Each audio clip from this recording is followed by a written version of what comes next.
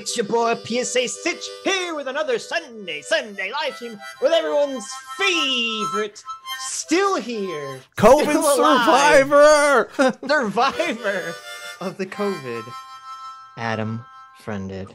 How are you doing today? Man, I have missed you, buddy. Yeah, it's been like forever since we got to hang out. What the hell? COVID tried to kill me. What are you talking about? We hung out on Thursday.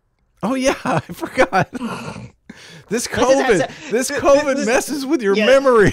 Yeah, see, Adam was all like, "Oh, I care so much about our relationship. I miss you so much. We haven't talked in forever. We talked like 3 or 4 days ago." That's for true. Like hours. That's true. We actually did play Pico Park, so. That's right. We played Pico Park. That was with fun. Aiden Paladin. With Aiden Paladin, Discord. Doomer, and a bunch of other people too. That was Doomer. That's right. You see, I forgot Doomer was there because he's so unimportant. But we haven't talked about the crazy shit on the internet. That's what I mean. We didn't really talk. We just played video games. Okay, that's true. We have stuff we need to talk about. There's crazy shit going on. I know. True. Things are going. Ethan down. Klein versus Jordan Peterson. What the fuck? What happened? Trump had his first rally of 2022. Yep. Scott Adams, kind of not really mentioning much. Yes. Adam, and I. Here's the teaser for later in the show. Adam feels like he's going to owe me $500. Everybody, I'm ready to PayPal you the money now, man. It's over. It's fucking over. And this Vaush video we've been wanting to do this Vaush video forever. Yes. And this was a highly requested video from last year. That highly requested. Yes. But how well does this fit with the Jack Murphy story? I mean, it's pretty much like Vaush is defending Jack Murphy. I mean, he's not really doing that, but it is kind of like in spirit. In spirit, they're spirit yes. bros. Yes. Listen, maybe they banged each other's significant others. We don't know. Who knows? Maybe it happened. Definitely possible. They could be more connected than they realize. We'll see. Hopefully Jack Murphy's not sending a letter to our attorney right now because he seems a little Sue happy. But well, listen, he's not. I don't think he's going to really be talked about that much. We just put him in the thumbnail because it's funny. It is funny. Yeah, it's totally funny. That's true. So, shall we get into the video, or we should get it? Or do you want to just give everyone the background quickly on why we didn't stream for a week? No. Let's get into that later. Yeah. Okay, we'll get into new people don't give a fuck that I almost died. I almost died. Yes. No one cares. That's true. Anyway, this is Vaush. This is from November, I believe. Mm-hmm. Vaush had a very interesting take. Basically, he equated having sex with a girl as the same thing as shaking their hand. Mm-hmm. Basically. Wow. And says that listen, guys. You let your girlfriends talk to other males, right? Mm-hmm. You let them hang out with other males. You let them play video games with other males. Having sex with other males. Procto. Yeah, ergo procto ad hominem. Therefore, vis-a-vis, you should let them have sex with other males too. It's like the same thing, right? And if you don't, you're just insecure about life. You need to get your shit together. Listen, when your girlfriend goes to like college and she has a class with another male and she's sitting next to another male, they're basically fucking already, right? So you should just, bite the bullet and just go all the way. Oh my God. And it's funny because his chat, even his own audience is like, Vaush. Yeah, what are you talking about? You're crazy. This is insane. So let's get into the video. I've lived the casual lifestyle and it sucks compared to the spiritual intimacy of sharing your body with someone you love. They're incompatible. Well, raining trees, do you think that your preferences here might be like specific to you? I do despise the arrogance of people who because they only want to their soulmate or whatever, think that means it's best for everyone. I personally. So keep that. Now this is important. He says he despises the arrogance of people thinking that their way of life is what everyone should do. Okay. That's important. Keep this in mind for the rest of this conversation. Isn't Vaush like a communist? Doesn't he want to force his way of life on all of us? Like, doesn't Vaush believe in a world where if you start a business that gains 5 employees, you need to turn it into a workers' co-op? Otherwise, you're completely immoral? Well, unless you are a streamer, then you don't have to do that. Oh, okay. As long as there's an exception for Vaush, everything's cool. Of course. I mean, you subscribe to the most authoritarian way of looking at the world. But, you know, obviously, the arrogance of thinking other people should live like you. My God. I think that, like, non-monogamy is the default state of humans, and our adherence to monogamy is socially destructive. Okay. Yeah, I know.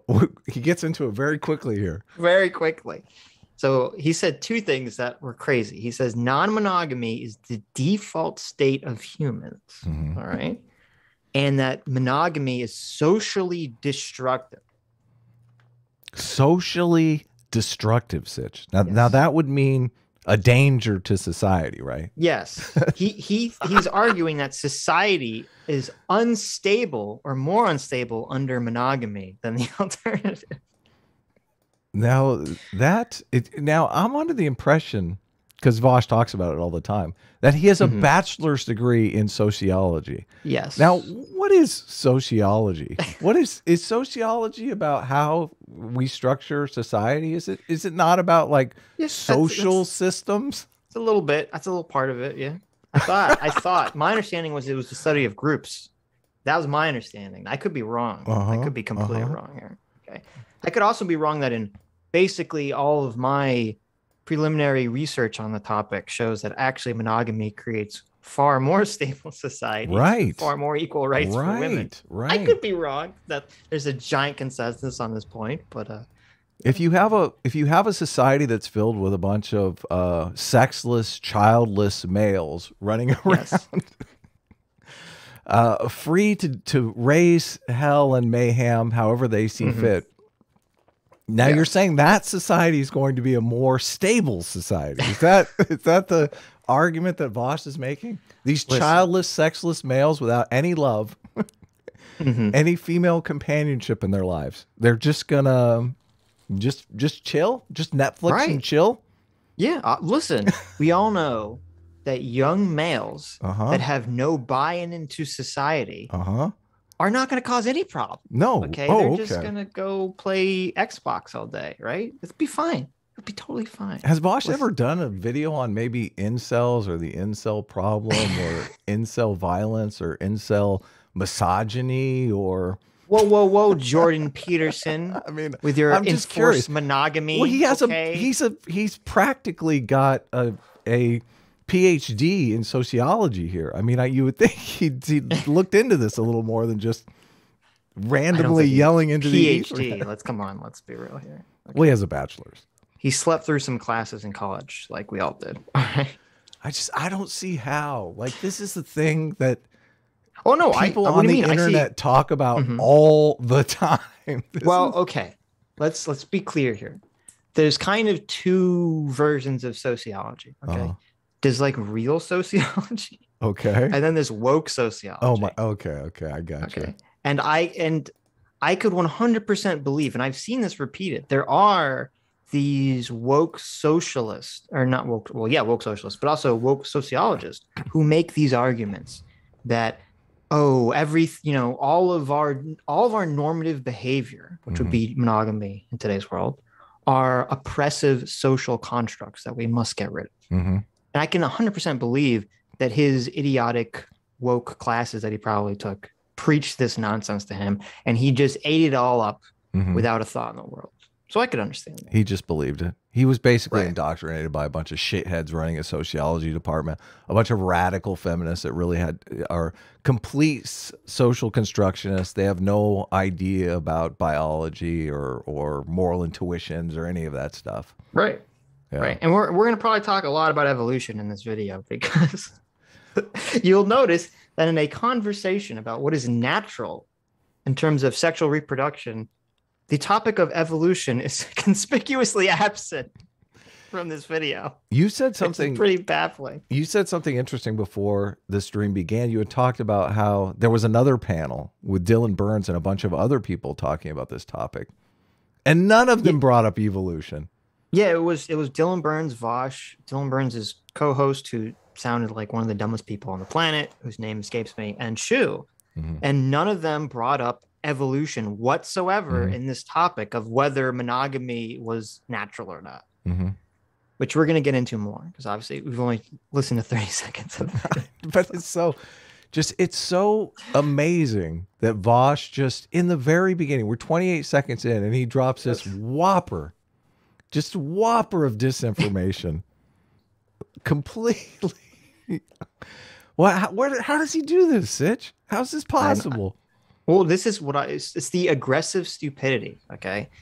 It's Vaush's special skill. Okay. He put most of his stat points in. He's all in on confidence. Okay. So he can say like the dumbest shit ever with the same level of confidence as like stating the temperature and weather outside. Right. And you're like, oh, well, he's saying it very confidently. So I guess it's true, you know? Mm-hmm. Let's see where he goes with this. This could be interesting. But I'm still okay with you motherfuckers doing what makes you happy. Then people saddling around and being like, actually, no, I've experienced true love, and you have no idea the power that it... I do think my preferences are specific to me. Okay, it just sounds... Well, and I just want to be clear here, because this comes up a lot. Okay. The first thing he says is that he thinks monogamy is socially destructive. Mm-hmm. Yeah. Okay? So he's saying it's a bad thing. Yeah. We got to get rid of it. Right. Sitch, I mean, what are we doing? Right. But this is important because he keeps coming back to this like, listen, guys, I'm not saying that you can't be monogamous. Mm-hmm. Okay. You can go do whatever you want. Mm-hmm. Just don't impose it on me. Like this is the position he keeps kind of trying to pivot to. Mm-hmm. However, that's kind of a bullshit position. Totally. Because if you think, especially someone like Vaush, thinks that something is a moral wrong, then obviously he wants it to be done away with. Okay. Sitch, I think slavery is a moral wrong. But you do whatever you want, whatever you feel right about. I feel it's a moral wrong to, kidnap a woman and have a sex slave in your dungeon, basement. Right. I think that's morally repugnant. But whatever you think is good for society. I think baby eating is wrong. Yeah. Okay. Oh, me too. I think totally killing against and it. eating babies is wrong. But listen, let people, do what they want. Bygones be bygones. Just don't eat my baby. Like, just do whatever you want. It's fine. As soon as you make the declaration that something is socially destructive, like you've kind of, led yourself down a moral path here. I don't like, I think slavery is socially destructive. I think racism is socially destructive. So I'm against those things, but like to say monogamy is socially destructive. Okay. Citation needed, sociologist. Yep. Sounded like you sound extreme when you say monogamy is socially destructive. Well, guess I'm an extremist then. The chat totally fucking calls him out immediately. Yeah, they're you sound a little extreme, Vaush. What are you talking about? We're all supposed to go swap our girlfriends now? I didn't buy into this when I joined the Vaush community. What's bad about monogamy? I've talked about this before. Monogamy doesn't seem like it was the default state of humans. There's nothing, it doesn't seem like that's something inherent to the way we behave. What? See, and immediately he makes like the naturalistic fallacy here. It's like, what the fuck, Vaush? I thought you were fighting against a naturalistic fallacy. Well, also, that's kind of a big self-report, isn't it? What do you mean? What's that? Uh-oh. Well, think about it. It's not Vaush's natural state of being. Is that what you're trying to say? Yeah, exactly. So like, listen, guys, if you're in a relationship with someone and they're like, I don't think monogamy is a natural state for humans. It's like, it's kind of a big red flag. You're like, what are you trying to say exactly here? There are two reproductive strategies in males quite often.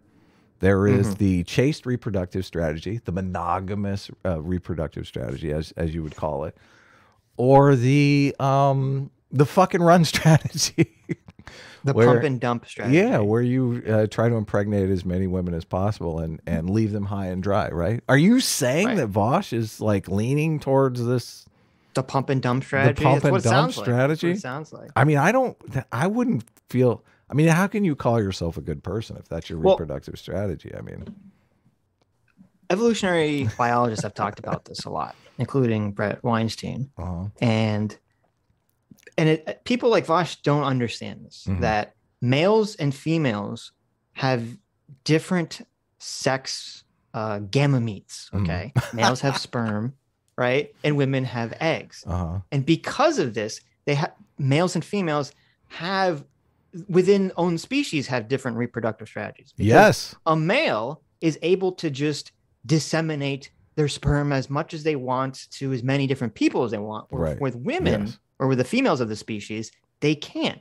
They have to actually invest a lot more time and energy and care into their own baby. Right. Yes. In order to carry their genetic code onward.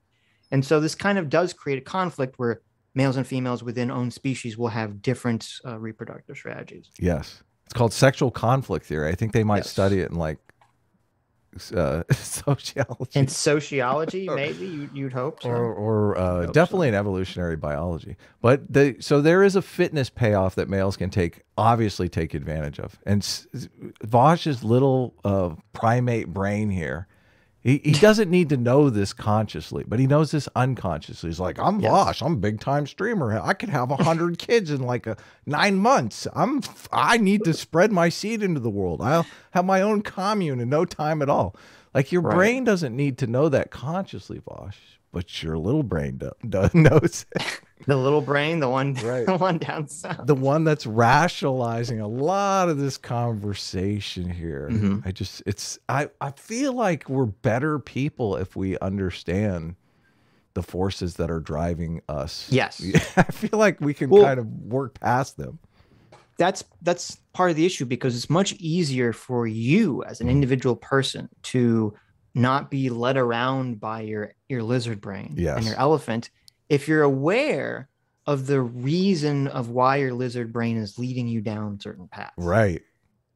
And so when Vaush says like monogamy is not the natural state for humans, it really feels like that's him trying to rationalize the fact that he wants to pump and dump a bunch of bitches. Yeah, totally. And not only that, I mean, if you think about it, when he says that monogamy is destructive, if Vaush is capable of siring 100 children in a year, then it is kind of destructive to him. I mean, let's be honest here. That's true. That's true.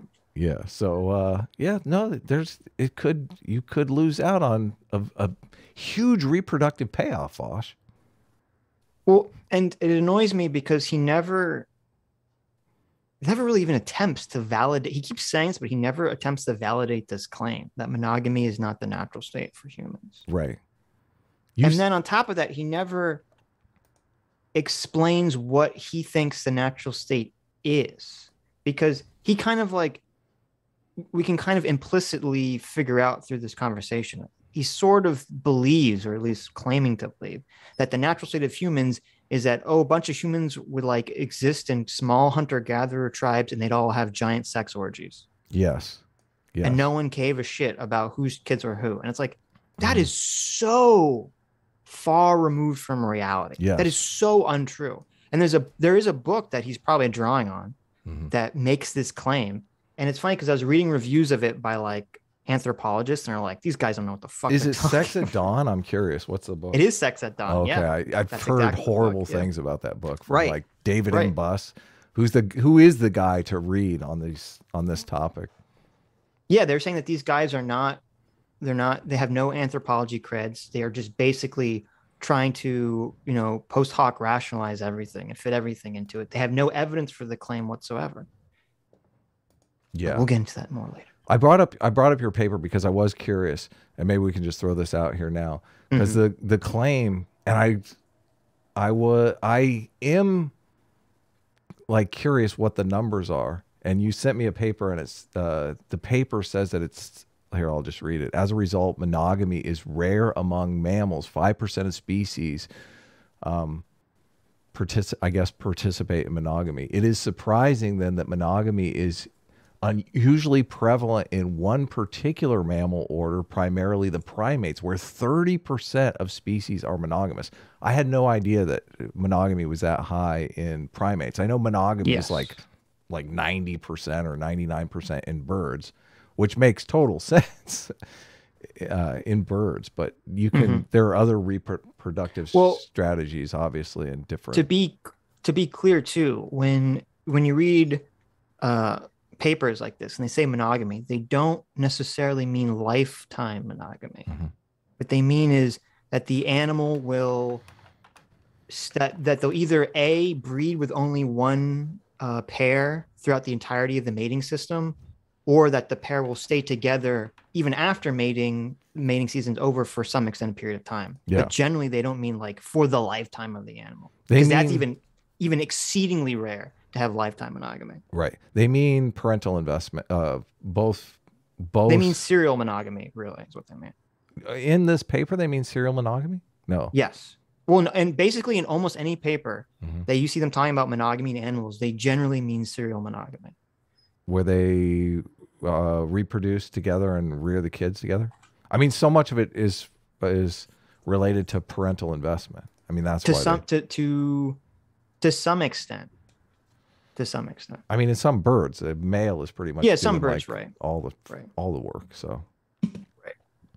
All right. But even a lot of birds, they'll like the male will come, because usually what happens is the male has to bring food back to the female while the female is, feeding the kids or whatever. I was just curious about this claim that Vaush makes. And then you sent me a paper that I was like, oh, look, the answer is right there. 30%. Right. Yeah. Monogamy seems like anthropologically, in many cases, it was introduced as a way of enforcing power hierarchies. See, if you fuck whoever you want and just raise, like, villages of children together, like, collectively, it becomes really difficult to tell who is the child of who. Imagine you're a village chieftain who owns a lot of cool stuff. Who does it go to? Right? So, okay, he's already, like, totally fucked this whole...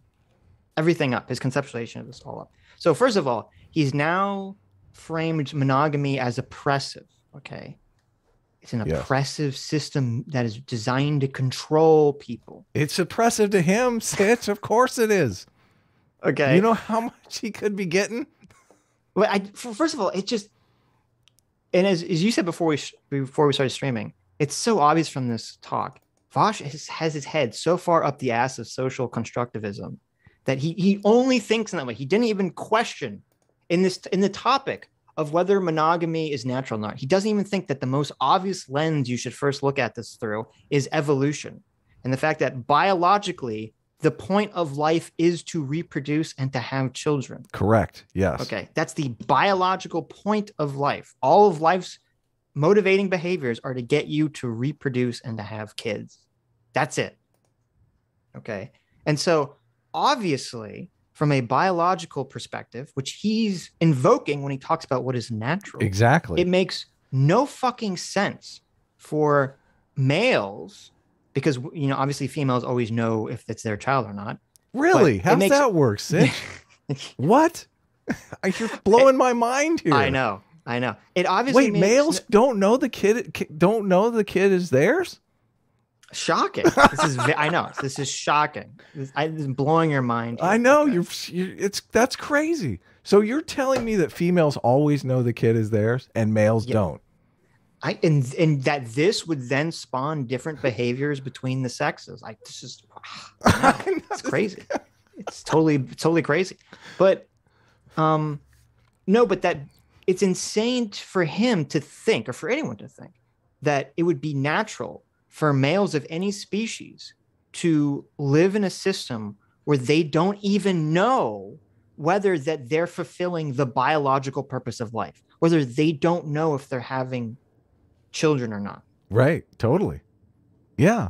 And they, not only that, they're delivering huge amounts of parental investment into an offspring that maybe is theirs, maybe belongs to the chief, maybe belongs to Vaush. Right. It's like, I don't know that this is like a sustainable situation here in your communist tribe, Vaush. Well, it's not. And he talks, it's so funny because he's talking about socially destructive. If you look into it, every animal, like it's almost like a completely proportional ratio, that the amount of like monogamous relationships that animals will have and the time spent with the pair bonding that they create is directly correlates to how much investment in the child and child rearing generally that the animal has. Yeah. Makes perfect sense. And 100% from the obviously from the male of the species, right? Yeah. Yes. There are plenty of males of the species that provide zero parental investment. Yes. Right. Yeah. And he's sort of comparing humans to chimpanzees and bonobos, which they have a very different reproductive strategy, which is that the females will intentionally have sex with as many males as possible in order to confuse the paternity. And part of the reason they do this is because the males will intentionally try to murder the infants because real stable. Right. Yeah. This is talking about stable society. And part of the reason for this is because a lot of female primates will only go into estrus when they're not lactating. Right. And so males, chimpanzees, not bonobos, but male chimpanzees have much higher rates of infanticide than any other primates. Wow. Because they'll literally kill the other babies in order to promote this in the females. Wow. And also because, and so they think like this confused parentage thing is a like defense mechanism to this behavior in the first place. Oh my God. Well, lions do the same thing. Lions, if a male takes over a pride of another male that he's killed, immediately kills all they kill all the babies. Yeah. Right. Common. Like, who does that go to? It's kind of difficult to say if your goal is to pass it down through your own bloodline because, you know, the girl you fucked who gave birth also fucked other guys. You have no fucking idea. So monogamy was a way of socially reinforcing a way of maintaining a clear, distinct heritage, along which many lines of power and possession were drawn. Now, okay, and he's completely wrong here too. He actually has it backwards. Okay, because when I was looking at this and looking at what most of the papers were saying, they were saying that humans evolved to be monogamous or to be serial monogamous with some cheating hundreds of thousands of years ago. Really? Yes. And they have found that in most foraging societies, which are hunter-gatherer societies, in almost all foraging societies, it's believed that overwhelmingly serial monogamy was practiced in these societies. What he's confusing is when he's talking about like this property passing down through the lineage, this didn't apply to hunter-gatherer societies because hunter-gatherer societies didn't really have strong conceptions of property at all, because the only property they would have is the shit they would carry when they would follow the animals around to hunt them. It was only with the advent in modern, history of farming and animal domestication that suddenly this idea of like, I need to pass down my wealth to my children suddenly started to, enter the minds of humans. Before it was like, here, kid, here's your bow. Like yeah, they exactly. didn't have anything to hand down to their kids at all. Right. Well, no, because if you, and this is why this is so fucking stupid too, is that if you think about it, when you talk about what is natural for humans, if you're going back to like cave people, right? You're talking about groups of people who lived in like 50 to maybe 100 people at max, right? Yeah. Living together. And they all had very shared communal goals. Like everyone, all the men had to go out there and hunt the mammoth, right? Yes. And all the women had to go and help raise the children and pick the berries or whatever the hell that they were doing. Teach the kids to talk. Right. Yeah, exactly. And so everyone was kind of forced to work together. But then when you start to have societies that aren't made up of 50 to 100 people, but are made up of thousands of people, right? Suddenly you don't have that sort of like communal attitude. People are farming. Everyone has kind of their more individualistic goals. Yeah. That's when you start getting to these ideas of property and all this other stuff. Right. And no anthropologist that I read, thought that monogamy had fucking anything to do with this passing down of intergenerational wealth. It was actually, what they're saying is that they think the modern concept of marriage is where this concept of passing down wealth through the line comes from. But marriage and monogamy are not the same thing. Isn't polygyny, though, the natural state of affairs once you get agriculture? Because I remember I sent you that thing when I read the David Graeber book on debt and how women were the original money. Like people traded women and wives, and that was you would be in debt to somebody because they gave you a daughter as a wife or concubine. Right. And that's what's so even more hilarious to this whole his idiot conception of this is that well, not even farming, but once animal domestication really increased like food production Wealth, yes, and wealth, because animal domestication was like the first time that there was really viable transferable wealth. You could give someone 50 heads of cattle. Yes. That was like the first currency. That was like, oh, wow. Bride offering was a huge thing. You give animals for fucking. Right. That's why women were the original money. Like, yes. It was all done on barter. Women and cattle were the original money. Yes. And no, but once that happened, that really opened the door for polygamy. Yes. And that completely shut the door on like this free love nonsense that first of all never even existed that Vaush is conceptualizing. Yes. Yeah. Of course, this is not a perfect explanation for all forms of monogamy in all cultures, but it seems to be a pretty common trend. People fucked around a little more. That's an appeal to nature, though. Hold on. I love it. The chat got her. The chat totally got her. Hey, wait a second. Aren't you making the naturalistic fallacy, Vaush? You told us not to do that. Yeah. When you argue with the Nazis, you always tell them they're making the naturalistic fallacy. Aren't you doing that now? He's like, watch what he does here. Watch this. Is so slippery. Watch this slip. He just slips right through. Watch this. Multi-part argument here. A multi-part. Okay, so so a fallacy is only part of my argument. Right. Listen, there's more to my argument than the fallacy. Listen, only part A is the naturalistic fallacy. Okay, I have the part B coming here, which doesn't have the fallacy. Right. Like if you're making a multi-part argument, don't you think that you would leave the part with the fallacy out, Sitch? I mean, it seems like that's not really a good argument to make. Well, yeah, it's the bullshit list strategy. It's like, listen, if I have 3 bad reasons and I put them together in a list, then magically they become a good reason. Yeah, exactly. Oh, it's so good. And it's even worse because his appeal to nature is actually wrong. Oh, totally. Yeah, yeah. Yes. The appeal to nature, if you want to appeal to nature, Vaush, it's much more vicious than you're making out. And there are actually physical indicators. Every anthropologist and every anthropological paper that I saw on this says that there are indicators that almost all monogamous animal species and polygamous animal species have very different physical factors that you can point to. And the factors are that if they're monogamous, the size difference between males and females is much less. Yes, and that's because in a lot of the polygamous societies, there's a lot more rape going on. Yeah, where do you think that upper body strength evolved for? Right, exactly. Well, but also because there's also a lot more mate guarding in polygamous societies. Yes. So like, because like a good comparison is to think of chimpanzees versus gorillas. Okay, so. Oh my! Like the gorilla has to use all of its upper body strength, all its massive muscle to fight off other males because male gorillas have like female harems that they care for. Yes, yeah. Where the chimpanzees don't. The chimpanzees have roving bands of males that kind of find a group of females and they try to like mate with them and like they just try to like have these like massive fuck offs and then they just leave. They try to find another group of females somewhere else. And so one of the other huge differences is testicle size. Is it?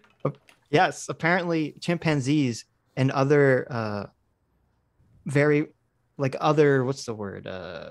Fuck around animals have larger testicles. Have larger testicles because they need to have more sperm because they have to compete. Their sperm has to like fight it out in the vaginas of the species. They evolve these like giant testicles. And it's funny because, and then you look at gorillas where they don't have that at all because they have their own like harems, tiny testicles. Oh my, interesting. Not only tiny testicles, tiny penises. Did they talk about domestication disease? It's so weird. They call it domestication sickness or domestication disease, how human beings exhibit like smaller teeth, things like that. Yes. For domestication. But humans definitely have domestication disease. Yeah. Right. But it's so weird domestication disease is actually child disease. It's making an animal more childlike. Right. Yeah. Which is interesting. Yeah. But that's a whole nother topic. All animals. But yeah, that's why I was asking. Like, it doesn't overlap with like sexual reproduction. It could. I'm sure it does to some extent. But and then another, there was like 4. I forget one of them, but another one was testicle size. We have testicle size, body size. We also have penis shape. Apparently, in animals that are very promiscuous, that's what we're looking for. Male penises are like crazy. Like they have like all sorts of accoutrements to them and things. And penises for non-promiscuous species are not. They're like plain. And so when anthropologists take all primates and they put them in like a range of these categories, humans fall like basically dead center in the middle. And so that's why they're like, well, you know, even if you just look at the physical factors and you compare humans with other primates, according to the physical factors, humans would be mostly serial monogamous with some cheating on the side. Right. Which, when you look at human society, you're like, yeah, that's basically what the fuck happens. Yes. Women tend to cultivate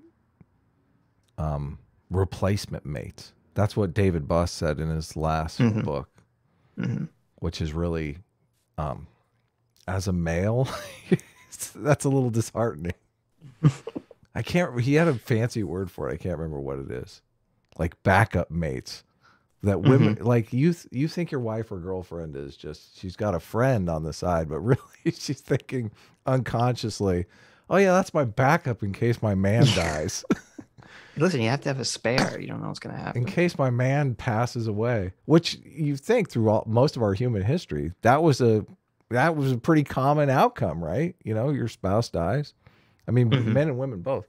The mate guarding thing, you also think, this is an interesting distinction, because you always, like, it's always the males that get a hard time for mate guarding, but according to the research, females do mate guarding just as much as males do. So, well, they do it in a different way, though. Exactly. They have a completely different strategy. Because, well, the thing is, the female, and this makes complete sense when we talked about, like, females always know it's their kid and males don't, is that the female engaged in mate guarding before the mating process. Right. And males have to engage in mate guarding kind of before and after the process in order to make sure that any offspring is their offspring. Right. Yes. Yeah. Vaush doesn't have that problem. Like, he doesn't. Vaush doesn't mind raising another guy's kid. He's cool with that. As long as he's communist, it's good. It's good. Wait, this kid looks like Hassan. People should do with regards to sex or relationships, I think that it's not necessarily fallacious to talk about what human beings seem designed to do, especially since a lot of people's arguments in favor of monogamy. Wait a minute. Yeah, that's not a different argument. That's like a supplemental why you should believe my naturalistic fallacy argument. Yeah. It's an appeal to nature, though. Hold on. Multi-part argument here. Okay. When we're talking about, like, what people should do with regards to sex or relationships, I think that it's not necessarily fallacious to talk about what human beings seem designed to do. Isn't it? Oh my God. That is a naturalistic fallacy. That's exactly what it is. Yeah, but I'm saying, isn't that, you could say it for any subject. Like, it's totally disingenuous for him to say, well, this only applies when I want it to apply. So when I think the naturalistic argument applies to me, then I'm going to bring it up and say it's important. But when it applies to other things, then it's just a fallacy. Yeah. It's preposterous. Slippery. Very slippery. Especially since a lot of people's arguments in favor of monogamy is the idea that that's the way you create a child. But that is absolutely not the case. You create a child by fucking. Anyone can fuck. Monogamy has nothing to do with it. We raise children in monogamous relationships now, but that's a social construct that is not that old. I wanted to ask the follow-up. So hunter-gatherers were primarily monogamous, right? Yes. But it's believed overwhelmingly. Right, right. Good, but it's ecologically imposed as opposed to socially imposed, because they're all just poor. They have nothing. Yes, right. Well, I'll let him finish. We used to raise them. So I don't think that there's a natural argument in favor of monogamy. Okay, so he thinks that the natural state for humans was that children were raised communally. There's some problems with this idea. Well, first of all, they were, but they still were raised in monogamous pair bondings. Mm-hmm. And part of the reason for this is because what he's confused about is that, like, in primates that don't have monogamy, that are promiscuous, like bonobos, like chimpanzees, the males don't raise the young at all. Right. Zero investment. Yeah, they have like very tiny investment. In fact, it was only like until recently, researchers didn't think that male chimpanzees could even identify their own children by looking at them. Okay, is how little investment they have in the children. And often, whenever the males would do like things for the children, like groom them, it was thought to be like, oh, this is like just a way to try to fuck the mom, or something. Oh man, it was never thought of as like, oh, they actually have an investment in the child. And it's the same thing with bonobos, who they always like to point to, because bonobos have all sorts of crazy sex. The male bonobos have like no investment in the children whatsoever. Mm-hmm. And so, in I think in every species that I could find, I didn't see a single animal species that has male investment in the child that's not monogamous. I don't even think it exists. Yeah, why would it? Yeah. Why would it? And this is the problem with him doing this dumb social construction nonsense instead of caring about evolution. If the males only have two strategies for raising children, okay? It's the pump and dump, where you say, listen, I'm going to play the numbers game. Mm-hmm. I'm going to get as many women pregnant as possible, because just by the numbers alone, some of those kids are going to survive and some of those kids are going to have kids, right? Mm-hmm. And keep the DNA going. Or I could say, I'm going to have fewer babies with fewer women, and I'm actually going to invest my time and energy protecting those babies and raising those babies so that my DNA is then passed on. Yeah. That way. That's why I'm curious. A good question to ask Vaush here would be, do you think society would be better if males invested in their offspring or didn't invest in their offspring, since you're making the argument that monogamy is socially damaging? Right. Well, no, because he would say, mm-hmm. he's operating, since he doesn't buy into like evolution or evolutionary thinking. He thinks that there was a point in time where basically men and women just banged each other in orgies in these tribes, and then everyone just raised everyone's kids. Mm-hmm. That never happened. Right. That never fucking happens. And that never happens in nature either. Yeah. That never happened in nature either. And if that did happen, none of the men would invest in any of the children. No. Yeah. And in fact, the only time I believe in human history where something like that has occurred, and it's funny because it's like it only exists in a very specific region, which is the Amazon. Mm-hmm. There were Amazonian tribes where behaviors like this were witnessed or believed to have existed. Like the chimpanzees? Well, no, where there was actually male investment in the children. Mm-hmm. But even though there's a lot of promiscuity, mm-hmm. but they had this weird notion, a very counter evolutionary notion that you would say is completely a social construct, that the males believed that multiple males' DNA could contribute to create a single baby. Yeah, they believe that actually the fetus was like a congealing of a lot of different male sperm. Right, which would obviously be completely a contra evolutionary pressure, because for any animal to have. That might be a group level adaptation, though. No, it was. And I'm trying to remember. The fact that it only existed in like the Amazon and was so rare probably meant that there was some specific environmental reason for why this was occurring. It's like, go ahead. There were very few human societies that have polyandry, which is where a woman has multiple husbands. Mm-hmm. But it was interesting because they all seemed to be in like the same region. They'd all be in like Tibet and India region. And it all had to do with societies where there was very little resources.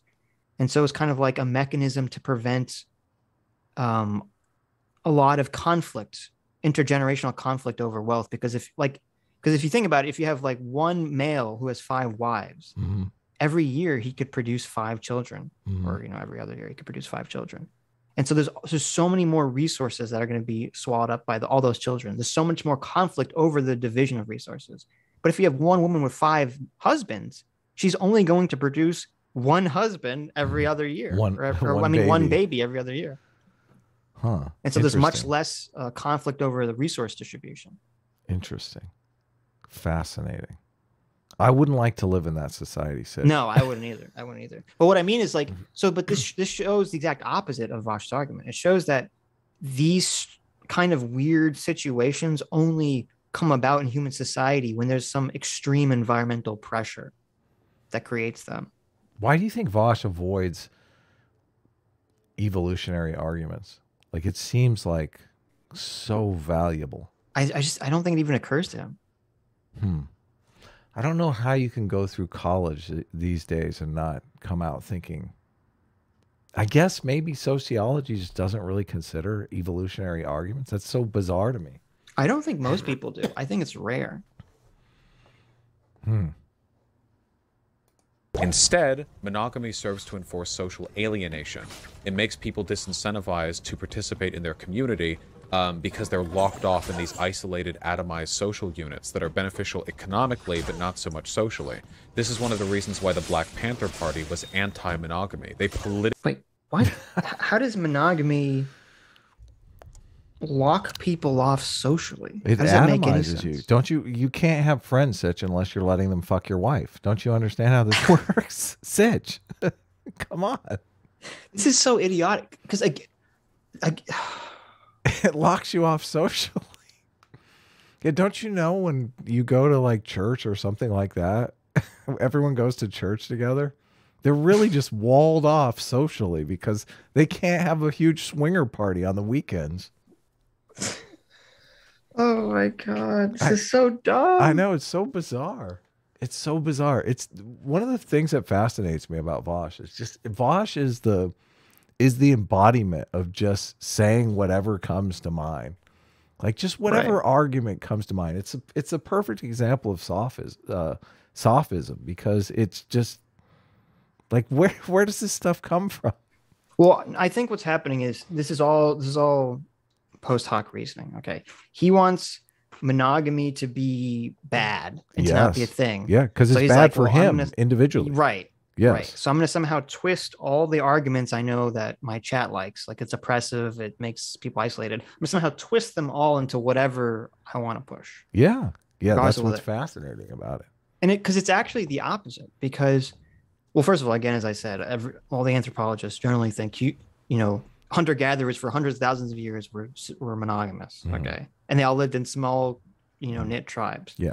But 50 couples. It's actually the opposite because in animals, societies that are more promiscuous, there is actually less cooperation between the sexes. Yes, of course. Like the males and the females might have tight knit groups, but also because in a lot of promiscuous animal societies, the females have to have tight knit groups because they have to fend off males who either want to kill the babies or rape them. Yeah. And the males form tight knit groups so that they can dominate them.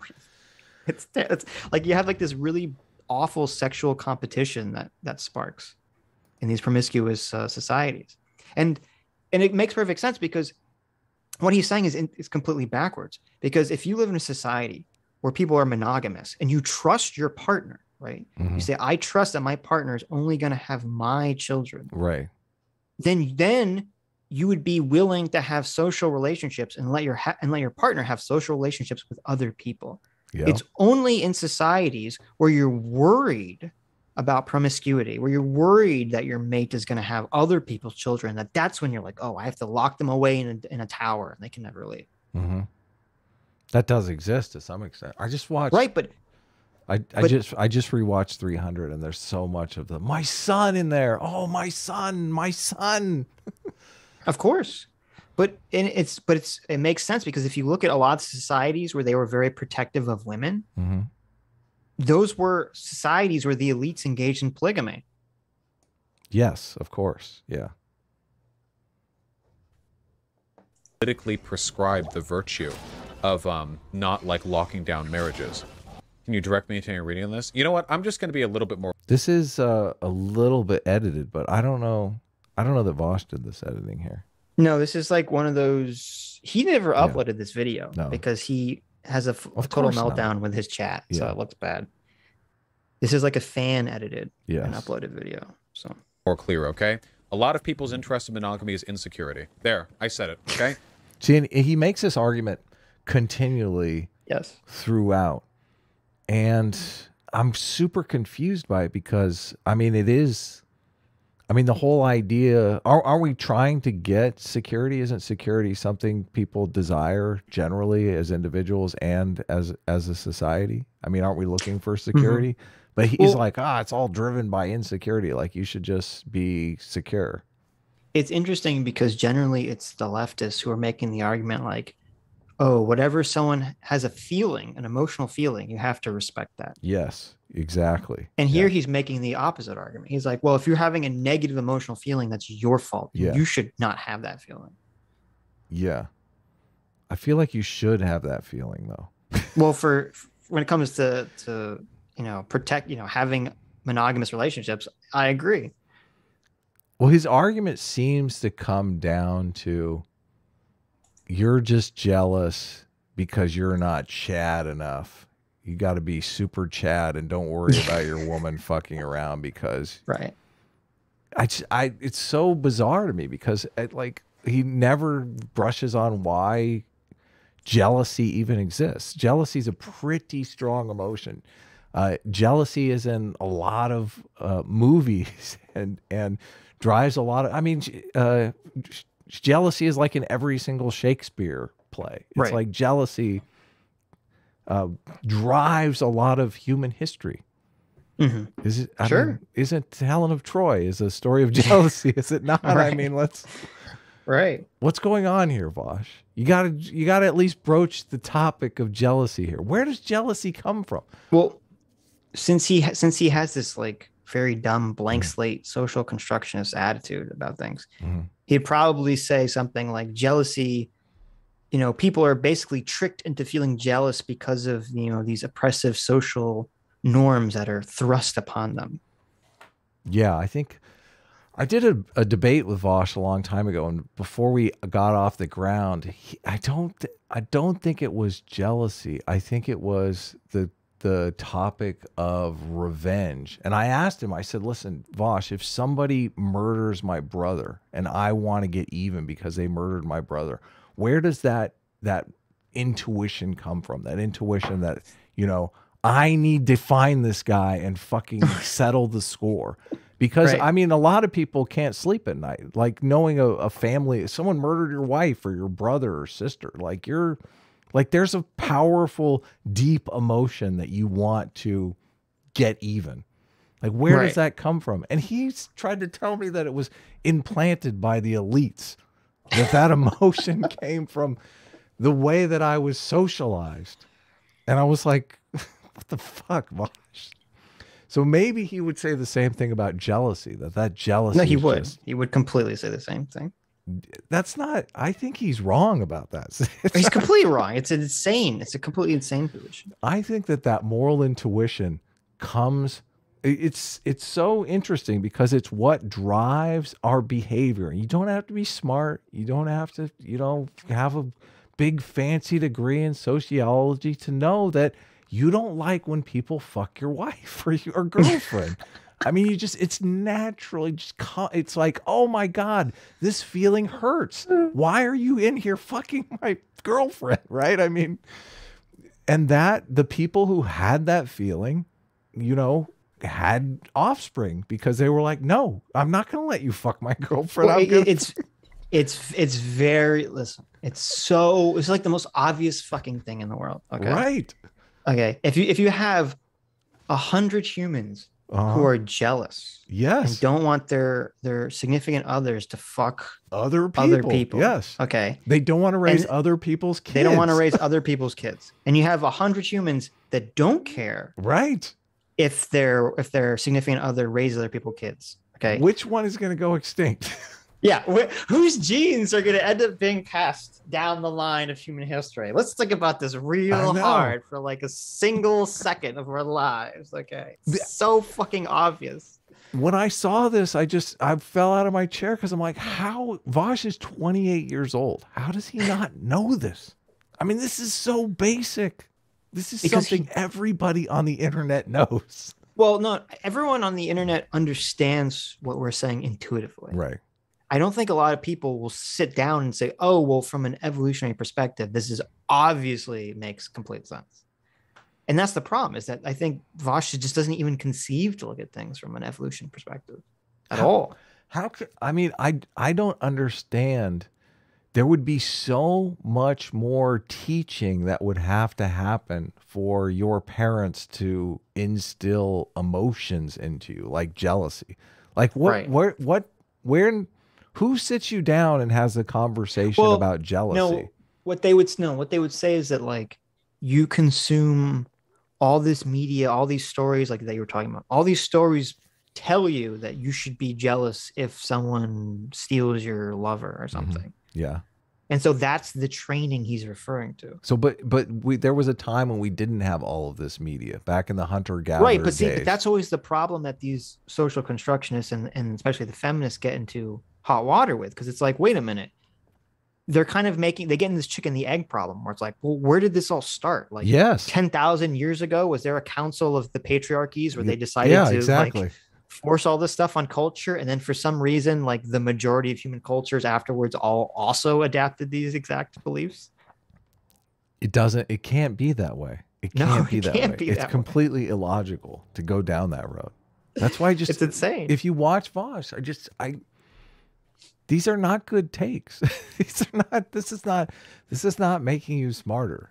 This is making you in a situation where people are going to laugh at you at dinner parties. It's just like, it's inevitable. Well, I think that's why even his own chat. I know. Well, they drink the leftist Kool-Aid shit all the time. Even they're like, wait a minute. Vaush, what are you talking about here?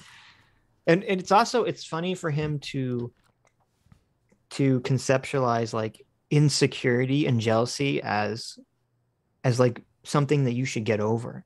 Because if you think about it, what is jealousy but a sense of unfairness? Totally. Right? It's a sense that somebody has something that you think you should also have. Yes. Okay.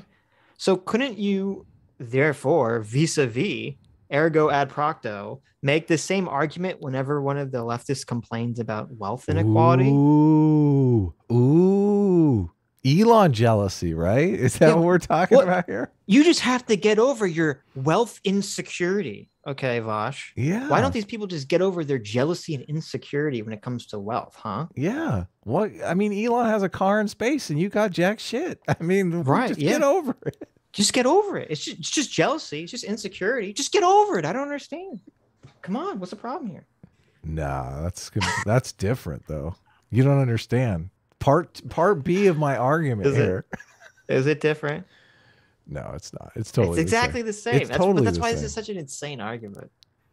It is that jealousy is coming from within them. It's so like Richard Wolff completely plays off this. If you watch any Richard Wolff, yes, he always makes the argument, and he does this weird like veins in the forehead popping out and stuff when he talks about how when you go to work and you work for 8 hours and you make your boss, $1,000. You make your boss $1,000. Right, exactly. But he only gives you $80. He keeps all the rest of that profit for himself. And what is he? Can I ask you, is that fair? Is that right? Because that's what the capitalists want you to believe. No, use the words that he always says. The words he says that's you getting ripped off. Right. Ripped off, and he wants you to feel it. He really wants you to feel that unfairness. I'm getting ripped off. What are you talking about? He wants you to have that feeling like you just walked into your bedroom with a girlfriend you've had for 6 months now, and she's fucking your brother. It's like, that's you getting ripped off. Why is your brother there on your girlfriend naked? He wants you to feel that intuition of unfairness so that you will go out and band together and hang your boss from a tree. He's totally trying to stoke those moral intuitions. Yeah. But I don't, it's weird to think that these people believe that you live in a world where first you must implant the moral intuitions and then you stoke them. It's like, no. Right. No, those intuitions the opposite. Come up naturally. And then we build institutions and all kinds of, we build society basically on top of those intuitions. So we really have to understand those intuitions to be able to build a better society. But Vaush, this is the thing about, the Vaushes of the world, the progressives of the world, and why I really have a problem with progressives is that, I want to live in a better world. I want to live in a more equitable world. Who doesn't want to live in a world where, there's no more poverty or starvation, where people have their basic needs met? I want to live in that world. But you can't even understand that world if you're a social constructionist. You're not going to get anywhere closer to it. You're going to make huge mistakes like this. Vaush is ready to basically outlaw monogamy, which is a huge step in the wrong direction if you want a more equitable world. Right. Yeah. Exactly. Yeah, it's just crazy. Christopher Myers for $20. Thank you so much, Chris. Says, great to see you guys back. Hope you're feeling much better, Adam. Please have some money from my first paycheck at my new position I started this year. Well, good for you. Thank you very much. Yeah, good for you. Great. New job is always good. Always good. J-Mac, Daddy, our own. See, I was criticizing the idea that multiple males could create children, but here we go. We have our second father, J-Mac. For $50. Thank you so much, J-Mac. Says, welcome to the Survivors Club, Adam. Oh my God. Yeah, that's true. J-Mac had the coof too. I guess I could tell my coof story if you want to take a little Vaush break. Sure. I know last time, it's funny. So we skipped last week. We've skipped two. We were supposed to do a Tuesday catch-up stream and we were supposed to do a Sunday stream. I was coughing a little bit in the last stream. And I told a story about New Year's Eve when Adam was a bad boy. Super bad boy. When Adam was irresponsible. When Adam irresponsibly went to a super spreader event on New Year's Eve. And people in the chat evidently thought I was joking because I saw some of the comments when you posted that, okay, we can't have the stream because Adam has the coof. People thought I was joking about that. Come to find out, actually, Adam was not joking about that. Adam did go to a super spreader event. Now, I know, do you want me to tell the vaccination stuff? Because I know a lot of people get triggered over the vaccination stuff, but I am fully vaccinated. And my wife is... No booster, though. No booster, yeah. And my wife is fully vaccinated as well. My wife had her booster, I think, a month ago or a month or two ago, right? And I got vaccinated like 8 months ago. Like I probably should have got a booster sooner, according to, the conspiracy of the Biden administration. I don't believe any of that bullshit. But so my wife, she's, had a booster 2 months ago and I've had no booster. And we go to this party, maybe 50 people there, but no one's wearing masks and I'm hanging out with a bunch of anti-vaxxers. Like they're telling me about like, it's all just, all bullshit, all conspiracy, all that. So I'm thinking they're yelling in your face about the conspiracy as the spittle is flying. Spittle was flying in my mouth. Definitely. I know I was not social distancing after the event, after the party. My wife tells me in the car, oh, I'm so glad I was social distancing from those anti-vaxxers. And I'm like, what the fuck? What are you talking about? I was sitting like a foot, like I literally had my arm around Robbie on the fucking, on the love seat. What are you talking? All of these people got sick too. Everyone in the store. Listen, the reason we're doing this video, Adam doesn't want to tell you. The reason we're doing this video is because Adam's New Year's party was actually a swinger party. That's right. It was nothing but unvaccinated sex and liquid swapping. That did not happen. Okay. Most of these are conservative, so it's not. It definitely there wasn't any swinging going on, but there was a lot of people who seemed vaccine hesitant. I think they call it. So according to the conspiracy, you know, my wife should not have gotten that sick. And that's exactly how it played out. My wife did not, I mean, she got sick, but she did not get near as sick as me. I was down for like 3 days straight. So, and I was actually supposed to get a booster shot, but like had to call it off because I was sick. And I think it's day 12 today. And I'm still, I mean, it's just lingering cough basically. Right. Yeah. But Well, it was crazy because you said you thought you had Omicron and not Delta, but it didn't seem that mild. I mean, so it's kind of like maybe you did have Delta, maybe Omicron, at least for you, is like just maybe if you had Delta, you would have been like super fucked. I don't know. I had an oximeter that I kept checking my blood oxygen level. And the difference between Delta and Omicron is evidently Delta moves into the lungs. And that's how you die because imagine like all the mucus congestion in your lungs. Like you're literally not breathing, which makes a lot of sense to me. But yeah, I don't know. I thought it was Omicron. I kept messaging Sitch. I'm like, this is no big deal. I'm going to be fine. And then all of a sudden I'm like, I'm dying. I'm dying. I can't do the show. So they were, it's crazy. People were saying that doing the show today is risking it and that people have overexerted themselves and had a relapse. I feel pretty good. I feel pretty good, but it is just cough, lingering cough. So right. Yeah. Well, we're glad to have our Adam back. Yes. Yeah. I'm not going anywhere. I'm a COVID survivor now, but I did. Fuck Biden, man. I'm going out on New Year's. I deserve it. I needed New Year's. Come on. It was like totally, it was like a regular, event. The pandemic. I'm so over the pandemic. And now that I've had COVID, I'm like even. Sure. Hopefully, well, it's over. Hopefully, with this next hump, and because Omicron is so much more contagious than Delta. I mean, hopefully this will be like the last hurrah, the last bump, and we can get on with our lives. Everyone I know in Los Angeles has COVID, and people are it's crazy. I'm like. Places that you go where it's just like you never find a parking spot because the parking lot is always jam-packed. There's like 25% of the cars in the parking lot. Because everyone's sick. I'm going, okay. Everyone is home sick with COVID right now. Like you go to the drive-through and there's like no one in the drive-through. You like just drive straight up. You're going, okay, this is weird for creepy. Los Angeles. Yeah. Well, it's funny because I had some friends that went out on New Year's too, and the same thing happened. They got it.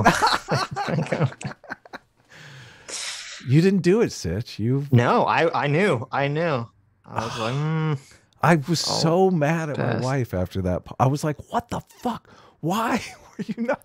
Why didn't you like nudge me or something and say, hey, I'm mad. You're mad at your wife for not keeping you in line. Maybe stay a little far away from the anti-vaxxers. Maybe stay outside. Maybe don't like open your mouth when the anti-vaxxer is spitting in your direction. Maybe don't spend all the time inside the house. Maybe go outside.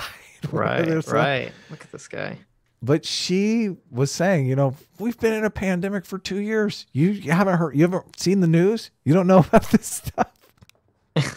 I just wanted a gentle reminder, okay? I just wanted a gentle reminder. Yeah. Okay, so I think that's the COVID. But we're all glad to have you back. Yeah. Thanks, guys. Crack Rock Steady, our favorite Ninja Turtle supervillain for $20. Says, welcome back, Adam. I'm glad A-Train didn't derail over the Rona. I'm also glad I can catch a live show for once, too. I've been having the clips entertain me. Happy we can enjoy stupid Vaush's takes.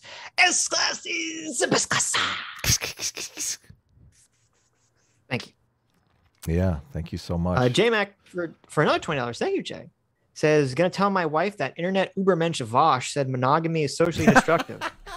I mean, I don't make the rules. I have to do my part for the good of all society. That's right. Yeah. Let us know how that turns out. I know a good divorce attorney if you need. It was Starship Troopers, right? Where they have the scene where it's like, I did my part. And it's like all the people saying like, I did my part. So can you imagine it's like, I did my part by cheating on my wife. Yeah. Oh, Terrible. Anyways. If you have a girlfriend, you don't mind her hanging out with male friends, but you do mind them, her fucking those friends, that is a completely arbitrary standard that you've set up, and vice versa. If she is completely arbitrary. I also feel like there's a little bit of Vaush like letting his chat down easy for when they walk in and see Vaush fucking their girlfriend. So it's like, I don't think Vaush knows what the word arbitrary means. Arbitrary. Let's look this up. Arbitrary. I thought arbitrary meant like random and without meaning. Okay. Yeah. Arbitrary, based on random choice or personal whim, rather than any reason or system. Yeah. Okay. I'm correct. Okay. Wouldn't paternity uncertainty be kind of a good reason though? I mean, that's arbitrary. Listen, Adam. No, but that's a reason though. Listen, no, Adam. You don't understand, Adam. You don't understand. The fact that the literal entire point of biological life is just to reproduce. Okay. That's just arbitrary. That's arbitrary? Just completely arbitrary. You understand? That's completely random. It's not based on anything.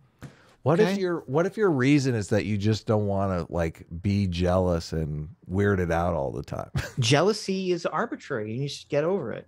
Oh, okay. There's no difference between your girlfriend shaking a man's hand and sucking his dick. There's no difference. It's arbitrary. Everything is the same. I'm not a social constructionist, but I'm trying to imagine a world where you can take men and convince them, social construction wise, that there's absolutely no difference than your wife shaking another man's hand and sucking his dick. I'm trying to imagine a world where guys just are like, oh yeah, no big deal. Is it? Can't you apply this arbitrary metric to anything? Like, well, listen, the fact that it's okay to like shake someone's hand but not stab them in the throat, like that's arbitrary. That's an arbitrary social construct distinction. There's no difference really if you think about it. That's a good point. It's just arbitrary. Okay, it doesn't matter. So nothing matters. Everything's arbitrary. I guess like anti-slavery laws are just arbitrary. Yeah, you know what? It's just arbitrary. The fact that you can own another human being or not, that's arbitrary. Who cares? Who cares? Well, the person being owned might care a little bit, Sitch. I mean, but the fact that you care about their feelings is arbitrary. Yeah. I guess you're right. Fuck them. No, come on, Sitch. Oh, you're just doing this again. You're turning me into a bad person, okay? It's not okay, okay? It's not okay. I don't want to fuck another guy's girlfriend. Like I feel bad. Sure. It's like, why do you want to be in that situation? You can't find your own girlfriend, Vaush. You got to fuck some other guy's girlfriend. Vaush, come on. I know.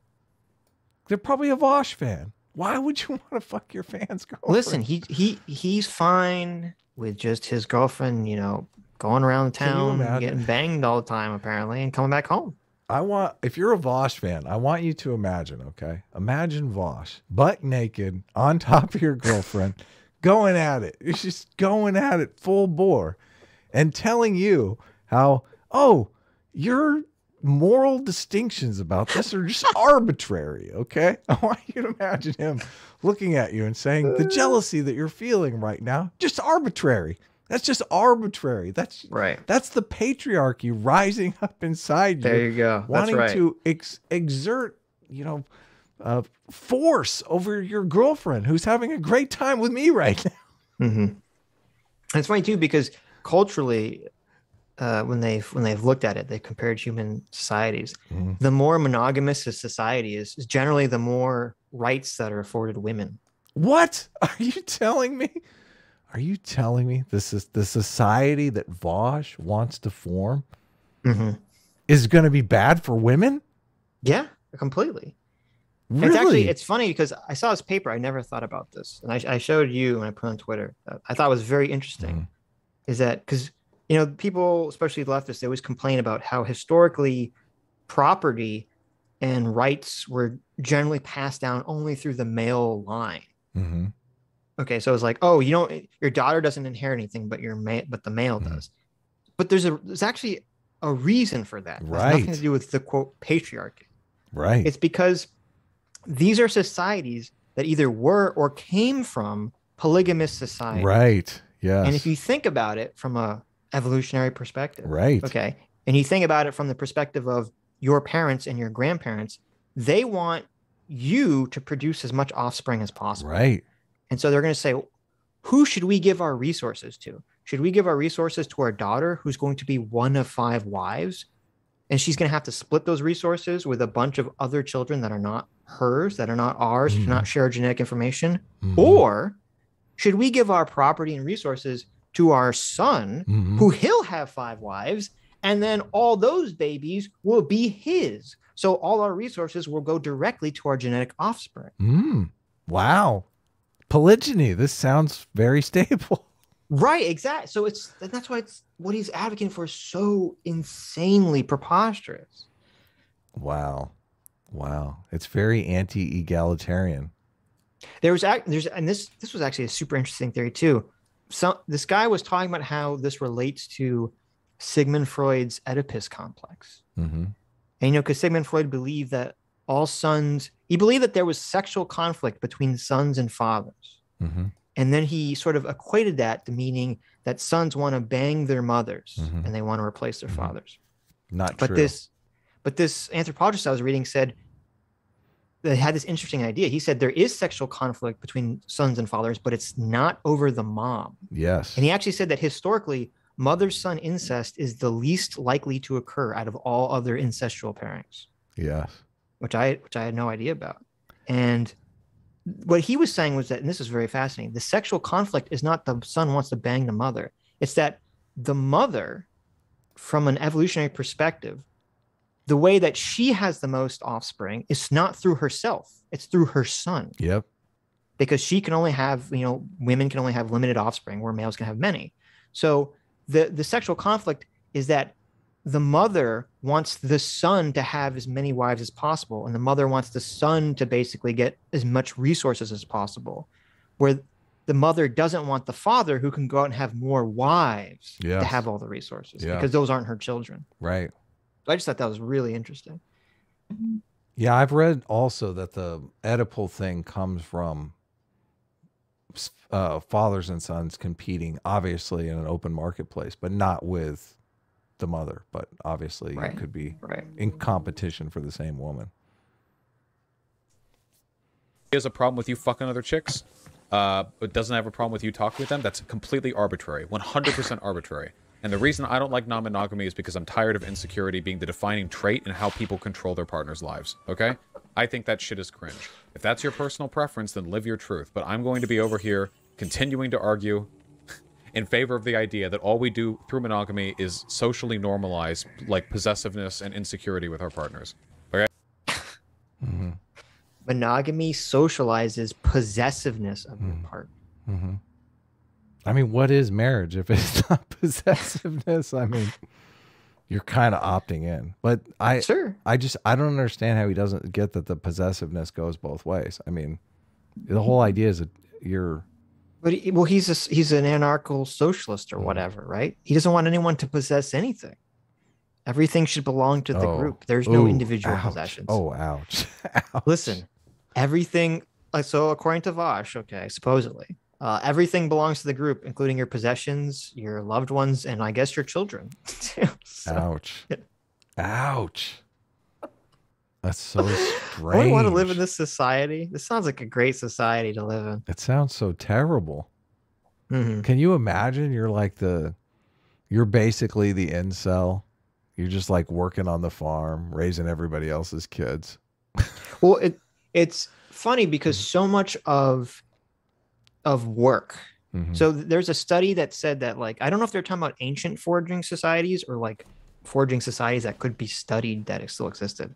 But they were theorizing that 90% of the food that the female eats in a foraging hunting-gatherer society is from the male. The male hunts or gathers the food and brings it to the female. And so that's why we have this sort of system, not a system. That's why kind of like a lot of our culture and society is, you know, the man brings home the bacon, because this is based off of very old, you know, natural evolved tendencies. Yeah, okay? Now, this doesn't mean that that should be that way. I'm just saying that's the way it is. That would be the naturalistic fallacy, and I would not make that. I would assume you wouldn't either. Well, it'd only be the naturalistic fallacy if you're saying it should be that way prescriptively, which I'm not. Yeah. I'm just saying that's why things are the way they are descriptively. Yes. And have been for thousands of years. Yeah. It's the explanation. And so, but the thing is that if you look at animal species that there is this promiscuity going on where the males don't have monogamous relationships with the females, they don't have this investment at all. Because why would they? Why would they expend the energy and the time and the resources bringing food to the female if they're not even sure that the female is fucking pregnant and raising their own child? They're going to use their resources to go out there and try to find and bang more women. Yes. Yeah. Okay. And so under Vaush's conception, this is the danger for the leftists who want to deconstruct everything without understanding its purpose. If you deconstruct this and monogamy the way that he wants to deconstruct it, it's going to create it's going to create a giant epidemic of, even more so, we're going to have a bunch of males who have no fucking desire whatsoever to be productive in society. Because why would they be? Their only goal is to go around and fuck many women as possible. They don't have any goal to provide for children at all. Yeah, no, it's terrible. It's awful. This is not conducive to a good society, a good productive society. I don't understand how you can get a degree in sociology and not know any of this stuff, because this is like sociology 101. This is like how to build a good society. Because as I said, this is a problem. There's two types of sociology. There's real sociology, and then there's woke sociology. Right. Yeah. There's critical sociology, where everything's oppressive, everything must be deconstructed, blah, blah, blah. So it's just about tearing down society. It's not actually trying to figure out. I mean, institution of marriage seems pretty old to me. It seems pretty ancient. It is pretty, yeah, it's ancient. But see, this goes back to, who's the alchemist? Was it Hegel? Or I forget. There's a lot of the socialist and critical theory stuff comes from this idea that, and we've talked about this a lot, these leftists believe that humans are basically born perfect and then that they're socialized to be evil.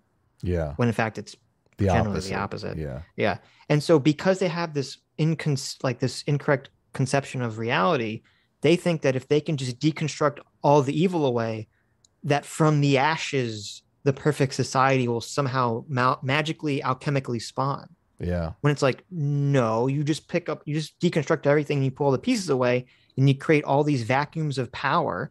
And what happens? All the tyrants just walk right in. Okay? Yeah. And that's why communism has, quote, never happened and never works, because it never will. Yeah. The whole idea, it's just a mystery to me, because well, obviously you've explained it with the woke version. I don't understand how that woke version of sociology is remotely useful, because I mean, there is a process called cultural evolution. I mean, even if you don't buy into the biological components of evolution we're talking about, a cultural evolution is still taking place. Like building codes are cultural evolution. Like accidents happen and people figure out, okay, this is what we need to do to fix it, and write it into law, and that becomes like a cultural adaptation. I mean, all marriage has evolved over time in this cultural evolution type method, mostly evolving towards lower conflict societies, which is a good thing, right? Right. You would hope. Yeah. Okay. Yeah. If that's your thing, then go for it. It's not like there aren't elements of my behavior that are motivated by socially normalized and totally arbitrary bits of insecurity. Because there absolutely are. But I maintain that belief. See, he is using the like insecurity shaming card here really hard. And I think that kind of offends my sensibilities, because it's like, I mean, I would like to live in a world where everybody can get into a stable relationship. And I think that's a world that could exist, could possibly exist. I don't know, technology's working against us Mm-hmm. tremendously. But Vaush is like looking at it as if, like, he just wants to shame you as if being insecure isn't working towards an actual, like, functional goal. Which, I mean, isn't the goal to be secure? I mean... Right. Well, I mean, that's what this is so bullshit. Because, again, it's generally Vaush and the leftists who are the ones saying, your feelings are validated. Validate your feelings. Validate every feeling you have about yourself has to be validated. Mm-hmm. You can't be critical of yourself. You can't be introspective. Someone can't challenge your feeling. Your feeling has to be respected. Except, of course, magically, for some reason, we're doing a 180. And when it comes to, you know, being monogamous, well, that's just your invalid insecurity. Just get over it. Just get over it. I mean, I would want you to I would be more empathetic towards getting you towards a secure situation. Right. Like, I think you'd want to be in a more secure situation. You'd feel more comfortable. You'd get more sleep at night. You'd be like, being in a good relationship is what most people in life aspire to do. And Vaush shitting all over that just completely rubs me the wrong way. No, Adam, you don't understand. Okay. You can have a wonderful, loving, amazing relationship with another person, knowing that other person is fucking other people every day instead of you. Okay. You can have a great relationship. Hard disagree, Sitch. Hard. It's just your insecurity and jealousy that's getting in the way, Adam. That's just the social conditioning, okay? Well, listen, this is the thing. This is why, I mean, it triggers me a little bit here because Vaush is basically saying, you know, if your girlfriend is fucking around on you, you just need to get over it. Like, when that is, I mean, I would say maybe you need to find a new girlfriend. Maybe you need to find someone that respects you, like understands that you have these negative feelings, you have these negative emotions. Listen, these are the guys who are like, listen, if you don't like use the right pronoun for somebody, you've fucking committed genocide. Right. Oh my God. It's like, oh, you used my wrong pronoun and you hurt my feelings, and thus you should be fired and canceled and blah, blah, blah, blah, blah. Exactly. Okay. But if the insecurity of your significant other fucking someone else, well, that feeling, you just got to get over that. Yeah. It's like, what the fuck? Maybe not. Maybe you should find someone who actually fucking respects you. Maybe you should find someone that understands, hey, you know, there's this thing. Men tend to get more jealous than women. Okay. There's a discrepancy there. You know, women aren't worried about whose baby it is because they know it's theirs. Men, on the other hand, are like, maybe mine, maybe Vaush's kid, maybe Hassan's kid. Who knows? You know? Listen, how dare you invoke biology and evolution, Adam? Okay, we believe in the patriarchy here at feminism.inc. Well, their argument for the trans stuff is somewhat biological. They're saying if you have gender dysphoria, that comes from within somehow, right? That's not socialized. Well, I don't know. They vacillate on that one, actually. So I'm just saying, if you're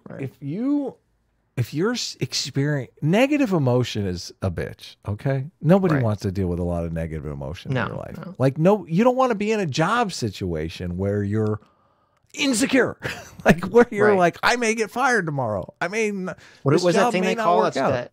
What's that thing that they call it? The left is very concerned about food insecurity. Yes, exactly. I don't understand here this whole thing. Like, we're barely into this thing. For 40 minutes, he keeps security shaming people. When I thought the whole point was to build a society where people could feel secure, like basic needs met, right? Healthcare is like, you feel you have security when you have healthcare, right, Sitch? I mean, so much of leftist thought is based around anxiety disorders, which are entirely feelings of insecurity. Yes.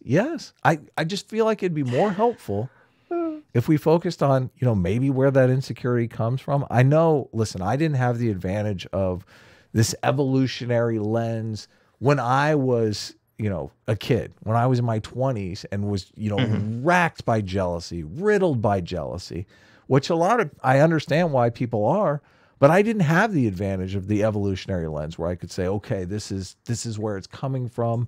You know, maybe I can calm myself by knowing the source of it. And it's It is much more calming knowing the source of your moral intuitions, your moral angst, whatever's triggering you. I think knowing the where that stuff comes from helps you manage it, control it. Yes, this is not definitely. helpful what Vaush is doing. Vaush is basically saying, I'm not going to tell you where it comes from. And here, not only that, I'm going to tell you it comes from oppressive society. Right. Let me make up a place where it comes from that, you know, I just pulled out of my ass and tell you just to get the fuck over it. Listen, I'm Vaush. I'm a huge, big time streamer. Okay. I got ladies throwing themselves at me right and left. Okay. I'm going to get 20 girls and you just need to shut the fuck up and deal with it, okay? Your girlfriend's coming home to me. That's basically what he's saying. And it's just, how is that? I mean, how is that not the same as Hassan saying, listen, isn't a man entitled to the sweat of his own brow? Like, I'm supposed to be rich in resources here, and you're supposed to be my sub and, you know, be subservient to me. This entire diatribe that Vaush goes on, it really sounds like it sounds like a conversation where Vaush is trying to gaslight his girlfriend into allowing him to sleep with her. That's what this entire thing sounds like. It's like, does Vaush even have a girlfriend? I'm not sure he does. He does, or he did. I don't know what's just going on now, but it's like, listen, baby, okay, I want to go out and be open and fuck other girls because I respect you. You see, if I wanted to be in a monogamous relationship with you, that's me trying to assert my authority and control you. Yeah. Because you can go out there too. You can bang whoever you want. See, I'm such a respecter of you that I think that you should go out there and bang other women or other men so I can bang as many women as I want. What Vaush doesn't seem to realize is women tend to experience a lot of negative emotion from this situation too. Because they don't like the idea of Vaush going out there and having a bunch of kids with other women that he will be then forced to devote resources to and away from them. Right, because even though women know who their child is, okay, so they don't have that insecurity. They do have insecurity about parental investment, resources and protection. Yeah. And the thing, and from a woman's perspective, and it's really funny because actually, like the meme of like, oh, the woman wants to have a baby with the guy to force them to stay with her. That's like an ancient meme. That actually like is an ancient DNA, like exists in other animals meme, and other primates meme. And that's from the woman's perspective. That's why women are getting jealous, because it's like, okay, if my boyfriend is going out there and banging a whole bunch of other women, how do I know he's not just going to ditch me and say, well, I like this other woman better than you? Yeah. She has one of my children too. Why do I care that you have one of my children? I don't care. I have another child that I like better. I have 2 kids with her. Let's play house. Yeah. You go do your own thing. You're allowed to have, look, this is on you, baby. You just need to get over this insecurity thing. Go work at Taco Bell. Saying, though, that's only their preference because they're insecure and emotionally damaged somehow. No, I never said that. Guys, did at any point I say the only reason a person could be monogamous is because they're insecure and emotionally damaged? Or did I just say it's a social construct that normalizes insecurity? I said the latter. How does it... Like, it's completely opposite. It normalizes security. No, but okay. Yeah, okay. Well, again, everything Vaush says is backwards in the video. So that goes without saying. Yeah. But also, he's playing this game that's really obnoxious, where he's saying that monogamy is socially destructive, that monogamy stems from insecurity and jealousy. And yet he keeps trying to pretend like that's not what he's saying when his chat gets mad at him. He's like, no, I'm not saying that. Listen, if you want to be monogamous, it's fine. I mean, yes, it's socially destructive. Yes, it's born out of jealousy and insecurity, but it's fine. Yeah. Yes, you're a total fucking wimpy bitch ass baby, but you know, it's cool. I don't care if you're a pussy, can't get over it, piece of shit. I don't give a fuck. I mean, it's you do you, boo. And let me go back a second, because I don't think that's what he even said. I think he's not on right here. Arbitrary, 100% arbitrary. And the reason I don't like non-monogamy is because I'm tired of insecurity being the defining trait in how people control their partner's lives. Okay, boom. See? He said the reason I like monogamy is that insecurity is defining trait that rules people's lives. Okay. He did not say that society is normalizing this and that's causing insecurity. That is not what he said. Okay. I think that shit. Insecurity is kind of the defining trait that runs people's lives. That's it. But I mean, I see that as a good thing. For a lot of things, yes. I see that as a good thing. Sure. That's why you go out and get a fucking job, right? I mean, obviously, you're not. You get a job so you get security. That's why I'm so floored by this. I don't understand how he's casting a good thing as a bad thing. Yep. Shit is cringe. If that's your personal preference, then live your truth. But I'm going to be over here continuing to argue in favor of the idea that all we do through monogamy is socially normalize like possessiveness and insecurity with our partners. Okay? If that's your thing, then go for it. It's not like there aren't elements. Okay, so that's kind of the trick. And maybe he doesn't realize he's doing this. He says both. He has both positions, and then when he gets criticized, he says, no, I only had one position. Elements of my behavior that are motivated by socially normalized and totally arbitrary bits of insecurity. Because there absolutely are, but I maintain that belief. You're literally saying, though, that's their only their preference because they're insecure and emotionally damaged Lamau? Nope, I never said that. Guys, did at any point I say the only reason a person could be monogamous is because they're insecure and emotionally damaged? Or did I just say it's a social construct that normalizes insecurity? I said the latter. Please don't essentialize my arguments. You should do what makes you happy. Yes, I think a lot of it is driven by insecurity. I don't think I said mental damage, but I think monogamy normalizes a lot of insecure tendencies. And, like, don't pretend that it doesn't, okay? But the monogamy is designed to do the opposite, to normalize secure tendencies, like family security, child security. There's a study that shows that non-married cohabitating couples have the same terrible outcomes as single mothers. I mean, that's pretty damning for shacking up and not getting married. Yeah. Right. Your kids know if mom and dad have made a serious commitment to one another, and it affects their schoolwork and shit. It's like, is this family situation going to fall apart? Am I going to be living somewhere else? Am I going to be living with mom and dad? I mean, kids know this shit. Okay. Building a stable family situation for children is the kindest thing that you can do for them.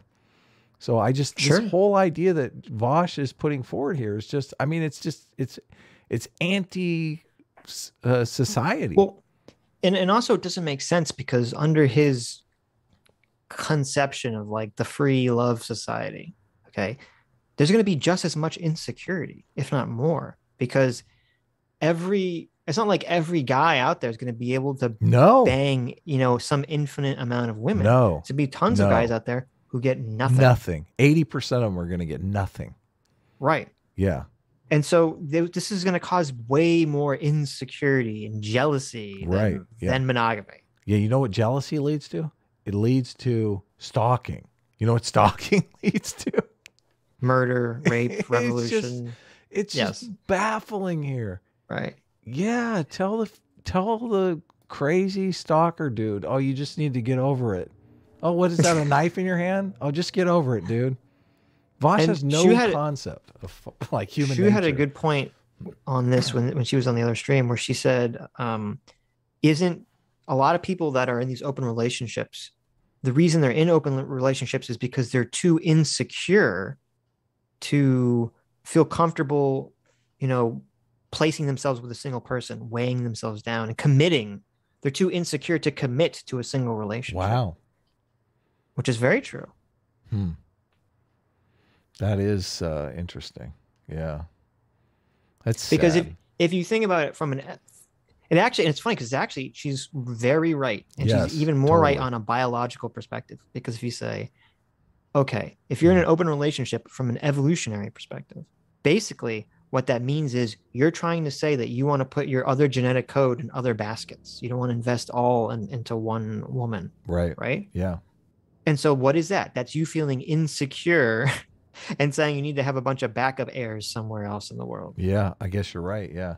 That's completely opposite of the argument that Vaush is making. Right. That's the argument that you're so worried that your monogamous relationship is not actually monogamous, that you need to make a backup plan. Sure. Well, either not monogamous or that, just it's less likely that your kids will propagate and, keep your line going or whatever. Yeah. It's very obviously an arbitrary distinction that's like created by moralistic assumptions as to what sex should be reserved for. It's a lot of it ties back into like patriarchal, like heritage standards and like Christianity and like moralism that we generally try to do away with. It's literally the fucking opposite. The patriarchy and all this oppressive shit was like anti-monogamy. It was all for polygamy. Yeah, totally. This is like batshit insane. We've internalized this one so extensively that it's really difficult for people to like move past it. Many people are going to be like that their whole lives. And you know what? Like I said, go for it. Do whatever you want, okay? I don't care. Do what makes you happy. You can totally tell in the tone of his voice that he's completely against you doing that. Yeah. Yes. Like, listen, you can be a shit person if you want, okay? Go do that. Go be your own person. Go be a terrible piece of shit person. That's fine. I'm fine with it. Yeah. Weird. All social boundaries are arbitrary. Yeah, so it's just odd to me that like you could use that to justify anything. Just all social boundaries are arbitrary. Wait, did he? No, is that really what I think he read it from the chat, but I mean, what? But he agreed with that? What? What? So like is rape like that's a social boundary, right? Yeah. Are you saying that's like I guess that's arbitrary. Okay. Murder. Everything's arbitrary. That's arbitrary. Slavery. That's arbitrary. Listen, everything's arbitrary. I don't know what you mean. Everything's arbitrary. Everything's based on reasons, Vaush. Okay. No. Nothing is based. You know what the reason is? The patriarchy, Adam. Okay, oppressive patriarchy. That's the reason. Listen. Like whether or not you do the glass thing where you break the glass, that's arbitrary. Okay, there are all kinds of things that you can point to and say, okay, that's arbitrary, right? If they pass a collection plate to the left or the right, okay, that's arbitrary. You're pointing to very specific things here that are not arbitrary in any way, shape, or form. It's all. I don't know why you're saying this. I'm saying it because it's true. The fact that you want to raise your child and not have like an outside force take your child away from you, that's an arbitrary distinction pushed upon you by evil, oppressive society. So far from arbitrary. Odd to me that a massive social boundary in our society that everyone talks about and everyone reinforces passively and directly through moralization is the idea that you can do everything with a person when you're in a relationship except have sex with them. Is that you're in a relationship and that's reserved for the relationship, even though it makes no fucking sense. You know, you messed that sentence up. What did I miss? What did I miss? Speak of? It makes no sense. I don't understand this. Okay, yeah. When I'm with a person, I can do everything, but rape them, and I don't understand. That just seems like an arbitrary distinction, Adam. Like, who makes up these things? That's so bad. Who makes up these laws? I don't understand. It's called bodily autonomy, Sitch. Jesus. Oh, I'm so sorry. Jesus Christ. Okay. You're right. So maybe some things aren't. I thought we had some limitations. I mean, when I hung out with Adam, I was eyeing him up. I was sizing him up. No, Sitch. No. Why? Because everything's arbitrary. I don't know what you guys think. No, I don't think of you that way, Sitch. Okay, we're just friends. I know you don't. That's why it's not consensual. Why you gotta make things weird? Oh my God. Oh my God. That's how you can tell the different moral intuition. Sitch loves to fuck. But it's just loves to fuck with me. Loves to fuck with me. I know. He knows right when it's gonna be. Oh, Adam has not gone long enough without experiencing a little negative emotion here. Let me just get inside Adam's head a little bit. That's right. Let me make him imagine something vile. But it's such a pathetic and lame and stupid argument to be like, oh, there's just an arbitrary distinction between hanging out with someone and having sex with them. Like, we're supposed to think there's no difference in these actions. Mm-hmm. Really, that these are the same thing, and that it's only some bizarre social construct by religion that has imparted this, and not thousands and thousands and millions of years of evolution and evolutionary pressures. There is an interesting conversation to be had about birth control and how decoupling the sexual act from actually procreation over generations and generations changes people's intuitions about these Yes. things. I mean, that's an interesting conversation. You can't have it with Vaush because Vaush is completely out to lunch on any of this topic here. But I mean, I am curious if jealousy will subside in, like, how many generations would it take? 10 generations, 20 generations? I mean, the further we get from coupling sex and I mean, in the future, I mean, let's face it, 90% of kids in the future are going to be born via IVF or some form of IVF. I mean, just the incentives are too wild. That's true. Yeah. We're going to have the Gattaca future. Yes, totally. We are. Sorry, guys. It's true. Vaush is going to have a designer baby that's 50% Vaush's girlfriend and 50% Hassan. Sorry, Vaush. I mean, you want to have the best possible genes you can, right? I mean, obviously. That's hilarious. That's funny. I'm sorry. Wait a second here. I wonder if they could mix in a little of this big brain Vaush intellect. I mean, that insecurity is coded into humans too. Okay, yeah, so should we socially normalize the idea that it's unacceptable for your, like, partner to speak with another man? Because if we're just going to, if we're just going to say, oh, well, people feel insecure, therefore we should socially normalize it through institutions, then, like, why not? Well, I like, not speaking to another man, Sitch. I mean, that seems a little excessive to me. No, right? he said speaking. I thought he said having sex with. No, he said speaking. Oh. Not speaking to another man, which is part of the game that he's playing here. He's like, he's like taking something, you know, obviously we're talking about infidelity, and then he changes it to just talking to somebody else. Right. Well, nobody's saying no one should talk to somebody else. This is the commie leftist Tactic. reasoning train they always take us down. Okay, it's like, oh, if some concept that humans have lived by has changed over time, therefore that means it's arbitrary. Therefore that means we can change it now without repercussion. Right. Normally, I think it's changed. You have to assume that it's changed for the better until you figure it out. Well, even if things are not changed for the better, things change for reasons. Things change in reaction to things happening. Right. And very often things change because they're reacting to some physical environmental change that has occurred. It's very rare that just arbitrary magic, widespread social changes occur to any society. The arc of the moral universe is long, but it bends towards justice. There you go. I mean, you either believe that or you don't. Right. I mean, I like to believe that. I'm an optimist. I like to believe it. I'm an optimist, yeah. I mean, I feel like we're bending more. I feel like monogamy is a step in that direction, so. Monogamy seems like a step in that direction. I want to talk about this.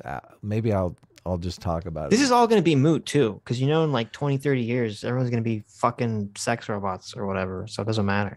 Yeah. You think? I don't know. Yep. I think my wife might have a problem with that. Your wife's going to be fucking sex robot. I hate to tell you this.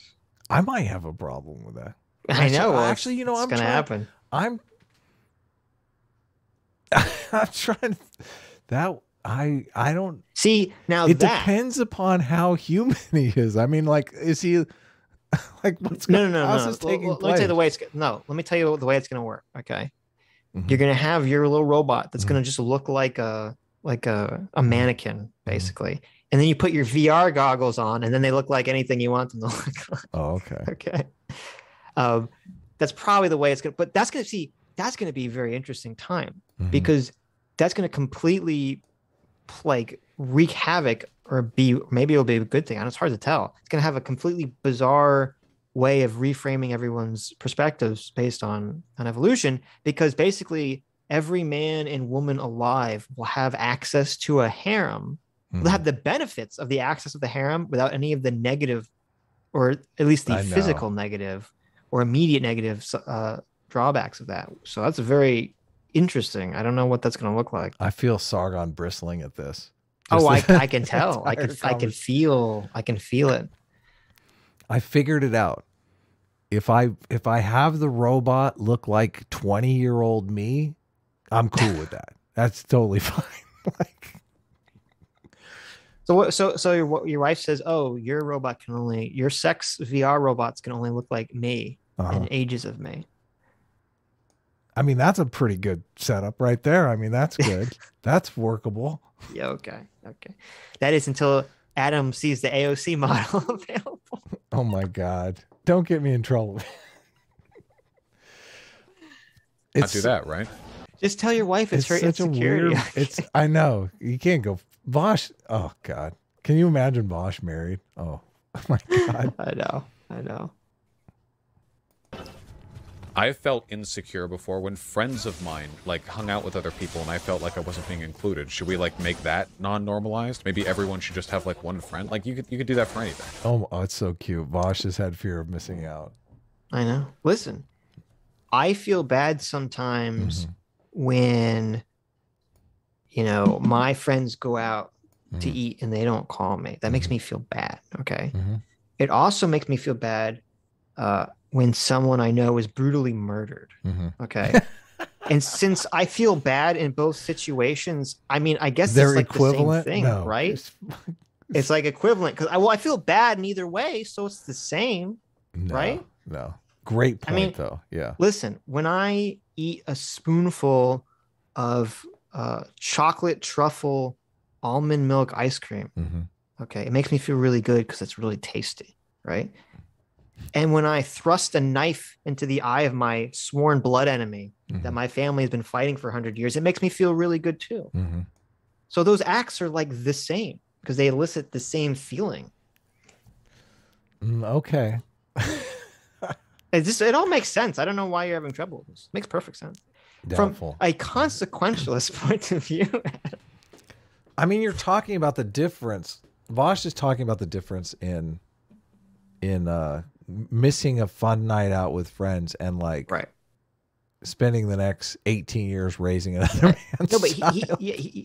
he's saying that just because you have a feeling of insecurity in two different situations, therefore that means the situations are comparable, which is preposterous. Yeah, totally. And stupid. Okay, bro, this is some weird shit. Nice non-argument. Again, this is about the sociological imagination. This is something some people have so ingrained in their minds that they literally can't fathom outside of it. They'll think that I'm saying that it's morally wrong to be monogamous, or that I'm saying... You said it was socially destructive. Yeah, if socially destructive doesn't mean morally wrong, what the fuck does? He said it's socially destructive and it normalizes feelings of jealousy and insecurity. Yes. But it's not. Listen, I'm not saying it's wrong. It's just socially destructive. This is such bullshit. Yeah. Or that I'm cheat on their partners, or that like it's just incomprehensible. I think you're right, but I'd still rather just have a single partner. That's fine. I keep saying do whatever you want to do. That poor guy. I know. I think you're right, but I'm not gonna let my girlfriend fuck her. I'm saying that. I don't know why. That's fine. You are heavily implying that monogamous people have something wrong with them. Nope. All people suffer from insecurity from time to time. I just think that socially normalizing an incredibly moralized standard that indicates that it's right to have that insecurity, and what's more, there should be like a literal like enforced social norm about preserving that insecurity at the expense of people's lived experiences is the crazy. This is so... He's not saying it's wrong though. This is so fucking backwards because the enforced social norm is to do away with the insecurity. That's the whole purpose of it. That's why I don't understand it's like completely backwards, the argument that he's making. Part. Keep in mind, I'm the victim here, okay? Monogamous people are literally the hegemonic, like, moral majority, like, everywhere in the developed world, okay? Really? Well, it's funny because actually the majority of human history was not monogamous societies. Polygynous. It was polygamous societies. Yeah. Well, this is what's funny too. It would be polygamy where like 98% of the population would be monogamous. All the poor would be monogamous. But the rich, that top 1 or 2% that Vaush hates so much, they would be the men with the harems. Polygamous, yeah. Exactly. Right. Yeah. And that was legally, socially approved. And the poors, because the poors didn't... Wait a second. It's the middle... like the merchant class that were married. The poorest didn't get married. They didn't have enough money to get married. They didn't have wives. Those wives became the second, third, fourth, fifth concubine of the Vaush class. Right. Yeah. Vaush's supererogatory sophistry for $20 says monogamous entanglements are deleterious because they prevent males of the human species from apotheosizing into alpha gigachads like Jack Murphy. Ooh. There you go. True. Satoshi was a reptiloid for 200 knock-knocks. Says Vaush has been in a polyamorous relationship since at least 2019 when his Kiwi Farms thread started. Really? Any arguments he comes up with here are just post hoc rationalizations for deep-seated schematas. Are you saying Vaush is jealous? Schemas. I mean, I know a lot of guys are in these polyamorous relationships. No. Not that. Well, no, I'm assuming what they're saying is that what I said is that this is all just post hoc rationalization of Vaush trying to convince girls he's in relationships with why it's okay for him to fuck around, basically. Right. Yeah, no. People are trying to, I mean, this is as old as time. The guy trying to convince his girlfriend why he should have multiple wives and why. Yeah. This feels like a hoodwink. Yeah. Is what it feels like. Yeah. It feels like I want to pull a fast one on you. But I'm super skeptical when there's a giant power dynamic in the relationship, a giant power differential in the relationship. Like if you're a Vaush and you're dating a girl who, is lower status. I mean, I hate to put it that way, but it is what it is. So she doesn't necessarily have all the mating options that Vaush has, but Vaush has a lot more reproductive opportunities.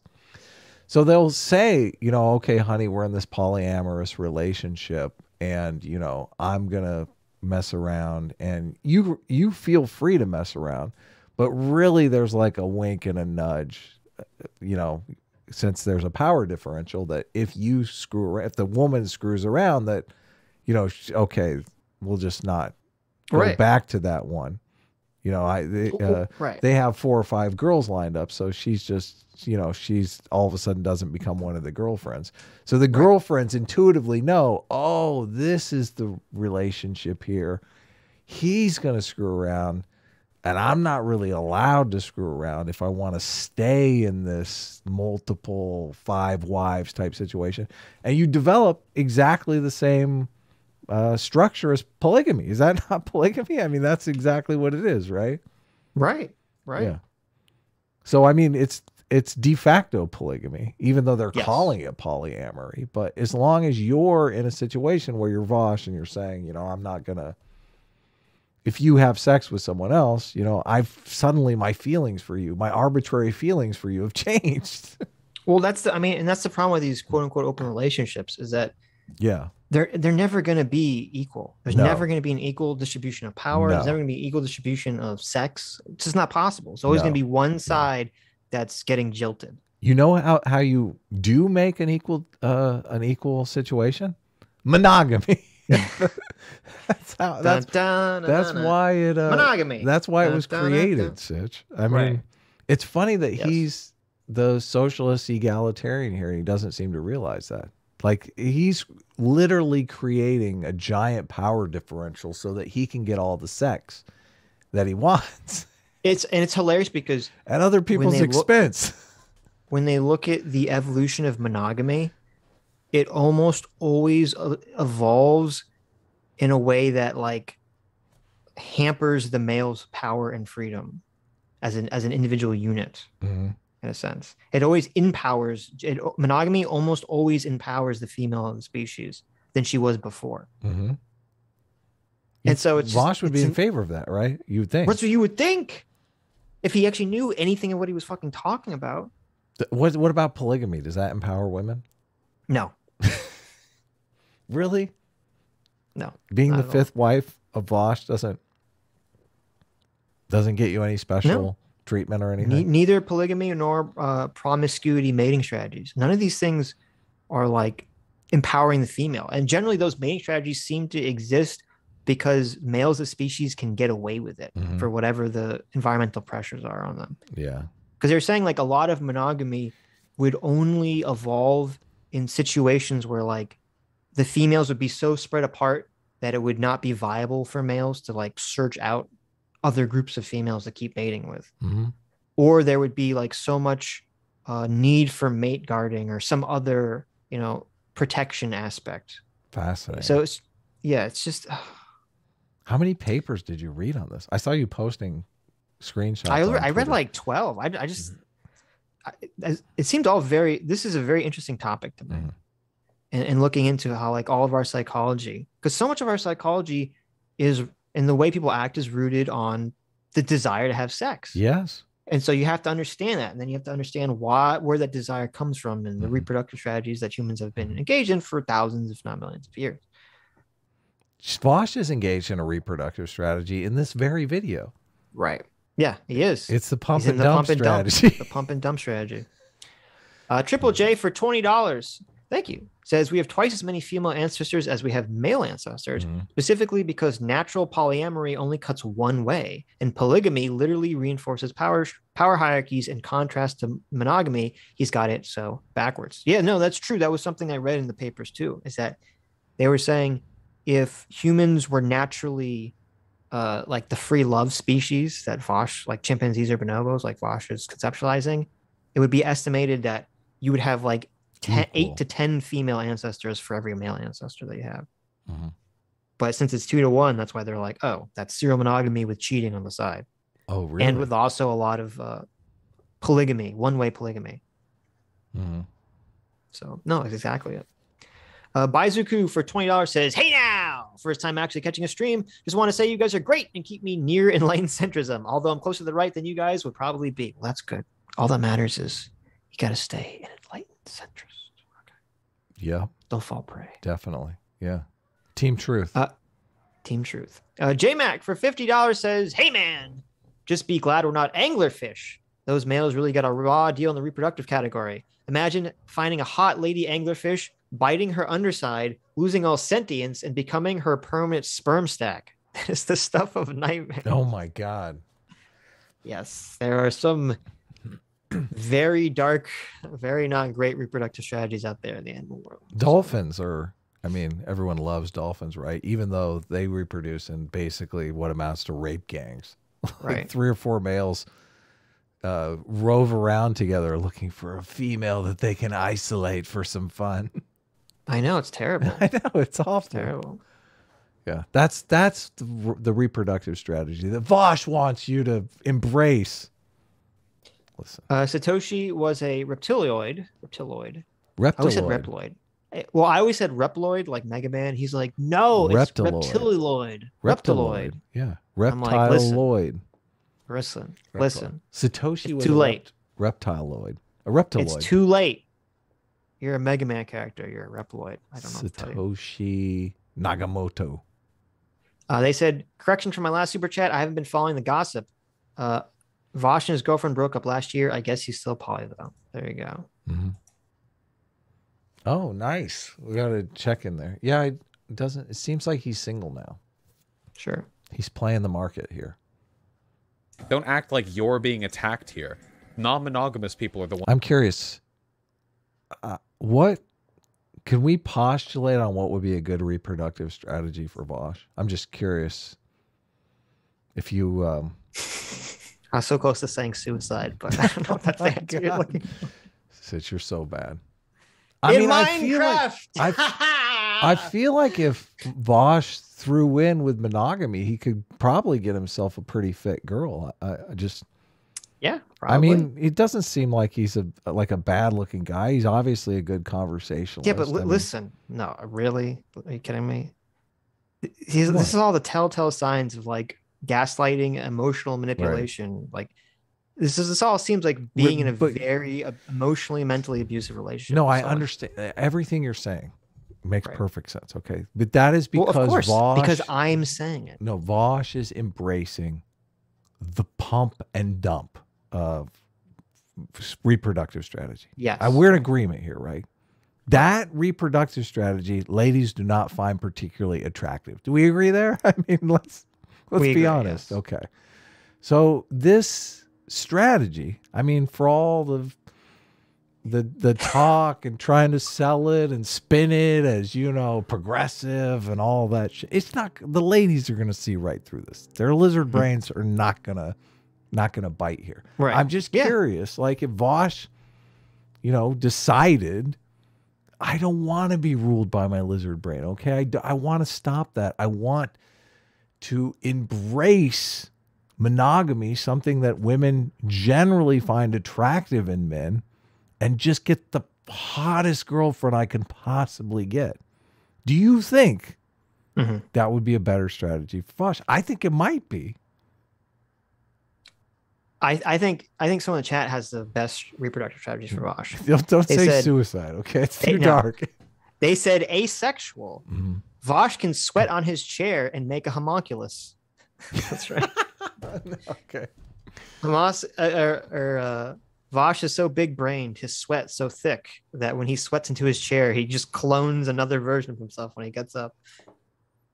I feel like Vaush has some dating opportunities out there. Okay, I feel like Vaush is not a total anathema to women. Okay, when you're this narcissistic and this egotistical, who would you rather date?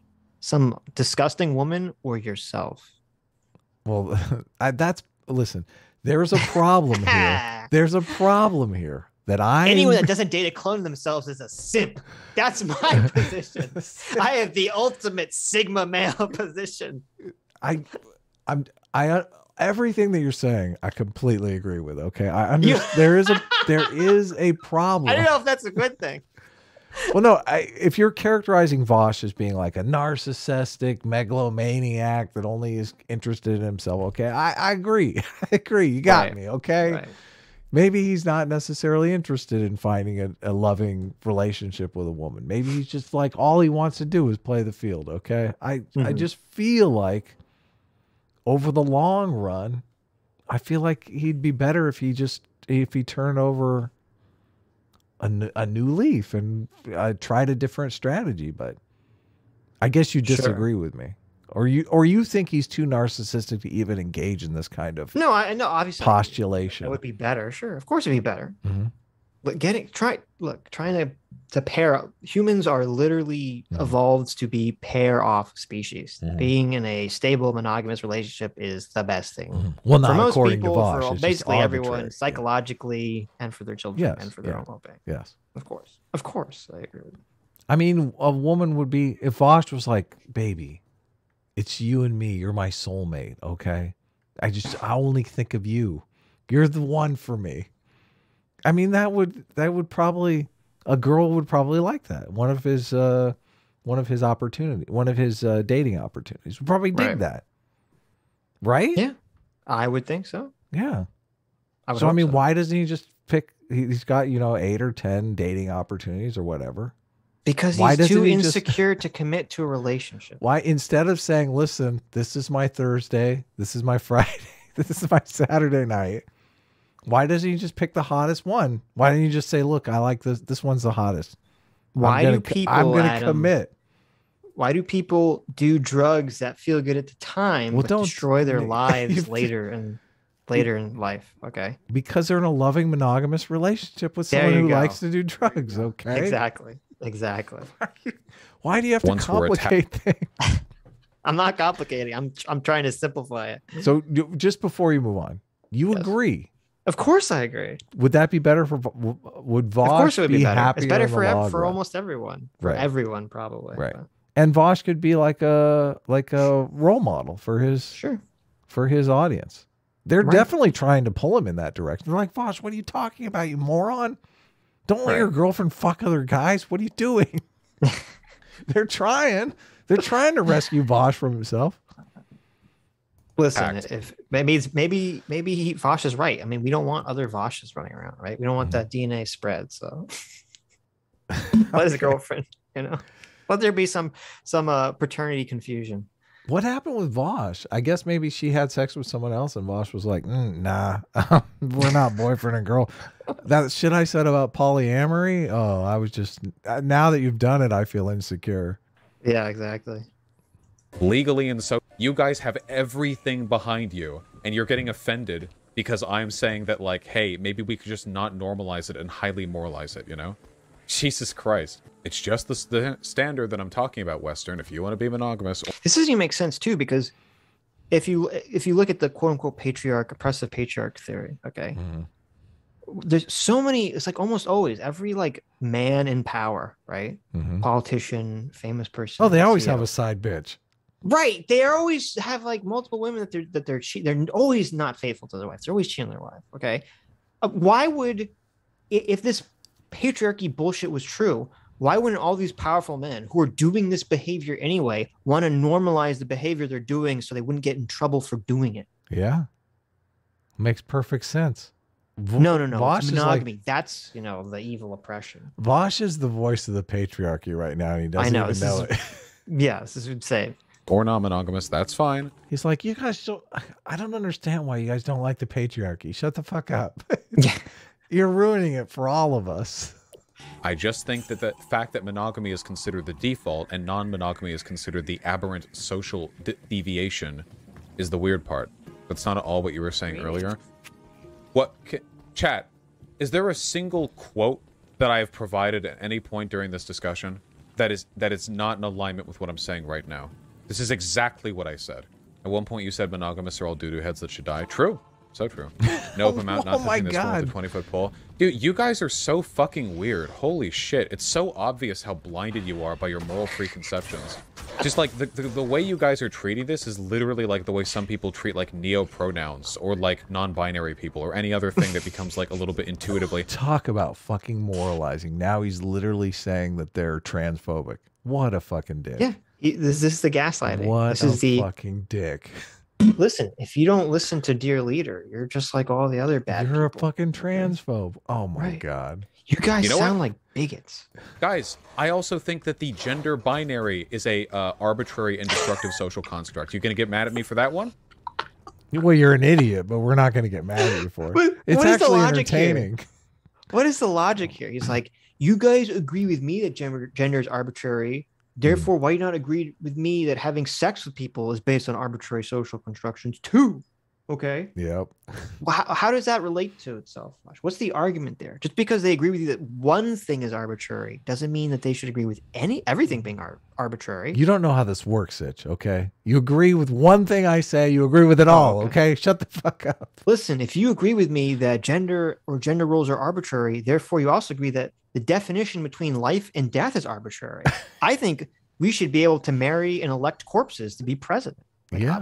I think they should just dig up the body of Ronald Reagan and prop him right back up there on stage, right? I mean, it's just an arbitrary distinction between living and dying, right? We've already elected our first corpse president, okay? Oh, you know what? You're right. You're so right. How did I... you're right. The Democrats really are the party of progressive. They should just do that. They should start advertising Biden as the first corpse president. First corpse president. Oh, it's so bad. That's an opinion that I have as well. We have to talk about Trump's first rally. Not right now, but we do have to talk about it. Well. Oh, God, it was triggering the shit out of me. That's also a thing people clearly care about quite a bit. You came out against the idea of monogamy, not just the enforcement of it as a social construct. Yeah, no, I'm pretty sure I was specific about, like, the fact that I think that a lot of monogamy is the product of insecurity, which is absolutely the case. And, So listen to that sentence. If someone's like, you came out against monogamy, okay? You came out saying monogamy was bad. And he's like, I didn't say that. He said I just said it was based on insecurity. It's such gaslighting. He said it's destabilizing for society. You're never going to be able to. You're never going to be able to walk that back, Vaush. I know. Okay.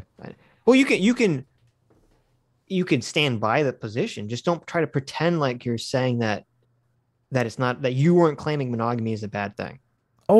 That's the gaslight here. Well, and you'd have to come out and say, you're ambivalent about socially destructive behaviors. What the fuck? Or he would be saying that you are participating in a socially destructive behavior and you're keeping it going. You should revolt against this socially destructive behavior. Yeah. And that's what he would. And I could almost guarantee you that if he had a chat that was on board with this idea from the beginning, he wouldn't be. This is what he'd be saying. He'd be saying, yeah, it's your duty to deconstruct this horribly socially divisive idea of monogamy, so we can make a better society. Oh my God! Just like the communism. I mean, you could literally hear Vaush or some other asshole making this argument to his girlfriend, like, "Listen, baby, by participating in monogamy, we're participating in systems of oppression that are keeping us all down. Okay, it's both our duty, our moral, supererogatory duty, to go out there and be in open relationships and bang as many people as possible in order to throw off the chains of oppression." Oh my God. But honey, I don't feel right. I don't want to have sex with other guys. That's good, because you're not going to be having sex with other guys. It's just me. If you don't want to do that, I respect your wishes, but you're going to have to respect my wishes. And I'm in the moral superior high ground position here. Okay. Right. Check. You're being ruled by your low moral insecurity and jealousy. I'm being ruled by high-minded, philosophizing, moral grandstanding of deconstructing the oppressive systems of patriarchy in our society, babe. Oh my God. The links men will go to justify having committing adultery is just fully on display here. It's just fully on display. You're so right. I bet whatever fucking gender critical theorist that came up with this bullshit, it was like, yep, that's what it was. It's just like, yep, I want to cheat around and my fucking wife won't let me. Well, we'll see who's right and who's wrong. I mean, there's that one guy that kind of invented a whole religion around it. The Mormons, right? I mean, that's right. Basically, Joseph Smith was like, God is telling me I need more wives. He's like, something telling me I should just have lots more wives. It's probably God. That feeling down below that's bristling. Where does Vaush's intuition come from? I'm curious what he assigns it to. I think he assigns it to a sociology degree.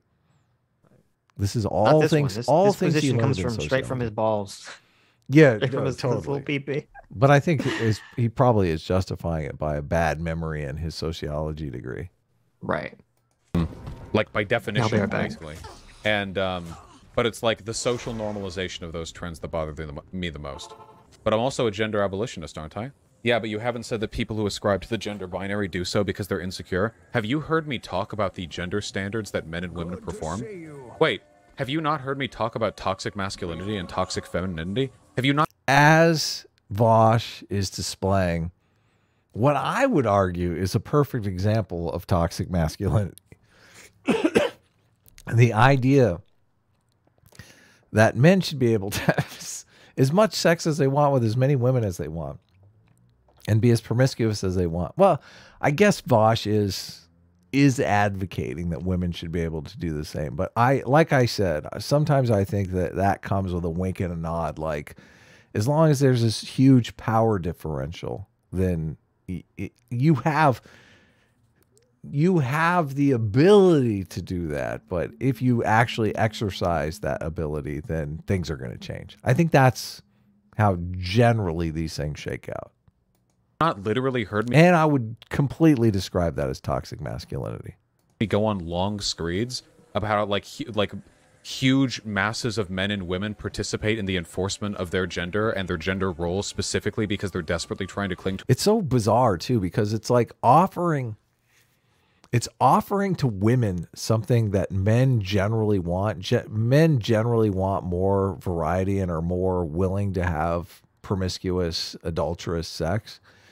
And women will do it. I mean, there are plenty of hussies out there. We all know that. But generally, women are not in favor. That's not something that they desire as much. They desire a stable monogamous relationship. So offering something to women that they're not necessarily even in favor of is, I mean, how's that generous? How's that like the picture of generosity? It seems more like toxic masculinity than anything. To an arbitrary concept that limits our ability to initiate. and like enact our fucking will. This is literally the same. Never mind, chat. Even if monogamy is just about insecurity, so what? Do what you want. I just don't think it should be like the social default. Chat is so bad at understanding Vaush's lukewarm takes. It really triggers me because I feel like I'm never understood for anything that I say, even though I feel like nothing that I've said here is that arguable anthropologically or sociologically. Vaush, this is hella cringe. There should be no standard because why is it anyone's business anyway? Unless we legalize fucking in the streets, should be not concerned. If you think there should be no standard, then you agree with me. I don't know what you're upset with me over. Alien alias, it is true that monogamous people are insecure, by definition. That's the only reason monogamous people do or believe the things they are. That insecurity is normalized socially, and then they project it onto their relationships. But insecurity is a part of life, okay? That is a fact. I'm sorry if that triggers you, okay? That is the reason why you are monogamous. It is because for some reason, because you've watched a lot of media that's told you, or maybe you just have a inclination towards this, you think that you're entitled to sexual exclusivity from your partners, okay? For some reason. For some reason. It must be because you watched movies. Okay. Yeah. It's not because the point of evolution is for your species to propagate your DNA to have children. It's because you watched Twilight too many times. You saw too many Twilight movies. You got this in your head that you should be the only person banging your significant other. Twilight does get the human psychology right, because what woman wouldn't want to be fought over by two healthy male suitors, right? I mean, that's right. You got the buff werewolf, and then the hot vampire. And they aren't. You have to pardon me, Sitch, because I've never had a girlfriend that has forced me to sit down and actually watch Twilight, so I have never seen the movie. But, oh, that's unfortunate. Well, I'm just going to assume that it's the vampire and the werewolf, Edward and what are their names? Jacob. Is it Jacob and Edward? Did I get one right? Jacob and Edward are not both out playing the field, right? They're in a competition for this. They're in a competition for little old Belle. They're not making Vaush's argument here that monogamy is a social construct that's deleterious towards society. No. And that they're both fiercely attempting to have a monogamous relationship. With interesting. Why would that appeal to a female audience? I'm curious. Because, Adam, they've been tricked by the patriarchy to have this oppressive monogamous idea thrust upon them. Sure. What's going on with those guys? They can't just like flip a coin and go after another girl, or why don't they just share? I don't understand. Well, let's not go crazy here. Listen, you'll just have alternating days. You know, why not? Let's not go nuts. I mean, I don't understand. It's just a social construct, bro. That movie's basically like the female pornographic fantasy. It really is. It really is. I don't know. Dr. Thallam says, I don't know why you guys are against Vaush's polygamy. He's just being a socialist and he's seizing the means of reproduction. Yeah.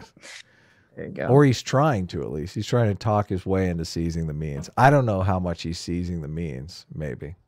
And it's so funny because, like, someone in the chat is like literally so much of like female conception, like female romantic fanfics, like female, like hyper idealized female romance is literally the woman with the two guys fighting, to be her suitor. Like that's what they want. It's not like, oh, I'm going to alternate between these guys.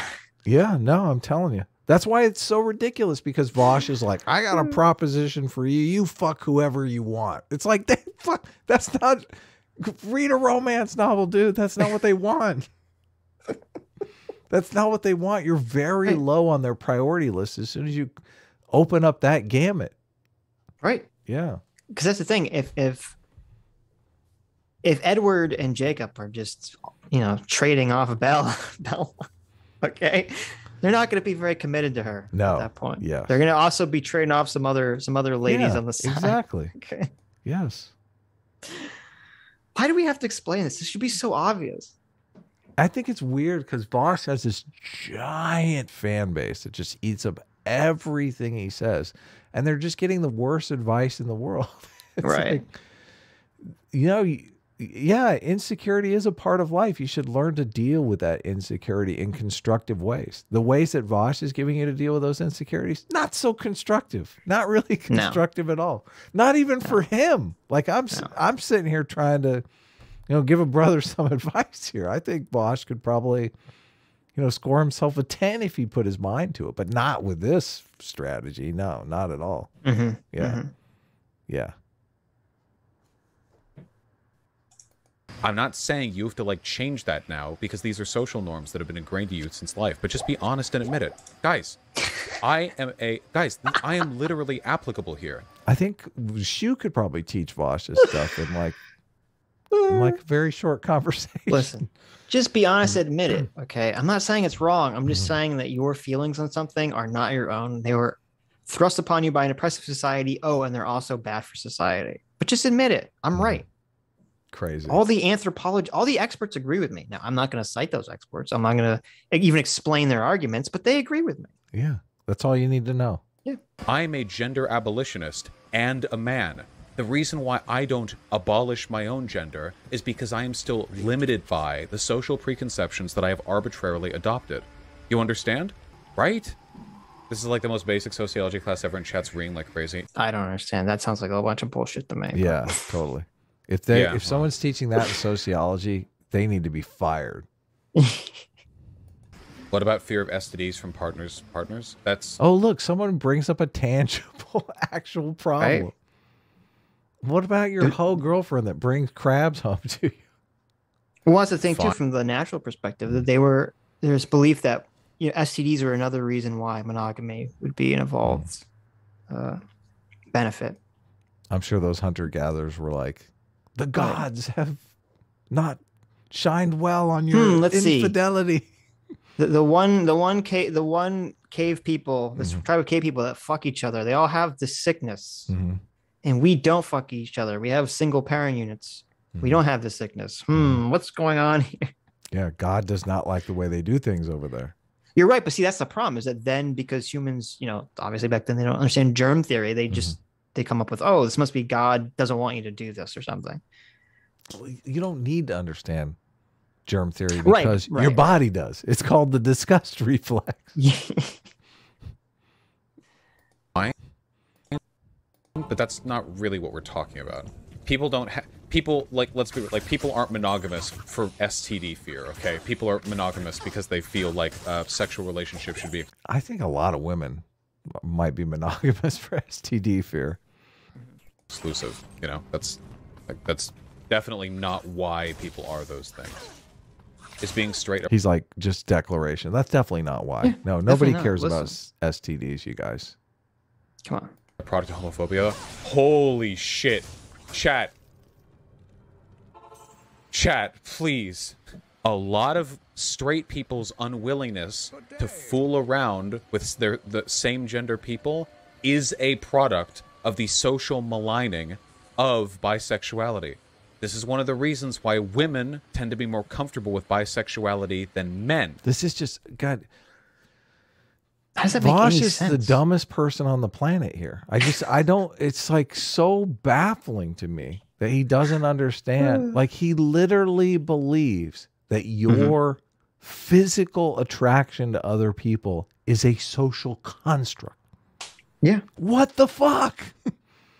What the fuck? Well, not even that. Because you can make the argument that there are however society deems health could have some impact on what you think is attractive or not, but your sexual orientation. I know. This is crazy. And he again, this is what drives me crazy with these social constructionist nonsense. They do this whole thing backwards, where they're like, well, it seems like our society is a little bit more permissive of women being bisexual than men being bisexual. Mm-hmm. And then they think, well, therefore, that must mean that society is the one that's cultivating this attitude in the first place. Mm-hmm. Except you say, well, wait a minute. Why does that attitude ever even exist in the first place? Where does that even come from? Yeah. And generally, it's like, well, this comes from some sort of natural attitude, and culture adapts natural attitude. And it's like, as you said, maybe people don't understand the reason for, they look at the cave people with all the STDs and they don't know that they have FCDs. They don't understand that. So they say, well, God doesn't like that you do this. And so the cultural reason might not know the exact reason for something, but it is generally based off of observing something and seeing the results and consequences of something. Yeah. It's so crazy. It's because it's more socially normalized and accepted for women to fool around with other women than men to fool around with other men. So yes, while that doesn't mean every single person who is straight now would have been like bi in a perfect society, it does mean that many people might have had much more neutral inclinations were it not for the fact that they've spent their entire life saturated in a system that encourages them to... There's also a problem. Well, no, I'll save that. That's a long conversation. You interrupted the bullshit stream. Yeah. To only explore an element of their identity. What's wrong with wanting sexual exclusivity? Not for the fact this is like such a string of bullshit here. Would have been like bi in a perfect society. It does mean that many people might have had much more neutral inclinations were it not for the fact that they've spent their entire life saturated in a system that encourages them to only explore an element of their identity. What's wrong with wanting sexual exclusivity? Oh my God, Rob Dog. I'm not saying it's wrong. I'm saying it is an arbitrary product of exclusivity that comes from insecurity, okay? There are tons of things that we do in our friend groups that are driven by insecurity, okay? When you want to spend some more time... Well, I mean, what is not driven by insecurity? I'm just curious, like... Right. Well, no, but it's simultaneously true that lots of human actions are driven by insecurity, but also true that if you point that out to someone, generally that has a negative connotation. Well, like if you're using it, if you're trying to say you're an insecure little bitch and that you need to fucking nut up and why are you so insecure? Right. Like, I mean, well, think about it. I can't think of it in your entire life. When has someone ever said, oh, well, you feel that way because you're insecure? When has someone ever said that in anything other than a negative context? Oh, totally. Yeah. Never. Yeah. Never. Yeah. So this is the gaslighting where he keeps saying this. He's like, I'm not saying it's a bad thing. I'm just saying it's based off insecurity and it's socially destructive, guys. Even though every single action that you take could be traced back to some form of insecurity. Why are you going to work? Sure. You know, I don't want to lose my house. Why are you, you know. Why are you exercising? Yeah. I don't want to fucking. Why are you eating healthy? Yeah, exactly. I don't want to fucking die. I don't want to get a disease. Yeah. Why are you forcing people to get vaccinated, Vaush? Right. Are you insecure that someone might give you the coof? Yeah, no, see, exactly. With a friend because you feel like you're not spending as much time with them, that is driven by insecurity. That doesn't mean it's a bad thing. It just means it's driven by insecurity. My issue... See, he never says. So why are you bringing it up then? Like, what is the point? What is your point? Why is insecurity bad? Like, he never addresses that issue. It's kind of infuriating. No, that's a great point because his only the rationale he's like the base rationale he was giving for why monogamy is bad is because it's based off insecurity. You're right. It like normalizes insecurity. Like, okay. Well, if you're saying insecurity is fine, then why is that your main reason for why monogamy is bad? And insecurity is the fucking norm. Like, that's why we build fucking society. Listen, we hire cops because insecurity is the norm. Okay. Issue with this is very clearly the fact that monogamy is considered the social default and anyone who deviates from it is considered aberrant. Whereas in reality, non-monogamy seems to be both positionally, like epistemically, and fucking historically the default. Let's see. Epistemically? I mean, I don't understand. Like, epistemology is about how we come to knowledge. Right. How is monogamy epistemically not the norm? Yeah. I don't know the answer to that question. I don't know what he means by that. It seems like maybe he misspoke. Well, he's just using like a big word to use a big word that doesn't really make any sense. I don't get what do you mean? Like, now we're having a conversation about where we gain this knowledge from. Right. Well, it's funny because he said also anthropologically, okay, which it depends. If you're talking about humans as hundreds of thousands of years of hunter-gatherers, then no, monogamy was the main function. Yes. The main norm, right? But if you talk about like the last 15,000 years of agriculture, He's right. Monogamy wasn't. Yeah. Monogamy wasn't the norm. Yeah. Polygamy was the norm. Right. Yeah. Okay. Literally, the patriarchy was the norm. Yes. Yes. Yeah. And we've moved away from that. Right. Back towards monogamy. Yes. Right. But no, this is somehow we got to go back to listen, girlfriend. Polygamy, that's what makes you free. You don't understand. Yeah. Okay. You don't understand because you're a little female brain. But being a part of a harem is what makes you actually feel better. Yeah. Trust me. When you get 1/10 of my attention, that's actually what makes you free. Right. Exactly. Yeah. And then when you have sex with another guy, you get 0 of my attention. It's such a power game. It's so bizarre that they someone who studied the woke version of sociology that is completely based on power dynamics. It doesn't see what he's doing here. People who are monogamous should be the ones putting that shit on their profiles.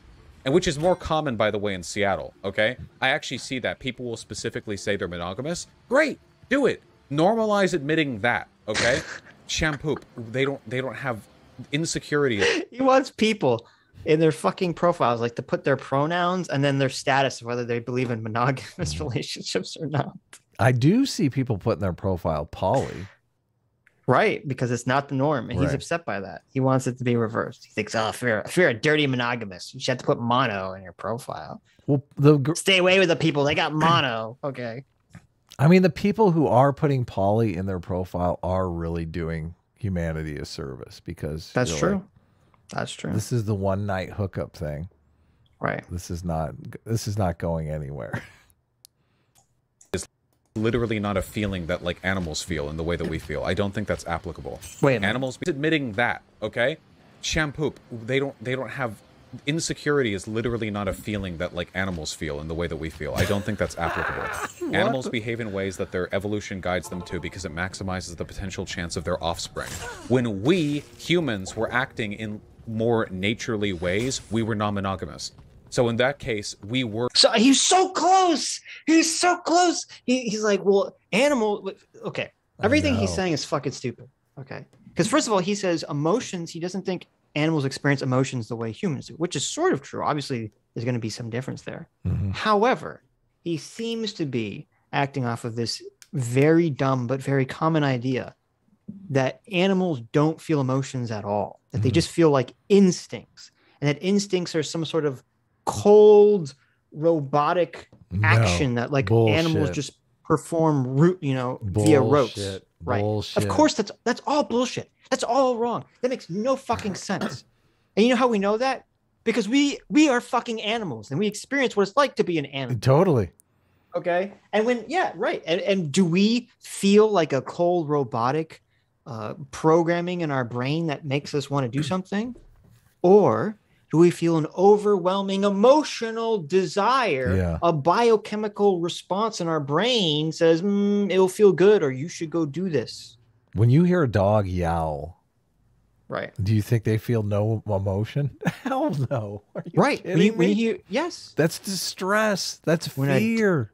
When a dog wags its little tail and looks up at you, or when a dog snarls at you and puts his teeth back, growls, you think that animal is not experiencing emotion? I know. It's bizarre. That's all animals experience. Emotions come from your lizard brain. Yes. They don't come from your later evolved human, smart brain. Yes.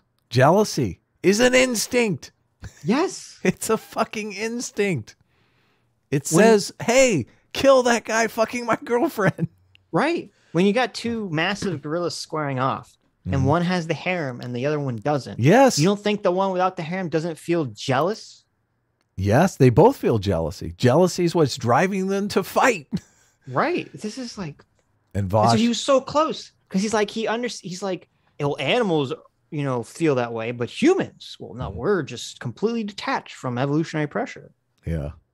Wrong. Oh, I'm so glad the evolution came up.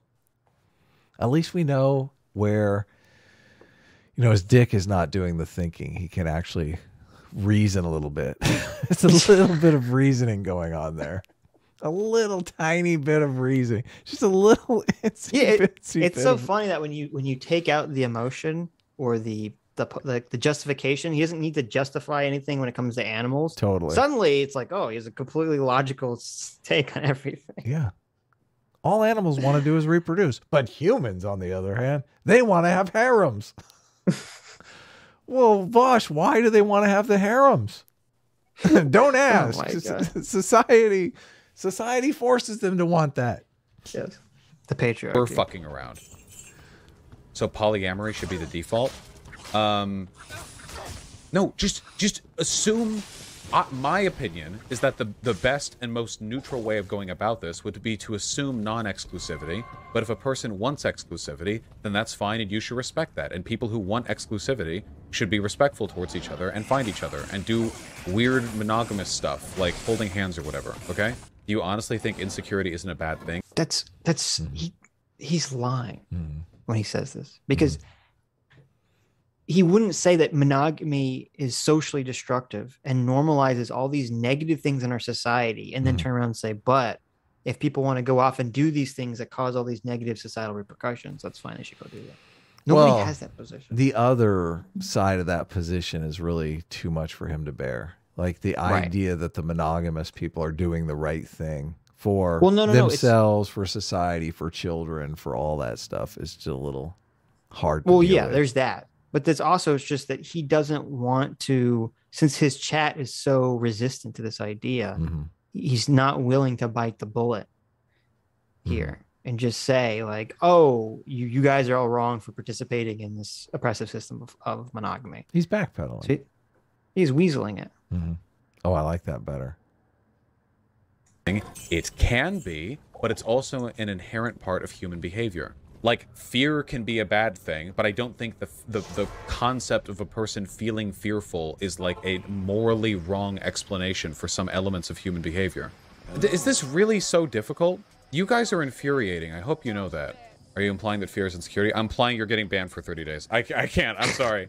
So stop framing it like monogamous people of some... He immediately goes to the Hassan move. I love it. Yes. We need to ban more people in the chat. We do need to ban more people. What the fuck? We don't ban anyone. You guys get free rides here, okay? We don't ban any of you guys. I know. Well, you guys are infuriating. I hope you know that. Are you implying that fear is insecurity? I'm implying you're getting banned for 30 days. I can't. I'm sorry. So stop framing it like monogamous people have something wrong with them. All right, you too, Mortimer, have been extremely clear. You're being insecure right now, funnily enough. Typical. See, this you exactly honed in on it, Adam. Yeah. His explanation, his original explanation for why monogamy was bad was because it was based on insecurity. Right. And that's what everyone in the chat's reacting to. They're like, you keep saying you're not saying it's bad, but you're not giving another reason for why monogamy is something we should do away with. Right. Yeah, no. He keeps right, and he also keeps framing like he keeps using he's insecurity shaming everyone. And he's like, what the fuck? The whole reason why everything that they're fighting for politically is more security. Like, what the fuck? Right. And then he's just saying, get over it. I thought our whole movement was based on, healthcare security, financial security. What the fuck, Vaush? Typical monoganormies over here. 30 days. It's like, it's fun. See, and all of a sudden he's like pull up your bootstraps libertarian here. You guys need to fucking get over it.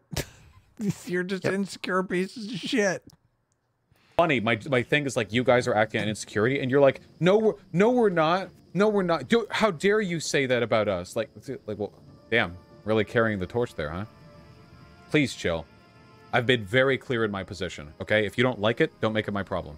He has not been clear at all in his position. No. You're being completely unclear in your position. We want to understand your position, Vaush. What is the deal here? Why is being insecure about anything turn you into a moral fucking piece of shit? Because you're basically saying, well, no, but see, you can't ask that question, because then he'll just say it doesn't. Mm-hmm. And that's the obfuscation that he's engaged in. Yeah. Okay. Oh, I know. God. The word. Has a monogamy been a historical difficulty? Obfuscate. There you go. I did it. You did it. Called post-civilization, yes. In tribal humanity, no. I talked about that at the beginning. I cannot believe how stupid this chat is about us. Because you motherfuckers LARP... He just declared it. He provided no fucking evidence that tribal humanity was not monogamous. Zero evidence. As progressives until progressivism, or the idea of challenging social norms, suddenly overlaps with the norm that you like. I fucking hate it when people like you act like that. It's so fucking frustrating. Progressivism isn't just about being pro-gay or whatever. The idea of challenging social humanity, no. This is super important. It's really weird here because it's like, it's almost like he's admitting that progressivism is just doing whatever, the opposite of whatever anyone else is doing. Right. Which is like, what? What the fuck is, what?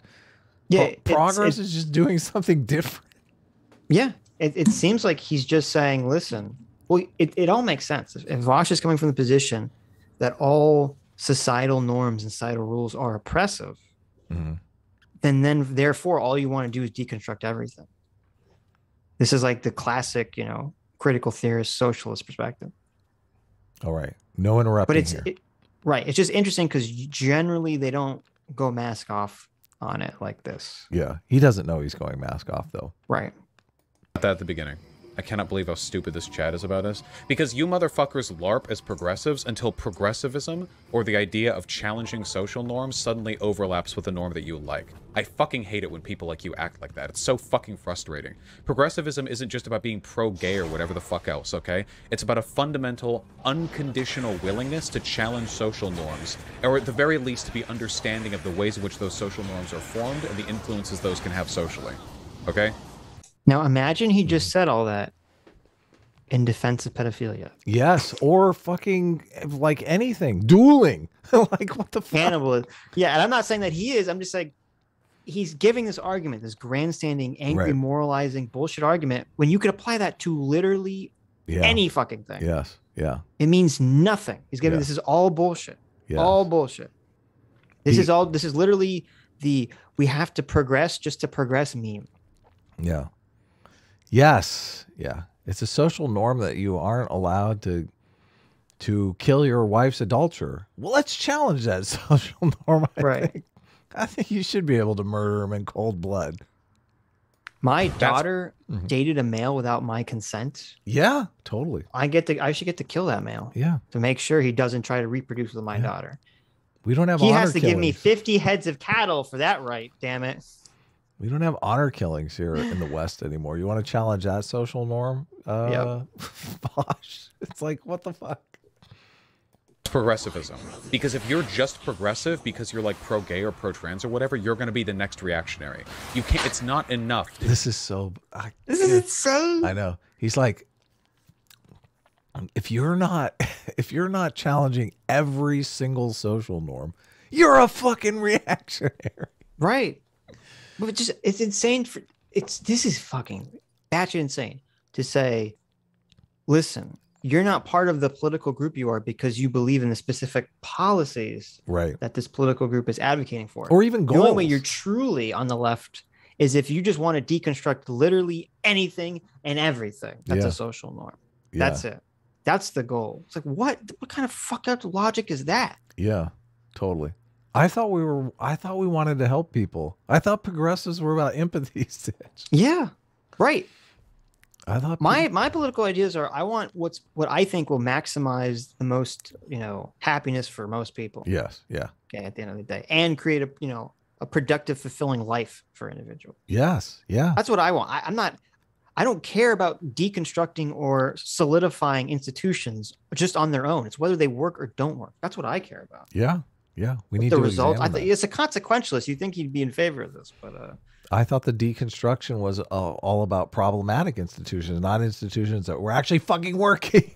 Yeah, this is so stupid. Just be pro whatever social shit people are for these days. Okay, you need to have a general awareness of how all these like reactionary takes are beget by. I mean, listen, it's just a normative social construction that's being oppressed on us that racism is bad, right? Oh yeah, of course. The default opinion right now in America is that racism is abhorrent. But that's just a social norm. We should be brave enough to challenge it, Vaush, right? We shouldn't. No, we shouldn't. You don't think we should, Adam? No, I think that's a bad idea. I think letting people of color engage in like blatant racism is bad. It's just like we should could literally cut what he just said and you could splice it after like Richard Spencer, and you'd be like, oh, that fits here. Like, it's so stupid. Vaush doesn't know that he's like the progressive Richard Spencer now. Yeah. Social shit people are for these days, okay? You need to have a general awareness of how all these like reactionary takes are beget by the normalization of social values, okay? I think I can still... All of these reactionary takes are beget by the normalization of social values. I mean, that's not really Was he implying that anything. there is no... So he's saying that there should be no social values normalized? I don't know. I don't understand what his argument is. I mean, I thought we were agreed that we should normalize the social value that we shouldn't be racist against people. I mean, that's a huge one. Too. That's a giant one. Yeah.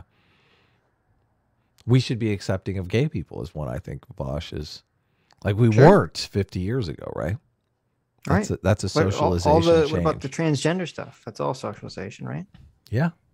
Still be progressive and not be an advocate for non-monogamy. I'm not asking you to be an advocate for non-monogamy. I am asking you to acknowledge that monogamy is an arbitrary social standard born today of insecurity in the feelings of your partner's sexual exclusivity. Okay? That is a fact. I'm sorry.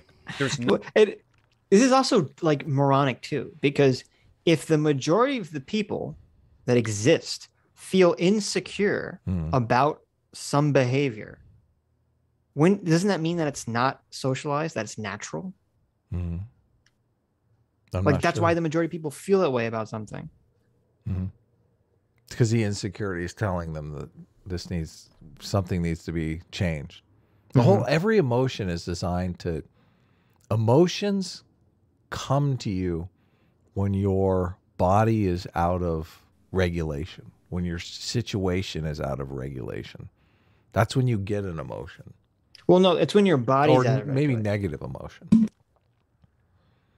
Yeah, negative emotion is when it feels like your body is not out of regulation. And then the problem is that humans can be very bad at determining what is causing that to happen. Right. But don't you think all negative emotion is to elicit some sort of behavior, some sort of... No, completely. Yeah. All emotion is to elicit some sort of behavior. Right. That's even like exist. happiness is like, okay, whatever you're doing, continue doing this, or you're doing better. Exactly. Yeah. That's the reward system for good behavior. Yeah, when you kill your the adulterous lover of your wife and it feels great. Think of it this way. I've done something great. Kids, especially young males, are not socialized to like to play video games. They naturally are inclined to like to play video games. Yes, totally. Okay. Yeah. Watching porn, same thing. Exactly. You're not socialized to enjoy porn. You're like, whoa, look at that. Holy shit. Yeah, exactly. Well, Vaush lives in a dream world where anyone who thinks there's it's that people are socialized to like porn do not remember what it was like to go through puberty. Exactly. Because it's like because it's so funny because it's such a night and day like switch. Like you're just you're just so completely uninterested in anything pornographic or the opposite sex, and then something magically how come like the socialization for being interested in sex and all this stuff, how come it only hits children at all like the same age? Yes. That coincides with biological changes in their body. Totally. Yeah. What's up with that? You're like, I hated that girl, but now for some reason, I'm particularly interested in her. Yeah. Yeah. Nothing direct or biological or natural or necessary about that arbitrarity. And hey, guys, there's nothing naturally how monogamous we're both there's nothing naturally necessary to you having a feeling that your offspring should be yours. No. It's so... I mean, this is the kind of misinformation that just like puts COVID misinformation to shame here. This is like, I know. This is a kind of misinformation that just, I mean, listen, COVID's not going to be here forever, but you are going to want to form loving relationships with other people if you're a human being, right? I mean, that's how things work. And you're just getting the worst fucking relationship advice from this guy ever. Ever. Why are you listening to this? People act about being cheated on. Like, have you seen how they act about all this stuff? It's not just the betrayal of being cheated on that bothers them, because cheating on non-monogamous people is still super fucked up. There's very clearly a sense of insecure and wounded entitlement. Cheating on non-monogamous people is also super fucked up, huh? I don't even know what cheating means in that situation. Yeah, I know. What do you? I don't know. Confusing, but okay. Because this happens outside of cheating too. Monogamous people have got... I've seen monogamous people get upset that their partners have had partners before them. What the fuck is that? That's like common. Guys get offended or insecure if their girl has had like a couple of partners beforehand. That isn't even... that shit is... Listen, if you felt insecure about something in your life, okay, that is not warranted. If you felt insecure about your girlfriend just talking to another guy, that means that your insecurity about your girlfriend getting fucked by that guy is the same. It's just arbitrary. It's just unwarranted. This is such a dishonest, like, line of logical or not logical reasoning he's taking his chat down. It's really baffling. So fucking cringe. Congratulations. That's monogamy normalized. An irrational obsession with and entitlement to sexual exclusivity from your partners. That doesn't mean every monogamous... It's so rational, though. I hate that he calls it irrational. Like, it's so fucking rational. I just don't understand. It's so like it's the proposal he's making is the irrational one. Monogamous person is like that, but that sure as shit overlaps, okay? So yeah, that's the worst element of it. Now that you've recognized the worst element of that behavior, recognize the core from which it is derived and accept it. Okay? At Vaush, oxytocin is released in the body during intercourse, a hormone which is linked to positive social functioning and is associated with bonding, trust, and loyalty. Isn't the fact that we become biologically more attached to people we fuck and are for monogamy? No. You become biologically more attached to people you have a good day bowling with. There are hormones that release that bond us. Oh, shit. Oh, my God. Vaush thinks. Vaush honestly thinks that people become more emotionally attached to people they bowl with and have fun with than that they fuck. Right. He basically just said, like, your wedding night is basically the same as just bowling on a Sunday. Okay, Vaush. All right, yeah. You know, because evolution has primed humans to bowl for thousands. I mean, I've seen the Flintstones, right? Obviously, evolutionary forces were at work here to make cavemen really care about, bowling and bonding over the act of bowling. Yeah. But not sex. There's no possible reason for why evolution would pressure humans into bonding over sex. No reason that I can think of. Now, I want all of you to think back to that time when you first had sex with your significant other, the one that you love, your soulmate. I want you to think about that time and then think, was that better than the first time that you went bowling with them? I want you to think back to the first time that you went to the bowling alley and set up the pins. Well, listen, let me use the Vaush school of argumentation here. Okay. Okay. Let's compare these two events. Listen. When I was 5 years old, my parents took me, 4 years old, my parents took me bowling for the first time. Okay. And I enjoyed it. I wasn't very good at it, and I had to put the little bumpers in the gutters, but I enjoyed it. Okay. I had a lot of fun. Did you? Yeah, because I would roll the ball and it would, or I guess I was probably like 3 actually, because apparently the story is early for bowling. Wow. I would roll the ball so slowly that I would roll it down the alleyway, and then I'd run along the side to like chase the ball. Oh my God. Because it was going that slow. You can't do that. You'd slip and fall. No, because it was the first time they took me bowling, it was like the last lane. So there was space. Oh, I got you. So where there wasn't an actual another lane next to me. Gotcha. It was just like ground. So I'd run alongside the bowling ball as it would go so slowly it would bounce off the pins when it finally got to the end. Right. Okay. Yeah. Well, this is joyful. Right. And I had so much fun doing that as a 3-year-old. Okay. And so if that's the case, and if that brings me the same joy that, having sex does, why didn't my parents take 3-year-old me to go get laid for the first time? No, Sitch, why? It's like the same act. Sitch, I mean, if you why feel gotta... the same way about it, if you have the same emotion about it, why, what's it's arbitrary, Adam? No, listen, come on. Adam, can you call yourself a true progressive if you don't want to deconstruct all social norms and rules, Adam? No. I mean, you feel the same, right? What's the difference? No. Pedos get the castration, okay? Why didn't my parents why didn't they take me to a special place that specializes in 3-year-olds? It would be interesting to get Vaush's response on that. It really would be. Because, I mean, there is that aspect of it as well. But, oh, my God. I mean, even if we're keeping this in the adult realm, which I would prefer to do, I'm struggling here. Like, even my first time bowling compared to, like, your first time having sex. I mean, it's worlds apart. What the fuck? What is he talking about? Ridiculous, Vaush. Nobody's buying any of this. I know why your chat is at you. Because you sound like an idiot. Nobody can take any of this seriously. People can naturally intuit the ridiculousness of the argument. Yes. Yeah. Of course they can. Yeah, they're functioning human beings. They're like, listen, I feel these things, Vaush. What you're saying makes absolutely no sense. To people when we interact with them in any way, shape, or form. Sex is a way of interacting with people. Obviously, it would procure bonding. Also, nothing about bonding, trust, and loyalty has anything to do with exclusivity. That's not even remotely associated with each other. Do you just bond with one person in your entire life? So people should both... See, this is... He can't think through the technical challenges of the situation. Like, all of those emotions that people are experiencing are designed to lead you to a behavior with a positive outcome for you.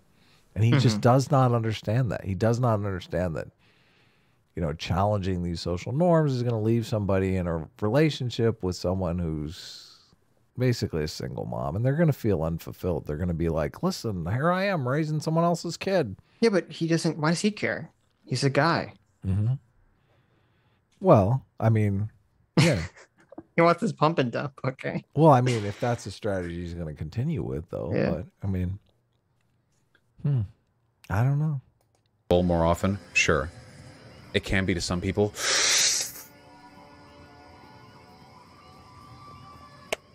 Well, it's a good thing I said that it's okay if you want to be monogamous, then. This seems weirdly validating to anti-monogamy perspectives, lol. Yeah, like, what if I just fuck 2 people? Wouldn't I just bond to 2 people then? Sweet. Remember that time when monogamy was based in completely made-up standards, but everyone acted like it was the default state and you had to remind them it's not? Yeah, there are people in chat still doing that, yeah. I don't remember that because it doesn't exist. That never happened. That never happened. But, Yeah.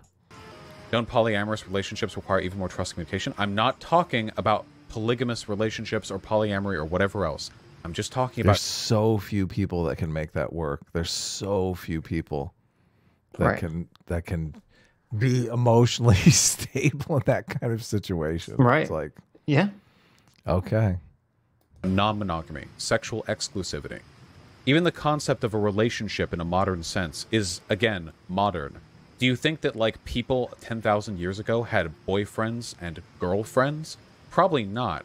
They probably had loose and fairly ambiguous, like, chains of social connections that were, like, friendship in the modern sense, but, like, the idea of, like, you two are in a relationship is probably not something we're biologically conditioned to do or to believe in. It's completely backwards. Totally. Yeah. Insanely backwards. Yeah, totally. Your life depended upon your fucking spouse.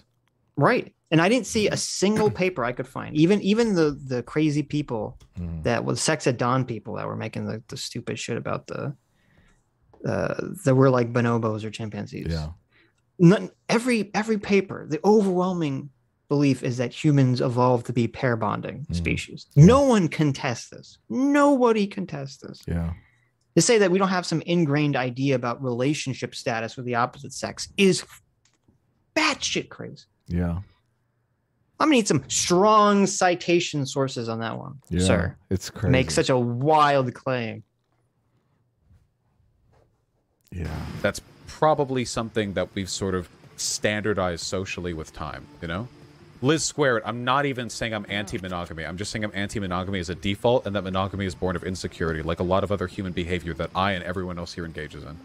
Does this mean we engage? Which is just fucking meaningless. I wish you'd fucking establish. I know why this is relevant. I mean, you continually giving this over and over again as the reason you're against monogamy, but not elaborating on.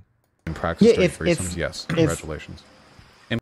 If a bunch of actions are based off insecurity, and even positive actions are based off insecurity, why do you keep bringing it up as if that's the reason why monogamy is bad? Bingo. It doesn't make any sense. Bingo. It makes no fucking sense. Bingo. Yeah, exactly.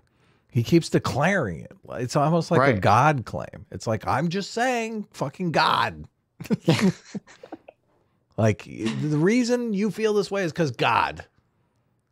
That's all I'm saying, okay? That's all. Listen, that's all I'm saying. I don't. What's so confusing here? Yeah.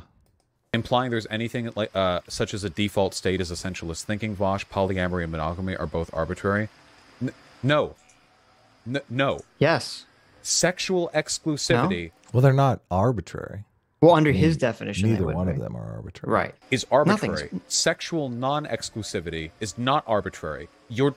A restriction and the app. Oh my God! Now wait, he's saying, what? Now he's saying.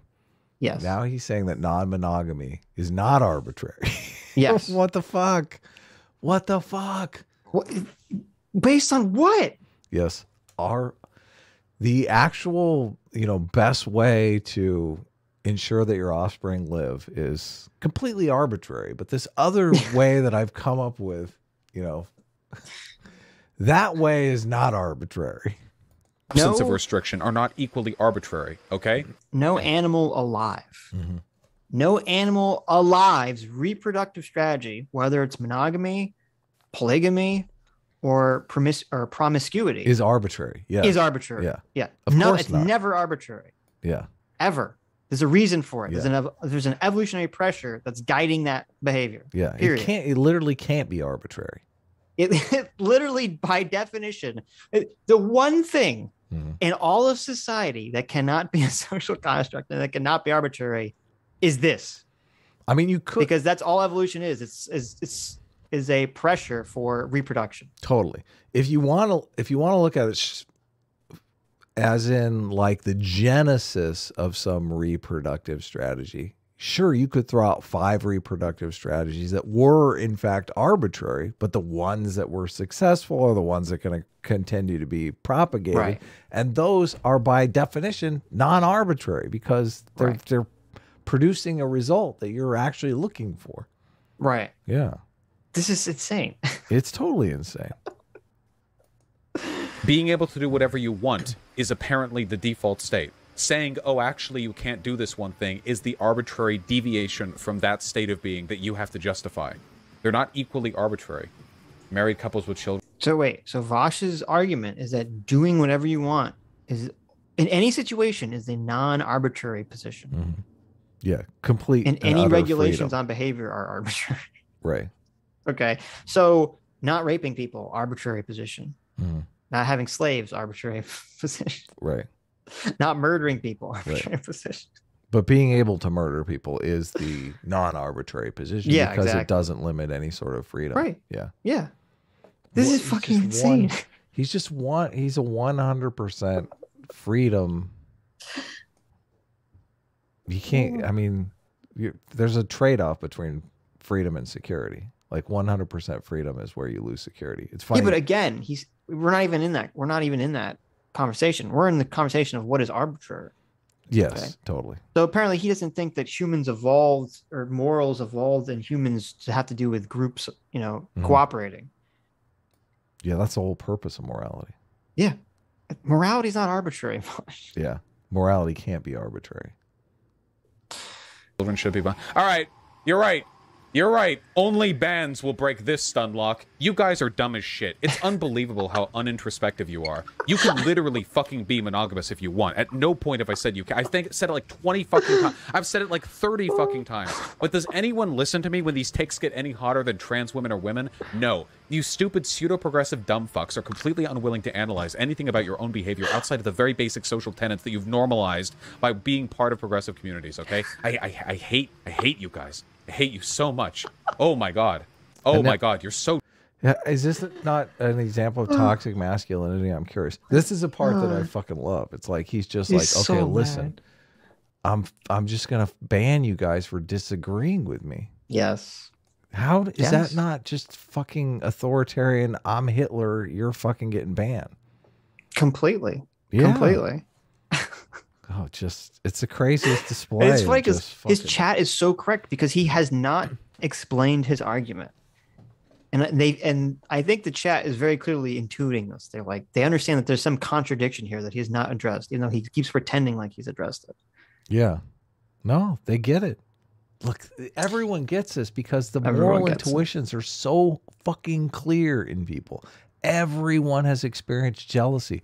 Everyone has experienced, you know, a mate bonding situation or fantasized about a mate bonding situation if they've never actually been in one. Like everyone understands this at a very visceral level, and just his like silver-tongued devil trying to talk them out of their own feelings. It's never going to work. Never in a million years. So now it's off with the heads. It's like, okay, well, if I can't convince you with my non-arguments, I'm just going to start banning you until you submit to my intuition that I should have as many females as humanly possible, and you guys can all just get fucked. John Master says, one might say Vaush is being insecure. Oh yeah. Oh fuck yeah. Vaush, why are you so why are you upset? I don't understand, Vaush. Why are you bothered right now? Why are you so insecure about your position? Yeah, why do you need to ban people to like assert your dominance over them? Right. Why does it bother you if chat disagrees? Why don't you just move on and talk about something else? Yeah. He has to be right though. I know. Listen. But he wants the validation from his chat. The ladies want to mate with the guys that are right. We all know that. Yes. Right, but the way to be right is you have to be validated by other people. Yeah. And that's why you freak out when you lose that validation. It's like, wait a minute. Yeah. He realizes his place in the social hierarchy is slipping. He's like, oh no. Maybe it's not as stable as I thought it was. I know. It's so funny. This is totally born out of insecurity. I know. Sean for $20 says, glad you guys are back. First, wondering if Adam watched Matt Walsh call out Vaush and what he thought. It's Matt Walsh's newest video about his book. Also, A-Team is the non-gay team. Let's go. Yeah, that's right. Sitch Did you watch that video? I watched Sitch is a little effeminate, guys. Okay, he's not gay. All right. I did watch the Matt Walsh video. Yes, I did watch it, and I mean it's okay. I'm not a Matt. That was kind of Walsh boring, fan. But I did. I mean, I was somebody, and maybe you're the person that tweeted at me that you wanted me to watch it, and I did. I was gonna look it up, and I went. I didn't tweet. Someone tweeted to both of us. Right. Yes. Well, I'm saying the super chat maybe. Right. But I did go to Matt Walsh's timeline, and I found Matt Walsh made a video talking about how he wanted to disenfranchise voters, and I was like, okay, fuck you. It's funny because he had one good take in the Vaush, his Vaush response, where he was claiming that Vaush is a complete moron, that Matt Walsh wrote like a children's book for 3-year-olds that had very clear understanding themes, and Vaush is over here saying he doesn't understand it. Right. Which okay, but that led us to, as you said, Matt Walsh's voting take, where Matt Walsh wants to have written essay questions for people to get to be able to vote, and he wants to disenfranchise half the amount of people that vote right now. Yeah. So, which is just insane. Which is totally insane. Authoritarian, and I can't stand it. Right. So. Dead M for $20 says, hey everyone, in celebration of Adam surviving, be sure to smash that like button. A-Team for the win. That's right, guys. Smash that like button. You know, for every like you give is a day quicker, Adam will get over COVID. I hope you guys are a minute quicker, Adam will get over COVID. Every like on this video is another guy that Vaush's girlfriend has sex with. Okay. So just smash that like button like it's Vaush's girlfriend going to town. What was There you go. It's Matt from Tinder. He's calling There you go. Vaush's girlfriend. There you go. For every 10 likes, Matt from Tinder calls up. Yeah. Every Vaush's, 10 likes, future no, every girlfriend. Yes. There you go. How many likes are how many what is Vaush's girlfriend's number already? I'm curious.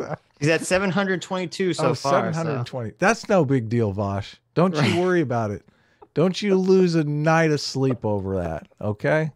There are some women that, I mean, I've seen these videos. They have like sex with like 500 guys in one day. Listen, okay? Why do you think they call it smash the like button?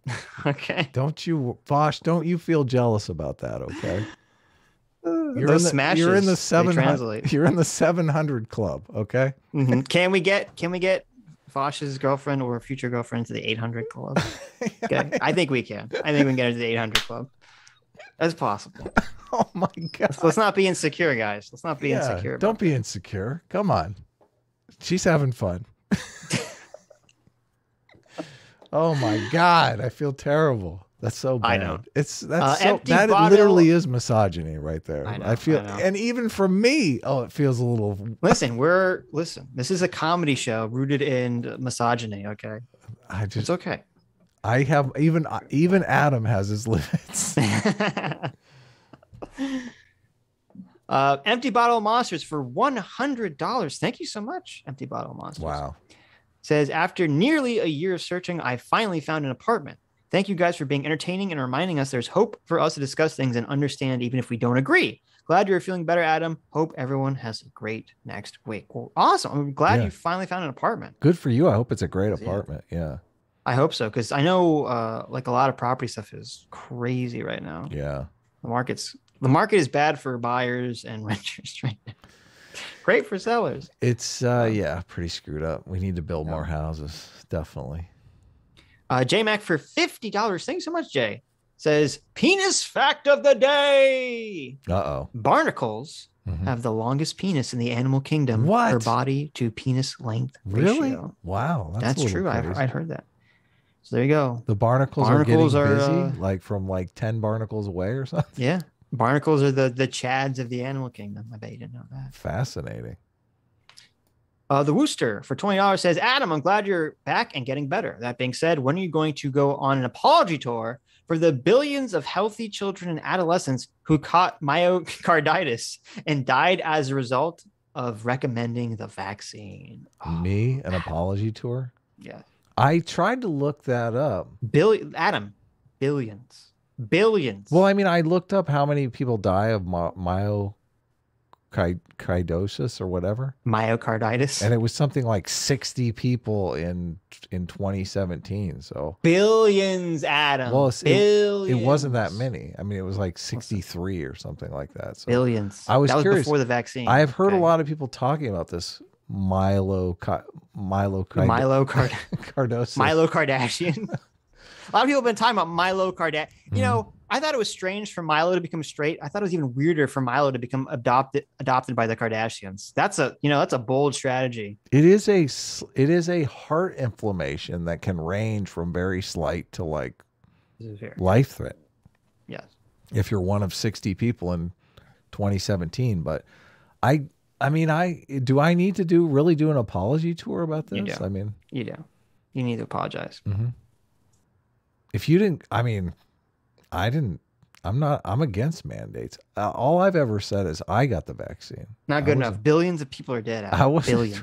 Billions of people are dead. I'm not Vaush here. I'm not saying, listen, monogamy is arbitrary, but the vaccine, that is very unarbitrary. Right. Yeah. Vaush has a very different perspective. So I'm the one that said you shouldn't get the vaccine if you feel like it's going to cramp your style. Your pal Ashley for $20 says, the aspect that I think you're missing is humans are social animals on top of that. If people have several sexual partners, if you don't have social connections as well, most people will feel empty. It's why incels are wrong. No, that is true. And the question that would be, why did humans evolve to be that way? Mm-hmm. And the answer I give is because humans evolved to be monogamous, Yeah. to actually care for their young. And that's exactly why there's that feeling. Because yeah, people, especially younger people, maybe they'll like fucking a bunch of different people, man or woman, both sexes. Maybe they'll enjoy that for a while, but it might give them momentary happiness, but it won't give them a sense of fulfillment. Yeah. Don't tell Vaush that. And there's a reason for that. There's an evolutionary reason for that. Yeah. Daniel the Bruce for $20 says, look into the research on societies and cultures where polygamy or polyamory has no stigma, and you'll find the vast majority of relationships in those societies end up being one partner monogamous. That's true. Yeah. Yeah, that is completely true. It's because only the very top of society, the very wealthy, can afford to be in those polygamous or polyamory relationships. Crimson Fox for $100. Thank you so much. Crimson Fox, thank you. Says, I think it's fair to say that a polyamorous relationship would work for some people. For example, bisexuals with open personalities. What's insane is to say that this should be applied to all society. Yeah, I think, to me, in a modern society, I think the only way a polyamorous relationship would work would be with at least one of the people is bisexual. Because then it's not like, oh, I have two wives, right? Then it's like, oh, we're all in a relationship with each other. Because then there shouldn't be jealousy if that's the feeling. If everyone's in the relationship with everyone else, there shouldn't be the kind of jealousy there would be if it was like, oh, I am a husband and I have two wives, or I'm a wife with two husbands, and the other two people don't have any sort of intimate relationship with each other. That just cannot work. I don't think that can work at all. Human beings have a wide range of various emotions and intuitions. So I know how I'm calibrated. I think a lot of people make the mistake is they consult how they're calibrated and just assume everyone is calibrated the same. I think that's that is wildly inaccurate.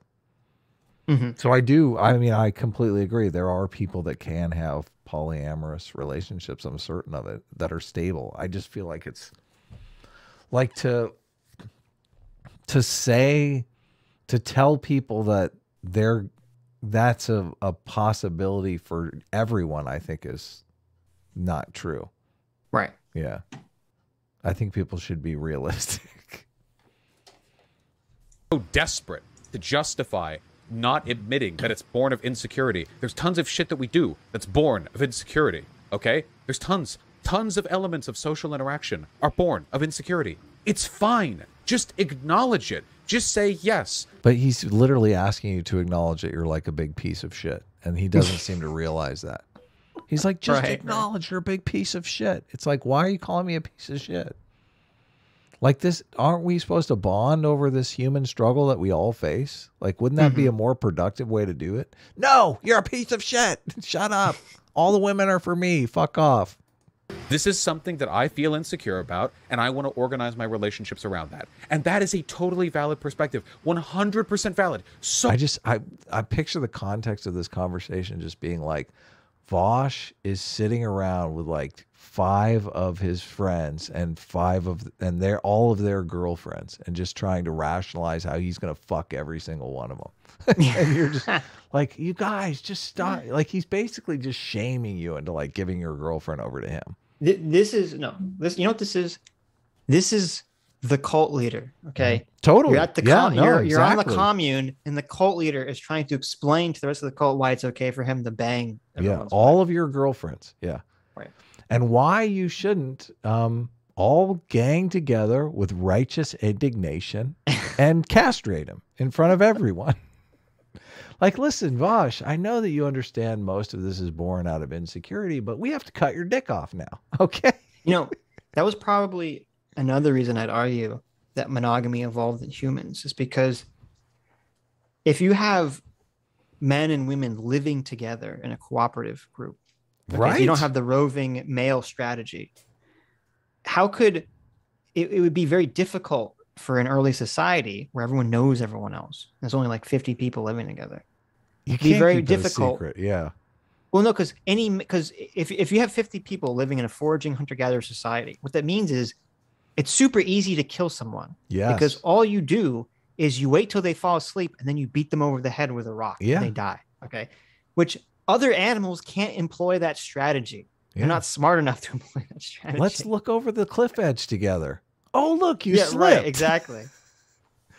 Yeah, no, it's totally, your life is in everyone else's hands at all times. Yeah. Yes. That's why this whole idea, Vaush sitting around talking everyone into letting him fuck their girlfriends, is just something that is just like modern society breeds this. This wouldn't be possible in any other society. Right. Like all these people would snap out of their delusion and be like, okay, let's just get rid of this guy. This guy makes me uncomfortable. Me too. So fucking valid. Equally valid to what I want, okay? Just acknowledge that it's that, okay? That is what it is born of, all right?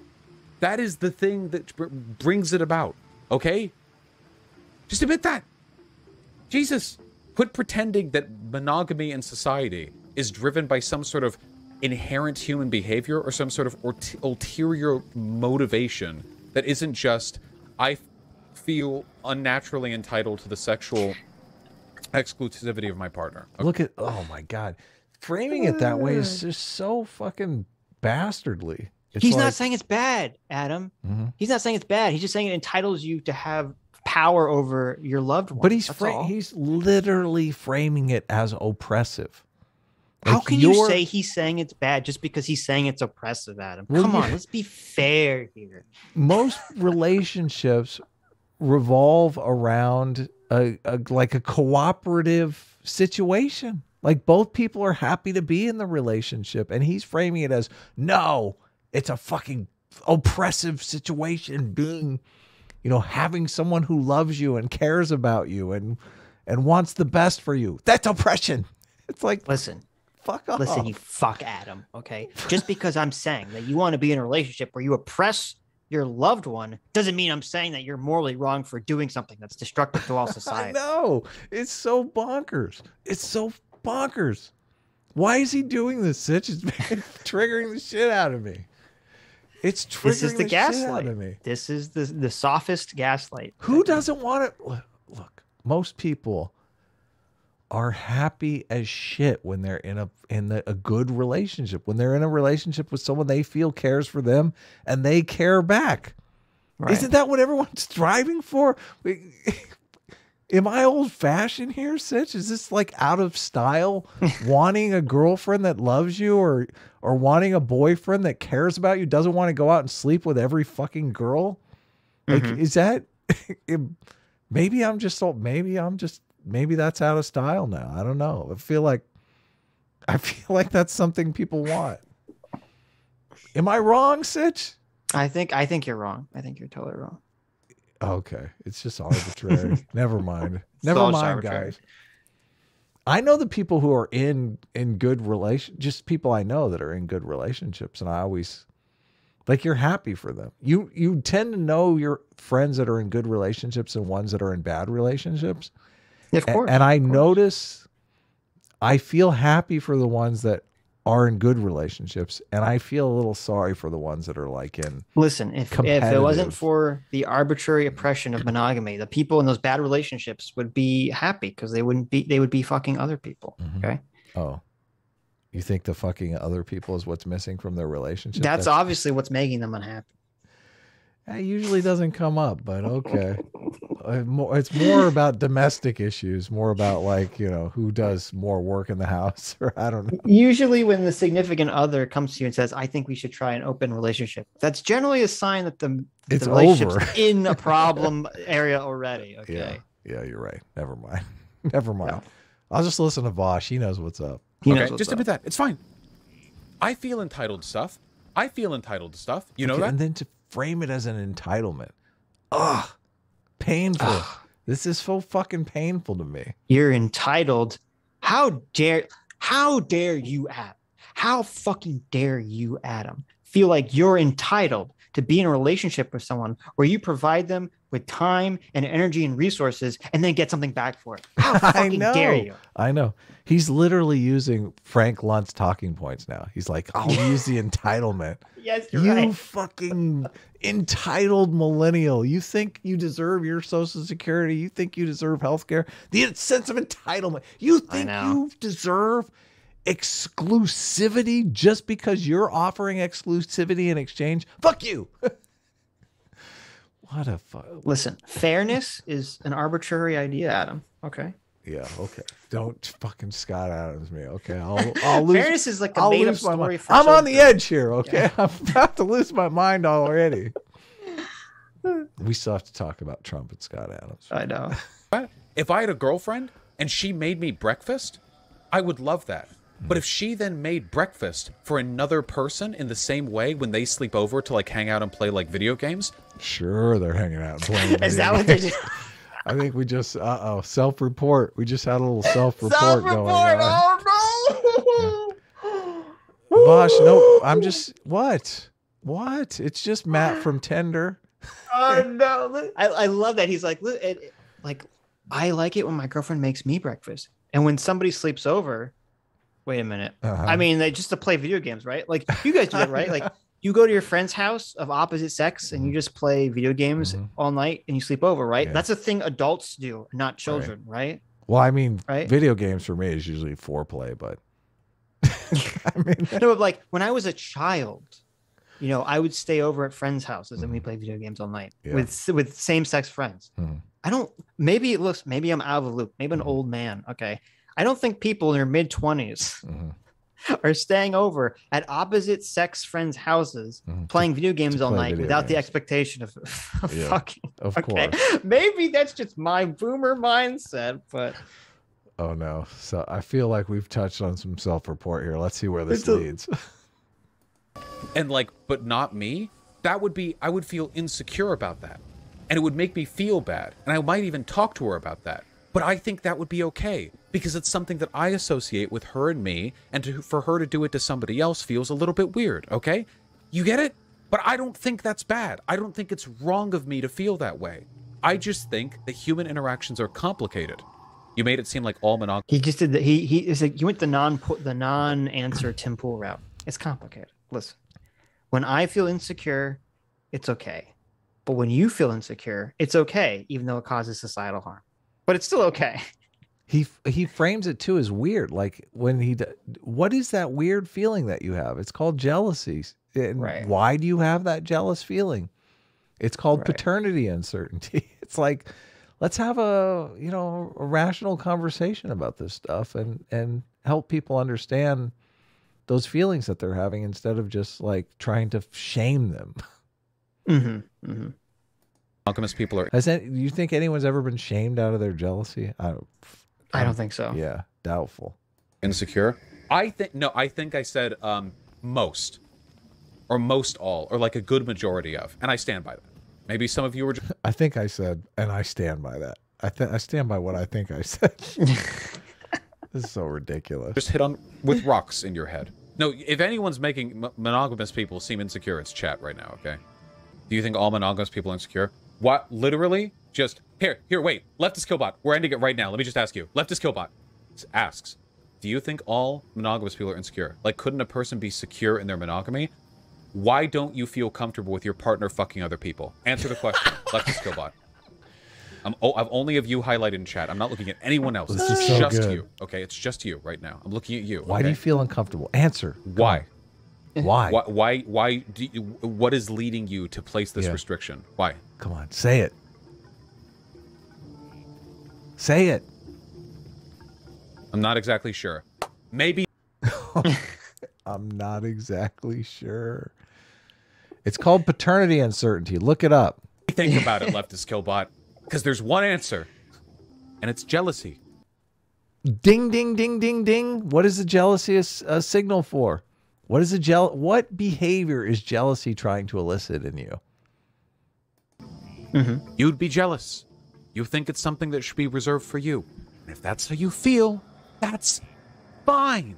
So listen, Adam, when you are, sitting here in a cardboard box and you see the guy with the $100,000 car drive by. Okay. You know, what are you feeling right there at that moment? I feel jealousy. Don't tell me jealousy.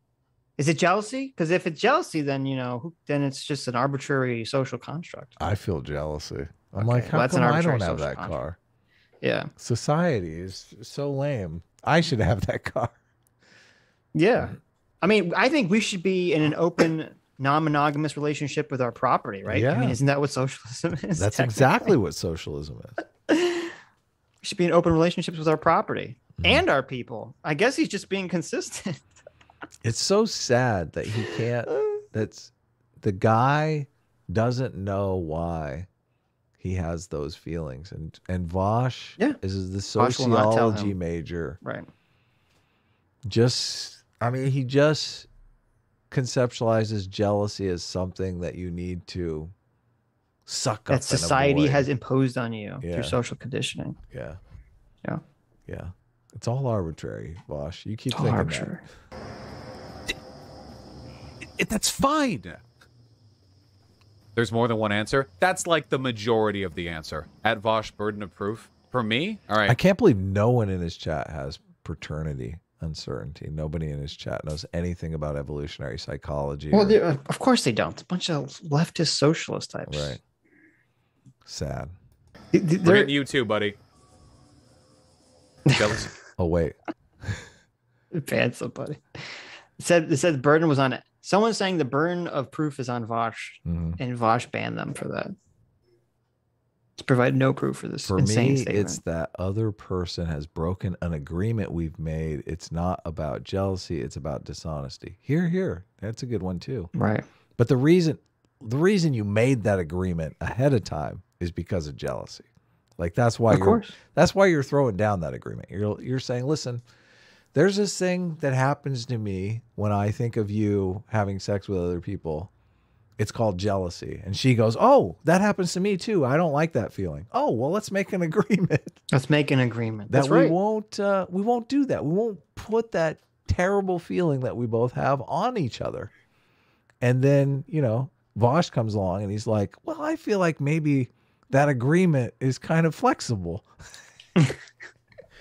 And he doesn't tell you. And that's when the dishonesty comes in. So, yes. Yeah. See, is sometimes a good thing. Look how explicit we can talk about this stuff. Isn't it helpful? I think it is. It is helpful. That's crazy, dog.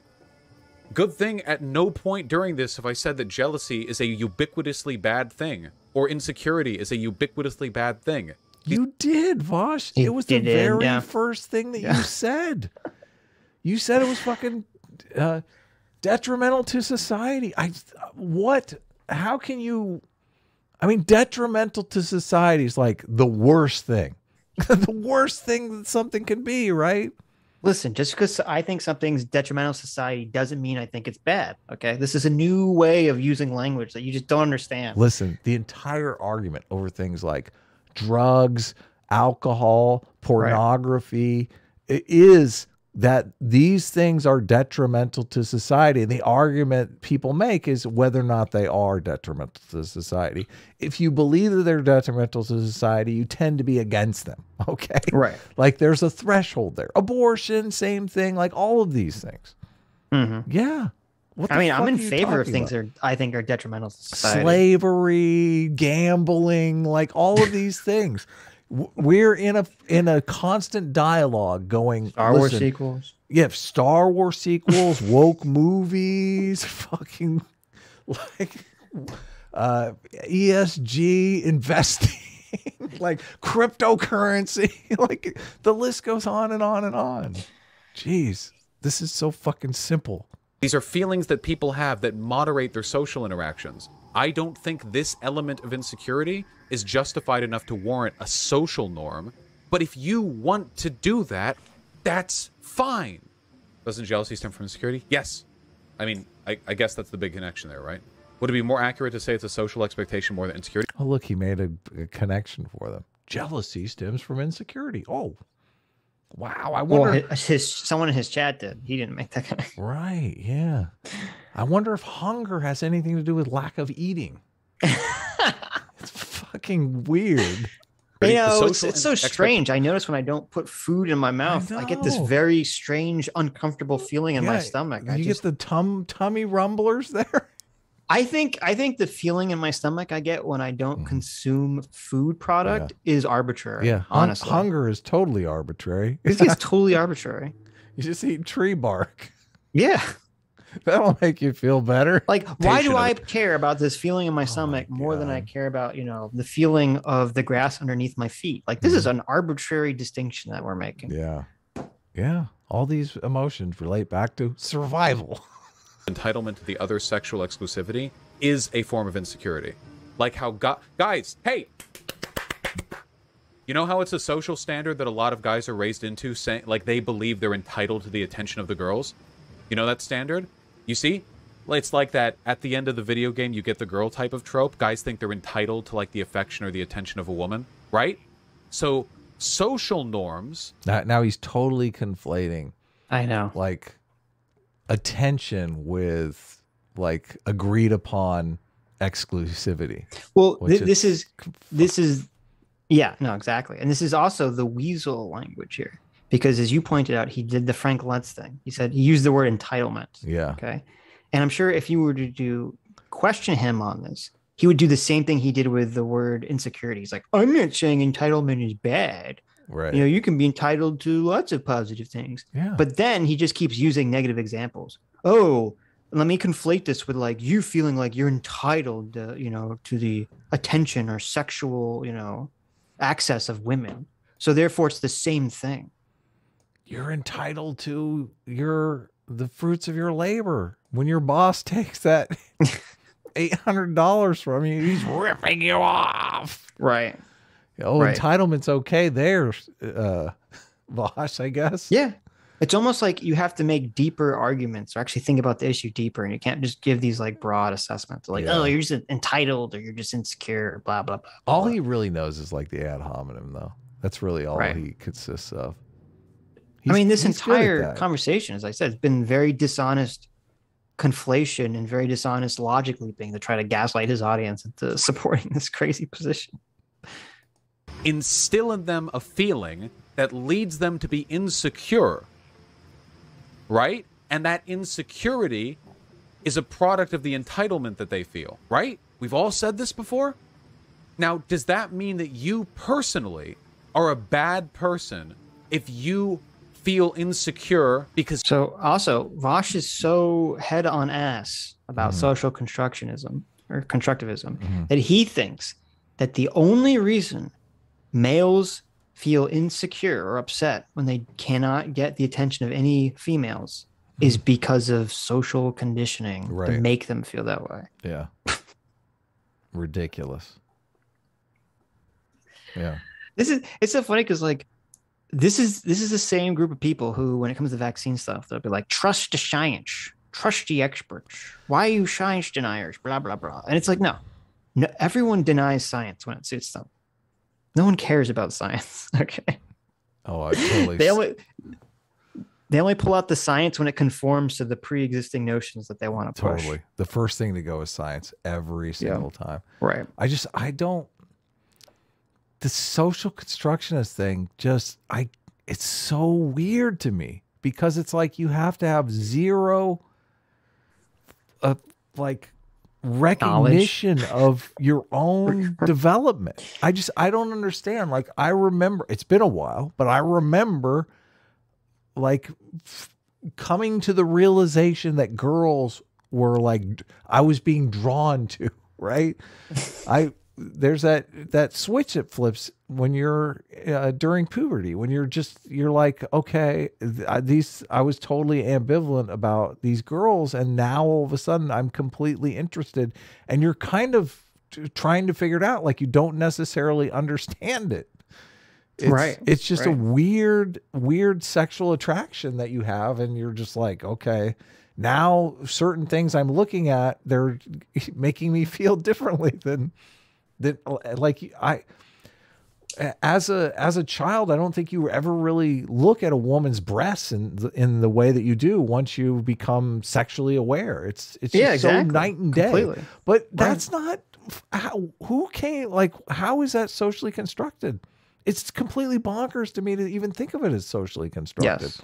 It's like nobody sits you down and has some conversation with you about what you're sexually attracted to. You're kind of figuring it out yourself. And I mean, I listen, I think I talked about it once before, but I listened to a podcast where I think there was like 3 gay people on there. I can't remember whose podcast it was. I think it's Andrew Sullivan.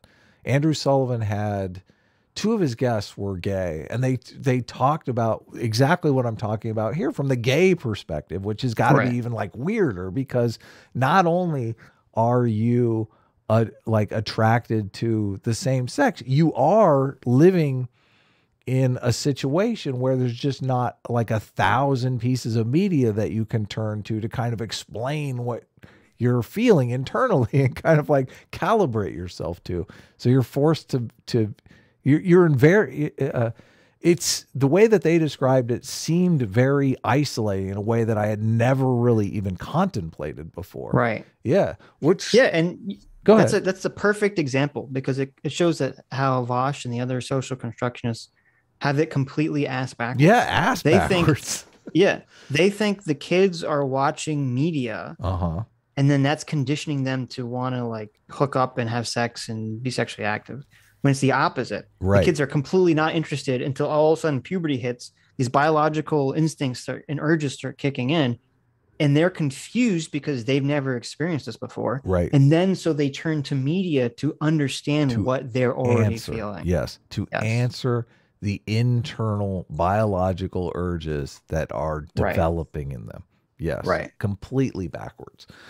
So it's so weird.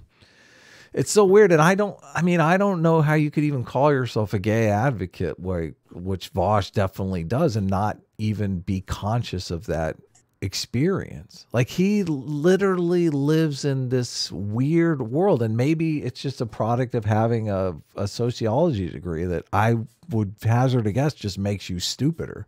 Like, the idea that like gay people don't have the same sort of development as heterosexual people, just attracted, fixated on something completely different. It just seems completely natural, logical to me. Am I saying puberty instead of puberty? Yeah, that's a. They looking at Matt. Yeah.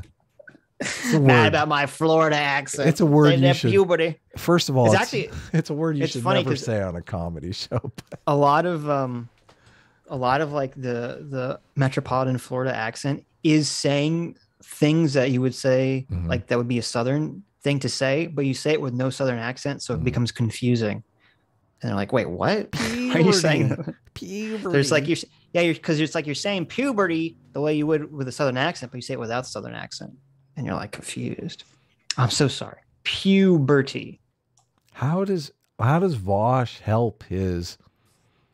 I mean, Vaush makes videos on things like identity. I mean, you can't be having conversations about trans and non-binary without having a conversation about identity, right? How you're forming your identity, how you're becoming the person that is you. And I just, not knowing any of these basics, how can you be an advocate in any competent way, shape, or form here? It seems, I mean, people want to give Joe Rogan a hard time for like COVID misinformation. This seems like way worse than any of that kind of shit. But I mean, it is what it is. It's just on a smaller scale, so it's, it flies under the radar mostly. People are drawn to what they're drawn to. Right. Yeah. Nails for 20 euros says, Survivor class is best class. Good to see you are okay, Adam. Yeah. Fucking now I'm in the natural immunity club. Better watch out. That's right. Kessie Estrada. Hey, Kessie. For $20 says, how often do you get booster shots for polio, measles, hepatitis, etc.? If vaccinated, why did you get COVID, but you don't have any other aforementioned diseases? I mean, because go ahead. Well, I mean, because obviously the COVID vaccine doesn't provide 100% immunity, which I mean, that's been known for a long time, hasn't it? Yeah. Yeah. I mean, I use the analogy of seatbelts. Like the idea that Right. seatbelts are supposed to prevent you from getting in a car accident is just, I mean, that's not the reality of the situation. If Sure. you're looking for a vaccine that's going to prevent you from getting it, feeling anything, and It doesn't exist. Yeah. that's the barrier that you want, okay, don't get the vaccine. This isn't for you. Like if Right. you're after some level of protection, which obviously I'm much older than most of you, so I just did the cost benefit analysis. But according to the fucking conspiracy Biden administration, super leftists who I don't agree with and think are all pieces of woke shit, according to their understanding of the science, every experience that I've had anecdotally has checked out. Like my wife had a booster 2 months previous. I wish I would have got the fucking booster. I mean, I don't know what I was thinking. I should have got the booster like right before the holidays. Right. I mean, it's hard to pin down. I went out to dinner. I went out to dinner with like 10 people with family and stuff. So, I mean, yeah, I was risky over the holidays and Sure. I ended up paying for it. So there was obviously an initial hope when they were developing the vaccine that it would provide, 100% immunity, but it didn't. So yeah. I don't know what to tell you. Well, As you said, if that's your bar, then I guess that's your bar. But it definitely makes a difference. what I don't understand is the situation is not unclear. Okay. The situation is completely clear. People are saying if you get the vaccine, you will get COVID. It's not preventing you from getting COVID, but you'll suffer less severe symptoms. Like what you really want to worry about. And, I had it, so I feel it. Like I feel it in my head. I feel it in my body. I feel it, in my sinuses. I feel it in my throat, right? What you don't want it to do is to move down into your lungs because you're fucked. You're fucked. My throat felt like a tennis ball in my throat for like a week. If you got that kind of inflammation in your lungs, you're fucking dead. You are dead. So, I mean, it is, what do they call it? Like viral load. Viral load has an effect on it. I mean, the vaccine makes. I said, you want to get a big viral load down your throat? Well, the vaccine, and a lot of people a lot of people have a different feeling about the mRNA vaccines than me. I would be more afraid of a traditional vaccine where you were actually being exposed to the genetic material of the virus, because this virus, I mean, the jury's still out on whether or not this virus was genetically engineered, right? We don't necessarily know the source of the virus. Right. So being exposed to the virus, the vaccines are exposing you to a part of the virus, which is the spike protein, which is not actually any of the genetic material. And if you're building up immunities that'll fight that spike protein, it's just a question of how much your body has spare resources to build up immunities. If you have a viral load of like 10,000 and you don't have those spare resources, obviously you're going to get sicker than if you do. So, I mean, there's a lot of variables at play here. I just don't, I don't get how any of this stuff is unclear. And when people talk about it, I think they're just kind of trying to make things unclear to kind of bolster their position. People reacting to the mandates. Yeah. And then they kind of work backwards from that. So, but listen, I wanted the vaccine. Like I said, I'm glad they invented it. I don't know if I couldn't tell you. So I got vaccinated 8 months ago. I couldn't tell you if it saved my life like 10 times. I don't know. Like, I don't know. Right. Right. You don't know how much virus you're exposed to. So, hey, I see Counterpoints is this a good time to let Counterpoints in? Maybe. Sure, if he wants. Counterpoints wanted to come on and talk to us about some stuff. Calismorn Rex for $20 says, tisk tisk. You're missing that Vaush is a libertarian socialist, because libertarian socialists totally aren't a contradiction in terms, and nothing says libertarian like being pro-government mandates of medical procedures. Fuck yeah, exactly. What the fuck, Vaush? There you go. True. If people don't want to get the vaccine, they shouldn't have to get the vaccine. And look, this is another thing that I don't understand, because it completely bugs me from the progressive perspective. They're lying too when they're talking about how, oh, you know, we all need to be vaccinated for it to work.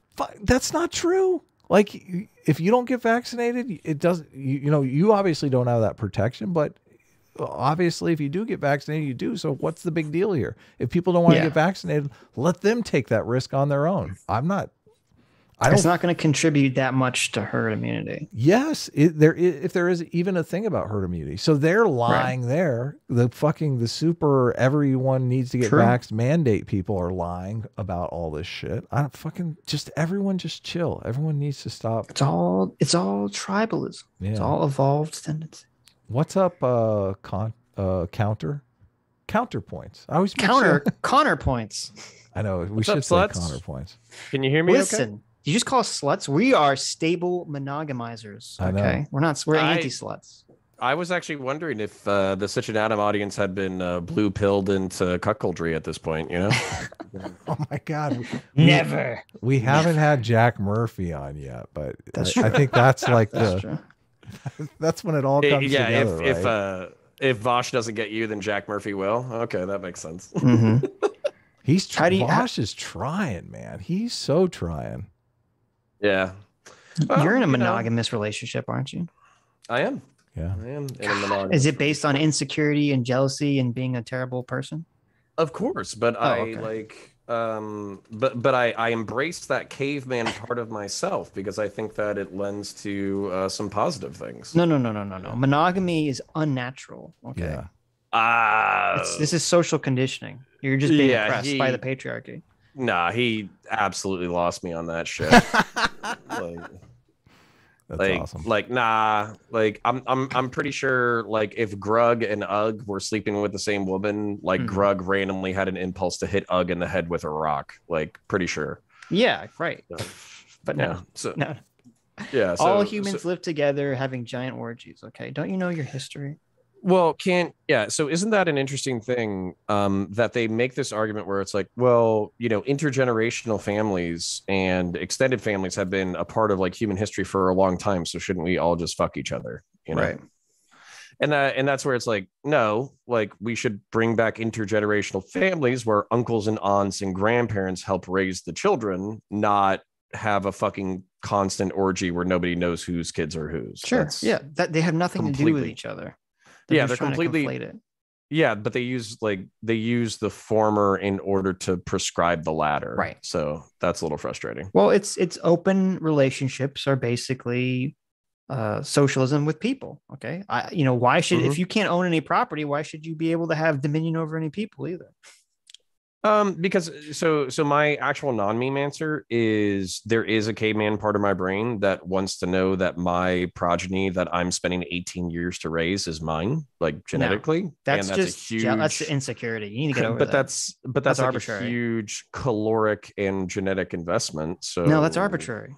No, because basically like the thing that frustrates me when they do hit it with the arbitrary thing is like maybe arbitrary to you because you're the person who's going to fuck and leave and not take care of the kid. But to the people who are going to take care of the kid, it does matter. So is Vaush going to be okay raising a bunch of other people's kids? No, he's going to be okay sleeping with a bunch of other people's partners and then dipping out. So that's true. Yeah. So and it kind of it all depends on what you. Well, I mean, it all depends on what you want, right? You know, there plenty leftists don't want children. I don't think that's like necessarily true, but I think it's true enough. So, you know, if life is just like this big pointless experiment to, you know, then why not focus on just fucking as much as possible for pleasure?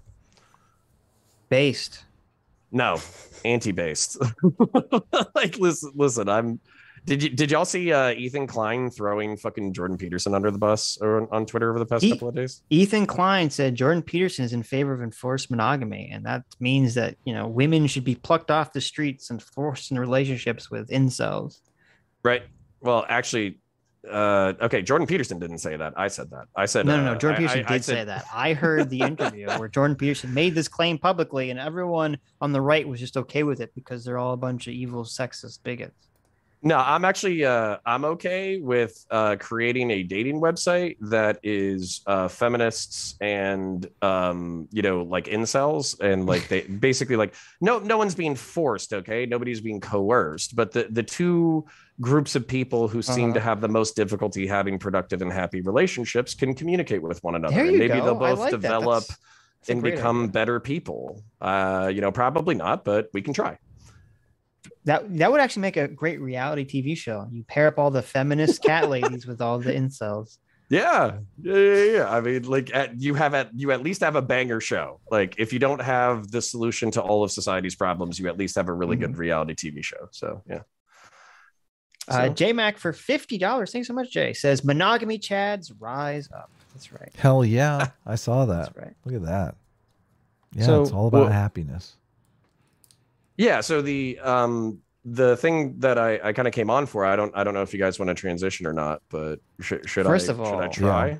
We're both non-binary already, so we've already Adam transitioned. The real Adam, listen, we were lying. Adam didn't have COVID. Adam is actually transitioning already. That's why you to non-binary. Well then wait, so does this count as a fucking W for me? Do I just win the debate automatically? So we had a tattletale. I forget who it was. We had a tattletale come to us and they're like, Sitch, Adam, Counterpoints has some really shit take on non-binary gender pronouns. And I said, oh, okay.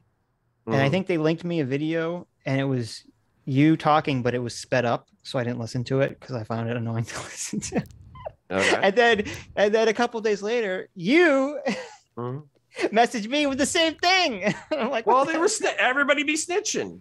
What now I'm wondering, maybe I didn't have a snitch. Maybe you were the original snitch from the beginning. Oh no, I don't need that kind of drama in my life. I got a completely different snitch story though, because somebody messaged me and said that you were like deleting people's comments and getting really mad at your audience. And I watched your video Rage, which was also sped up. Don't do that. Why are you doing that? That's like a spoof video from like 6 months ago that my editor made. Oh, okay. People were super bent out of shape about that, and so I watched it and I was just like, I mean, you do what you want to do. I don't necessarily know about. I mean, our audience, I feel like, is a huge resource for us, and they beat us up something fierce. So. Yeah. Well, I punch back. That's my thing. So whoa. Yeah. Don't imply that we don't punch back. Yeah, we punch back. What are you talking about? We're here every Sunday punching back. Listen, you're centrist. You got to punch left, right, and center. That's another thing we should talk about, because I do think when you say that you're a centrist, you really are saying that you're a moderate, and we have a completely different definition of centrist. Like moderates tend to. They're in favor of policies that are trying to split the baby. And we define centrists as centrists are like someone who is pro guns and pro abortion, pro choice. Okay. Would someone who's not ruled by tribal partisan politics. Pro-gun. Wait, I'm pro-guns, and I'm also pro a minimalist state that provides essential services that creates a healthy, happy, functioning society. I'm just using That's not contradictory. I'm just using it as an example. So traditionally, the pro-gun side is on the right, and the pro-choice side is on the left. So you have two positions that are, at the. I don't want to call them extreme, but they like you don't really. They're associated with two different groups. Yep. Yes. Yeah. So, but then you can have the opposite of that, and that person would be diametrically opposed politically. They're against guns and they're pro-life. But that person would also be defined as a centrist. So centrist is this thing that is not necessarily enlightened a group. Centrist. Let's be right. It's like we've made up this term. So that's the way we're that defining centrist. So we have an audience, even though they're all centrist, they're like completely all over the place on positions. And moderates tend to be something that is like I'm going to try to find a sensible position between the two extremes. And I want to be clear here before you answer. I don't care about any of this. This is all Adam said. I literally don't care about this distinction at all. I do. Well, I mean, no, I'm fine. okay, I don't care. Such because basically my thing would be then and I'm not saying like I'm that ass mad about it, but then why the snitching? You know what I'm saying? Like yes. if it's all just, hey, I'm left on this issue, I'm right on this issue, and you get to claim the label, then why is this person running back to mommy and daddy? And like, obviously, I don't give a shit. You don't need to take accountability for your audience. Audiences are fucking schizophrenic pieces. They weren't of shit. snitching. They were saying that they were basically trying to illuminate a miscommunication that's going on, because you on your channel will say, you know, Sitch and Adam are centrists, and what you really mean is moderates, when I don't think of myself as a moderate. Sitch here is a moderate. He's the one trying to split the baby. So. That's not true. But I mean, I'm in favor of 12-year-olds having the right to vote. I don't see why we're disenfranchising 12-year-olds. That's crazy. Right. That is a crazy fucking most take. people would not call that a moderate position, and that's why I brought it up. So it's like when you're saying centrist and you mean moderate, it's not really basically a good Adam wants to say, listen, Connor. You're not one of us, okay? You can't sit with us. Yeah, listen, you can say you're a moderate, but don't you dare say you're a centrist. Well, that's what Adam's trying to say. You say, listen, you say whatever you want to say, okay? I'm just saying. See, wow, what a centrist position right there. So hold on. My take would be that centrism wouldn't necessarily be like splitting the baby has like a nefarious connotation, right? Because people. Yeah, because people have that association where it's like, the Nazis want to kill 6 billion Jews. The normal people don't want to kill any Jews, so let's kill 3 million Jews, right? Right. Like that's the meme of centrism, is that like we're no matter what, we're gonna find the middle position between these two extremes, and then we'll just do it. Now you understand why I make the distinction, because that's like they're really against moderates is what they're against. They're not necessarily against centrists. No, I disagree. They're completely against centrists. Yeah, I would actually say no, and I wouldn't identify as a moderate either. Sometimes I take like really hard stances. So for instance, like American global hegemony, mixed economy capitalism, I am like a hard anti-socialist, anti-communist. I don't think there's any evidence that eliminating landlords in the bourgeois class yields anything but fucking disaster. So like I'm pretty like staunch pro market, pro mixed economy capitalism, and then also while I have a bunch of things that are not necessarily fiscal conservative in my prescriptions, my instinct is fiscal conservatism. I don't want the government spending money on shit that doesn't do anything. I want them focusing on a few core institutional support structures that make a happy, healthy society, and then I want them to fuck off on the rest of it. So these are like hard positions that actually piss people off left and right. So I don't see that as splitting the baby. Now, maybe it's between the two positions of like, anarcho-capitalism and authoritarian communism. But just because it's its own position between two polar extremes, I don't view that as like trying to split the baby. Right. There you go. See, Connor is a centrist, an enlightened centrist, Adam. Try anyways. Okay. You're being too hard on the boy here. Sitch, I'm not being hard at all. What are you talking about? Being too hard. No, okay. Anyway, this conversation is boring shit. Let's talk about me too. the neo pronouns thing. Okay, this is what you're getting snitched on. Let's hear it. What is the argument? I actually hope this will be boring too. Well, if it is, then we'll just watch the video. Okay, cool. You supposedly this boy here, Connor, this small lad. I'm pretty sure he's older than me. Yeah, I'm like 6'4", 30, mid 30s. This small 12-year-old boy, Connor, with a family. Okay, he dares be in favor of non-binary pronouns, and is thus a bad men's for it. Okay, explain yourself. Okay. There's no explaining. Hold on. There might be. So I would say, what is it? It's like 97% of the population, according to trans ideology, is cis. They're born, they identify as man or woman. There's no problems. There's no gender dysphoria. There's no correlative mental issues. That's what they do, right? For the remaining 3%, there's intersex people, and most of those people can still acclimate to the gender binary at some point. Well, no, I think 3%, you could say 3% are trans, not 3% are intersex.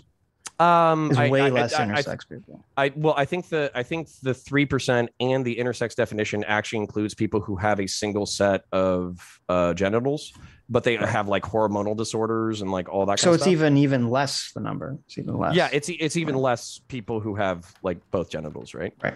And then I want to say it's like 0.7% of the population are some form of transgender, right? There's binary transgender and then there's non-binary transgender. I don't.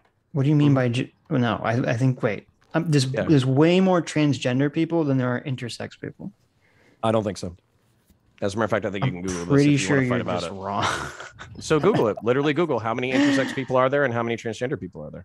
Where are you getting your numbers from? Gender. I Googled it 20 minutes ago. Are there?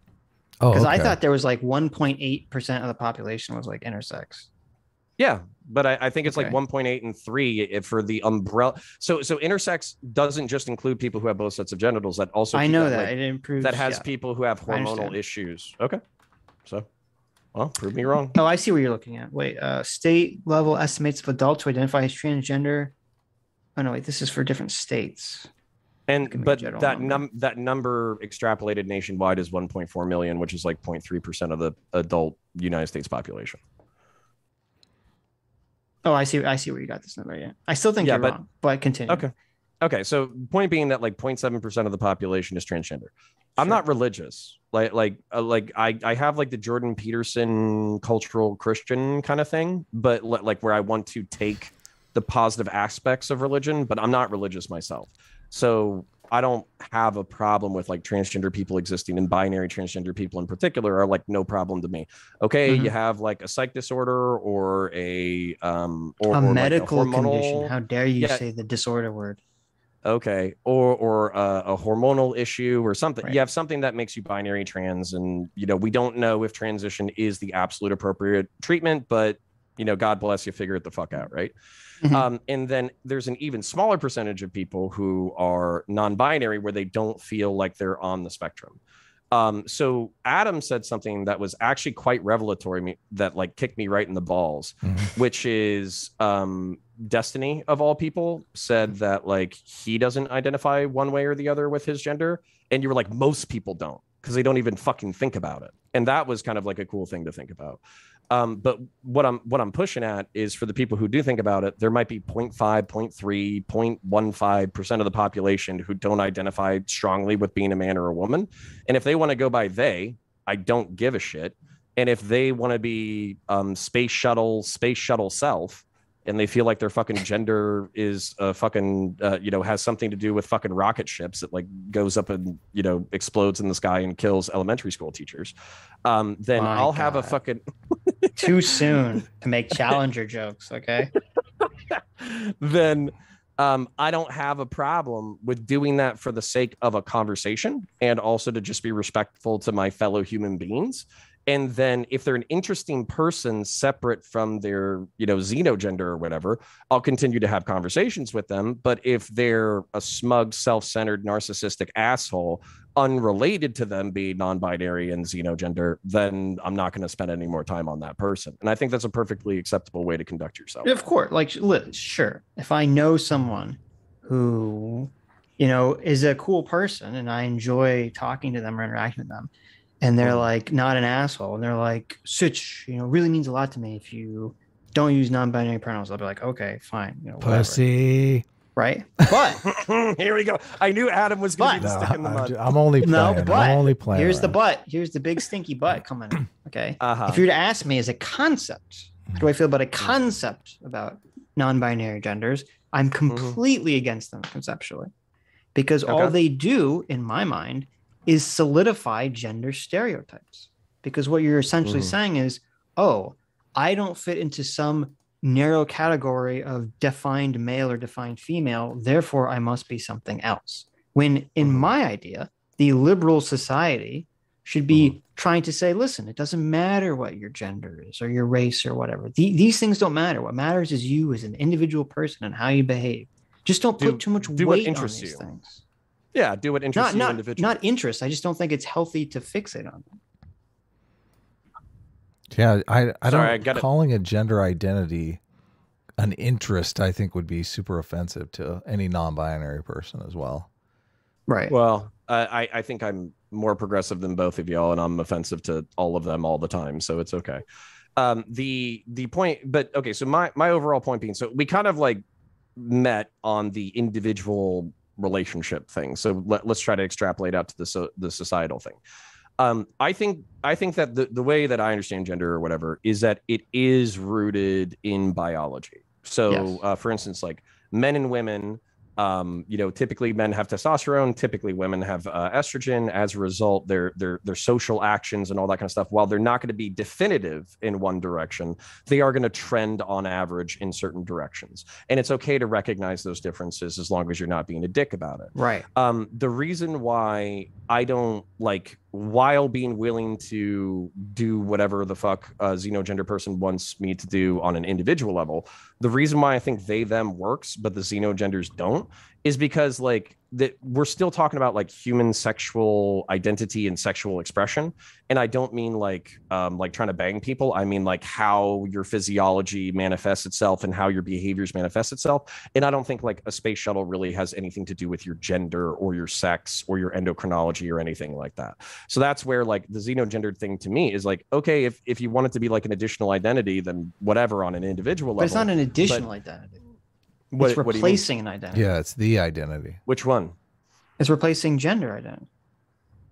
Sure. And that's where, for me, like the broader non-binary category of like, I'm a human being, but I don't strongly identify with being a man or a woman. I'm like, okay, whatever, they, them, sounds great. And then that extra shit, like so I'm trying to make a delineation. I don't strongly identify as being a male. I don't walk around thinking I'm a male, right? Do you play video games and jerk off and fucking like things that explode? Most of those things, sure. But what I'm saying, yeah, but this is my problem. This is my problem. Okay. You can descriptively say, listen, men and women will have these set of characteristics on average. Obviously that's descriptively true. The problem is when we fall into these pits of prescription where we say, oh, if your sex is male, okay, if you're born with testes and a penis, and you don't also share these interests, then you're wrong for that. Yeah. That's where I have a problem. Okay. That should not be the way it is. And it seems to me that if you say, oh, well, I'm born with the testes and penis, but I don't have stereotypical male interests or stereotypical male behaviors, therefore I'm not male. To me, that opens the door to so many additional problems that are completely unnecessary in our society. So out of curiosity, so what could you like name some of those additional problems? Not because I'm fighting you, but because I'm curious. Because it leads to the situation that we're currently in, where people are saying, oh, there's no, gender is not based on sex. It's not based on biology. Everything is arbitrary. Everything is culture.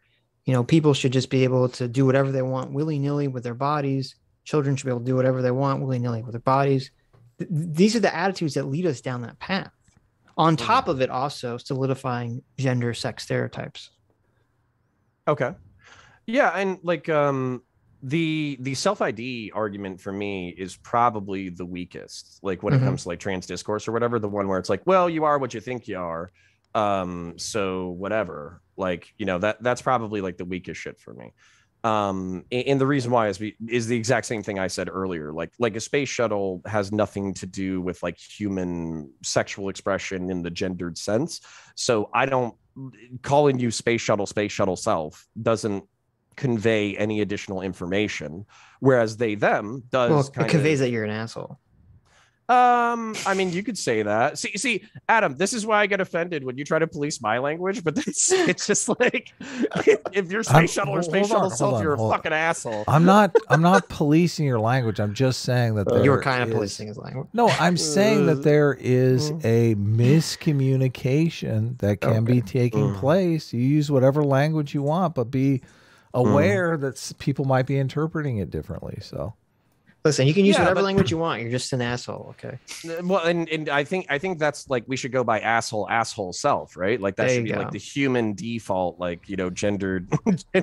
Well, I mean, I want to also make my position clear, because if you're out there saying, "Oh, this is Adam's position," I would at least like you to make that position clear, and I'd like to make your position clear to people too. I feel like, you know, get your name out of his mouth. Out of content, as content creators, we owe each other, you know, that kind of respect.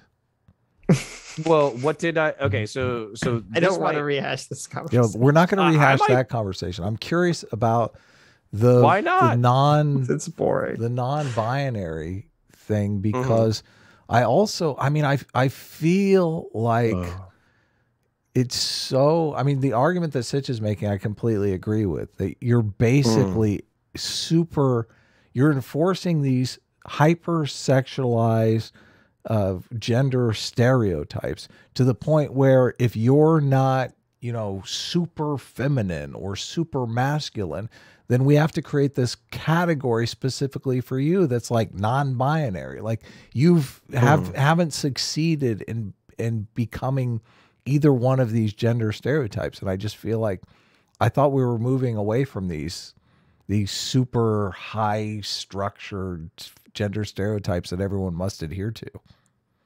Well, then this actually kind of begs the question of like, then why aren't both of y'all like gender abolitionists? Why don't we just refer to everybody as they, them? And you just see somebody with tits and you're like, oh, okay, I could probably procreate with that. And you see somebody with like broad shoulders and a bulge and you're like, oh, I could probably procreate with that. Why aren't y'all gender abolitionists? Because I'm not a gender serves technical functions. I think there's social utility. Yeah. So I think there's social utility. Social utility. Yeah, exactly. Okay. Giant social utility, don't you think? I mean, if we're putting out, you know, if we're looking for a suspect in a crime, like, wouldn't it be helpful to know if it was a male or a female, or, you know, there are certain descriptions that I think are useful. Yeah. So this is actually, I actually don't know if there's enough to fight over unless you take like any individual bone to pick, because basically on an individual level, Adam, I don't know how you landed, but it seemed like Sitch was okay with the way that I interact with individuals. And then from like a social prescription thing saying that like, hey, man and woman and male and female have medical and social utility. There's a few people who identify a little bit differently. You guys are uncomfortable from a social prescriptivist sense to kind of extrapolate that out, and you think it's dangerous and a slippery slope. And I probably I'm not agree with some of that, but I'm not uncomfortable with it, and I don't think like it's a slippery slope. I think it's like we're already thrown out the utility of it if we're moving in this direction. And I mean, I'm confused. Well, I'm just the whole idea that, you know, people can elect not to put their gender on their driver's license is already thrown out the utility of it. Correct? It depends. So for instance, like driver's license has like a lot of other information, like, you know, used to work in law enforcement, right? It has, obviously, you know, X, you know, so let's say that, you know, we are talking about like 0.3 to 0.7% of the population. It still has like a height, weight, eye color, and a photo. I think we'd be okay. I don't know if criminals would be smart enough to identify as non-binary to confuse cops for like an additional 3 seconds.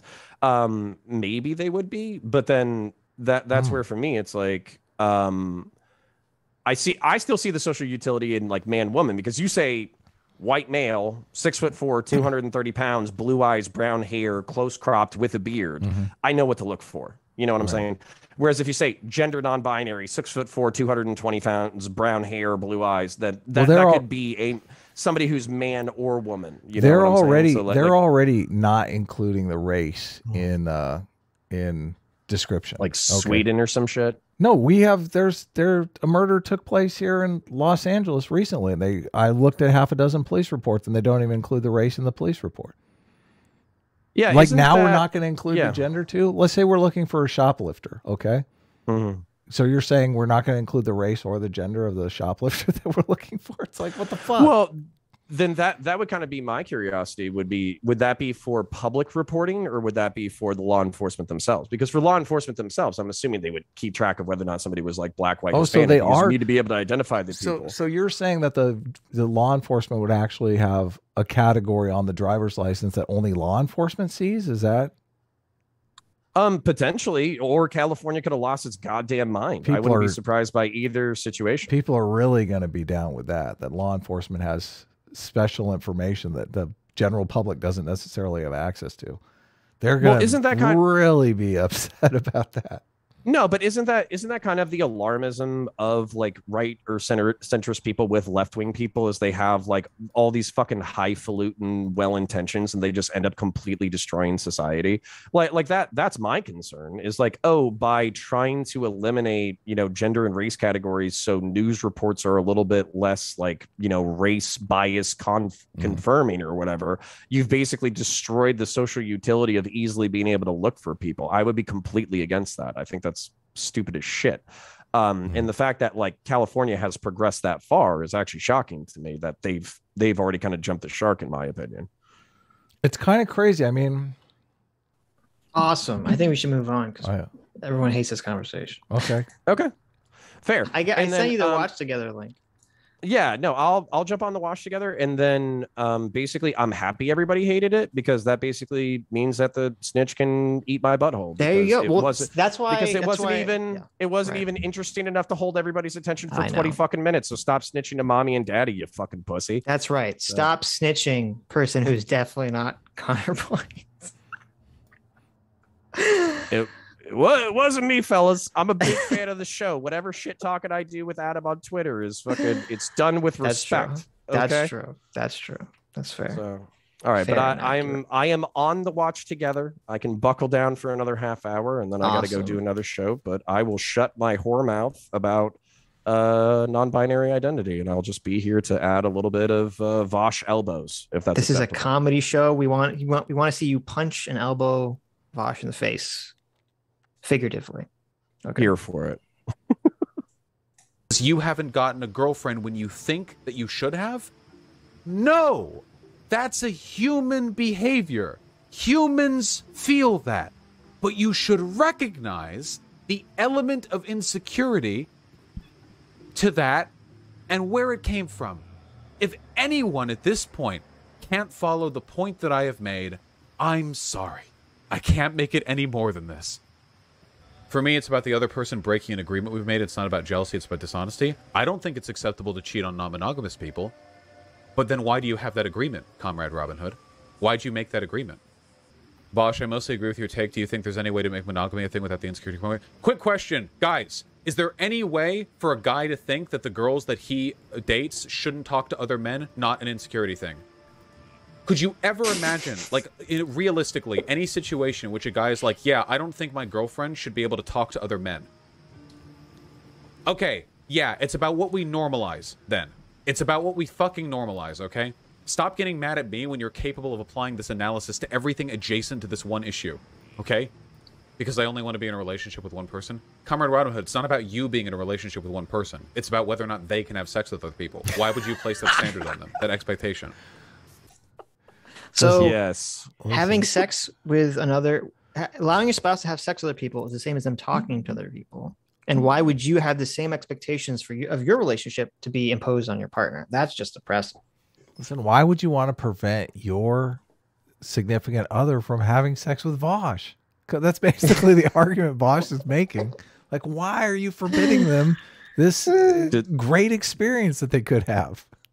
Disease, pregnancy, social stability, relational those stability, are all jealousy. Arbitrary, okay? You don't understand. Yeah. Okay, listen, I get that like condoms are like 98 or 99% effective. That still doesn't mean I want that shit happening. And by the way, like, so for instance, the reason why I don't endlessly talk with different women besides my wife, and the reason why my wife doesn't endlessly talk with other men besides me, is because it's fucking a respect thing. Because you don't want other people whispering and talking and all that kind of bullshit and fucking gossiping about people sneaking around each other's backs. Yeah, so if you're like, fuck you, don't tell me what to do, I'll talk to whoever I want to whenever I want to, that's like major red flags for infidelity. hella red flags for infidelity. And so it's kind of more of like if there's smoke, there's fire kind of thing. Well, if your significant other is best friends with someone of the opposite sex, especially someone of the opposite sex who's not in a relationship themselves, it's a pretty big warning flag. Okay, maybe that's just me. It's a pretty big warning flag for some problems down the road. You kind of want to be the best friend of your significant other. Yeah, I mean, that's really what you're shooting for. Yeah, right. Listen, that's too high of an expectation. Can I say that I'm the best friend of my wife for my gender? Because like I can't. Oh I can't yeah. that's usually standard right there. Yeah. Right. Yeah, I can't. They usually have a girlfriend. Replace her girl best friend. Sure. Lose my mind. Right. Night mind. The social norm instills in people a sense of entitlement and insecurity. I feel like I'm like 3 questions away from any person here angry with me for them admitting that it's an insecurity thing, like every single time, you know? Bill Sykes, that it is insecurity. That is the word for it. Okay? I ate sand today. Most intelligent VGGer. You guys are killing me, man. Oh God. Comrade Robin Hood, you're taking way the fuck too long to respond. I don't care anymore. You place the burden of expectation because you think you're entitled to the sexual behavior of your partner. Fine, do it. Have fun. I don't care. Let me pee. Haven't banned that many people in a while. Vaush is completely right in this one. Chat's been consistently showing their insecure babies who have never meaningfully thought about the ways in which they feel. Yeah, it's about the sociological imagination, guys. It's about being able to understand these systems. Vaush says cheating is okay. Please don't. So thinking meaningfully about things is just to hand wave away everything as arbitrary and say this is all social conditioning. Yeah, totally. Yeah. Okay. Well, he's at least being consistent in the fact that he wants the partner to be aware that they're in a non-monogamous relationship. Sure. Right. So that there's like an element of honesty and consistency there. But then the thing about that, but hold on. Okay. What I was going to say though is that like the pretending that like monogamous social expectation isn't the norm or conveys like extreme social benefit. Right. I don't know where the fuck that comes from. I like the only way that I could see this coming from, like, so 2,000 years ago when, basically the Abrahamic faith started enforcing cultural monogamy, they probably still had sexual diseases. Listen, fucker. Didn't understand them. That wasn't 2,000 years ago. That was like 5,000 years ago. Okay. Don't conflate the Jews with the Christians, you fuck. I'm sorry for insulting your Jewish heritage. Thank you. We are the chosen people. Okay. Also, shouldn't you? Well, if you're repping that, shouldn't you be repping like 12,000 years of history? Like, weren't they like around for like a super fucking long time? Like they were. I think they were not monotheistic before then, so no one counts that. Yeah, we went all the way back to hunter-gatherers already. Also, Jews, I don't even think were monogamous. I think they were polygamous. Yeah, they were male polygamist. Yeah. Yeah. Okay. So patriarchal. Okay, I take it back. Maybe you're right. Yeah, you're so fucking smart. You ended up fucking tripping yourself up.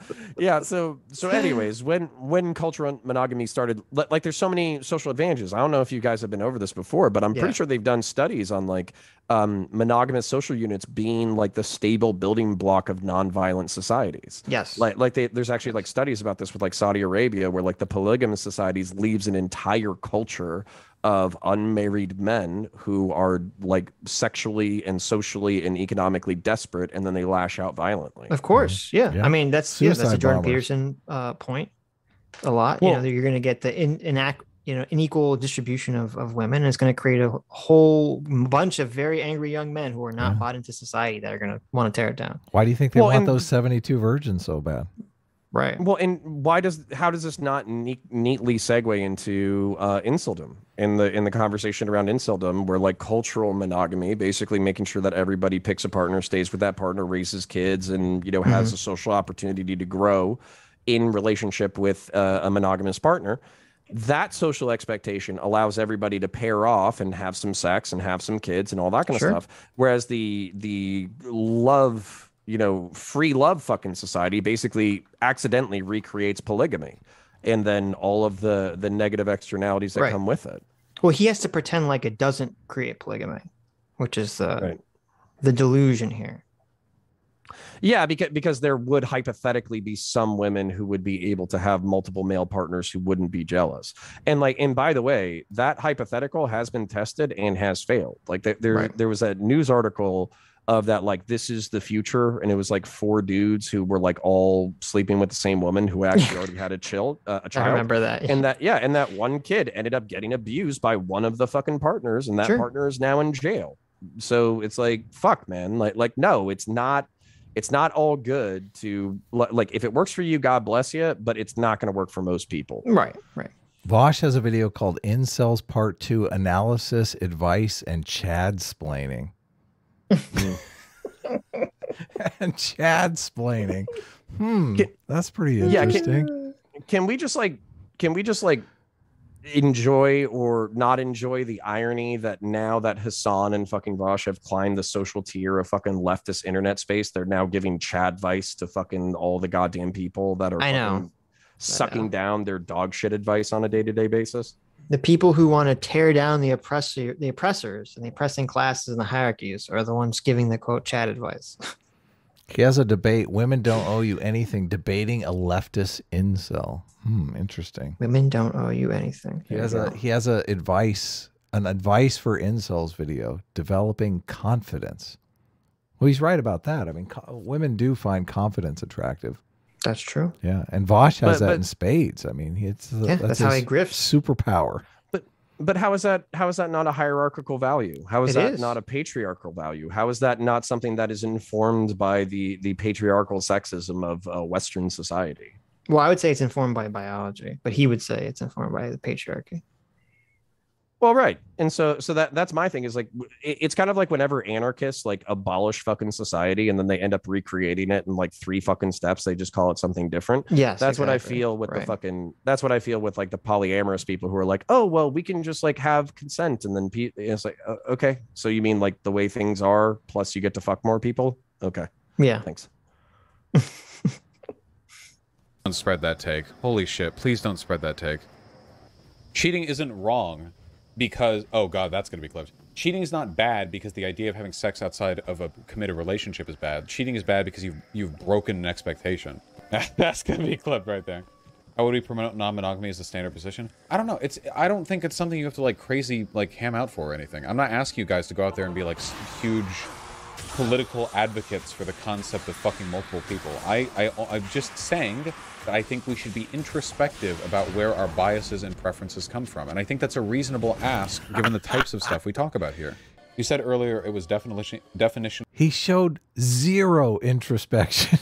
I know. Zero fucking introspection. He's looked nothing up. He's brought nothing of substance to the conversation. Insecure to not want your partner to sleep with others, but what part of insecure's definition points to what you're saying?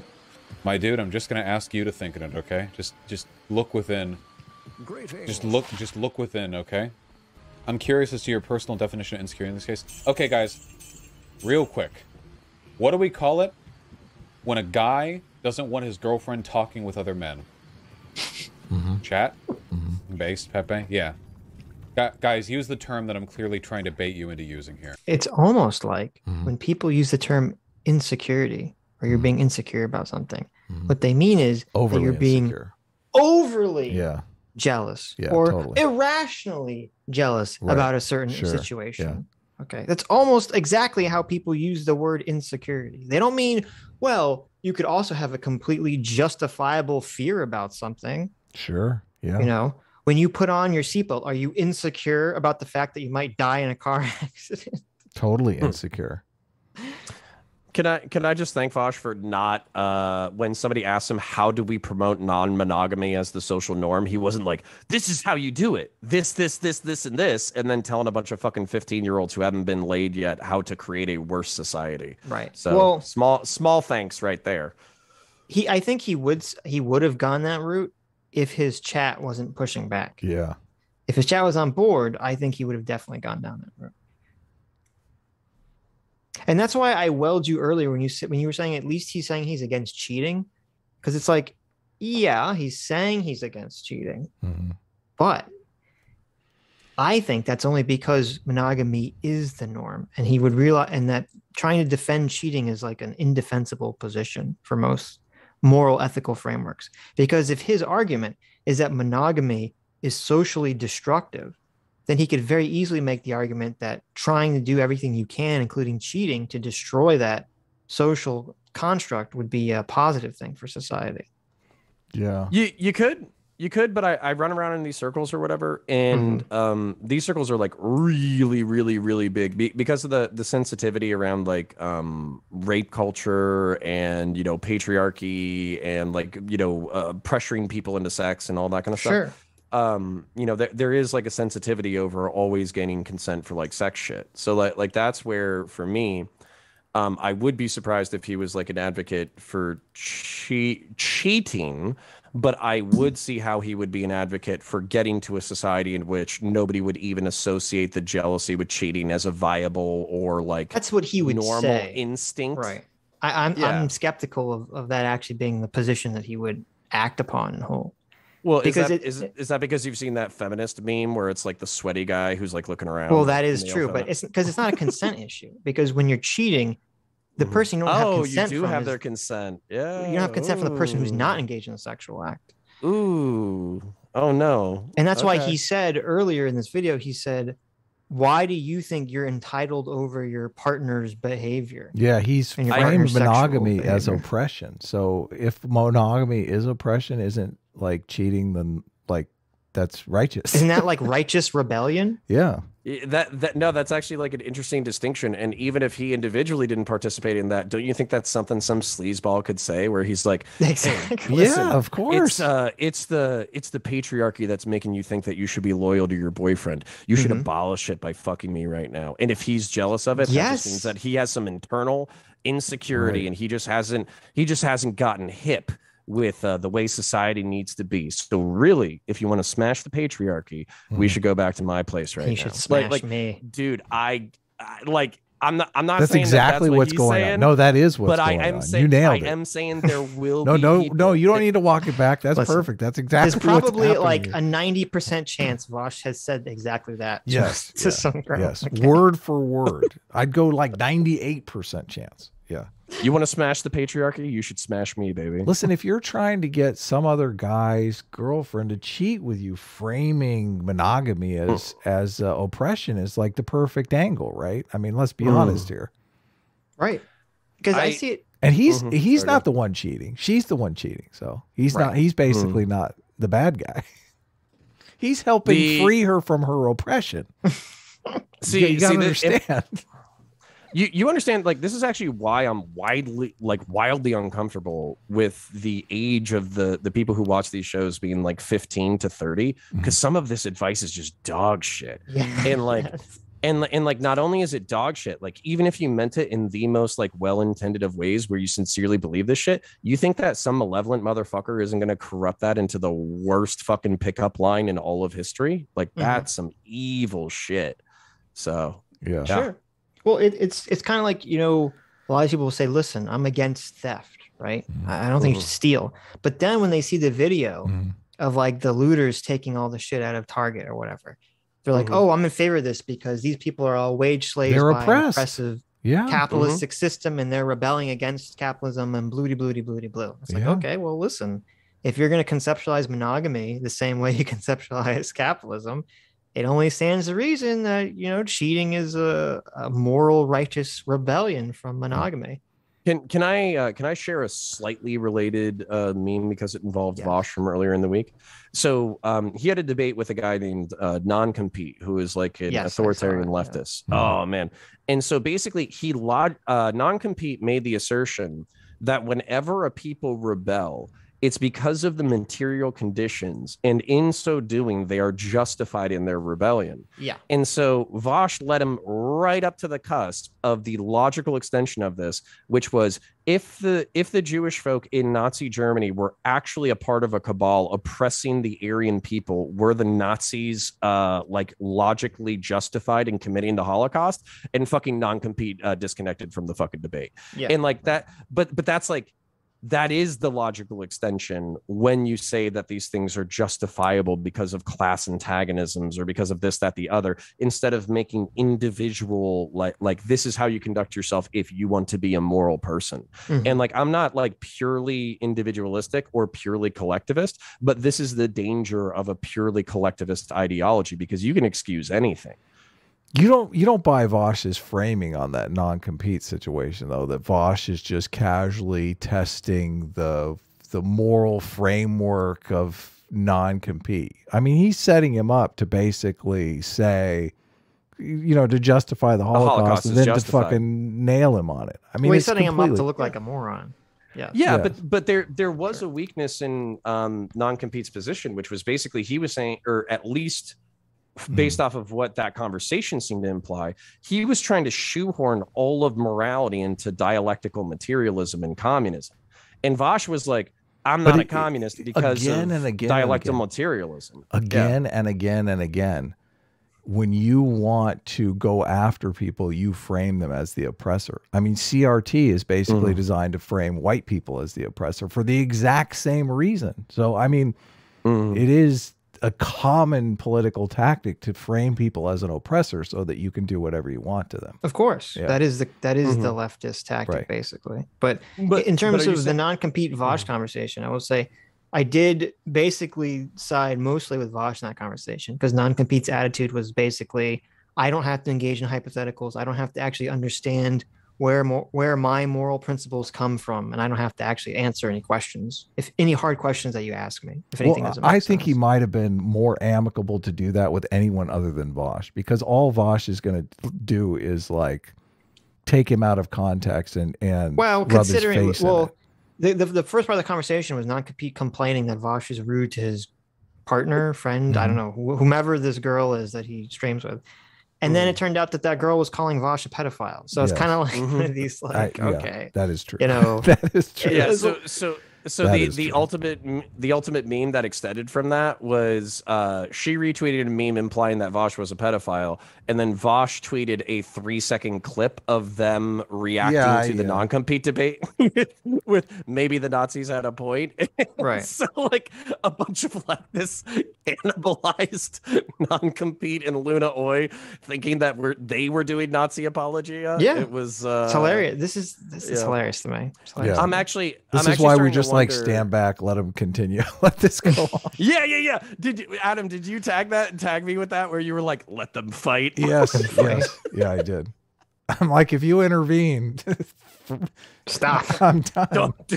Don't try to improve communication. Let them fight. Yeah. Fate. Please work with me here. I'm gonna do the whole bit, but only if you work with me. Insecure, okay? What do we call a guy who doesn't want his girlfriend having friends outside the relationship? Oh, and it's funny because he keeps trying to say that I don't mean insecure is a bad thing, but every example he gives is it's a bad thing. Yeah. Yeah. What do we call a guy who doesn't want his girlfriend interacting with male coworkers on the job? What do we call a guy who doesn't want his girlfriend going to social functions out with other girlfriends because the bars get rowdy at night with guys? And he doesn't want her like seeing any of them or whatever. Okay.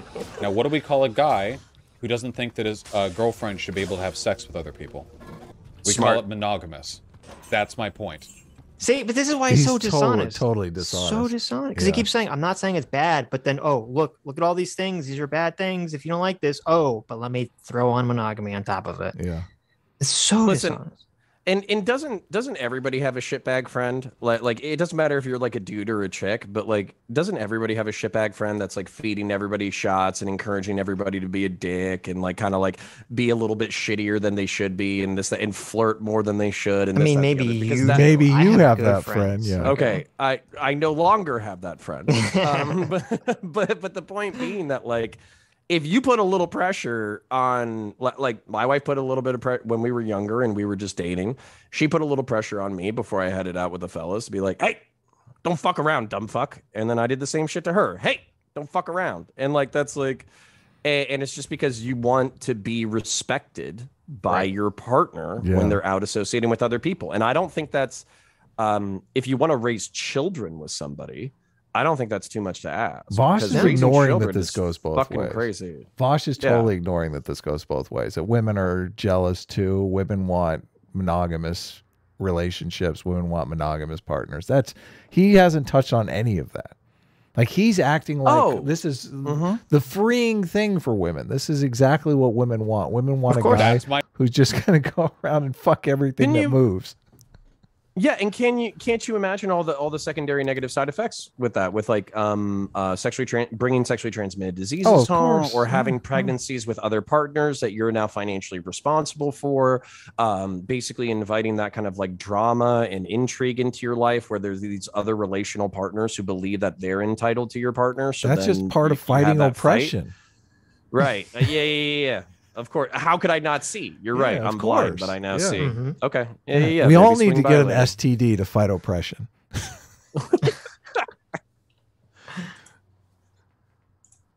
My point. That's my point. Not the same. Cope. Giga cope. Not the same. Giga cope. Okay? Oh my god. Oh my god. So he's laid out this scenario where it's like, you know, just having a coworker that you talk to is the equivalent of fucking some other guy. Yeah. And now when everyone is like, these aren't the same, Vaush. This is like completely different, okay? I'm fine with my girlfriend talking to a friend at work. I don't want her to fuck the guy, okay? And Vaush's response to that is cope, giga cope. Giga copium here in the chat.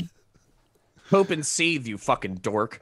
And how much you want to bet that there's like some teenagers watching that shit who are going to take this as actually good advice? Oh, it's terrible advice. I know.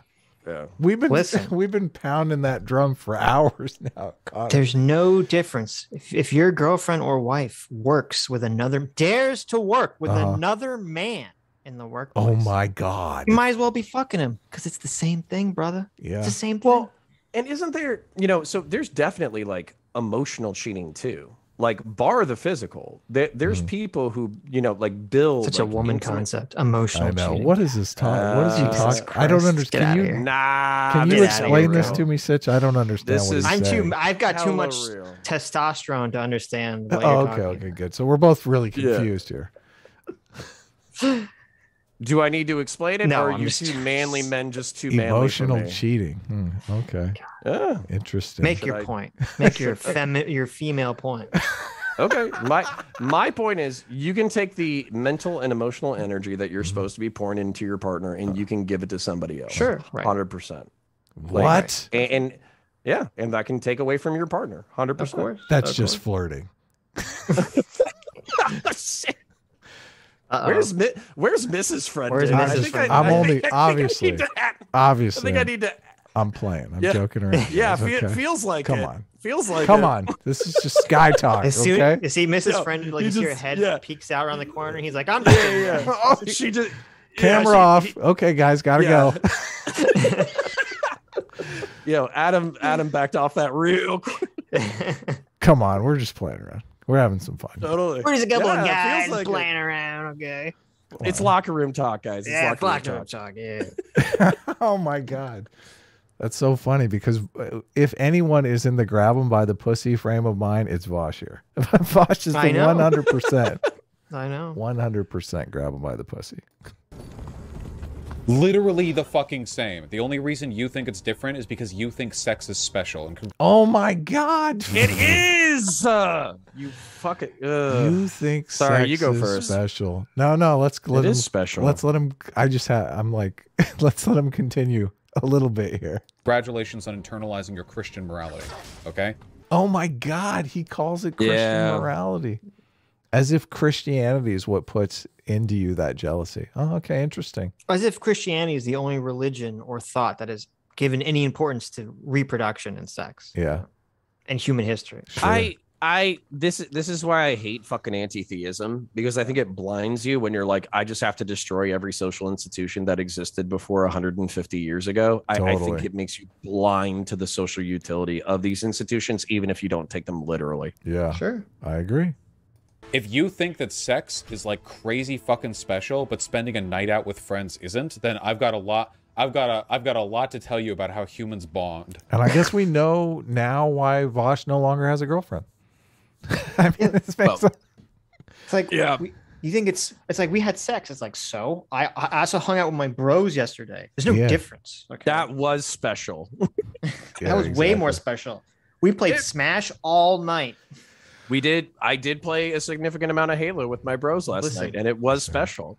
We listen. That's a different kind of special. Yeah, I was gonna say, listen, babe. Me and you, we might have smashed all night, but with my bros, we played Smash all night. Okay, and I am gonna be honest. I had more fun playing Smash than actually smashing. So. It's not. Do not say sorry, that. babe. Is there a Mrs. Sitch to snitch to, or no? There's not. Oh, we need to fix that. See, yeah, Adam is anything that has two X's that walks by. Adam's like, Sitch. You gotta jump on that. He's like trying to matchmaker me with everything that walks. I do feel bad about that though, Sitch. I'm okay. One of my 2022 New Year's resolutions is to like not give Sitch such a hard time about not having a significant other. This is Sitch. I'm trying to I am doing what Vaush is saying is oppressive. I am literally trying to like social engineer Sitch into a monogamous relationship. Listen, I'm gonna free stop. Spirit, Okay, I like Vaush. I just want to bang a bunch of girls, Sitch, but I'm not going to sell them a lie. I know the exactly. Of monogamy. Okay? Sitch is doing the Joe Pesci thing here. He's like, Mom, I get a good girl almost every night. Why would I want to settle down? It's exactly. like, okay. I'll shut up now. Yeah. Listen, I just don't want to get whacked on the carpet like Joe Pesci. Yeah. Well, watch out. I mean, not that kind of whacking anyway. Just make sure that these girls don't have jealous boyfriends, because that's good. I mean, a lot of these guys are not going to fall for this oppression line. Okay, they're really not gonna. That's true. I've got a lot to tell you about how human beings interact with each other and form. What I want to say was that it's hilarious that he's like, I have a lot to tell you about how human behavior works. This is the guy that doesn't think that there's special importance to sex, which is the entire fucking point of biological existence. So that everything is geared towards you having sex and having children. But he doesn't think that it is different than hanging out with people and bowling. All human behavior. Yeah. Every status play that Vaush has made in his career is to get more sex. Everything he's ever done. Yeah, no, this is actually interesting because it's like, are you there's this term, it's called like biological essentialism, and it's like basically like because it's rooted in your biology, it's something that you're going to do. My answer is yes. I think a shitload of what humans do is absolutely related to sex and death. I think it's related to the propagation of the species and the health of your individual family and the health of your individual fucking mindset. And it's super frustrating when people are like, oh, we can socially engineer past our biology. Like it's fucking crazy to me. You can only sublimate your biology. You can't change it. Right. And that's frustrating to me because it's like the human nature can be, like you said, sublimated. It can be like modified or controlled or trained, but it can't be completely erased overwhelmed or changed or and like, haven't we proven this like a shitload? Like, isn't the blank slate concept of like human psychology completely debunked bullshit at this point? Completely debunked. No one actually believes that except for like woke academics and gender theorist nonsense crap. Yeah, Vaush. Right. And no, but that's like fucking insane because it literally flies in the face of like, I don't know what, like 120 years of fucking research. Like, yeah, and it's so annoying because all the bread tubers, they keep pushing this lie that the science agrees that people are blank slates, that gender and sex are not connected. They keep pushing this. This is a complete lie. This is completely untrue. And for some reason, all the right-wing people that they're debating with always concede this argument. They don't even fight back against this. I think, well, this gets into, maybe we need to do this next time. But this gets into the conversation about like nature versus nurture, where to give any credence to nurture or biology is scary to a lot of people. And but I don't understand why people on the right who argue, and even Ben Shapiro's done this, I don't understand why they ever even they cede the argument to the leftists that all the science agrees that you're a blank slate and that gender is just a social construct. No one actually believes that. If you actually look into the literature of psychologists and psychiatrists, nobody believes that at all. Yeah, and like haven't they even proved that? Like I want to say it's like in chimpanzee play that like there's literally like gender differences between of course behavior as young as like under a few months. Yeah, they've done the same. They've done the same toy studies that they do with humans on chimpanzees, and they found that even they have the same thing where male babies, human babies, and male chimpanzee babies are attracted to, on average, the similar types of toys, and female chimpanzee babies and female human babies are attracted to similar types of toys.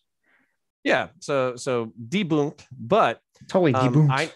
I need to get out of here to my next show, but I wanted to say thank you for having me on. I'm happy we had a boring conversation. I'm happy that chat found it boring, because that basically means the snitch guy can go fuck himself. There you go. Thank you for having me on. It's always a pleasure. I do love the show. What's going already? You're leaving already? What's happening? I can come back. I can come back next week. Listen, Connor does not believe in monogamous streaming, Adam. Okay. He was here for like 5 minutes. We were his side bitch. Man. Okay. He's got his own other bitches that he has to get to.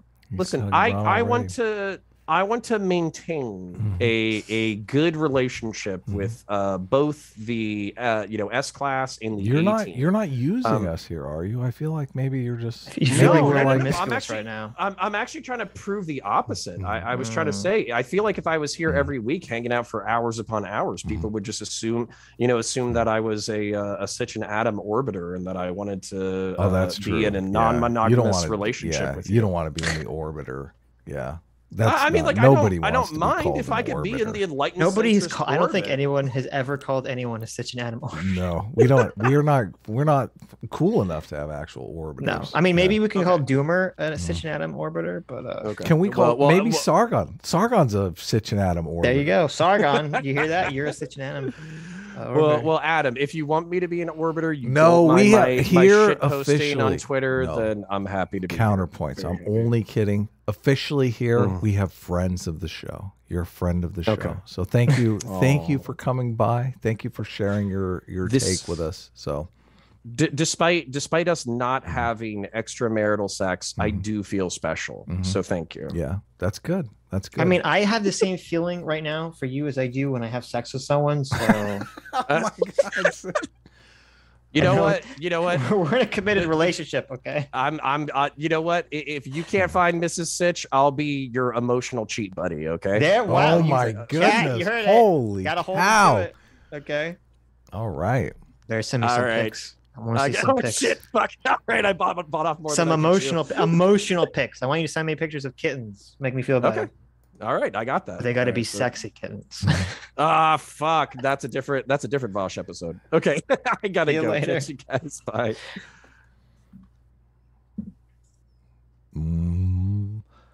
Where were we? Relationships. Okay. If your real concern is about maintaining the exclusivity in any kind of bonding, then I'm real sorry, but you can't stop at denying your girl the ability to go fuck other guys. Okay, you're gonna need to keep her from leaving the house. Okay, but sometimes your part.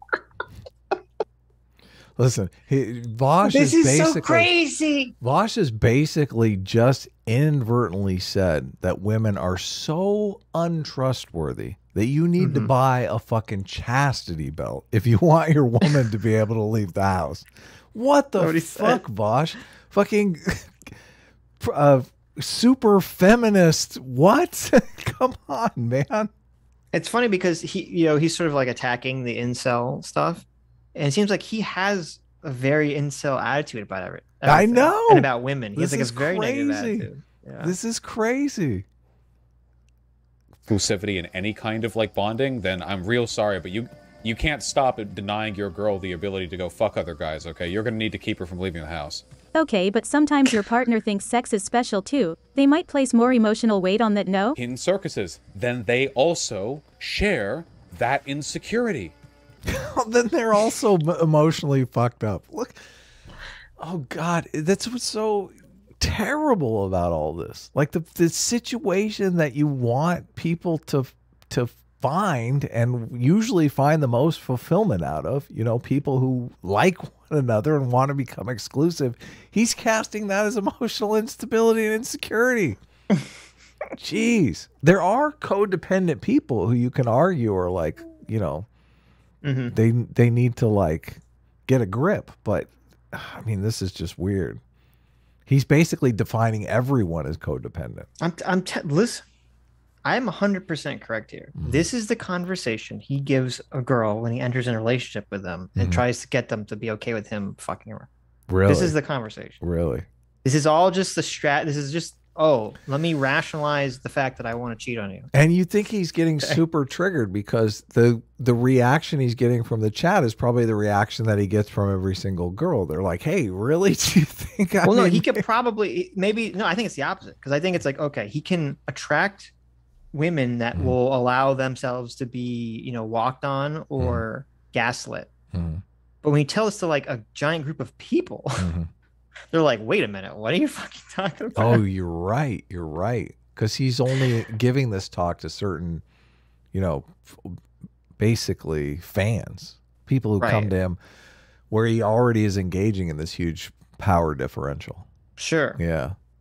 Oh my God. That's what the whole, isn't his whole thing? I mean, you'd think someone who studied woke sociology would know about power differentials and how, like, listen, I think he's exploiting some power differentials. If you don't want to exploit your status or your charisma to gaslight women into allowing you to have sex with other women against their wishes, that's a super arbitrary position. Okay.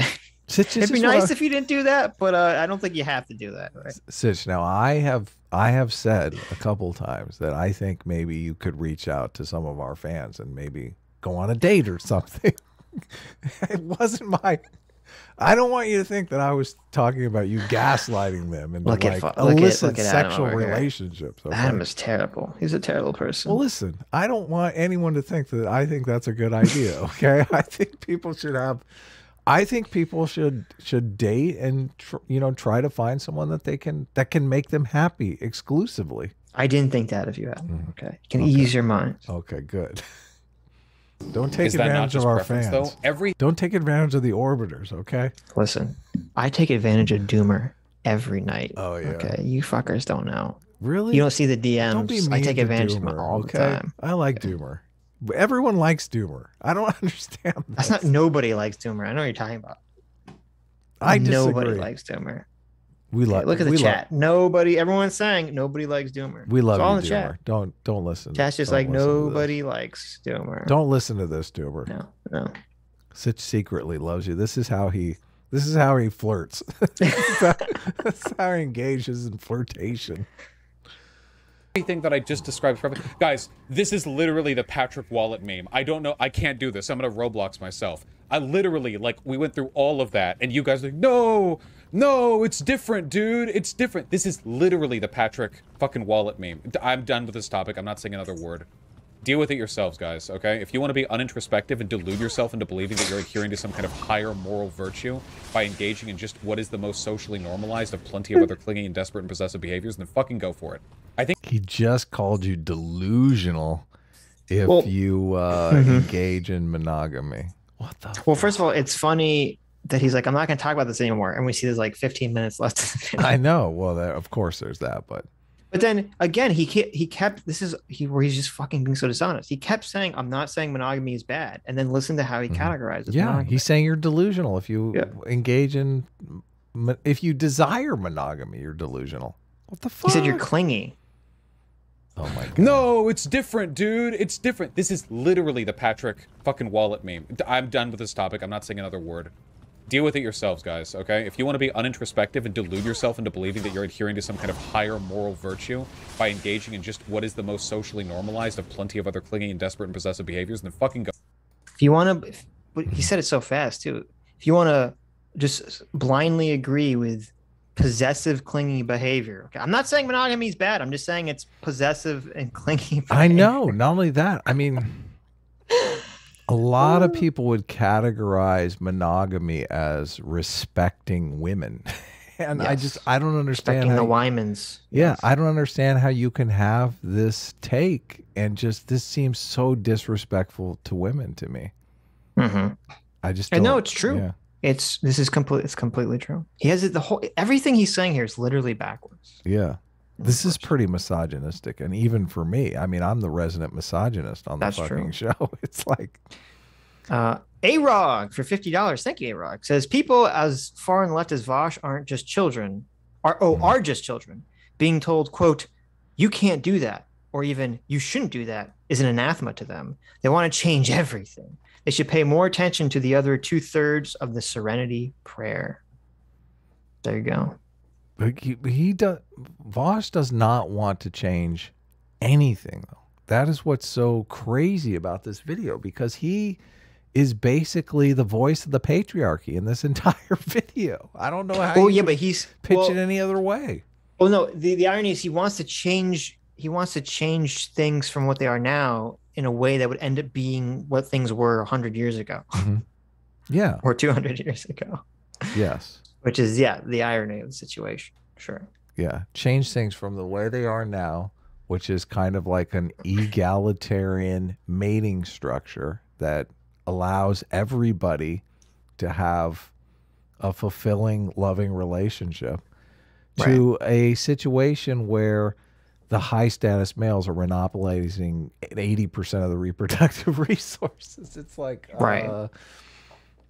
is somebody against like some people hoarding different resources? I don't I mean, it seems like Vaush might be against something like that, but Ian Casper for $20 says, me, unvaccinated Chad, never caught corona. Adam, booster bomb, got the Rona. Yeah. A-Team thinks Lysol is cologne. S-Class's natural pheromones smell like pine. S-Class is the best class. You're tempting fate. Don't tempt fate. Don't tempt fate. Yeah, that's true. As soon as you go to a super spreader event, it could be all different. That's true. It's all fun and games until you get the Rona. Duper Da for $20. Thank you, Duper. Says, who cares who's sleeping with your partner? The difference between you and another man is arbitrary, man. I know. Oh my God. And children, that's just genetics. Genes are arbitrary, completely in line with commie views on people being drones. Oh yeah. Good point. True. Crimson Fox for $20 says, Adam, men tend to get more jealous than women. LOL, hard disagree. Women tend to be way more jealous of other women in my experience. Yes, they get jealous about different things. Women tend to get jealous about emotional infidelity. Like they're worried about losing a spouse or partner, and men tend to get more jealous over sexual infidelity. So depending upon your situation, you could experience it differently. I would categorize it more as, I think men and women get equally jealous, but it's being driven by different things. Yeah, no, that's basically what I said. Right. That's, yeah. Sure. Men are unconsciously worried about paternity uncertainty. That's why they're more likely to leave a relationship where a woman has had sex with another man. This isn't women are more concerned about resource safety. Exactly, yeah. Or resource investment, I guess. The guy to read on this is David M. Buss. One of the books on my reading list, one of my favorite books, is The Murderer Next Door. That's an excellent book you should read. Most people do fantasize about murdering other people. Always has to do with like infidelity, relationships, jealousy. Like that book is full of that stuff. Another thing that Vaush could share with his audience that is very interesting is that a lot of times women cheat as a exit strategy from a relationship because they know, maybe not consciously, but intuitively, they know that as soon as they have sex with another guy, that a lot of times whatever male suitor they have will lose interest because he's so jealous of paternity. He's so worried about paternity uncertainty that he's like, okay, I don't want anything to do with you now. So a lot of times women do cheat, not because they're interested in having sex with this other guy. It's because they want you to get lost. So it's fascinating that like our psychology is so bizarre that people would, rather than just simply say, I don't want to be with you anymore. Right. Like, that's Totally. more emotionally difficult than Than like just fucking cheating another on guy them. and saying, oh yeah, I fucked that guy. Right. Right. That's so interesting. That's so interesting. It is. It's that's David M. Buss's last book, which I think I told you, like, this title is super offensive. It's like, here, I'll look it up. We'll watch a little bit of the video. Well, let me keep reading. Okay. Vaush's coconut. Oh no. Oh no. Oh no. The mythical Vaush's coconut for 2,000 yen. Says, just got to say it outright. Vaush's arguments suck. Like, really, really suck. Trust me, I know from firsthand experience. Oh shit. Oh shit. Sword and Scale for $100. Thank you so much, Sword and Scale. Says, I'm so glad I found your channel. You've already provided me with way more entertainment than I'm paying you for, and I simply do not understand how you are physically capable of these 9-hour streams, but please keep them coming. I'm addicted. Well, thank you so much. We will. We will. I don't Because really of know how we're benefactors. I don't know how we're capable of it either, to be honest with you, but Human beings are capable of extraordinary feats that they don't realize until they're thrust into the position. Sitch and I both, I think, like to talk more than the average person. Yes. I think we're very pontificators. which is oddly a far more feminine thing. Normally men are less talkative than women, obviously. So it's called, I don't know about you. I talk in the most masculine way possible. I don't know what you're saying. of course. Okay. So the name of the book is When Men Behave Badly, The Hidden Roots of Sexual Deception, Harassment, and Assault. Now, you could probably read this book and you will think of this video with Vaush. Yes. Because I feel like we are unmasking a lot of deception that's going on in this little video here. Maddox Mullinax for $20 says, y'all are my good luck. Listening to the show while hunting, and I just got my biggest buck in 3 years. Really? Wow. Thanks for the free will and the luck. You're welcome. That's awesome. Yeah. That Venison is is delicious. Yeah. First of all, I'm impressed that you can hunt. I mean, listen, I've never hunted, so I don't know. I would imagine you need your ears, but That's maybe so not. You weird. could listen to us and hunt at the That's same so time. weird. It's been so long since I've been hunting, but I can't pretty imagine good. like hunting is a long stretches of utter boredom. Like, of course, a podcast would be perfect for that. I guess so. Yeah. I guess so. Very cool. Yeah. Nice job. Go for it. I think you have a right to engage in that stuff if you find a person who also wants to do it. Holy shit, but still. Jesus Christ, it's so fucking cringe. You guys are in a lefty fucking sociology majors chat, and you're like, this is like grinding against my brain right now. Holy. Yeah, it's so cringe that you want to have a monogamous loving relationship with another person. So fucking cringe. It's funny because all the lefty sociologists that I read on the topic all said monogamy equates to equality for women. So I don't know what you're talking about. Yeah. Well, he's got a very biased perspective here. Like he wants to get a lot of action. That's what he's gunning for here. It's just so painfully transparent. I feel like this is so much like the Hassan trying to justify the fact that he bought a $3 million house. Like, completely. He's trying to justify the fact that he's like, come on, I have sex with girls all the time. Okay, I fuck them and chuck them. Wait a minute. You don't want me to have sex with other women? What do you want me to starve? Yeah, you want me to die? Totally.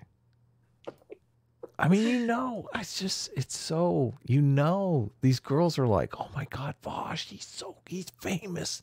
He's so famous. Oh, he's huge. Everyone admires him. He's on, everyone looks up to him. He's this huge YouTuber. They're so excited. They're like, oh my God, we're going to be in a relationship. Maybe we'll get married one day. We'll have kids. And then he's like, yeah, I'm done. Nope. Yeah. Sorry. I fucked you and fucked you over. Unless I told you, you don't want to be oppressed. Run away. Unless if you're straight and you're going out with a girl and you're in a relationship with a girl, unless she's like way above you in the social hierarchy because of wealth or attractiveness or whatever. Okay. unless that's a scenario, if you guys are close to each other or the man is higher in the social hierarchy, if the man says to the girl, I want to try an open relationship, 9 times out of 10, that girl's thinking he's going to end up with me. Yeah, he's I know. Gonna, They're deluding if I weather the storm, he's going to end up with me. Yeah. That's what they think. Hold on 1 second here. Let me read the title of this book for you one more time. Why? When Men Behave Badly, the hidden roots of sexual deception. Yeah, this is all sexual deception. Harassment and assault. Right. Okay, come on. Yep. We all know what's going on here. You know, in the 1970s and now in the woke 2020s, there's a plethora of sweater-wearing leftist males on college campuses trying to convince girls like that it's actually part of fighting the man to have sex with them. Yeah, yeah. It's like the whole leftist male feminist is a meme. It's a total meme now. They're all like scumbags who just want to have, you know, non-committed sex with you. They're like they basically just want to use you. God, it's so awful. Oh, it's so terrible. Holy fuck. What's up? This is not a good time to interrupt right now. We have some people being very unintrospective about the nature of... Oh my God. I forgot about this. It appears that the girlfriend surfaced behind... Is Vaush... I think Vaush is talking to somebody, like a roommate. He's talking to somebody, yeah. Could it be? I don't know. She's like listening in. Hey, Vaush, can we talk for a second? I think they just reinforce what Vaush is saying. Oh, they do? They've been monogamy. gaslit. Find someone clingy if you're clingy. Find someone clingy if you're clingy. I agree. Thank you. No, I agree. Absolutely, yeah.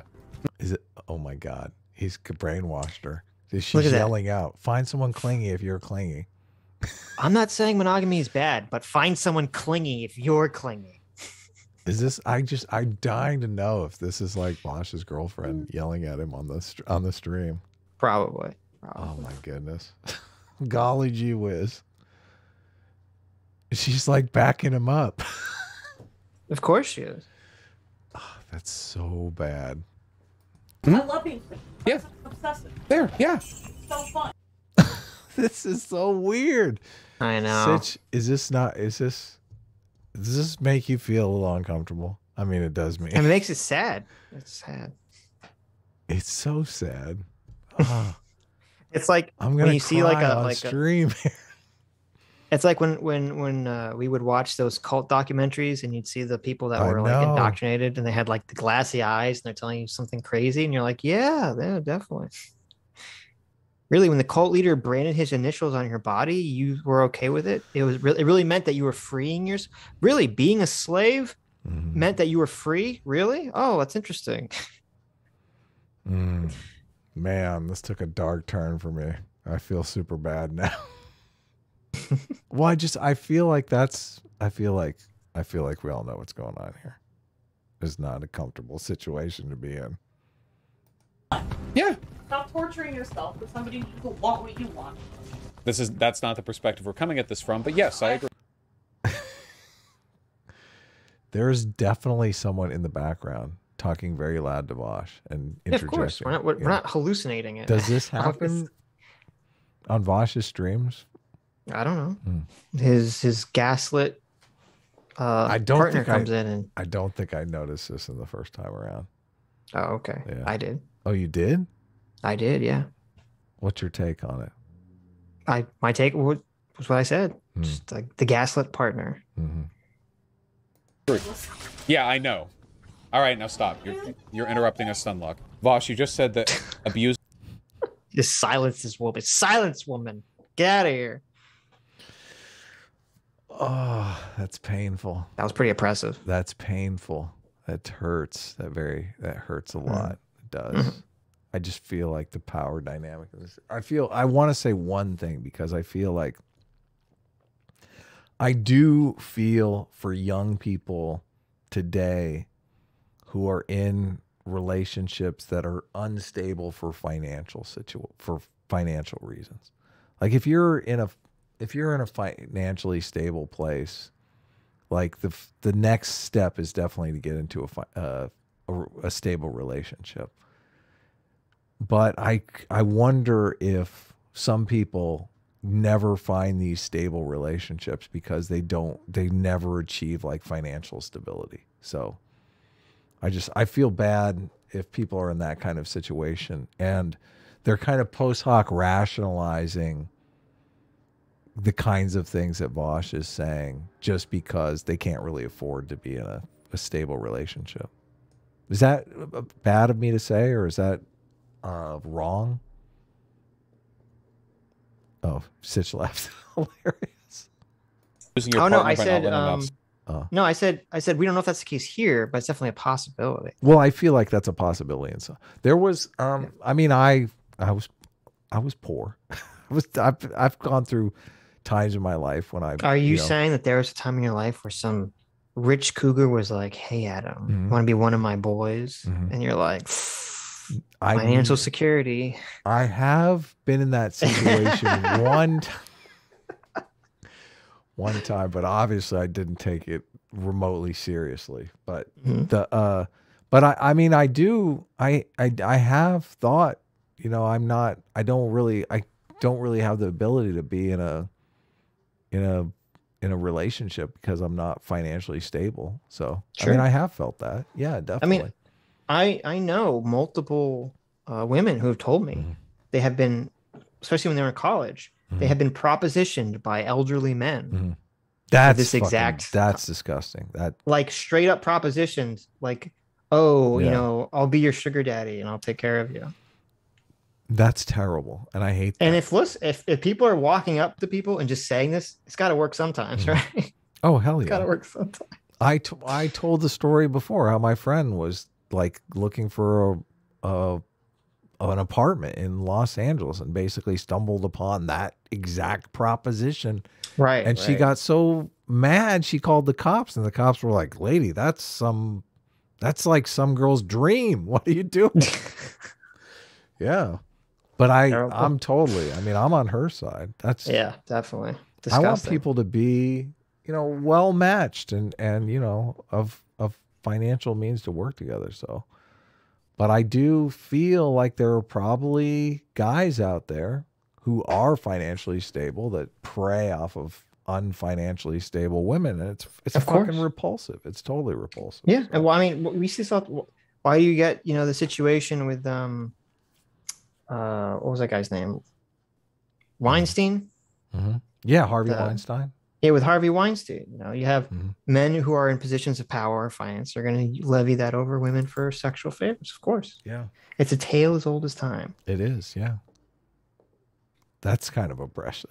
Well, I mean, and that's literally built into evolution. Like they see that behavior in chimpanzees and other, especially non-monogamous primates, is that the females will trade sexual favors for food and resources. Yes. Yeah. So yeah, very common.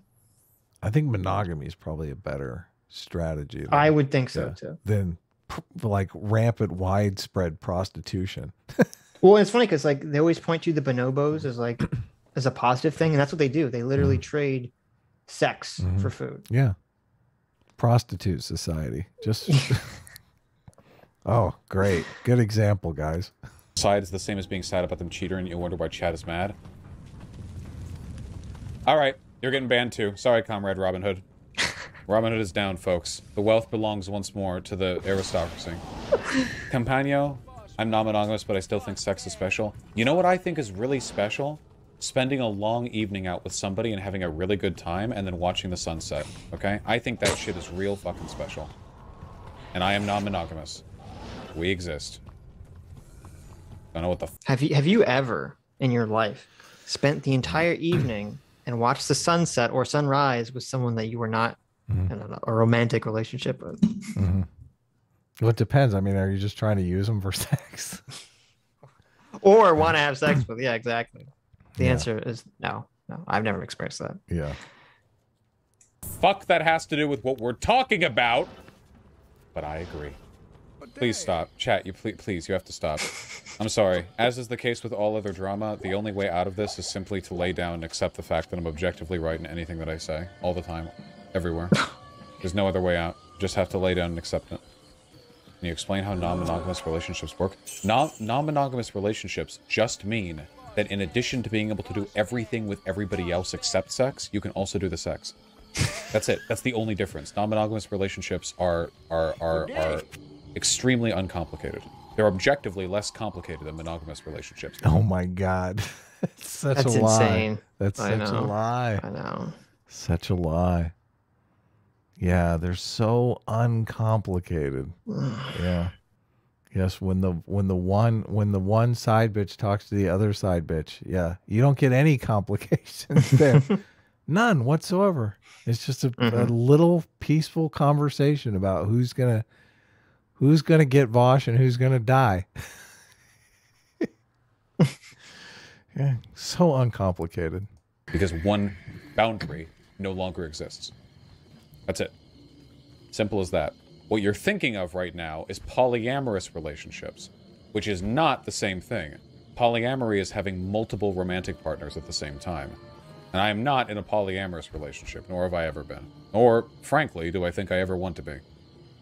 Then why have relationships? How's that different, though? Because, well, think about it this way. The difference is he wants the best of both worlds. Right. Okay. Oh, he wants to be in a single relationship with someone, but be able to fuck other people with no relationship. Okay. If you're in a polyamorous relationship, you actually have to have some sort of personal relationship investments with that other individual as well. Multiple people. Okay, I gotcha. So you actually have to, have effort. I gotcha. Just fuck. You don't pump and dump. So he's basically in a relationship with someone, and he wants to be able to go out and have like one night stands.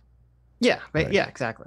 He's like, I want to be in a relationship with one person who I come home to, but also I get to bang all these other people without impunity.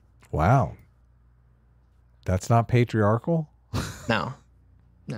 I mean, that's what every woman wants from her man, right? As long as she's doing, but the catch is she's allowed to do the same thing. Of course. Right. Of course.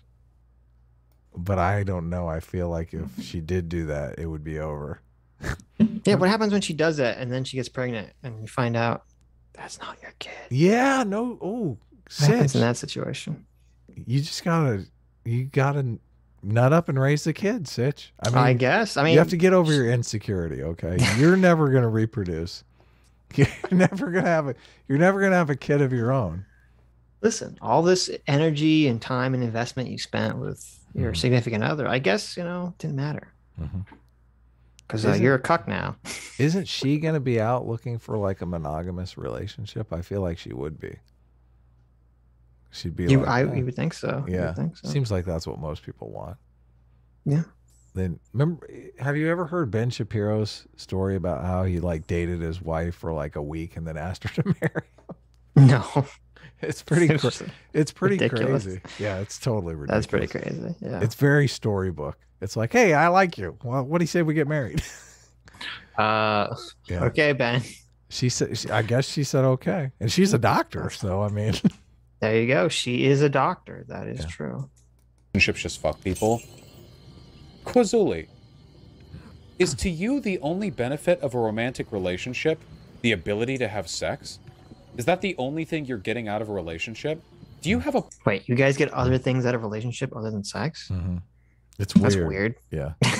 It's weird and super occasional, but other things... That's really weird and gay and female. I don't know about that. Sometimes you like meet families and like go out to dinner together. Occasionally there's like a movie.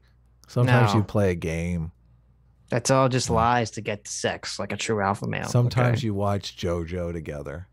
Gorilla mindset. Sometimes you make fun of the Book of Boba Fett together. Talk about how ridiculous it is. Oh, did you watch that? Hell yeah. It's so bad. Yeah, it's terrible. Okay. Worse than The Mandalorian.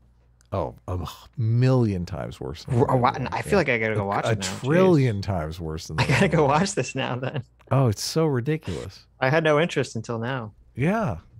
It's so weird. Weird and bad. It's bad and it feels like it's like a CW television show or something. Interesting. Yeah. They introduced last week this like millennial biker gang. Okay. The dialogue is just so. There's this one exchange that they have where he tells the guy to. He's like his bodyguard or whatever. He says keep an eye on it, but the guy has this huge like cybernetic eye or something, and he gets this feeling like, oh, I've offended him because he only has one eye. Like he has this revelation that he's some kind of ableist piece of shit. Boba Fett has this? Yeah, Boba Fett. I thought Boba Fett's like a hardened killer. You would think. Yeah, it seems completely out of character. It's like, oh, sorry. I didn't mean, your eye and everything. And he's like, I paid a lot of money for this eye. I'm proud of it. You're going, is this happening? Is this really the dialogue of the fucking... It's so bad. It is so bad. This is interesting. I saw that Jon Favreau wrote this. And I was like, he's done good movies, right? Hell yeah. Yes. Yeah. He wrote it. He must have had COVID when he wrote it. I mean, I'm telling you, when I had the COVID, if I was like, oh, I got to turn a script in. Okay, here you go. I was going to say, I thought he did, but I guess I'm crazy because he actually hasn't written that much. And none of it is things that I've seen or that I think are good. Favreau? So, didn't he yeah, write I thought he was involved. Oh, no, with he directed Iron Man. I thought he only directed Iron Man. Yeah. He didn't write it. He didn't write it. So maybe that's the difference. I thought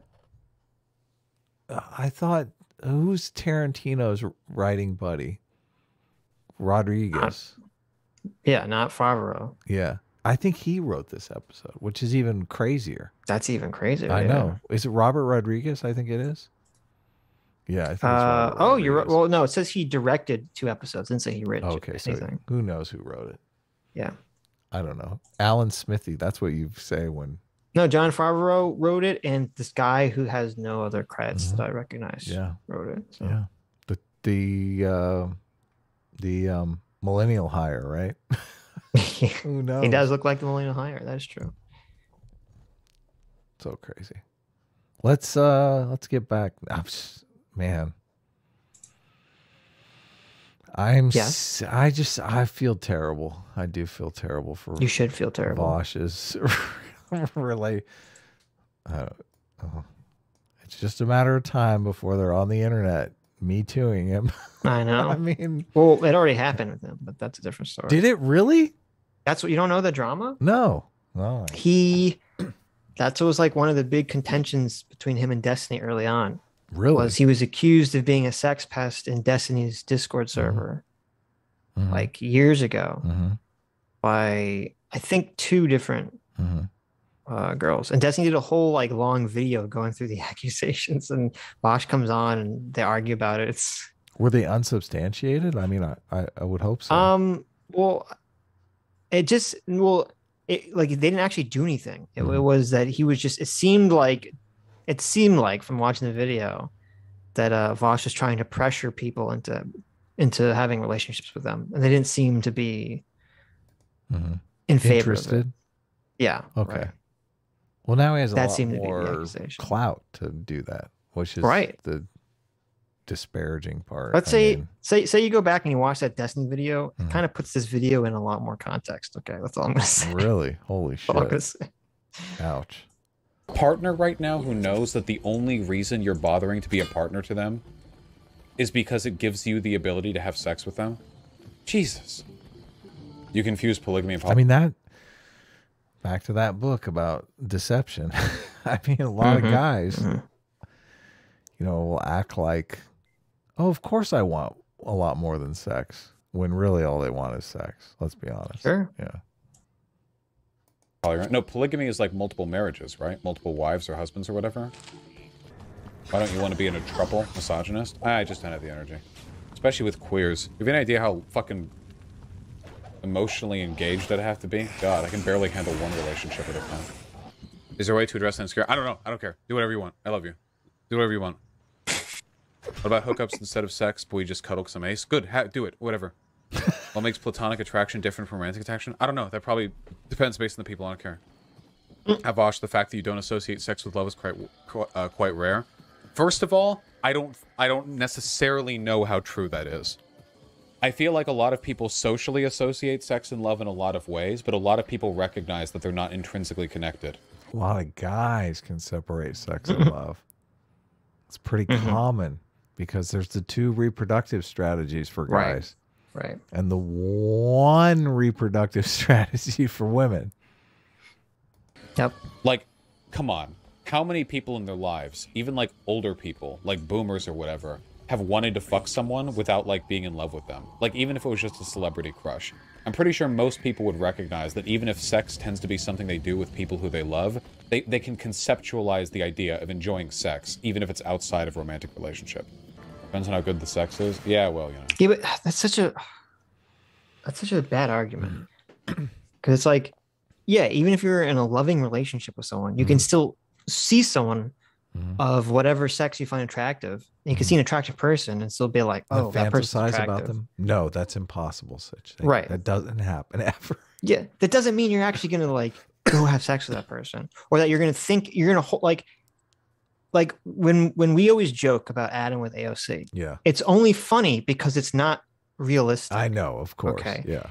If Adam actually like worked in Washington D.C. with AOC, right, I would not be making these jokes. That'd be very uncomfortable and weird. Okay, yes. Like if there was actually some possibility of this happening, right. No one would make that joke. Can you imagine if I was like her staffer and you were making these jokes? I know it would be suddenly the content. Suddenly, like everything is different. The context of everything is very different because then there's an actual fear. Yeah. Right. From your significant other. Oh yeah, totally. So no, like this is a terrible argument. Yeah. Is this because the influence? That fear is based on insecurity. You wimp. Well, and it's true, but it is. But like, think about it this way: if you're in a relationship with someone, like most people would be less threatened if they're like their partner is like, oh, they're watching a TV show or a movie and they're like that person is hot, right? The person's attractive on a TV show. You're like, oh, okay. You're like, yeah, they are hot or whatever. Yeah. Sure. But if you're like go to like their company picnic, right, and they're like, oh, this coworker of mine's hot, suddenly it's like, a completely different situation. Yeah, you're like, exactly. whoa, hold on a second. Yeah. Oh, can you imagine? Oh my god, I know. My wife would fucking slap my like head off so quickly. Yeah, hey, what's up with your coworker? She's pretty hot. Guess what? It's like you're in a fight. Yeah, suddenly you're in a fight. Yeah. You know. Yeah. If I'm talking about AOC, you know, obviously. Oh, she's attractive. Yeah. Wife is like, yeah, who cares? Now your sister. Yeah. Oh my God, that's the worst. Yeah. Oh, your best friend? Oh, she's super hot. I want you to know this. The Vaush is not really even.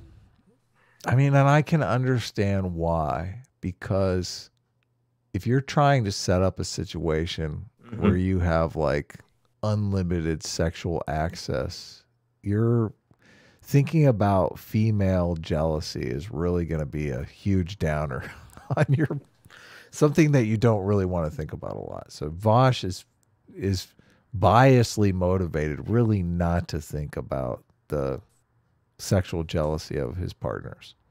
Right. Yeah.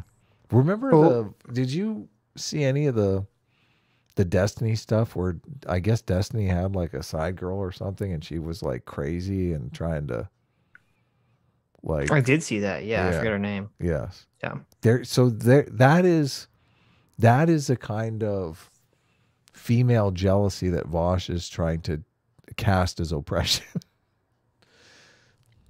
Right. Yeah.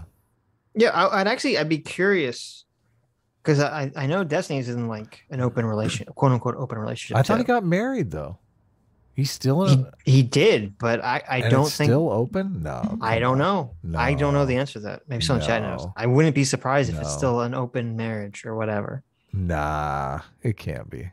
I wouldn't be surprised. Nah, that's it. Why even get married? For tax purposes. I don't know the answer to that question. Oh, okay. Who knows? But I'm saying, even though he is in favor of like being an open relationship, I would be curious because I don't think he would even buy these ridiculous arguments, even though he's engaging in a similar behavior. Oh, yeah. Destiny's far more knowledgeable about what's actually happening with him and in these situations. I mean, I think you just say, I like to have sex with people. Like, it's like, okay, I'm not going to moralize it. Yeah. It's like, all right, Yes. well, listen, I don't think it's good, but it's funny that Vaush the name of the girl was Anna, Adam. Yeah. Yeah. Someone said it was to get citizenship. That was the point of getting married. Oh, really? Okay. Everyone knows all the details. You guys are great. Go. I love knowing the drama without having to really dig in. That Anna thing was tough because I was like, oh, this girl is like so destroyed over all this. Right. Yeah. Destiny covered this and he completely disagreed with Vaush. Yeah. Oh, he did? Ah, hilarious. It's funny. Of course he did. All Vaush is trying to do is rationalize his own bad behavior. His own bad behavior. I mean, yeah, I think this was when he was on Jesse Lee Peterson. This was talked about. Destiny is just going to come out and say, yeah, I know it's bad behavior. I'm not going to sugarcoat it. Okay. Listen, I want more sex. I'm a man. This is what I want. I'm in a position of power. I'm going to use that power to get more sex. You guys are going to love it. I'm going to film it. Look, we're going to put a hot tub right here in the living room. Someone said Destiny's wife has a height requirement. She needs another man to make up the difference. Oh my God. That's terrible. Why? That is terrible. You guys are awful. In Western culture over the last 1,000 years? I don't fucking know. Maybe. YouTube chat is malding right now? Yeah, it's because they're fucking baby brained. Sorry. Stay mad. Cope forever. I don't give a fuck. Okay. He is really angry about this. This is honest to God anger. Yeah. Yeah, he's very, because they're not the mob. We all know how Vaush feels about mobs. Okay. They're not all the mob is not him. Right. He's used to standing on that pulpit and shouting, and the mob is on his side. And now the mob's like, wait a minute, what the fuck are you talking about? Yeah. What are you saying? I mean, I would have some introspection if our audience was this much against me. I mean, I have many times when our audience is this much against me. So right. Okay. Your inability to engage in basic introspection is not my moral problem. What was that? What? I didn't say anything. All right. I did it. I tried. It is you who is coping. Most people feel differently from you. Don't think I won't ban you either. Oh my God. It's Don't you. think I won't ban you. It's you that's coping. He just cuts right through the heart. Yes. I got to tell you, Vaush, it does seem like you're coping. The cope is coming from inside the house. It does feel like it. We're having a little scream scene here. I think most people can conceptualize the distinction between love and sex, at the very least. All men can. Okay? Sure. You also, I mean, like, sure, everyone can. That's not really what we're talking about, though. Right. Yes. Yeah.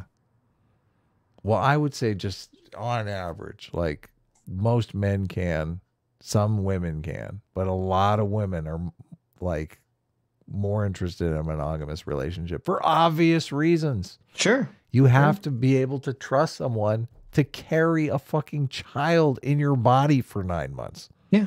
Women don't have access to the sexual reproductive pump and dump strategy that men have access to. Yes. Yeah. They just don't. They're sitting there worried that, they're going to be 3 months pregnant and someone's going to decide, I'm not into this anymore. Yeah. What? Get a job? Support you? No. I'm sorry. I'm a free spirit. Don't be so insecure. I know. Why do you want me to oppress you like this? Just you get to work. Yeah. Like they can understand that they're not the same thing. That sex is not something just done to people that you love. It's also like a fun thing that you might want to do because you find someone hot. Yeah, like plenty of people have had one night stands. I don't fucking know. Your opinion is the basis of ace people being able to have fulfilling relationships. Well, don't mind ace people, okay? Chat is on a rampage right now trying to prove how all their preferences are completely normal and have nothing to do with social biases whatsoever. Aces.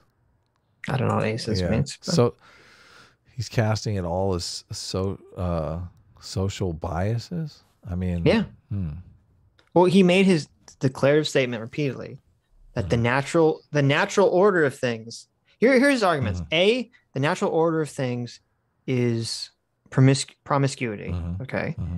And that monogamy is based on insecurity, and it's socially destructive, and it's clinging. And cringe. He's not saying and it's delusional. bad. Right. So he's not using the naturalistic fallacy, and he's not saying it's bad. But these are the arguments he's given for why monogamy is something that we should we should avoid. It's preposterous. Imagine being ace-phobic in chat and weird chanting right now. Just popped in. If you talked about how many monogamous people cheat in their partners yet. Oh, Tempest, what an excellent way to break this stun lock by talking about the fact that you so-called principled monogamous fucks are constantly cheating on each other because you're so desperate for a social norm that allows you more freedom with who you get to fuck. No, that would definitely fix the problems with this stream right now. No. That's okay. We're fine. Any thoughts on one-sided non-monogamy? I don't know. I have no fucking idea, Vermin. I don't like one-sided non-monogamy. That shit always seems to be super fucking imbalanced. There's a big meme about that where it's like the girl is like, I want non-monogamy. We can both. The problem is there's never going to be equality in a non-monogamy in an open relationship. There will never, unless the only time that the relationship is open is when you're like one of those weird elderly couples that goes to that weird swinger party somewhere in like Kentucky or someplace with a bunch of old weird people. Okay, if that's the only time that you partake, then maybe you're still not going to be equal, because the one that you're going to hook up with might be slightly less attractive than the one that your that's wife the gets. Closest you're going to get. It's that's the closest you're going to get. Okay, but if you're not doing that and you're just having an open relationship, there's no fucking way in hell it's going to be equal. There's no way it's going to be equal. There's always going to be a huge imbalance, and that's always going to be a very big source of tension, whether you want to address it or not. Yeah, you're going to have to eventually address it. Of course. Ostracy for $50. Thank you so much. Says, great show. In the spirit of Vaush, I pick both S-Class and A-Team. Oh, nice. No, you got to be monogamous for one of us. What? No. Listen, the only thing that will allow you to be polygamous on is on S-Class and A-Team. That's right. Okay. You've convinced me. Kubomi for $20 says the best outcome for society is for Vaush to get a waifu robot and have Tamagotchi children in the metaverse. Oh my golly. There you go. That would be great. There you go. Cyborg for $50. Thank you so much, Cyborg. Says, welcome back, Adam. Glad you're live and well. That being said, S-Class is best class. Can someone point out that the government and systems are social constructs like gender, so systemic racism is a social construct? It isn't real. That's true. Listen, I think minorities who feel like they're being oppressed should just get over their insecurities. Oh my God. Imagine if Vaush ever said that. Just get over your insecurities, okay? Could Vaush say that and actually retain any shred of credibility? I don't think so.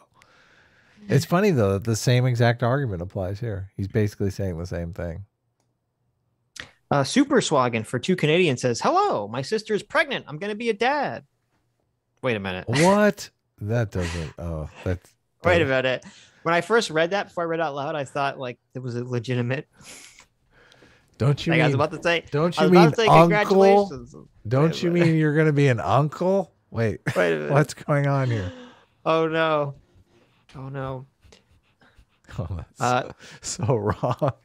The Cooper fellow for $20 says, Sitch, I'm listening for the back, and Vaush is making an appeal to what I call the Murphian law.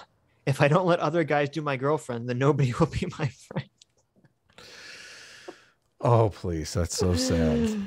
That is sad. That is very sad. You deserve better than that. You do. Yeah. The Murphian law. I like it. Dan with the Bruce for $20 says it's all based on insecurity. Someone who is so insecure in his beliefs, he's ideologically opposed to debating or disagreeing with someone else, someone who shames them over fear. It'll look bad for his side. That's right. That's right. Yeah. Weekend Warrior. Hey, Weekend Warrior. For 500 PPs. Thank you for the PPs, Weekend Warrior. Always appreciate your PP.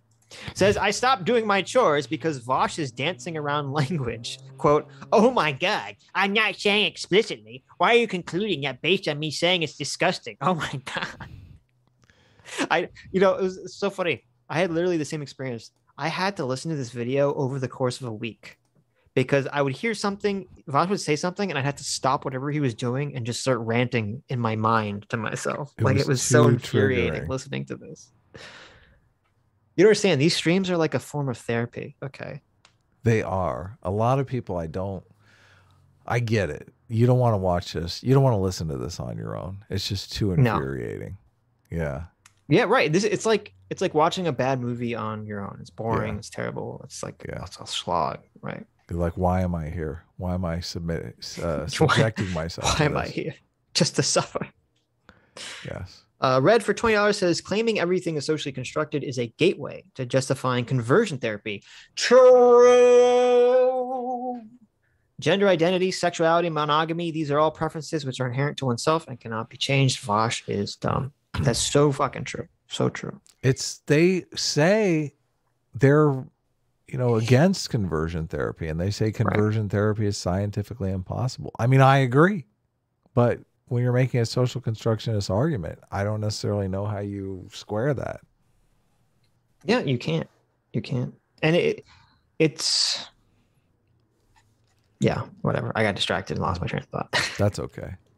It's been a long Sword and Scale for another $20. Thank you so much, Sword. Says, please give me the honor of being the first to be banned from the Sitch and Adams show. Should I use a forbidden word or something? No, we can just ban you. Ban him.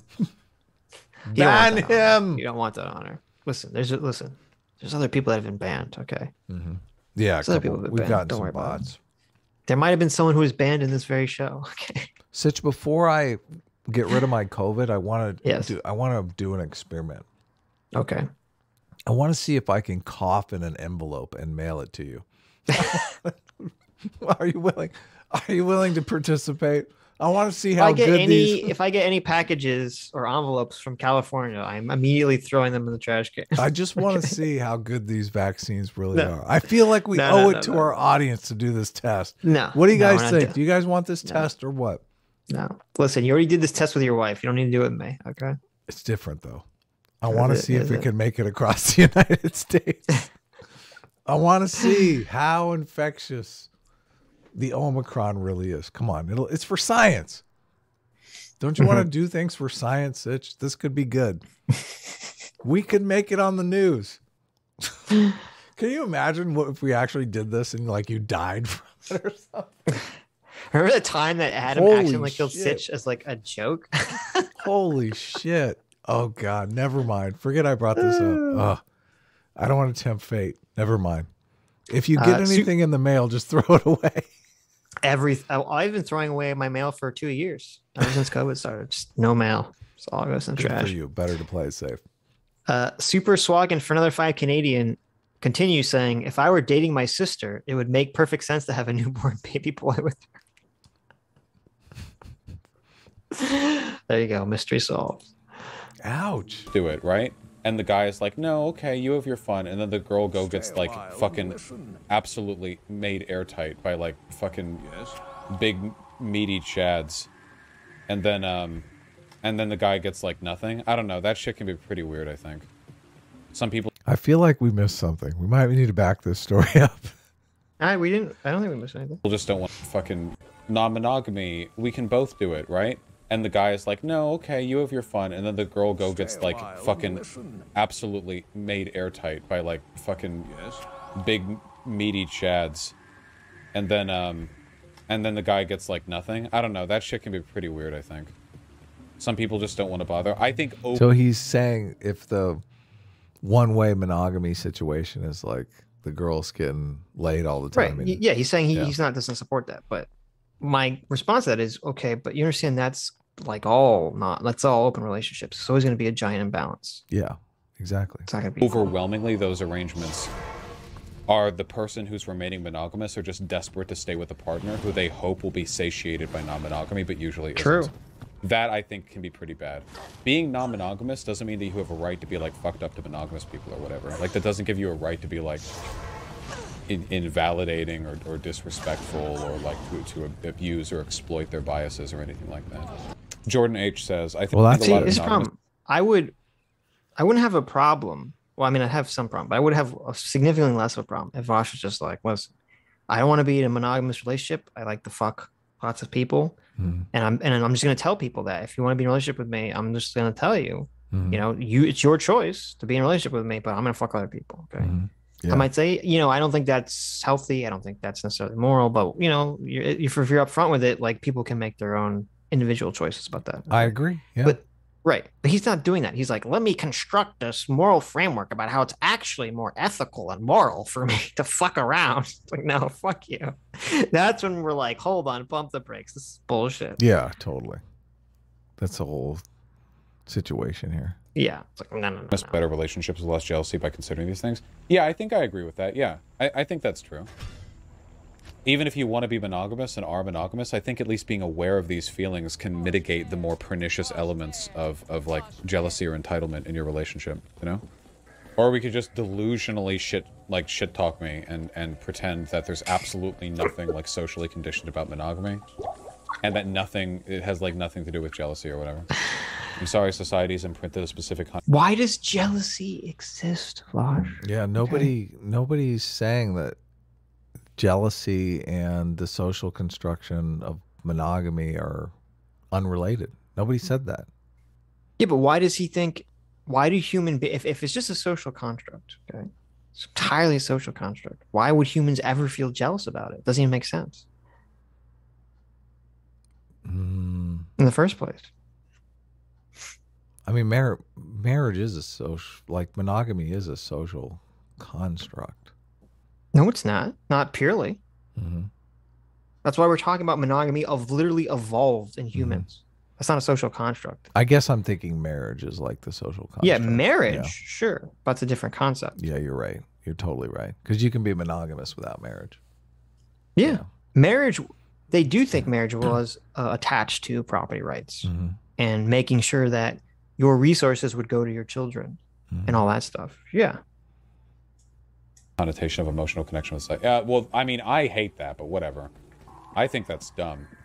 People like associating sex with love has definitely, like, I think made things more complicated for me. And I think that the social construction of marriage is basically to put cheaters and philanderers on blast, because it's the monogamous people that are really fighting against the cheaters. I don't think. Well, no, I don't think it is, because I think a lot of early societies where there was marriage was created were poly societies where you know, one husband would have multiple wives. Polygynous. Yeah. Yeah. Okay. Yes. Right. Yeah, but even in those situations, the male that had the females was jealous and would also kill rivals and whatnot. I mean, yeah, of course. But that was because, like, there was this idea, since property was being passed, because of this, property was being passed down the male line. And that's why when someone would get married, they would pay the family for the wife. Well, I'm saying these institutions were developed to basically make it okay to kill the cheaters. I don't agree. I'm saying I don't agree with that. I think killing cheaters was probably always acceptable in human society. You're like, you didn't need the. Well, sure. Yeah, think about it. The institution. Yeah, listen. Yeah. If you're living in a hunter-gatherer society of 100 people, 50 people, well, first of all, I think it'd be very difficult to cheat successfully in these situations anyway, because everyone knows everyone, and there's a lot of time that's either spent where everyone is together or people are separated by gender, doing gendered role activities. So I think it'd be very difficult, significantly more difficult for hunter-gatherer tribes to cheat than in like modern society, where everyone has a car, everyone has separate jobs. Sure, you totally. Kind of just do whatever, you know. But I wouldn't be surprised that if in those societies people would literally just murder cheaters. I don't think it was like a big deal to do that. I think that this was in one of the David Buss books, but he talked about an institution.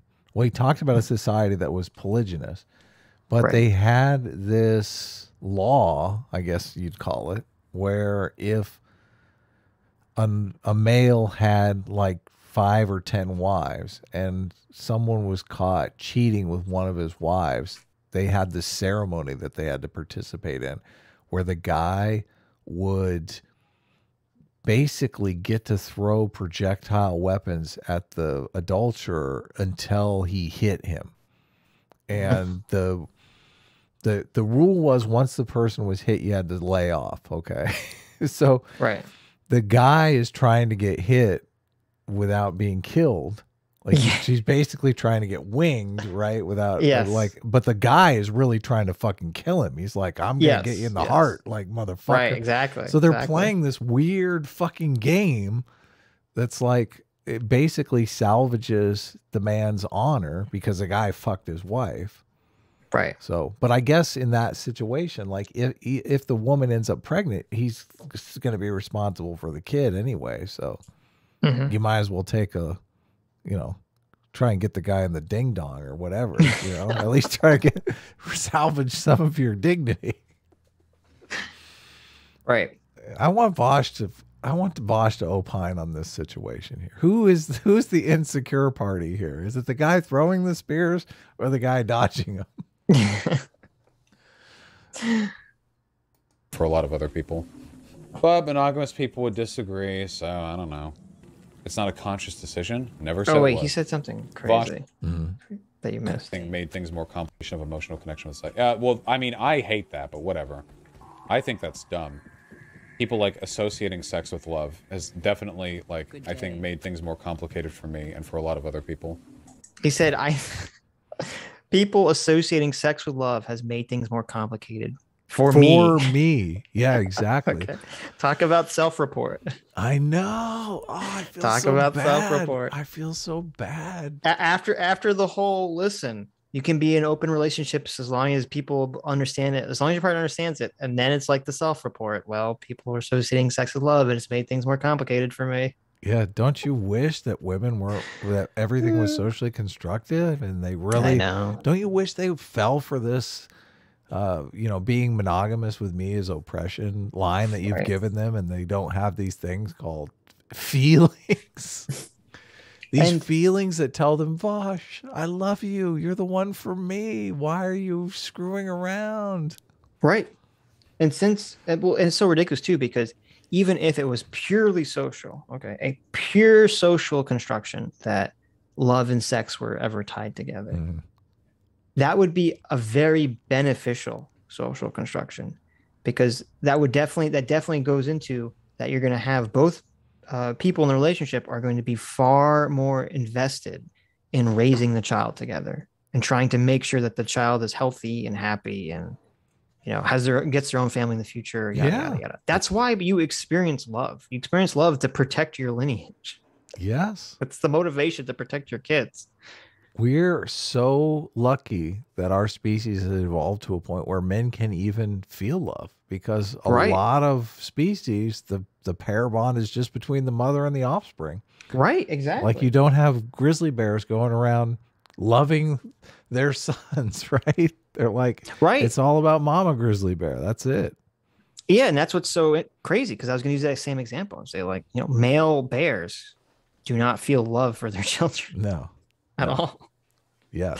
They're the pump and dump strategy. Yeah. Okay. 100% pump and dump. Right. Yeah. The mom does. The female bear does. Isn't it better that we live it? Like, Vaush, think back to all the male feminist videos that you've made about how men need to have more empathy and men need to like open up and experience, Why does Vaush feeling. Think love even exists? Yeah.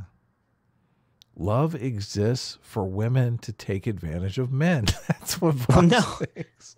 Love, like literally, animals evolved the emotion of love so that they would take care of their children. Yes. Yeah. Mammals. Okay. That's the only reason. Yes. That's the only reason. Yeah. Yes.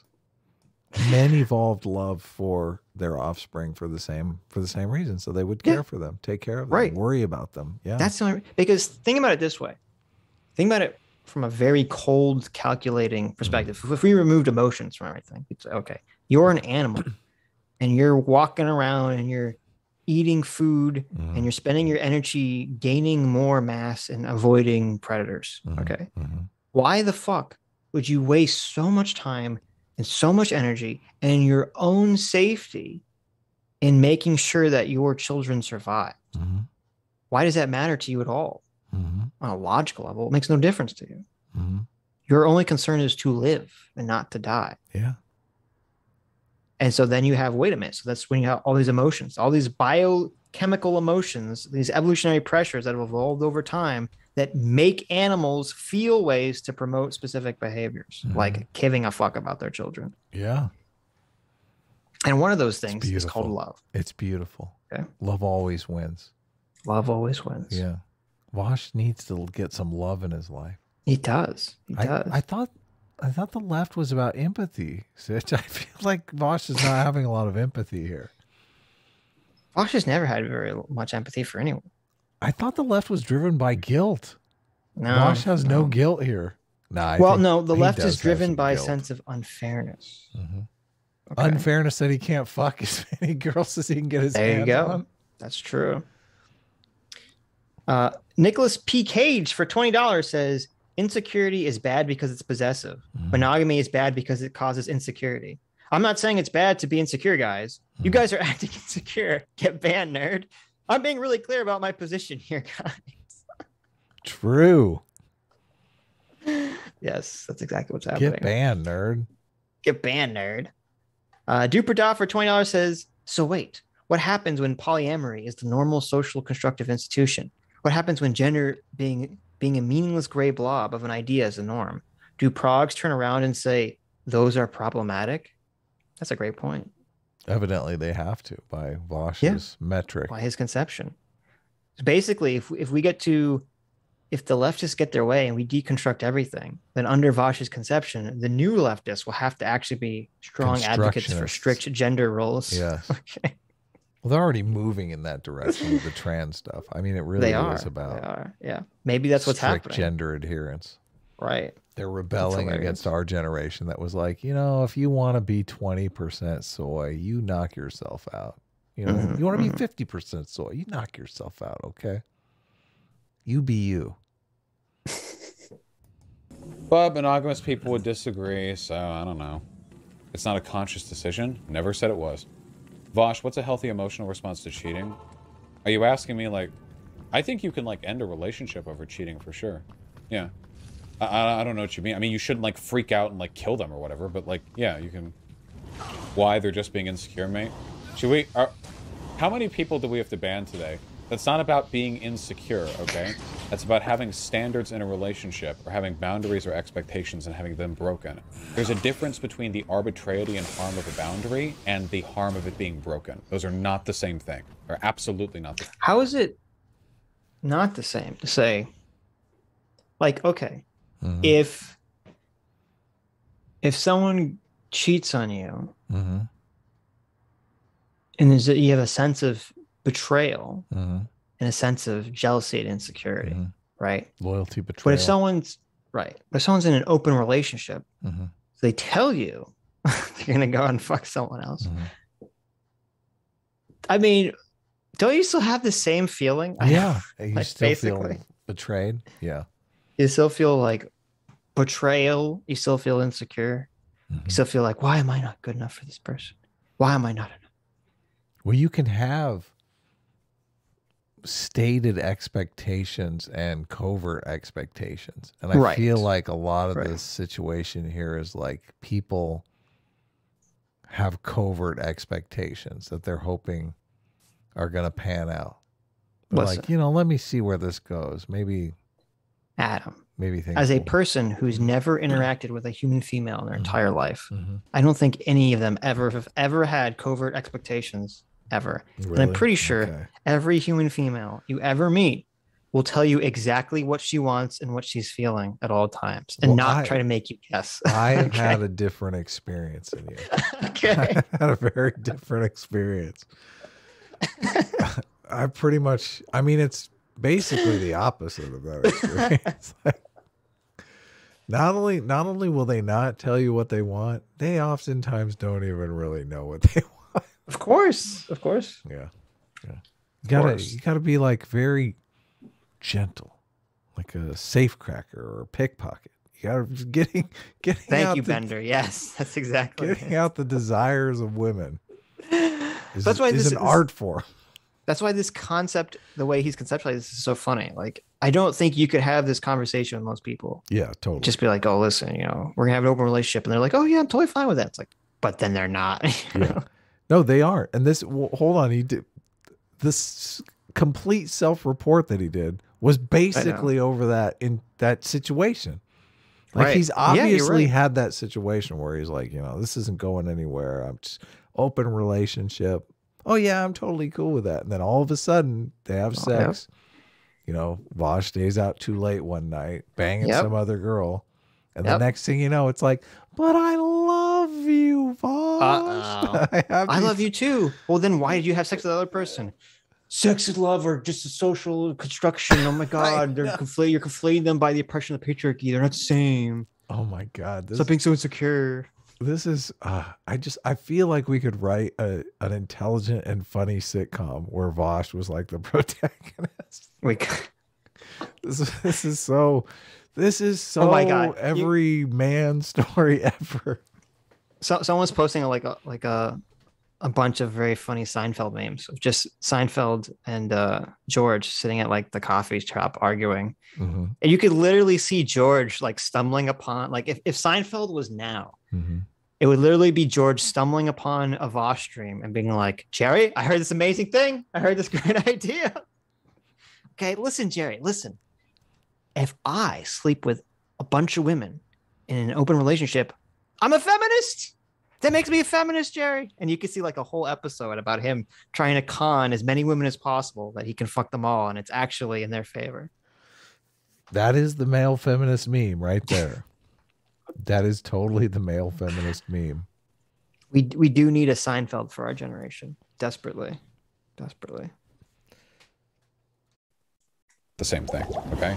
If you're mad at me, okay, just like jerk off super hard tonight and take it somewhere else, okay?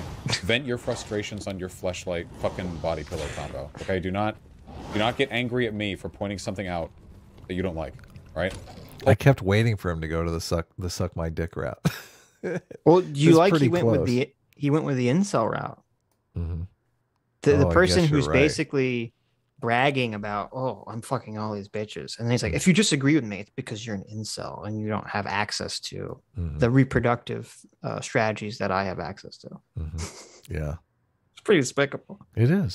That's just like a rich guy going, what? You can't have a Ferrari? Fucking pull yourself up by your bootstraps, man. Right. You can have a Ferrari. You're mad at me? You must be one of the poors. Oh. Yeah, exactly. Are you having trouble buying food this week? Oh, how terrible for you. You should work harder. You should have been smart enough to be born to better parents. That's right. You weren't born in Beverly Hills? Oh, how terrible for you. Holy shit, this poison lasts forever. Anyway, yeah, you can get super mad. Don't, like, kill anyone, but... Oh, carbonated peach milk. I think you could associate love with a lot of interpersonal interactions then. Vaush literally said you could be cheated on as a poly. Yeah, of course. Cheating is bad. But it's not bad because there's something metaphysically wrong with having sex with multiple people. It's bad because you violated the boundaries of that relationship. Even in polyamorous relationships, you do know that people like get approval from one another before having sex with other people. Sounds boring. Fuck that. There are a lot of concerns associated with sex that like should be taken into account, you know? So getting cheated on is still insecurity? Nope, and also banned permanently. But yeah. Oh my God. Holy shit. Wait, what did the person say? Permanently. It was so fast, I missed it. There are a lot of concerns associated with sex that like should be taken into account, you know? So getting cheated on is still insecurity? Nope, and also banned permanently. But yeah, even in like... But it is. How is it not? Listen. That was his argument. If someone cheats on... Yeah, listen, if someone cheats on you, okay? If someone cheats on you and then apologizes, okay? You have to take them back. You have to take them back, because if you don't, that's just you being insecure. Yeah, they betrayed your trust, but they said they're not going to anymore. Right. And and it's just your insecurity that makes you think you can't trust them anymore. Yeah. Right. Well, and they're a big fat cheater, so I don't know. Yeah, but why are you being so insecure about it? They said that they weren't going to do it anymore. If someone's going to cheat on you once, they're going to cheat on you again. That sounds like insecurity to me. Okay. That sounds like reality. That's like No, you need to stop being so insecure. I mean, listen, I'm not saying insecure is a bad thing. I'm only going to use bad examples when I talk about insecurity, but that sounds like you're being very insecure. Okay. I don't know, Sitch. Watch out. Watch out. If she cheats on you once, she's going to cheat on you again. No, that's oppressive. That's the patriarchy. Okay. And banned for permanently. And banned.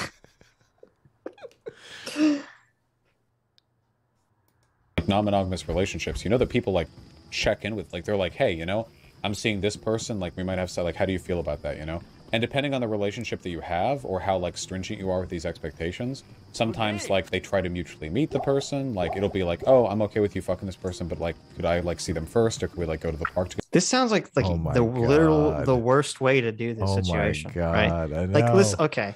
If you were forced hypothetically in an open relationship, would you prefer like the person you don't know, out of sight, out of mind, or you're like, oh, I want to call you up and I want you to meet the person that I'm gonna fuck first and like have a sit down with them. Like, I mean, it depends upon like how badly terrible. the person wants to fuck with you. I feel like if Vaush is in a situation where the girl is like able to place those demands on him, she might do it. Like, I don't know if I feel comfortable with you having sex with this person. Maybe I need to meet him first. It's like, oh my, can you imagine?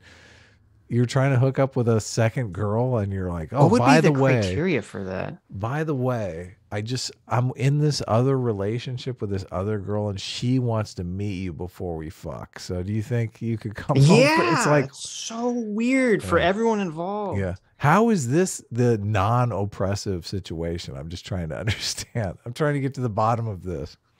Well, I'm also trying to think like, okay, if you're in an open relationship with someone and you're like, oh, before you have sex with anyone, I get to meet them and I can yay or nay having sex with That's them. not an open relationship, right? I mean, that's kind of like... Right, but this is kind of what he's putting out there, right? What is your criteria? Like, what would possibly be the criteria that you would yay someone? You're like, oh, well, they have to be at least like 2 points less attractive than me. I think that's like, the criteria. That's the criteria. That is totally the criteria. Is it like they have to be like less... Yeah, the woman would be like, okay, desirable. she has to be less desirable than me. Okay. Yeah, I think that would be acceptable. Maybe. This is so bizarre. That's what they would do. This is so much more complicated than just being a monogamous relationship. Together or something. And sometimes it's just like, oh, you know, have you made sure that they've gotten like their STI test or something? Or oh my God. There's there are a few ways. Not even going to use protection. You gotta. Can you imagine that conversation? Listen, hey, I really want to have sex with you, but my girlfriend wants me to make sure that you get a fucking STD test. Okay, so oh my, I can't. I'm imagining like, okay, I'm like talking to some chick, or like flirting, hitting it off.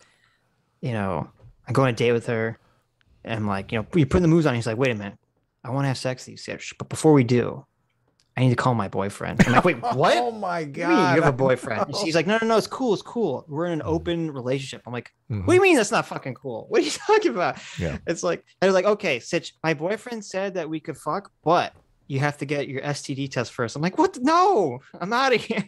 What is this? It's okay. My boyfriend just thinks that jealousy is based on complete insecurity. So he's fine with us. He's fine with you railing me. But, right.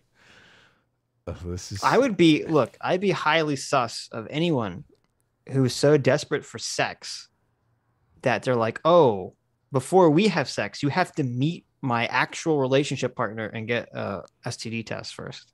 I know. Why are you continuing to have any kind of relationship with this person? I know. Normally, guys ask girls, do you have a boyfriend? And that's like the end of it. It's like, yeah, yay very or simple. nay. Yeah. Right. As soon as a girl says, yes, I have a boyfriend, you're like, okay. But can you imagine asking and her being like, well... If you ask someone that you're interested in hooking up with, like, oh, are you seeing anyone? And they go, well... Yeah. Yeah. That's when you're like, so time to get out of here. Exactly. So what you're saying is you've been sex trafficked. I mean, what do we have? Where's I've this literally going? been that. I've literally been in that situation where I was like flirt with this girl, and then it's like, and I'm like, oh, you're seeing anyone? And she's like, well, kind of. I'm like, oh no. Really? Yeah. She's like, oh yes, but I'm thinking about breaking up with them. And I'm like, okay, what the fuck? So wait, you want to make sure you have like a side? Am I supposed to be available first before you make the decision? I don't want to be that relationship. What the fuck? Yeah, that's a bad sign. Like, why would I want to be involved with someone who is not willing to break up with someone, even if they don't want to be with them until they find someone else? I'm not going to invest energy and time in that relationship, and neither should anyone else. Don't worry, Sitch. He is the jealous type, but I think you'll be fine. I think you'll be safe.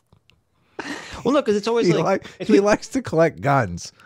Well, no, it's not. No, I wasn't worried about like the safety or anything, but it's what you were saying earlier about how, if it's foolish, generally foolish, for you to like to be the cheater, okay, or to be the cheatee. Like you're banging some girl and you know that she has, a boyfriend or a husband or something, and then thinking that she's gonna like have a positive non-cheating relationship with you. It's foolish to think that.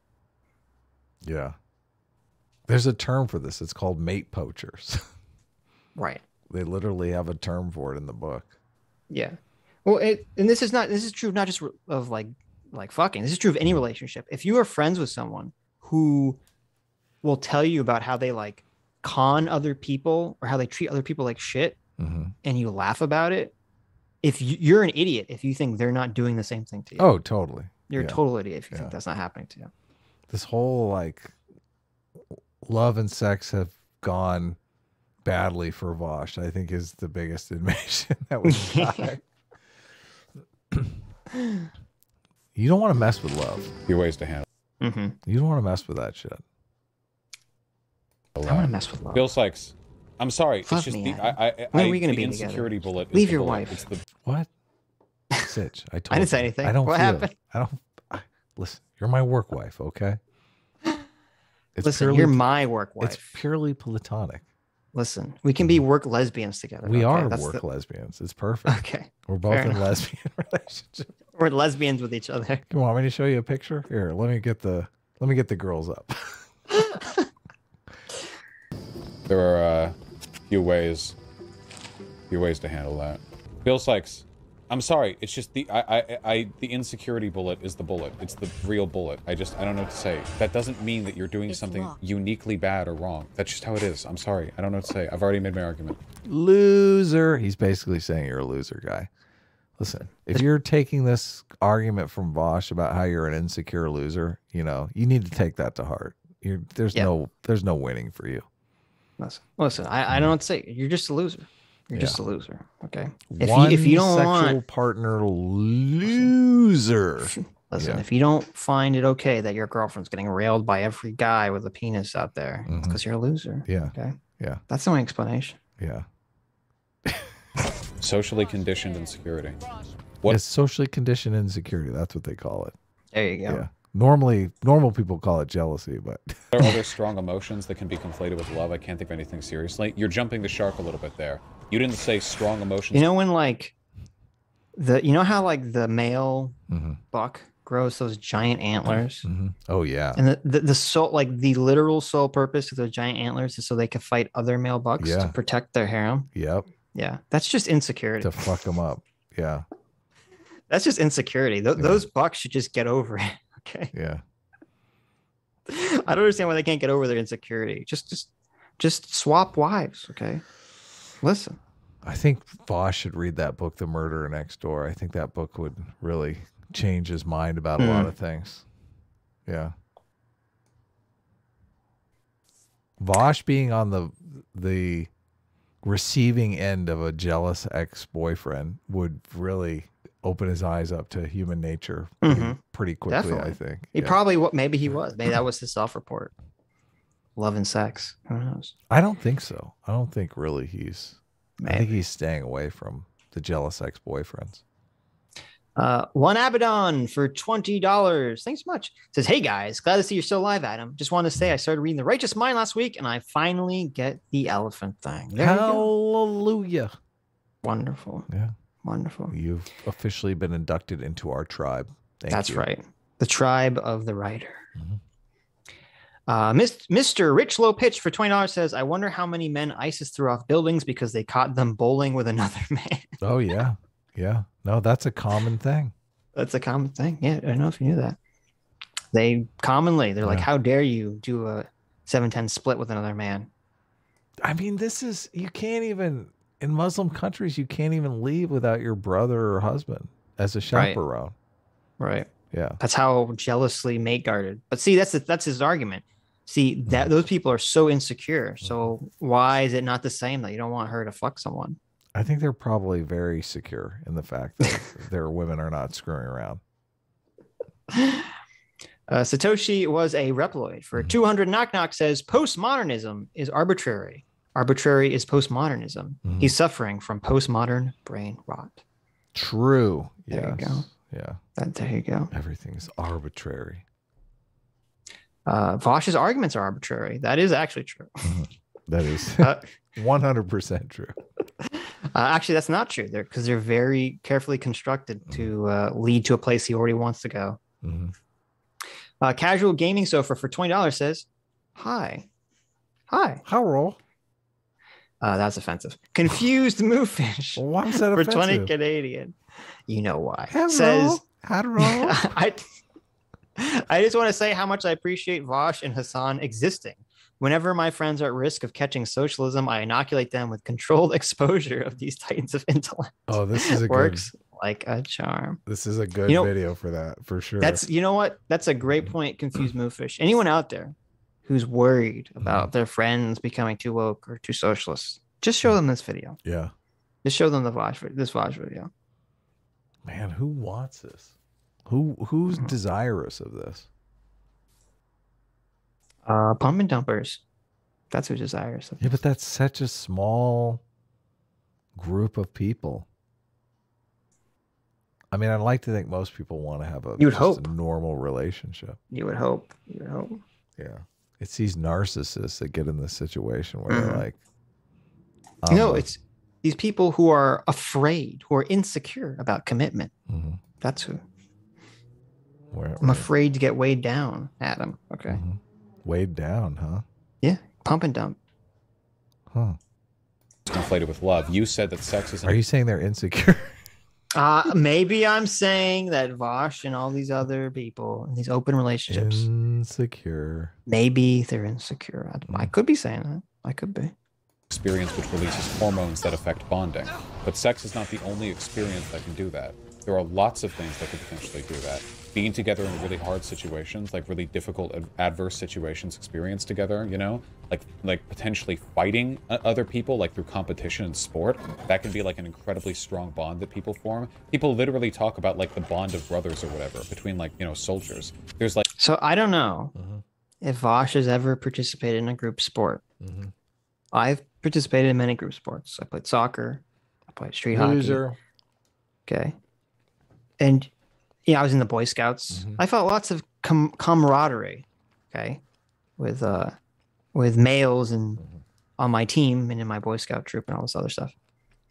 I didn't feel like fucking them though. How homophobic of you. Maybe. It felt my relationship, my camaraderie I had with my male friends who I engaged in these activities with felt very different than the emotional feeling I felt with women who I was dating and having sex with. It felt very different. After that, maybe that's just me. I don't know. Rough tennis game with your girlfriend. I've never played tennis. That's actually, much different. Much different competitive energy there. That's true. You don't want to be playing a sport with your girlfriend. You don't want to like smash her into the fucking ground. Yeah.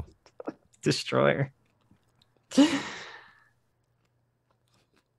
Like having a really good out with somebody or like getting drunk with somebody and like go driving around town or something. These are all experiences that can be not just like really fulfilling, but can literally chemically bond you to people. But okay, well, first of all, let me say this. You shouldn't be getting drunk and driving around town. I disavow that. This is not a good idea. Yeah, what the fuck? I don't know about that one. Call those things friendship bonding and the sex thing romance bonding. But what we understand to be romance is fairly socially conditioned, you know? So what we're really... This is so fucking stupid. I know, it's crazy. And you know how everyone knows this, and it's very simple. Okay, you can be like great friends with someone, and then you like live with them, and you're like, oh, I hate this person. Right, exactly. And it's because a romantic relationship and a friend relationship are incredibly different. Totally, yeah. And they're incredibly different evolutionarily, because your friend relationship would often be around, like, from a hunter-gatherer perspective, from the naturalistic perspective. Yeah. Your friend relationship would often be around trying to achieve like a joint goal of killing the mammoth. Both finding monogamous mates. Or helping each other find mates. Protecting each other and each other's mates from the enemy tribe. Yeah. Okay. Or interlopers. Or for cheaters. Or from cheaters. Vaushes. Right. From the Vaushes. There you go. It had an entirely different purpose and expectation and feeling to it than the romantic relationship of like, okay, this is the person that's going to pass down my genetic lineage. Yeah. You know, very different feelings. And it's super stupid and obnoxious. And this is the problem with this dumb everything's with this, everything is an arbitrary social construct, nihilistic perspective that Vaush constantly draws upon. It's just the same thing. If you're in a car with a person, it's just the same kind of interaction. It's like, how can someone be this stupid? I mean, I do feel like there's just, it's gaslighting. I mean, he can't be this stupid. This is like massive levels of stupidity here. I mean, well, I don't know. Maybe Vaush is just fucked in the head. And this is his experience of social relationships is so bizarre. And he just doesn't realize that he's out there alone in this. He's never had a friend relation. I mean, we've all had friends that, like, as soon as they get a girlfriend, it's like you never hear from them again. It's like they're gone. It's like, oh, Todd, I thought we were friends. You haven't called me for 7 months. Oh, you got a girlfriend. I see. It's like, it's just, there's the dynamic between, you know, friend relationships. And even we've all had friends that are, you know, the opposite sex, which is like a like a platonic relationship. You don't have sexual feelings for them. Right. I mean, there's such different dynamics between all of them. Right. And we all know this intuitively, because you can be friends with someone of the same or opposite sex, and they'll have, like, often they'll have behaviors that are negative, and you're just like, it doesn't bother you. You're like, okay. Oh, of course. Because it doesn't influence, it doesn't like have an impact on you. Of course. Yeah. And but then if you're in a relationship with someone and they have some negative behavior, it like impacts you so much more. You're like, oh, this is a big problem. This person's acting this way. Yeah. Like it's even more so, like, you can have friends who have like sort of quote unquote negative behaviors that you think are funny because it doesn't impact you negatively. Of course. You're like, oh, it's hilarious. It's so hilarious when Johnny gets totally wasted and stays out till 3 a.m, you know, shouting at people on the street corner, right? Yeah. But if you're dating Johnny, that's not so funny. It isn't. It's very disturbing. Yeah, exactly. Oh God. The dynamics here. Has Vaush never experienced these dynamics? Has Vaush never had these kind of relationships? I mean, I think you're right. I think it's more likely that this is just dishonest gaslighting. Like, I mean, I've had close friends all my life that I've never had any romantic or sexual feelings for. It's a completely different feeling, completely different sensation. Okay. Yes. It's so bizarre. Yeah, we've all had situations where we don't have romantic feelings for them, and they have romantic feelings for you, and you have to like, you know, have the conversation that's like, okay, right? Or are you very slowly like, hey, let me find you a boyfriend? Yeah, you're deluding yourself, and you need. But we've all. I mean, I've been delusional about girls who obviously I was like, no, I'm going to change her mind. She's going to right. She's the one for me, and I'm going to convince her. And that doesn't really work out very well. There's just so many interesting dynamics, but all of that is being brushed over. No, it's all the same. It's all arbitrary. No. This is the most fascinating stuff in life. It really is. Interpersonal relationships. Like all story is based on these interpersonal relationships. Really talking about is which types of bonding we socially normalize to be associated with love and which ones less so, you know? Now, there's going to be some varying extent to which these affect. I'm not saying that sex isn't like a big component of like relationship format, because it totally can be. But the fact remains that delineating the line right there is fairly arbitrary. I mean, again, like if sex was the only thing that could do this, then there would be no asexual relationships, but there definitely are, so. They're no. Mm-hmm. Are those like friendships he's talking about? I know. Yeah, really? They're called friendships, Vaush. We all experience them. Okay, we know like what the fuck you're talking about. People don't generally have asexual marriages. Okay, that they want. Maybe the marriage becomes an asexual marriage. It's generally seen as a negative thing. That can happen. But, yeah. Right. It's not arbitrary. It's the basis of biological life, Vaush, is not arbitrary. You fuck. Yeah. Please stop saying this. Pigeon, stop knocking that thing over. I think so many people get really emotional over this issue because they hate. Who's Pigeon? Maybe he is an animal or something in the game. I was really the idea of their partner suddenly becoming non-monogamous or poly or something. Yeah, that sounds like insecurity to me. But I agree. I think a lot of people are defensive over this because they don't want their partner to become like non-monogamous on them. Which, hey, I'm probably not changing their mind right now. Just listen to my arguments. I'm not fucking stealing people away from me. What if I don't want my partner to sleep around because they suck at sex? I'm afraid people will think I'm bad at sex too. Like I'd have. But what if you were, Vaush? Would it be immoral for you to be making these arguments if you were changing people's minds? Ooh, that's a great question. That's a great question. Would it be immoral for him to use these arguments on the people in chat that are insecure about their relationship to their girlfriends? Or would it be immoral to try to convince anyone of this? Ever? And if that's the case, why even talking about it? Yeah. I don't know. To supervise it to make sure they're doing right.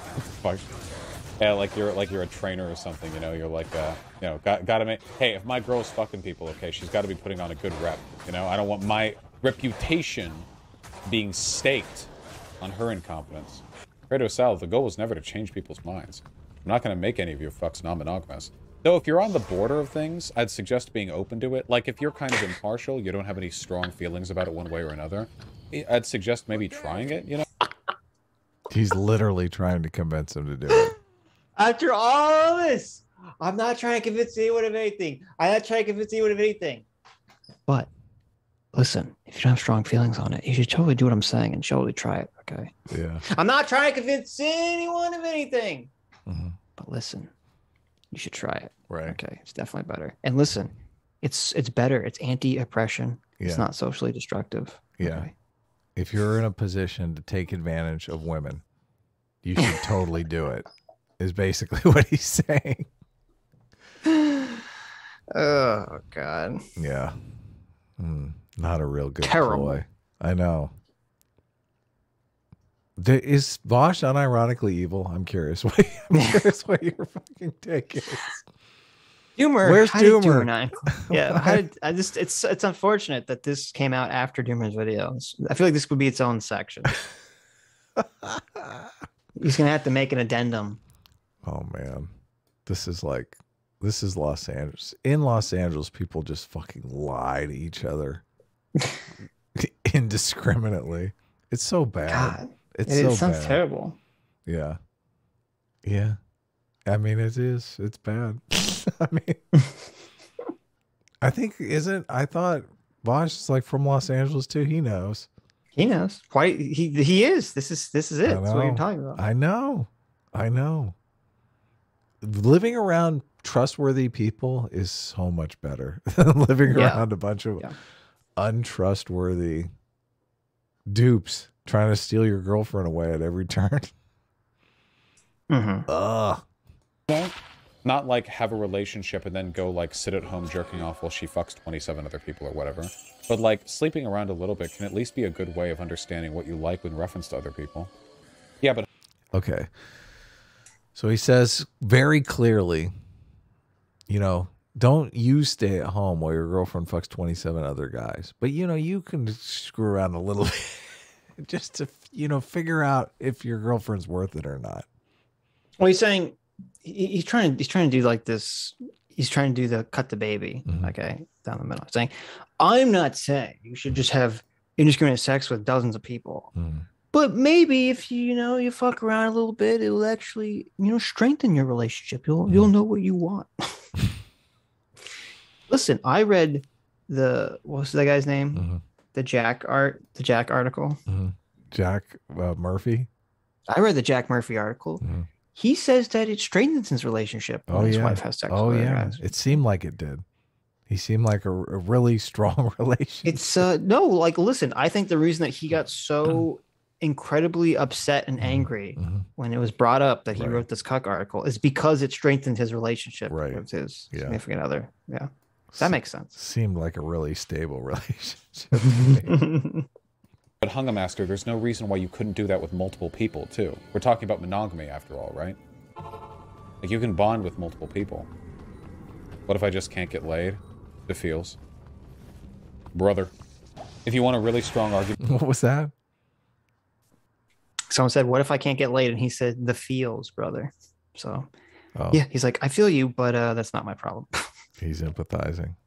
And it's funny because if society was open relationships like this, that's the thing. There'd be a lot less men getting laid. Yeah, let me work the math out for you guys. Okay, Vaush here, he's got like 6-7 bitches. Hassan, he's got like 10-20. It's like sooner or later you run out of women. Yeah. Why are women going to waste their time with, quote, low status males if they can all just be part of the harem of some higher status male? Yeah, exactly. When they could be strung along by Vaush, who tells them, love is really just a social construction that you should avoid. Listen, so it doesn't make me feel uncomfortable. I know you think I say this to all the women, but you're my favorite. You're the one I'm going to dedicate my resources to. Okay. Just don't fall in love, baby. That's right. Now, I'll see you next Tuesday. I got 6 more bitches this week to go through. I know. Or point out how many straight men are okay with their wives fucking other women. Oh, that's totally true. Hey, yeah, why are so many straight dudes okay with their girlfriend or wife making out with girls at the bar, but they'd get furious if it was a guy, Yeah. Let me think about this. Oh, this is so difficult. I'm going to have to put all my neurons on display here. Let me think. Why would a male not feel threatened, necessarily threatened by his significant other, by a biological organism that cannot impregnate her? Yes. Why would a husband not care so much about his wife kissing another woman who's incapable of reproducing together? Yeah. Who's incapable. Why does that not bother him? But he does. He is bothered and threatened by the male who can sexually reproduce with his wife. Right. Yeah. Who can leave him in a situation where his wife is pregnant with another man's child. I wonder, let me think about this. Yeah. Let me think about the reason for this. Yeah. Oh, I got it. I know. It's because it's an arbitrary social contract. Oh yeah, it's insecurity. You totally got me, Sitch. Yep, that's the only reason. Listen, it's because of the patriarchy and depression, and it says that women being bisexual is good, but you have to mate guard against the evil men. Okay, it's just all society, social pressure. Yeah, that's the only reason. The only reason. It's oppression. Yeah, it's all arbitrary. It's all unfair. It's totally unfair. You should be just as jealous of the woman as you should of the man. Right. Yeah. How dare society socially construct something that doesn't work? That dynamic doesn't really make much sense unless insecurity was the driving force, right? Right? That argument doesn't even make sense. So wrong. Yeah. Because he's not explaining. You dumbass. Why would the guy not be insecure about the women kissing, but he is insecure about the woman kissing a guy? Yeah. Vaush, you have to explain that. Otherwise, you're not saying fucking anything. Yep. They're insecure because if another man fucks their wife, that's an attack on their masculine entitlement. But if a girl fucks their wife, it's not. Right? Okay, so he does explain it, and the explanation is even worse. The explanation is just weird. It's how can he? Oh my God! It was worse than the non-explanation. Remember Vaush saying how he's intellectually outpaced Destiny? I can't imagine Destiny. God. I can't imagine Destiny being this stupid about this stuff. The reason you don't want your wife kissing a dude, but you're fine with your wife kissing another woman is because of your male entitlement and that it's an attack on your masculinity. Yeah. Oh my fucking God. Yeah. That's the reason, Vaush? Yeah. Wait a minute, Vaush. Let me do this. I'll grant you that could be the reason. Mm-hmm. Okay. Why does that feel like an attack on a man's masculinity? Yeah, exactly. Tell me. Does it have to do with the word cock? Does it have to do with, does it have to do with sexual reproduction? Huh? We haven't even mentioned, we've said this before, but just to make it clear here, cuck is actually like a term that means something. Yes. Cuck actually comes, there's a bird called the cuckoo bird, which its entire reproductive strategy is tricking other people, other birds, into parenting their offspring. They basically, the female bird sneaks into another bird's nest, lays her egg, and then kills the actual offspring of the bird. And the bird basically raises a completely different species. It's crazy if you want to look up videos on YouTube, because the bird, I mean, some of the birds that they parasitize, they're like a tiny bird. They're like this big, and the cuckoo bird is giant. Right. And the parent birds are like busily feeding this monster that they have absolutely no genetic stake in.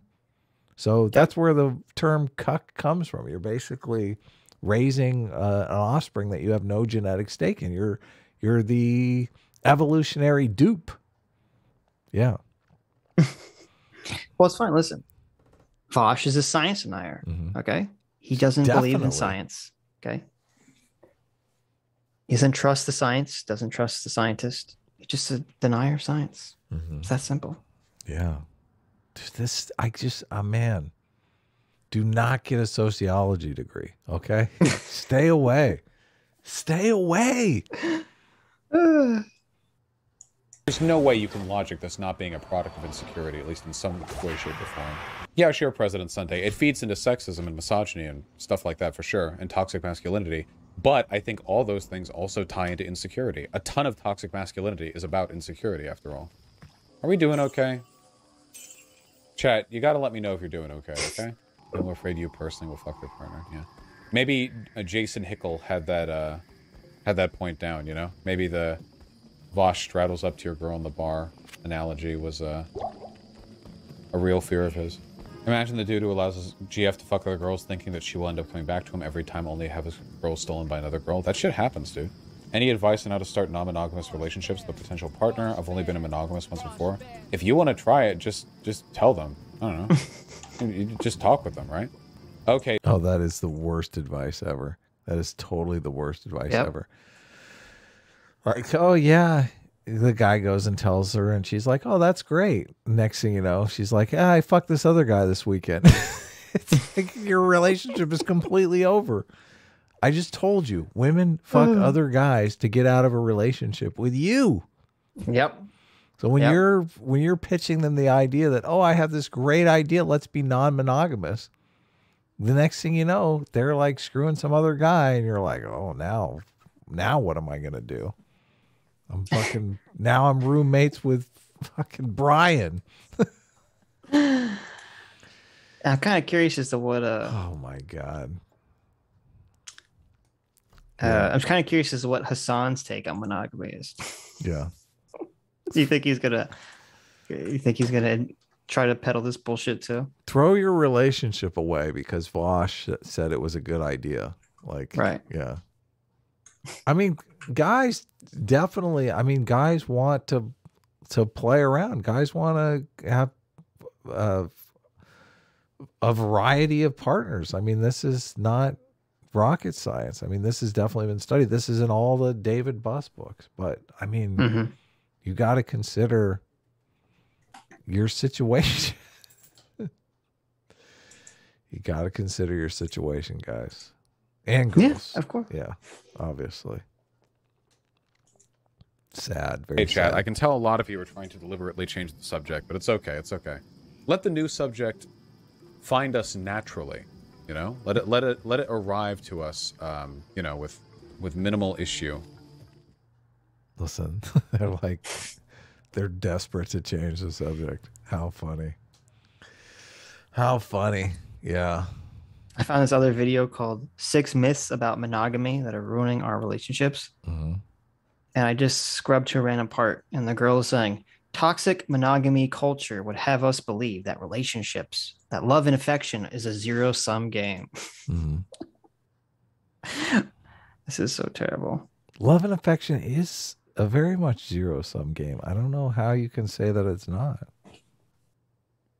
Well, no, she meant in terms of like the people dating each other. Like one person gets everything and the other person gets nothing, which is the exact opposite of monogamy. Mm-hmm. Monogamy is supposed to be a joint, says it's a joint relationship. Right, yeah. Yeah. It would be these open relationships that would start to create zero-sum situations. Mm-hmm.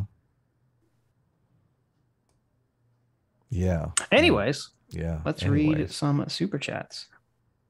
CT sent me like an amazing piece of artwork too. Yeah, you can put it up. Dr. Cataclysm for $20 says, of course, the socialist is for the equitable distribution of his girlfriend's vagine. Mm-hmm. Of course. Of course. Scary. Listen, they must redistribute the means of reproduction. Okay. It's so funny because it's like, yeah, it's like basically they were mocking Jordan Peterson for his enforced monogamy, thinking that he's advocating that like women have to put out for men, which is not what he's saying. Nope. It's like, but maybe it's kind of like the road Vaush wants to go down. Okay. I don't know. We'll see. Is he into the enforced monogamy shtick? Right. I mean, is a man not entitled to the sweat from his brow? Is the man not entitled to the... Never mind. I'm not going to go down that I was wondering where I was like, this doesn't end well. I'll let that one simmer in your imagination where that one's going. The something of your lip. What? Oh, okay. One Quim for $50. Thank you so much, One Quim. Says, welcome back to the land of the living, Adam. Sorry again for being a dick to Kurt Metzger during your last Thursday stream. Also, what kind of microphone do you guys use? Looking for an affordable mic. I don't know that my mic is affordable, to be honest with you. Mm-hmm. I thought your mic's like... I have like an Audio Technica microphone. I used to put it in my descriptions of my videos because people would ask me. So the Ars Technica some number. Yeah. I should buy Adam's. Adam's mic's way better than my mic. So I think it was about $189, which I don't think is cheap for a mic by any means. So... Well, it's not super expensive either for a microphone. No, you can. Some mics are like $1,000. Yeah. Yeah. They get ridiculous. I have the. It's so funny. I've actually been using the same cheap mic I started with when I started making YouTube videos a million years ago. The cheap, shitty Blue Yeti. Yeah. So. You're still, I guess it's not on a terrible. Blue Yeti. Yes. My house is way too loud for that Blue Yeti. Yeah, well, you're using, so also the difference is that you're using a shotgun mic, which has a much smaller, I forget what it's called, a much smaller range where it picks up audio. Yep. So the Blue Yeti has a giant range where it picks up audio. Yeah. But yeah, no, that's true. You're living with another person and cats, so. Yeah, loud. Things get loud. Loud cats. I want to show this other piece of artwork too. But I can't find who sent it, unfortunately, because I'm a fucking loser. I'm a loser, baby. Maybe you can help. I'll bring it up. So why don't you fuck me? That's it. Is that the Vaush song? That's the Vaush song. That's the open relationship song. Well, oh my God. Are you talking about the picture she just put in the DMs? No. Oh. She put a picture that she drew that was like terrifying.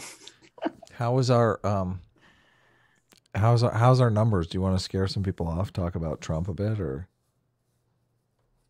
Well, I want to do super chats, but Okay. I guess we could talk about Trump too. No, we can do super chats. You got to roll. I mean, No, I don't got you. I mean, I you're the feel one with pretty COVID good. who's dying. That picture that you just put up was drawn by Tim Mast. Well, Tim Mast. Tim Mast, very cool. I like it a lot. It has like Yeah. a graffiti vibe to it that I really dig. Yeah, it does. Yeah. It does. Very cool. This is really cool. It's like Sitch here, and then I think that's Adam. That's a buff Adam. Yeah. Look, he got my 6-pack. Which the young Adam robot will have. The old Adam robot does. The old Adam real person doesn't have anymore. Don't why no? Adam's got a 6-pack. Listen, if Adam took off his T-shirt right now, everyone would just. Oh my god! Okay. Fucking CT. Tim Masters. Oh, I'm sorry, Tim Masters, not Tim Mast. Well, Tim Masters is his sort of name. Tim Masters says, "Enlightened centrist of S-Class and A-Team, kind of have opinions, but mostly just a comedy routine. First official art stamp. There you go. Well, thank you, Tim Masters. It's very cool. Yeah. Yes, I dig it. I totally dig it. Yeah. Vaush doesn't run a comedy show, right? I mean, it is funny. I got to admit, but it's kind of better when we put the jokes in. One Quim for another $20. Thank you, One Quim. Says, oh, also there's a video by Aristocracy, someone friends with counterpoints, about the Harry Potter anti-Semitic accusations. That is terrible. You guys should check it out. Oh, maybe then we'll actually have something to argue with Counterpoints. Counterpoints was intentionally not being argumentative, and I didn't appreciate it. Okay. You wanted to argue with him more? I wanted him to be a dick. He was being way too nice. Yeah. It's a big problem. Not really. Yeah, I think it's a big problem. Okay. Sargon comes on and he says Sargon, something fucking crazy, yeah. you know, and then we Sargon argue for like gets 3 us hours. with like both barrels. He's like, fuck you guys. I'm fucking taking you down. I get like 20 fucking DMs. Everyone's like all up in arms. Sargon was right. You were wrong. It's great. I love it. I do love it. Yes. Okay, I found the video. I will listen to it. I know it was funny because the whole Harry Potter anti-Semitic thing started from Jon Stewart was on a podcast and he was making a joke with other comedians about how like the little goblins that run the bank in Harry Potter are like anti-Semitic Jewish stereotypes. And then so somehow this gets drudged up, like I think because he said it like a while ago and it gets drudged up now. And he got so mad because he's like, you fuckers, it's like a joke. I'm not, I don't actually think that J.K. Rowling is anti-Semitic. I don't think Harry Potter is actually anti-Semitic. Like, it's so bad that people would go there. It's like, what the fuck? Right. But I give Jon Stewart like a lot of credit for like people taking his funny bit out of context and him just scolding people and saying they're fucking dumb for doing this. Yeah, they're evil for doing it. They're not just dumb, they're fucking evil because they know they're lying pieces of shit. All they want to do is target J.K. Rowling because they don't like her position on trans issues. Yeah, exactly. Right. So they want to paint her as an anti-Semite because they know that's the worst possible thing that you can be. It's fucking evil. It's fucking evil.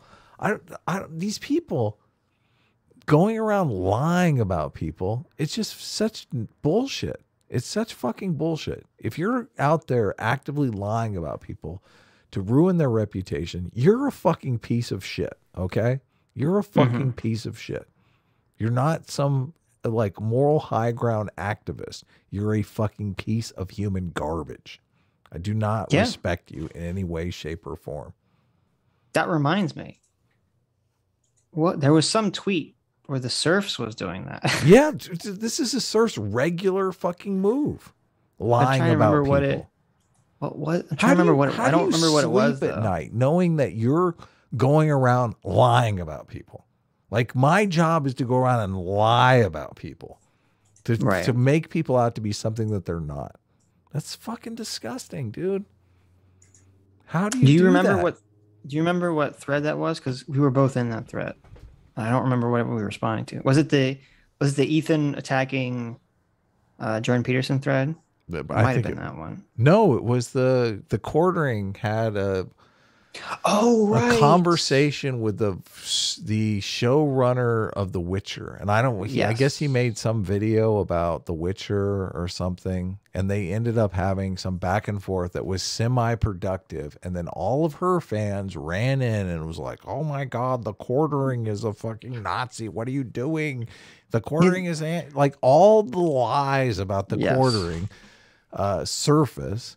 And they're in their own little fucking bubble, like thinking that she's literally talking to Adolf Hitler, and she has to like, how do you go to your fan base and say, "Oh, I need to have a constructive conversation with Adolf Hitler"? You can't.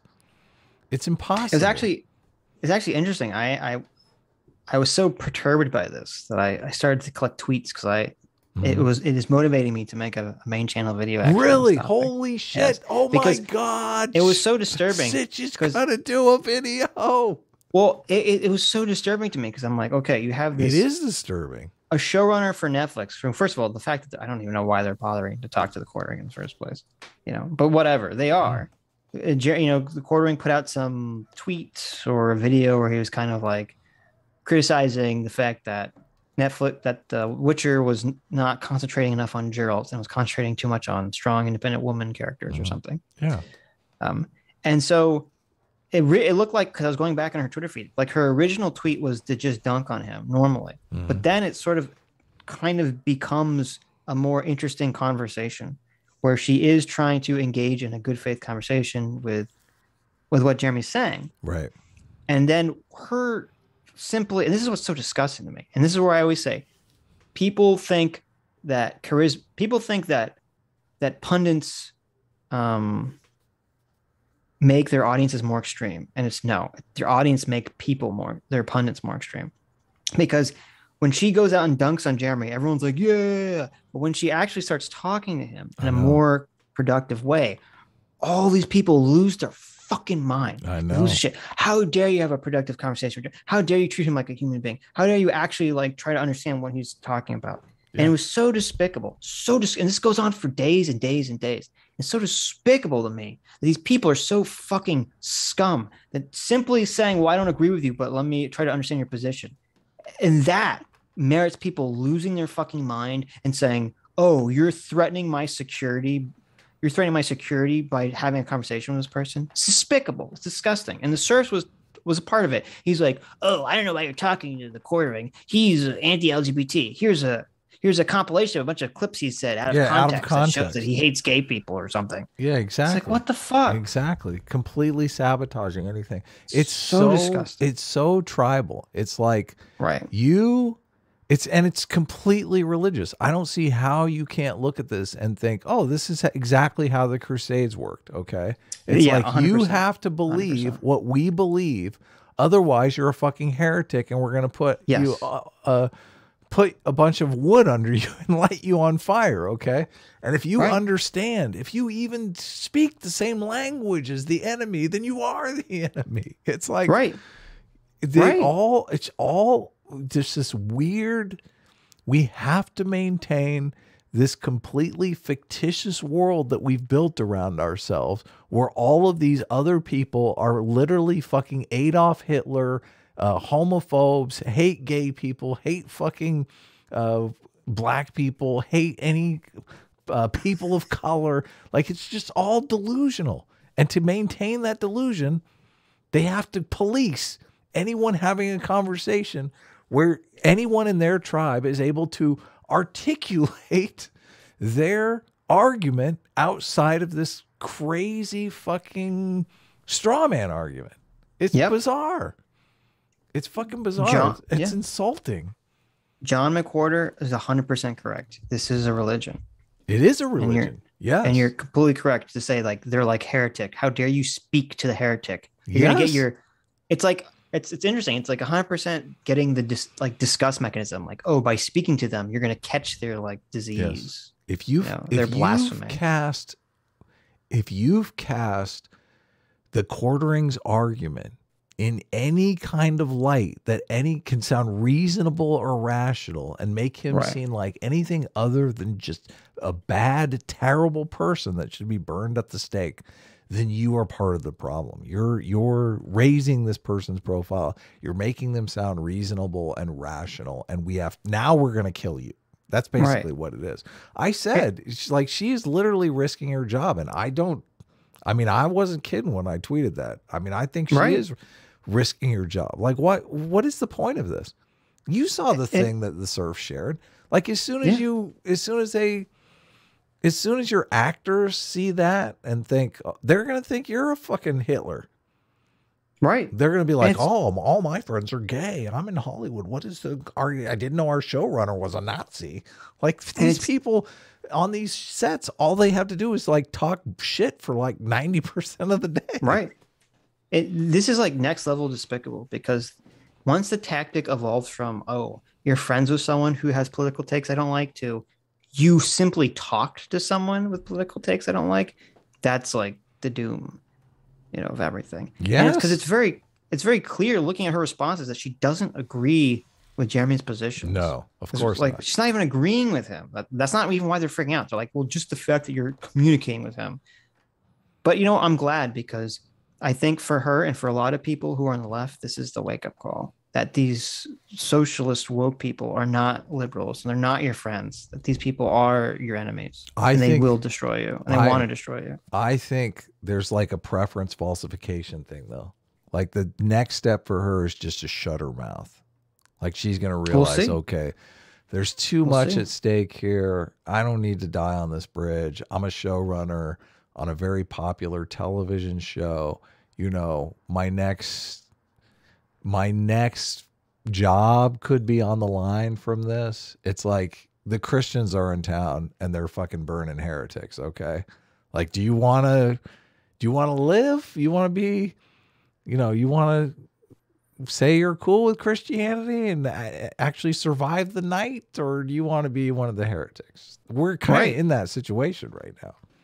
That's why I was going to go through and try to screenshot everything, because I was afraid that in the next couple of days, all that thread's going to all her tweets are going to get deleted. Oh, they're going to be gone. They're totally because at some point, I think you're right. She's going to get the call from some producing asshole at Netflix. That's like, why do you want to make life difficult for us?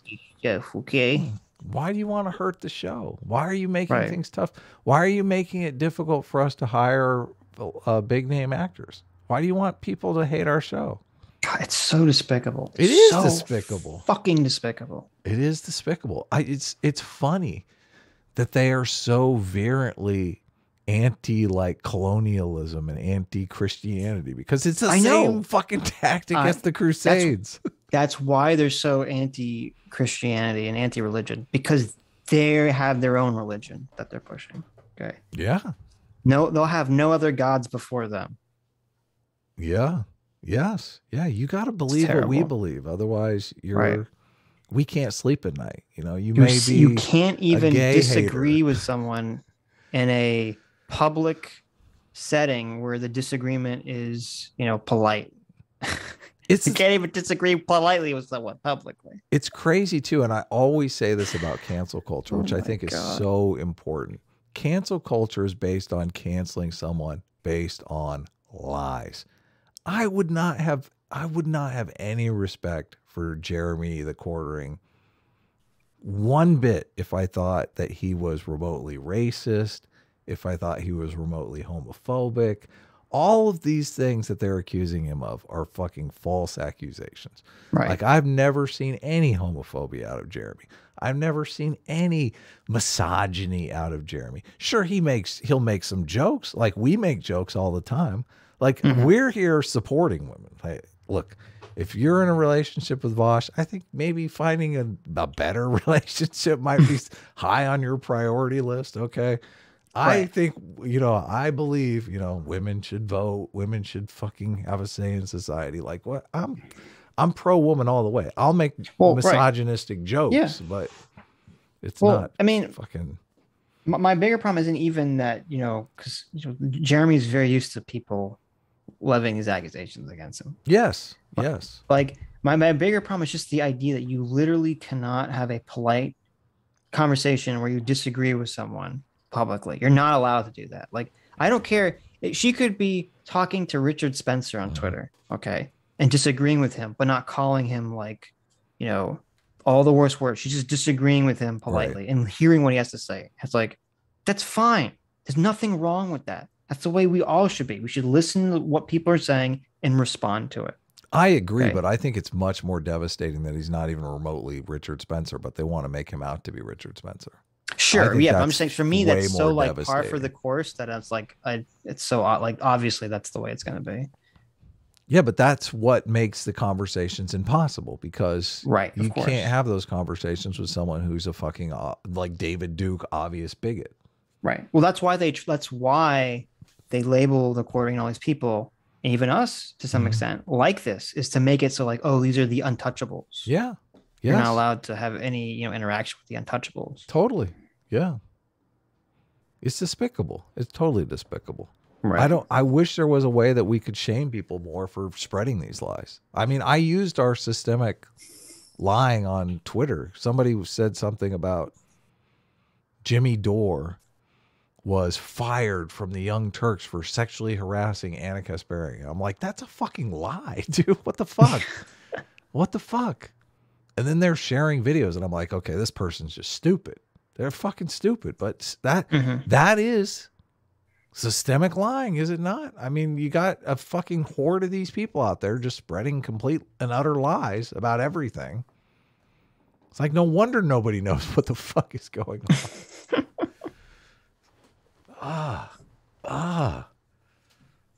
Anyways, we gotta get through some super chats. I know. I'm totally long tangent. Now. I know. That's a good clip though, definitely. That's a good clip. Yeah. Kulvar for $20. Thank you, Kulvar. Says it sounds like Vaush got cheated on and then thought up this rationale so he wouldn't have to dump his woman because his ego couldn't handle either being alone or couldn't handle the embarrassment. A-team reigned supreme. God, it would be. There you go. That would be. I mean, I would feel there was some justice in the world if that was the case. Can you imagine? I know, right? Him just like, it is what it is. I can't get cheated on. I'm amazing. There must be some other explanation for this. Something tells me though. I think Vaush is the one that's doing the like two-timing. That's what it feels like. That's what it feels like. I mean, you got to admit, I'm sure he has a ton of fans that are constantly messaging him. Like when he got, I'm guessing, but when the Destiny sex pest drama took place, Vaush was like nobody. Like he wasn't a big time streamer, right? No, he was like a Destiny poster orbiter who like people in Destiny's community knew him, but he didn't. I don't think he had his own channel or anything by that time. Now I'm sure there are probably girls reaching out to him, being like, sure, yeah. Blaze Adden for 20 Aussies says you couldn't pay me to boost. Besides every action of Pfizer being CP2077 levels of shady. Here in Aussie, doctors and cardiologists will fight to not acknowledge the myocarditis is attributed to the Pfizer vaccine. Well, thank you for super chatting that since I have had the Pfizer vaccine. There you go. I like to know. Actually, I feel my heart is hurting a little bit just since you said that. So I've had the Pfizer vaccines. I haven't had any of those problems. Thanks for. I don't know. I'm definitely going to be losing sleep. I know there was that clip that people were sharing around where Joe Rogan had someone on and he was talking about one of the vaccines having the myocarditis risk. And then the guy said COVID has a higher myocarditis risk than the vaccine. Oh, interesting. And Joe Rogan didn't believe him. And then he fact checked it live and I thought Joe said that, oh, you're right. That I was very proud of Joe because he didn't run away from it. He tweeted out and said that he made a mistake and that he was wrong. Oh, really? He didn't run away from it. Yeah. So you're telling me getting COVID is why I have the myocarditis, not from the vaccine? Well, I don't know for every vaccine, but it does for for some vaccines. Yeah. I think it's for all the vaccines. And that's part of the problem with the myocarditis thing too, is because it's like, well, did the person just get COVID? Right. Oh. So, Indigo Turtle for $20 says, Adam, to be clear, the vaccine is genetic material, but just the mRNA snippet coding for the spike protein. Your body reads it, creates the protein, and then creates antibodies for it. Oh, interesting. Okay. Right. No, but yeah, that's what you said. You said it's the mRNA for the spike protein, but not the actual virus. Mm-hmm. Yes. The actual virus is not. The spike protein is just the little hook that the virus uses to grab onto your cells. Right. The standard vaccine, like Johnson & Johnson, I thought, they put a virus in you, but it's just dead. Mm-hmm. Right? Yeah. Isn't that how that works? Yeah. So I don't want you guys are going to start calling me Vax Adams here, but it actually seems kind of brilliant because the spike Vax Adams is pretty funny. The spike protein is how the various different strains get in you. So it's like a correlation between all the strains is the spike protein. So even if the strains mutate, the vaccine is still working for the spike protein. That seems intelligent to me. I mean, the logic seems sound right. This terrible picture from CT. No, I like this picture. This is so she did such a good job on the pictures of us. Yeah. You have CT's holding the terrible fucking picture she drew of me as a Furby. It's definitely cursed. And she's got the Helsing eyes in the background. And she says, "Look what I made." And then there's you and me looking horrified. Yeah. And I like that. Is this a Death Note homage? I'm doing like the what's the guy? I'm doing like the Ryuk face, the Ryuk freak out face. I look just so disappointed. I'm just like completely disappointed. I look horrified. Adam looks disappointed. And then I say, "Why would you do this?" And Adam says, "CT, this is the worst thing I've ever seen in my entire fucking life." When I first saw this, I saw the pictures of us in the middle and I was like, this is amazing. And I had no idea that it was totally poking fun at us. Mm-hmm. For what? I mean, we were a little hard. We were a little cruel on. Let's be honest here. We were a little cruel to CT when that Furby. But I mean, look at that Furby. Not cool. That picture is cursed. Okay, that's a cursed picture. Look at that Furby. How dare? Look at How it. dare you? Cursed. Cursed. It's a cursed picture. That's why she drew it. She drew it because she knew I wouldn't like it. That was the intention. How dare you? That was the point of the picture. Oh, people are saying the J&J one also is the spike protein. Oh, interesting. Okay. Yeah.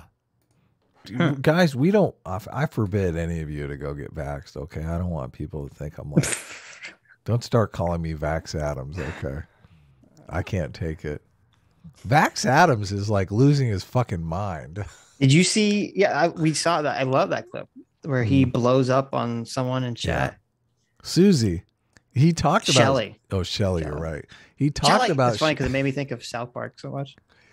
He talked about old Shelly today. He still talked about it. I know. He was like, I called her a cunt, and I feel like he's like everyone on social media is trying to cancel me now as a sexist pig, and it's so funny because I feel like Scott Adams is getting dumber. I honestly should we play that clip? That clip is fucking hilarious. Yeah, we can play it. Sure, bring it up. And I want everyone to know I'm fully in support of what he says. Of what he says. Oh yeah, Shelly's a stupid bitch. We are definitely both in the Shelly's a stupid bitch category. The only thing that I think is funny about it is, well, first of all, it's funny that it happened to begin with because it's like, come on, you don't have to call Shelly out, okay?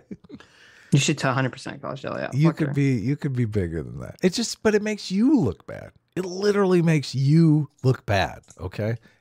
Listen, when I go after Jangles, everybody hates Jangles, okay? Shelly could be the nicest person. We have no idea. Okay, it's completely different. No, she's a cunt. Okay. Oh my god. Using the C. Jab it up. No, yeah, I'm getting it up here. Oh yeah, I'm getting it up. That's so funny. Hold on, let me get it up. I need to get it up good here. Oh yeah, you get it up good, baby. What happened? I can't find the fucking thing now. Andrew Mooney for $20. Thank you, Andrew. Says, Adam, do you not see how giving 12-year-olds the right to vote puts them in the age of consent? rethink this. I don't think that those have to be connected, but I don't think that they have to be connected either. And I hate the fact that the fucking pedophiles just ruin everything. yes. They fucking ruin everything. They do. Mhm. We need to really change the laws. You should be able to kill pedophiles on site. On site, I think. You agree, right?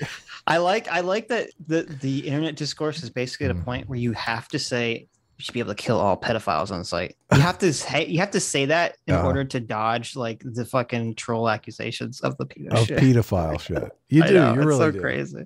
But it is. That's the way it is. And to be honest with you, if we did kill pedophiles on site, I'd be cool with it. I would totally be cool with it. Sure.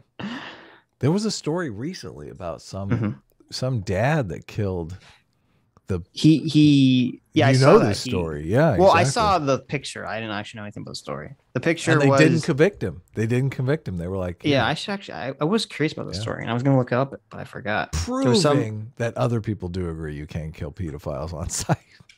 Well, yeah, there was apparently like a guy who his daughter was like molested raped or by raped. someone, and then he kidnapped them and he made them dig their own grave and then killed them. Yeah, and apparently he was not convicted. Yeah.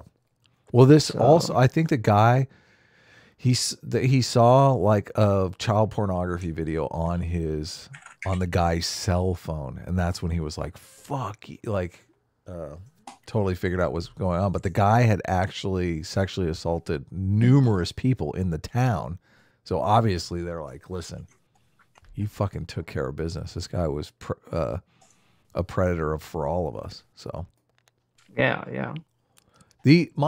I've changed my voting stance. That the parents, it's even worse. Yeah, it's even fucking worse. The somehow. parents Somehow it got worse. But it does get around the age of consent argument because the parents are actually the ones that are doing the voting for the children, so they're not being disenfranchised. Okay, here's the story. This happened in Russia too, so maybe that also explains some things. It said, yeah, you're right. He discovered a video of the person forcing their 9-year-old daughter to perform a sex act. Jesus Christ. Yeah. Fucking disgusting. Tell me that guy shouldn't be fucking killed on site. That's so fucking despicable. His defense was that he got into a knife fight and then the guy fell on the knife, killing himself. Oh, really? Huh. I didn't stab him. He just fell on the knife. Solid self-defense there. I like that. That's hilarious. Sounds plausible. I believe him. That's a very believable face. When the pedophile falls on the knife, nobody really cares. I mean, they do care. They're actually ecstatic. This is after he made him dig his own grave. Listen.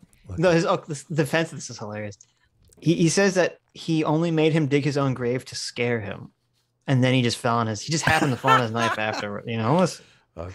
Sometimes you got to scare a pedophile into digging their own grave, and then sometimes they got to fall on your knife. I got to admit, this story has the happiest ending I've ever heard. This is pretty based. I will give him that. That's pretty based. All right, I finally got the Vax Adams up. Dilbert versus Shelley from the chat. This video has been all over Twitter. Yes, it is blowing up.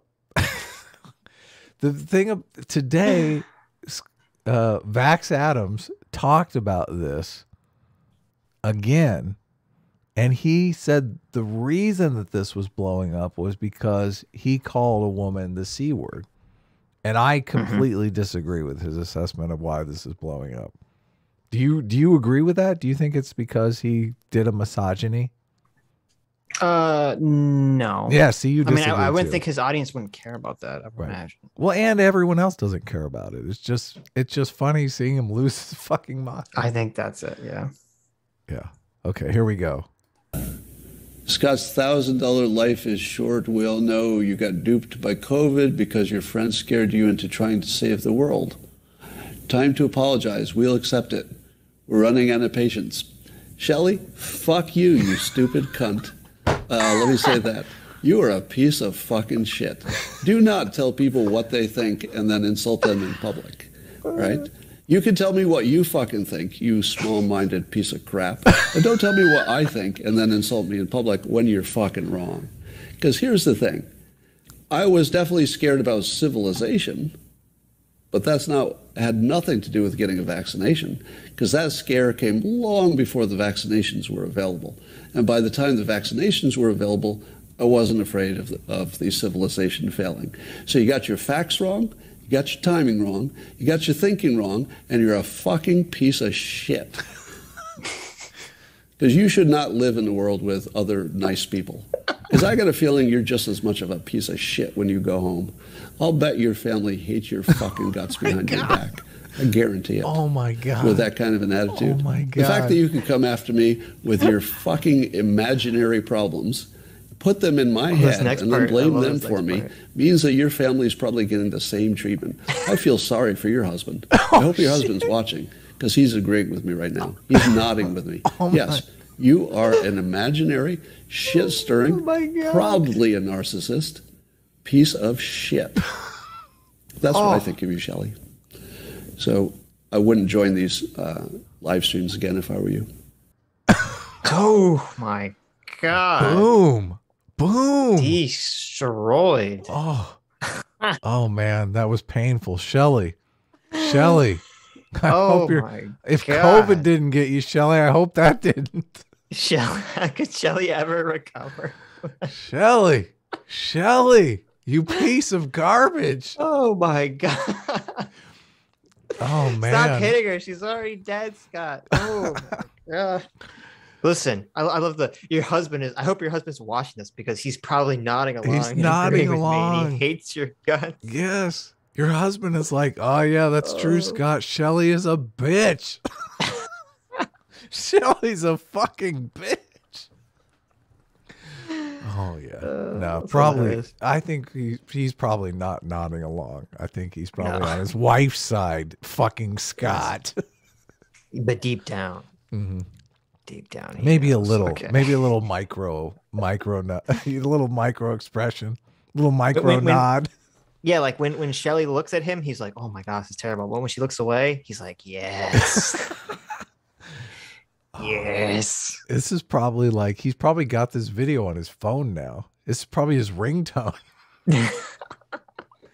He's like, "You Shelley, you piece of shit." I love it though. His phone rings and it's Scott Adams saying, "Your husband is nodding along." Oh my! Could you? Could you imagine? Yeah. Like, and it's like you have different ringtones for different people, and it's only the ringtone when she calls. Oh shit! It's like, Shelley, you are like that's his. Oh my! That's a divorce right there. Yeah. That's an instant divorce. Yes. Instant. Oh my God. Shelley, reach out to us. I'd kind of like to talk. How do you feel about this? I mean, yes. How does your husband feel about this? Yes, we want to know. We want to know. Come on our show. We're very curious about this. We do not think Scott Adams should be insulting his fans like this. This is completely. I disagree. I love it. Completely unprofessional. I completely disagree with you. Sitch, love it. What are you talking about? No. This is cruel and unusual punishment. Listen, there's nothing I like seeing more than Scott Adams like getting into like horrible fights with his audience. It's my favorite thing to watch on his channel. You're so why? Because it's funny because he's cultivated a very specific conspiratorially minded audience. Mm-hmm. And so then when like they go in one direction that he doesn't go, like when they have one conspiracy that he doesn't like, mm-hmm. and they like have an extreme reaction to it too. Like, because obviously, listen, you're gonna watch people who make content, you're gonna disagree with them, obviously, about some things. But he's cultivated an audience that like disagreement is not allowed. So if he has anything that he disagrees with them on, like, they get so triggered, lose their mind. But I would say that he's cultivated that audience throughout the years. So to me, it's just hilarious when it's like, well, this is, you reaping what you sow. He's fought against it at certain points in time, but at certain points, I think he did indulge a lot of the the election fraud conspiracy. He still is in the same stream. He's going on and on about it. Yeah. We never talked about Trump. How much of the first I watched like 20 or 30 minutes of it. I thought it was kind of boring, so I kind of turned it off then. But why don't you tell everyone what happened? So Trump is just, I mean, I guess Trump kind of threw his chances of getting reelected away on January 6th. Like January 6th, it was really over. They've painted a narrative. And this is You think so? In my estimation, I don't think Trump has really taken to heart the kind of damage that the media can do to him by lying about him. I think he's kind of in denial that the media's lies have effects on people. Well, he thrived for a very long time being like the renegade. So maybe that's why. Right. Yeah. I think the media lies, and I mean, I think, you know, obviously the whole fucking January 6th insurrection, death to democracy, worse than fucking 9/11 and Pearl Harbor. It's all just a very incredibly hyperbolic. Yes. A joke beyond belief. Like completely. What's her name? Kamala Harris saying that I thought was insane. Yeah. I actually got in a long. Oh my God. Some of my family members have like very strong CDS. Oh no. And I actually got in a very long argument with them because I was like, you know, I made the mistake of saying, you know, I think it's preposterous that Kamala Harris compared January 6th to 9/11 and Pearl Harbor. And they're like, no, it's not. I'm like, oh no. Cue the 2-hour argument. Oh no. That's such an argument that I don't want to have with like my mom. It's so bad. It's so bad. I don't want to have that conversation. Right. You and I have the luxury of being able to talk to each other about this stuff openly. Like for some reason, like 99% of our opinions tend to align. 99% of like our moral intuitions tend to align. Like we've read most of the same stuff. So, right. But so when Trump ran the first time in 2016, and one of the reasons why I bet on him early, I said, listen, this guy's going to be the nominee. And if this guy runs against Hillary Clinton, he's going to destroy her because he's just like, he's speaking to the Fairness Cheating Foundation. Yes, Scott Adams, fucking fairness cheating is real. And not only is it real, most people of all political persuasions have the same understanding of it. Like, and Trump would frame everything in terms of fairness in a way that just I thought was unstoppable. And he did the we thing. It was all about, this is about us. This is about us working together. We need to save America. This is, I mean, he had a grand narrative vision that people could buy into and was motivating. And now I'm like, okay, he's doing this rally, and the rally is, the whole thing is just me. This election was stolen from me. This, like, they robbed me. This is like, and I can't think how do you make a second bid for the White House so much about you were wronged. Yeah. Well, do you think that, I mean, maybe maybe I'm just seeing this incorrectly. Maybe that is a viable strategy. Like, I don't know. The Trump voters were wrong, but doesn't he have to get an additional like million voters or something that weren't wronged because they didn't vote and they don't care? Well, it depends on how it's framed, because you could frame it like the election was stolen from us, right? From you. And that was part of the framing, right? But you have to pick up like 1 million or 2 million votes. Sure. That argument doesn't work on those people because they're like, what? I mean, I was. Well, you still need, the thing is that I don't think that alone works. Because on top of that, you still need to, there still needs to be some positive message for the future. Like why? Like, I know. That's what I'm saying. I'm like, Trump, but I mean, what's happening? It's early. It's very early. It's years out. I mean, there's time for him to cultivate a more positive message. You're just saying that because you know I'm going to owe you $500. Listen, what you guys don't know is Adam DM'd me. And he's like, Sitch, should I just pay the $500 now? Or like, I have to settle up too, because Doomer came on a stream here, and Doomer was like, "I'll take half the bet." I'm not. There's no way. I have to take that back, Doomer, if you're listening, because if you didn't agree to it at the time, so you don't have to take anything back. Well, I did kind of agree to it at the time. I don't think you did. I don't remember this. I think it was a joke. Well, it's a terrible situation for me to be in, because if I win, I have to share the money with Doomer. And if I lose, there's no way in hell I'm going to ask Doomer to cough up $250.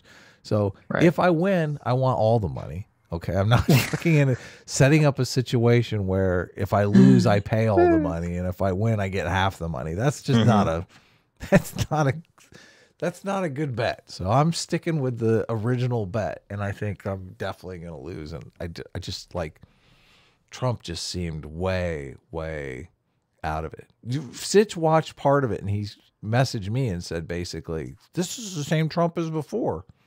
Well, that's what was funny, because it's like, well, for those of you who don't know, me and Adam have a bet for $500 where I'm taking the position, I think Trump will not officially run, and what I mean in the criteria was he will not be in the race. He will not be a votable candidate in the first primary for the first primary. Yeah, that was my stipulation. He either runs. Adam said no, he's going to run. He either runs in Iowa. If he runs in Iowa, I win, even if he drops out of the race halfway through. Yeah, but if he runs in Iowa and does terribly and drops out, I still win. Yeah, exactly. Yes. But Sitch is. I do not think he will run if the polling is against him. And at the performance that I just don't see how the polling so it was is funny going to be remotely. Because Adam sends me this video, and he's so demoralized. He's like, Trump is performing so badly in this thing, blah, blah, blah. And I don't know. I listened to it. I'm like, I don't know, Adam. This sounds like the way he's always been from day one. I don't. That doesn't seem any worse or better than normal. Like, I don't see what you're saying. I was wondering, and I said to you, I feel it's just, maybe you were like, when Trump was president, you'd hear him so much, you became kind of like used to the way he talks and like kind of his speech pattern and the things he says. And now they've had a year without him, you forgot. And now that you hear it again, you're like, oh my God. No, I'll tell you exactly what it is. Like before, he was funny and confident. Now he sounds delusional. I mean, I see. It just doesn't. The things that he's saying they don't square with reality. Yeah. He sounds angrier now. He sounds jilted. And maybe that's what you're reacting to. He sounds more jilted. Well, and he's like kind of just feeling out this whole, like, the election was stolen argument. Like, he's not even making firm declarations like, we know this, we know that, we know this. Right. Yeah. Yeah, I will say one of the things I did notice listening to the speech that you sent me, that it seemed a lot more obvious to me that he was just reacting to the crowd. Like he's usually a lot better at kind of hiding it or kind of drawing the crowd in certain directions. This seemed a lot more obvious that he was just looking for the crowd reaction and then changing based on the direction he thought it was going. Yeah. So maybe that's what you're reacting to. I don't know. It didn't seem that different to me, but I guess we'll find out.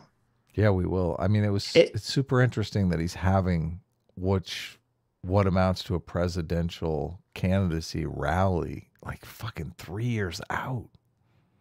Sure, why not? It just seems weird. I don't know. It seems fucking weird to me.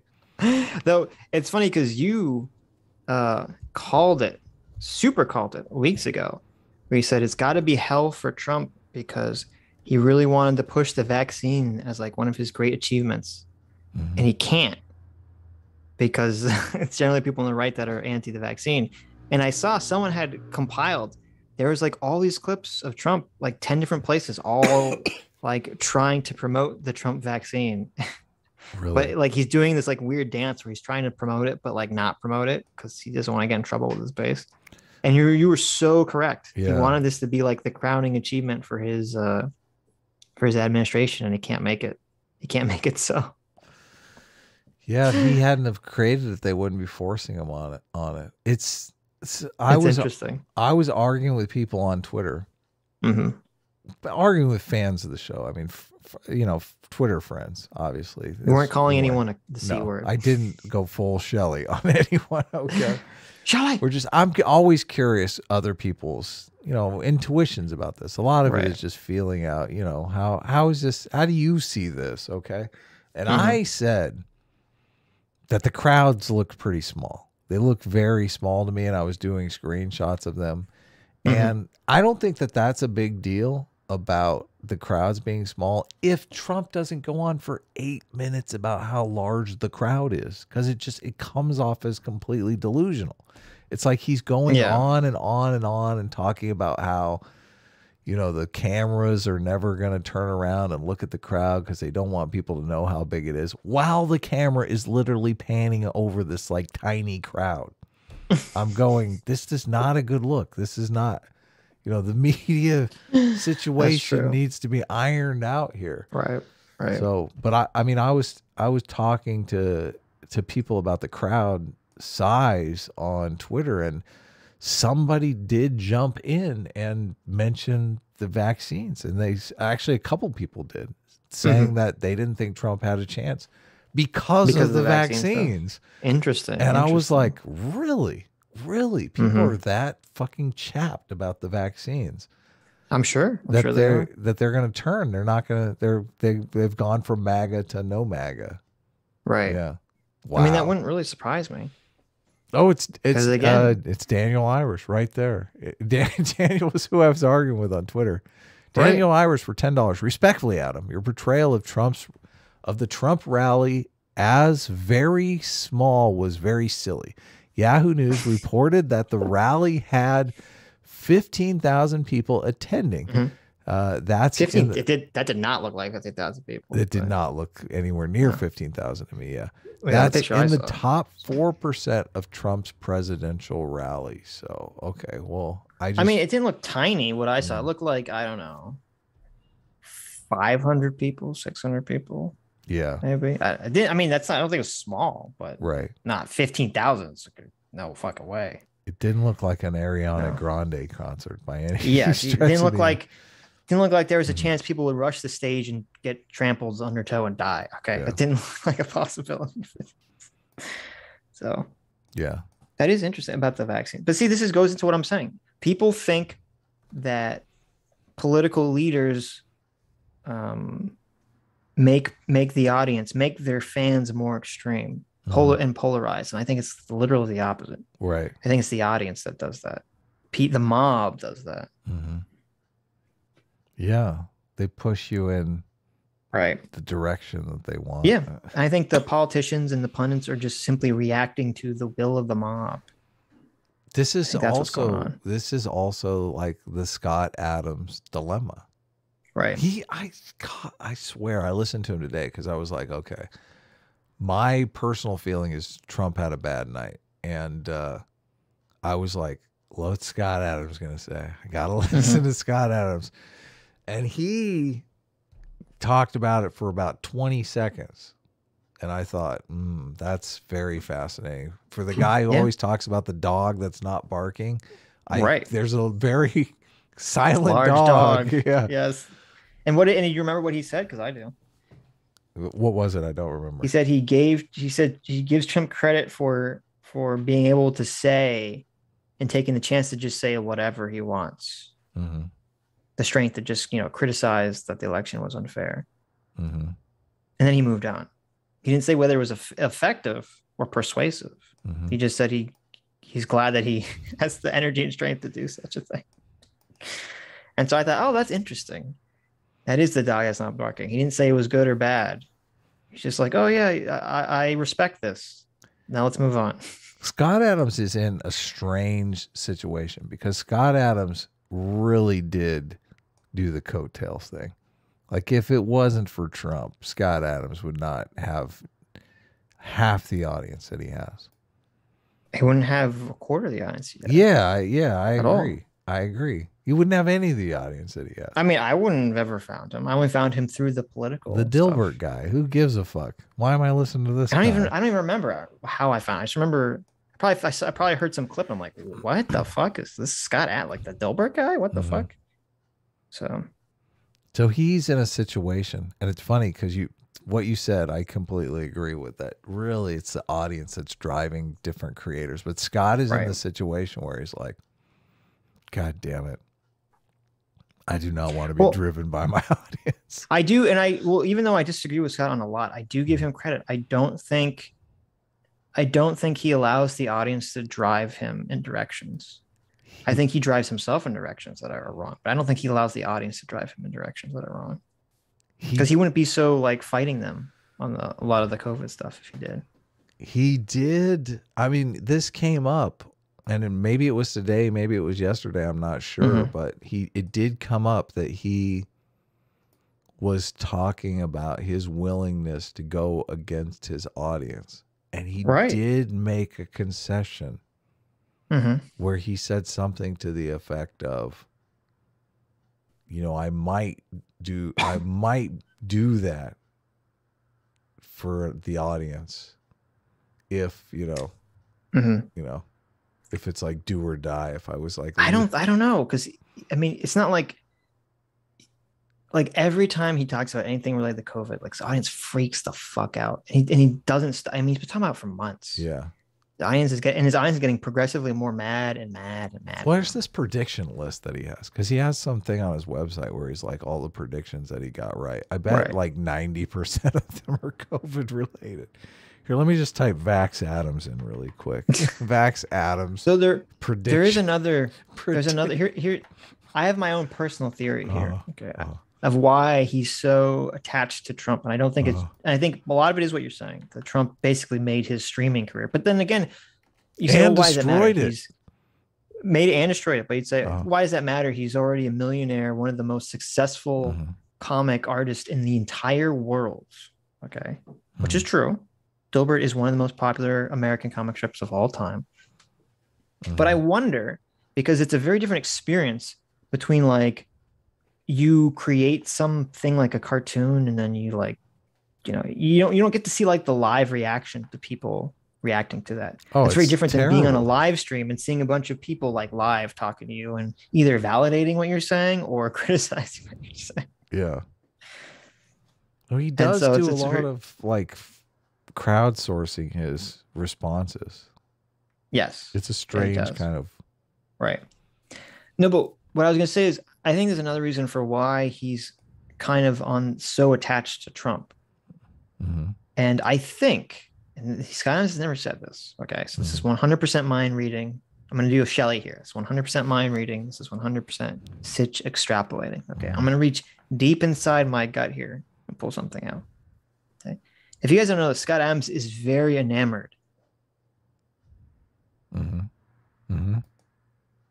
That human beings don't actually live, that all of us, we don't actually live in a physical world. We live in a computer generated world on a computer somewhere. And we're just part of some matrix that we don't realize it. We're all part of a simulation that we are just completely unaware. Yeah, he loves that. Part of.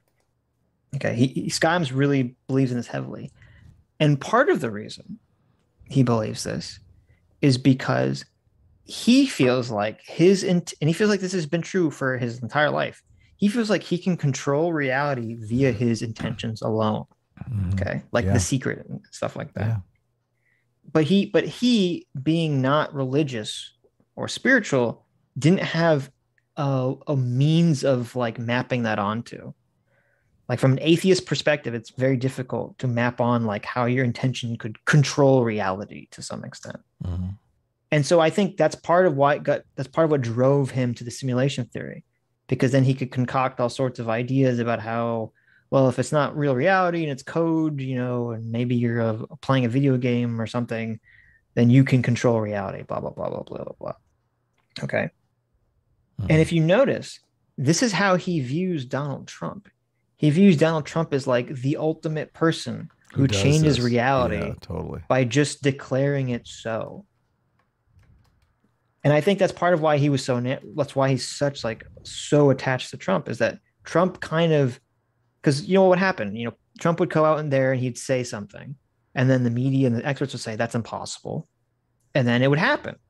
Whatever Trump declared would happen. And so for Scott Adams, this is almost like a religious experience.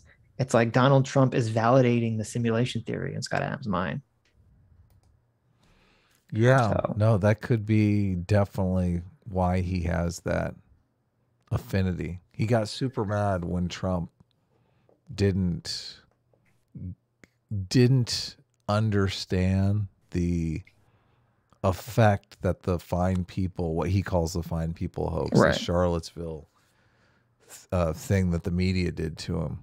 When Trump didn't effectively fight against that in the election, which I think was a huge mistake. It was a huge mistake. Yeah, right. Strategically, just a giant mistake, especially when, I mean, if he fought against that, it would completely undermine Biden's whole reason for even running. So, I mean, it's crazy that he didn't do it. So,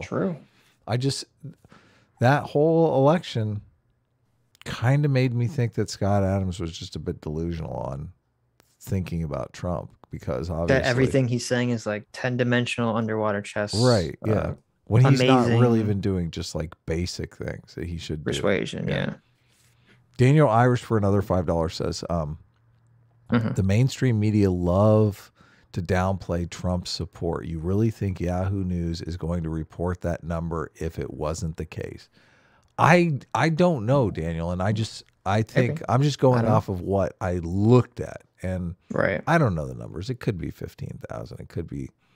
It didn't look big to me. Sure. Yeah. I mean, listen, that's a fair point, and maybe it's just our lying eyes. Yeah. But is it ScottAdamsSays.com COVID predictions archive? I was looking for Scott Adams. I did find there's a Politico article, the worst predictions of 2021, and the first one is he got very triggered by that. Yeah. Scott Adams, if Biden is elected, there's a good chance you will be dead within a year. Republicans will be hunted. Police will stand down.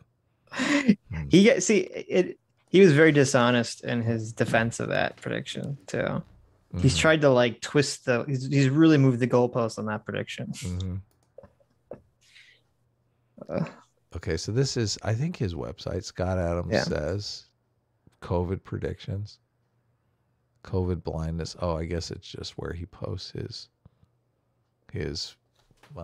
I thought he did a page where he actually showed his predictions. So, okay. Angry Bellsprout for $20 says Air Force recently approved pronouns in your signature block to appease the alphabet people. They're facing major budget shortfalls force-wide, but they focus on this. Makes me embarrassed for raising my hand. Hope to see beep boop borp. Yeah. There you go. You should just put like, oh man, you should put like the most offensive pronouns you can possibly think of. Yeah, it's so crazy. It's so my pronouns are 9/11. When I see pronouns, I just assume the person is trans. So, I mean, that's just like, just to be safe, I figure. Kubomi for $20 says, based on Vaush's arguments, I think he's actually a Max Stirner egoist and not an anarcho-syndicalist as he claims to be. But of course, as an egoist, it's fine for him to lie for his own benefit because truth is a spook. I'm not familiar with the Max Stirner egoist. What is that? Philosophy of Max Stirner. That's scary. Steiner had a concept of egotistic property in which he is referring to the absence of moral restrictions on how individuals use everything in the world, including other people. For Stirner, property comes about through might. Whoever knows how to defend the thing, to him belongs property. Might makes right is basically, ouch. Interesting. That's not good. It doesn't seem to be. How Well, I mean, obviously, libertarian. It doesn't seem to be Vaush's stated position, but Stirner proposes that the most commonly accepted social institutions, including the notion of state, property as a right, natural rights in general, and the very notion of society, are mere illusions, spooks, or ghosts in the mind, saying of society that individuals are its reality. Stirner wants to abolish not only the state, but also society as an institution responsible for its members. What the fuck? That's so crazy. Okay. Huh. Okay. This guy sounds like a total crazy person. Yeah. That's really going to keep, rape and murder at bay. Mm-hmm. I mean, if Vaush is this, he's obviously lying about it. Like, he wouldn't be open with this, but it's possible.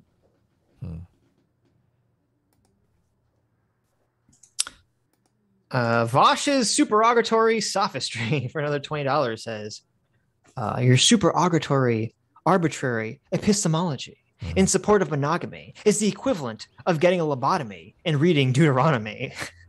Oh, yeah. Deuteronomy is kind of boring. Thank you. I would need a lobotomy to read it. There you go. Euro Games for $20 says, I'm a few hours behind, but just want to say I'm glad you're feeling better, Adam. Glad you guys are streaming tonight. Thank you. Yeah. Thank you. That's very kind. I'm completely beat and worn out, but I could talk to you for hours. That's true. We never talked about Jordan Peterson either. I'll save it for Tuesday. So we are going to do a Tuesday, unless Adam dies, unless he relapses. No, I'm down. Plan to do it. I'm down to do. I've held up very. I mean, you got to admit, I've held up. Yeah, you've held up very well in this stream. You did good. Yeah, you did good. I mean, I've only had like 6 or 7 hot flashes, but most of it was just from the stupidity coming off of the screen. There you go. Not from COVID, but from the stupidity. Yes, from the triggering. Right. TN for $20 says, here's another perspective. Women's financial security has changed over the last couple decades. Some can be independent and more promiscuous. My guess is Vaush wants to be in line for the best bus in town. It's still bad. That's true. I agree with you. They can, yeah, but I still think that women are more wired to want a stable on average partner. Yeah, I would agree. They're not as desirous of having a bunch of non-committal sex. They're not. I think that has ironically been the social construct or the social conditioning of feminism, or it's not all feminism obviously, but some aspects of radical feminism, which was actually hypocritically or ironically sort of masculize women. Yes. Yeah. And be like, oh, instead of men valuing what women want, women should just become like men and just go out there and get, have a bunch of sex, a bunch of empty, hollow sex, and you'll be happy.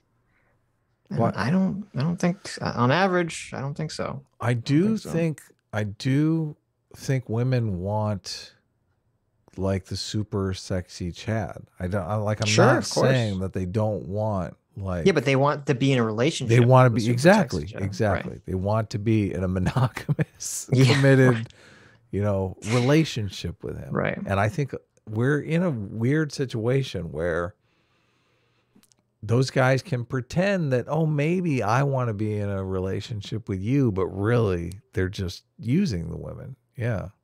So the women delude themselves into thinking, okay, this super stud is crazy about me, and we're going to live happily ever after. And then the next thing you know, he's moving on. Sword and Scale for another $100. Thank you so much, Sword and Scale. Yeah, that's very generous. Says, I disagree with your assessment about Vaush being a super Chad. I think his girlfriend went out and got railed by 3 black guys. No. And when he got mad about it, she guilt tripped him about it. So now he's here lecturing you gammas, nay, omnicrons about it. I have to. You could be right. Listen. I have to admit, I'm dying to know how the relationship. I'm dying to know, but kind of like a little scared to know at the same time. I mean, you could be. I would say, yeah, it could be that this is the Vaush trying to gaslight women to sleep with him, or it could all just be the cope spiral. Yeah. Listen, guys. Okay, I didn't get cheated on. Okay, I'm a rebel here. I'm fighting oppression by allowing my girlfriend to get railed by 3 guys. Okay. That's that's like a very Jack Murphy argument right there. I am the Giga Chad, you know, when Brian from Tinder shows up, you know, it's all about me satisfying my desires. That's right. Guys, I don't know if you guys know this, letting your girlfriend get fucked by other dudes, that's the alpha move. Okay. Only beta males don't want their girlfriends to get fucked by their guys. Only beta males want to have, you know, monogamous relationships where their girlfriends don't fuck other guys. You realize, Sitch, that I do feel the intuitions of a normal red-blooded male, right? I mean, you can't just lie to my face about this shit. That's what I don't understand. It's like that's why it's so preposterous. It's so obviously wrong. Yes. Yeah. It's so wrong ridiculous. on the face of it. Everybody knows. Okay. You can't spin it. Okay. Matthew Stewart for $20. Thank you, Matt. Says we know the Vaush lore, the hills to college, Irish laddie to Vaush. 27. Never had a real job or responsibilities of adulting. How anyone could think he has any kind of insight into any aspect of relationships makes my head hurt. I agree. True. Yeah. True. Yeah. We don't. Sword and Scale for $20 says, you guys want to hear Despicable? Have me on the show and I'll tell you how bad it is. Maybe we'll do that on like a Tuesday or something. Is that as far as the dating market goes type situation? I'm assuming. Yeah. I'm assuming it's about the dating situation. Yeah. I'm always fascinated by the dating market. That's true. That's true. That's the real reason Adam's trying to push me out there. He just wants to know what's going on with the dating market. I do feel bad. I really am going to try to not butt into I just like teasing you, Cheese. Butt into your fine. love life. It's fine. I feel it's a little intrusive. It's fine. I just like giving you a hard time. I like giving you a hard time about everything. I know. Yeah. That's my base personality. I don't want to, I don't know. I think it's run its course. I need to stop mothering you. Fair enough. Thank you, Mother. You make your own decisions, okay? If you want to Joe Pesci it out, I'm all for That's right. Dude, I'm all on your side, okay? Thank you. You go ahead and you... I'm going to be like Vaush, okay? I'm going to have nothing but open relationships. Yeah. Yes. Sword and Scale for $20. For another $20. Thank you. Says, why is it that whenever I get someone attacking my character, they have pronouns in their bio and socialist propaganda in their feed? Curious. Yeah. Curious. Those people are in a religion where attacking you is part of their proselytizing. Right. True. Yeah. True. You know how Mormons go on that, what do they call it? Like the vision quest? I don't know what I don't remember, but yeah, I've seen the Book of Mormon. I know what you're talking about. Their vision quest is getting a Twitter account and looking for reactionaries that they can call Nazi and homophobe. Yes. Or anyone that they can label a reactionary, you know. Answering the divine call. I was arguing with someone on Twitter, which when you're sick, you really want to take it easy. So you spend a lot of time arguing on Twitter. I'm just going to admit it. I'm like, holy shit, Sitch is going to give me such a hard... I'm posting like a tweet a fucking hour here. This is ridiculous. I need to stop. But I was arguing with someone about like Jordan Peterson. They're calling Jordan Peterson a reactionary. I'm like, what has he done that's fucking reactionary? Well, I mean, he literally reacted to things.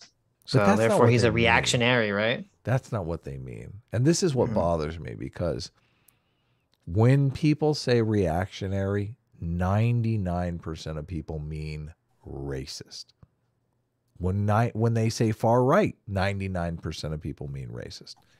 But they want to have that cover. Oh, I'm not really calling him a racist. I'm calling him a reactionary. You know, I'm calling him a far right. You know, a far right person. Okay, I'm not calling him a racist. We know what you're doing. Okay, you're a piece of shit. You're a fucking piece of shit. Okay, you're a piece of shit. Anyway, Adam, Mormons don't go on vision quests. You don't know that. Chat. They go on a proselytizing. I'm gonna go full Vaush here. You guys don't understand Mormons, okay? It's totally a vision quest. A proselytizing binge. Okay. Yeah, sure. Apparently I dated a Mormon girl once. Maybe we'll watch this tomorrow, or not tomorrow, on Sunday. Sean had a debate with Destiny on COVID on the Modern Day Debate channel. Oh, really? That's interesting. I actually don't even know what Sean's position is on COVID stuff. So don't want to talk about COVID.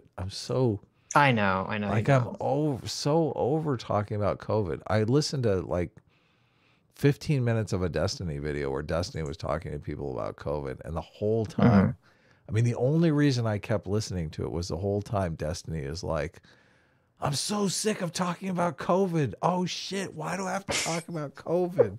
COVID. And I was thinking, yeah, this is crazy. Just make up your mind about COVID and let's just stop talking. I guess there are people who are legitimately concerned about the mandates and losing their jobs. So it is kind of a dickish move of me not to be sensitive about that. So, you know, my boredom of the topic superseding the idea that you're going to lose your job if you don't do this thing that you're, you know, viciously afraid of. Yeah, it's kind of a dick for me to be. I think the mandates are silly. I mean, I know there's some amount of like, okay, if you're vaccinated, there'd be some amount of less spread from you, just because presumably you'd have slightly less viral load and you would be sick for a less amount of time. But I don't think it's significant enough to mandate at all. I'm questioning whether I'm even going to get a booster, to be honest with you. I think it's why. I think it's entirely, as you said, I think it's entirely just a tribal reaction. It's like, oh, you know, we're the side that gets the vaccines and they're the side that doesn't. I think that's like 99% of people's reactions to the situation, unfortunately. I'm not certain I'm going to get a booster, and because Omicron, why? I mean, you already have the natural immunity. Omicron changes everything to the point that I can't even believe we're still talking about fucking mandates. I get literally pissed when I turn on CNN or watch a CNN video and they're talking about how we need to be terrified of Omicron. I'm like, we have to be thankful as fuck that Omicron exists. What are you talking about, you fucking morons? I read or heard something about, and I mean, I don't want to stoke the conspiracy theorists, you know, train, but somebody was saying that they thought Omicron was genetically engineered. Have you heard this that? Weird thing? Well, I saw, I don't understand it, obviously. There's some article where someone was suggesting that something about Omicron made it look like it came from mice. And they would say it'd be very rare for a virus to evolve to become contagious to mice and then evolve back into being ultra contagious to humans. That was their argument, from my understanding. And they were saying because of that, they thought it's more likely that the virus could always infect mice, because obviously you use mice in your lab experiments.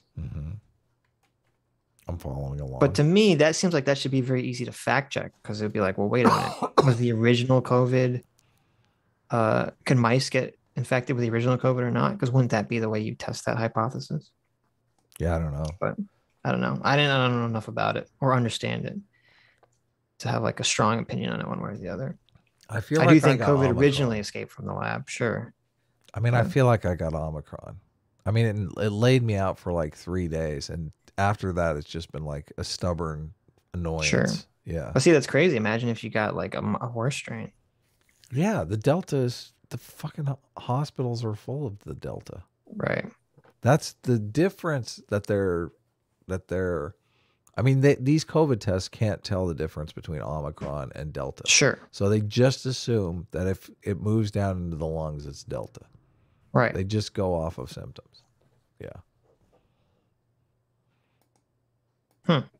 What is this meme that you sent me? Oh, it's pretty funny. Expert Layman made it. If you want to put it up. I did. We have other art, but I think we'll show it on Tuesday. And other memes. I brought it up because Vaush looks very desperate. It's that scene from The Princess Bride where he says, you keep using that word. I don't think it means what you think it means. And Vaush is saying, exclusive access to your partner's genitalia is arbitrary. Yeah. That's pretty. This is the perfect meme to encapsulate this video. Why are you so insecure? Why are you such an insecure loser, huh? You've never kissed a girl. Why are you such a loser? Why are you so insecure? Why are you so insecure about your girlfriend fucking other guys? Right. I don't understand. Yeah. It's arbitrary. It's all arbitrary. You're worried that you're going to go the rest of your life and never have a girlfriend, and I'm here telling you that you should, when you finally do have a girlfriend, that you should be thrilled when she's fucking other guys. It's like, what the fuck, Vaush? What the fuck? What the fuck? Like, there are people in the world that, dream of having a fucking girlfriend. And you're here telling them, just let them fuck as many guys. Vaush, that's not helpful. That's not how you be nice to your fellow human beings, okay? That's how you be a big fat asshole. Vaush. I guess that's just the way it is. I mean, guys are brutal, man. Guys are like, yeah, that's right. All the girls like me, none like you. Yeah, fuck it. Sorry. Kubomi for $50. Thank you so much, Kubomi. Says, Adam, I was raised Mormon and live in the SLC area. Mormons don't go on vision quests. They aren't even supposed to drink coffee, let alone ayahuasca or peyote. Believe me, I've been on many vision quests and I'm a heretic. Nice. Good for you. Good for I'm you. assuming Adam was joking about the vision Thank quest you thing. for correcting. Were you? I'm assuming you were, but I mean, a little joking. Oh, okay. I know the rite of passage for Mormons is to proselytize. It's not to take drugs. I forget what it's called. Okay, it's not a vision quest, but it was. I said what it was. It was the divine call. Have you ever done ayahuasca? Does it make you feel like you're dying? This is a part of the stream. Answering. I want to know about Kubomi's apparently done a bunch of drugs. That's pretty crazy. Ayahuasca. Cool. He's like, I'm out of this Mormon shit. I'm gonna take a bunch of drugs. I'm gonna see God, suckers. One of my housemates convinced me that this cactus that the neighbor gave them was psychedelic. Okay. And that we should cut a huge chunk out of it and boil it. Oh my God. And turn it into tea. And he drank a bunch of it. And I don't know how he did it because, I mean, I couldn't drink a thimble of it without immediately wanting to gag, like just terribly. Yeah. But he drank a bunch of it and said he was hallucinating and all kinds of stuff. So I thought it was pretty cool. I mean, that's ingenuitous, right? I mean, he got a cactus from the neighbor.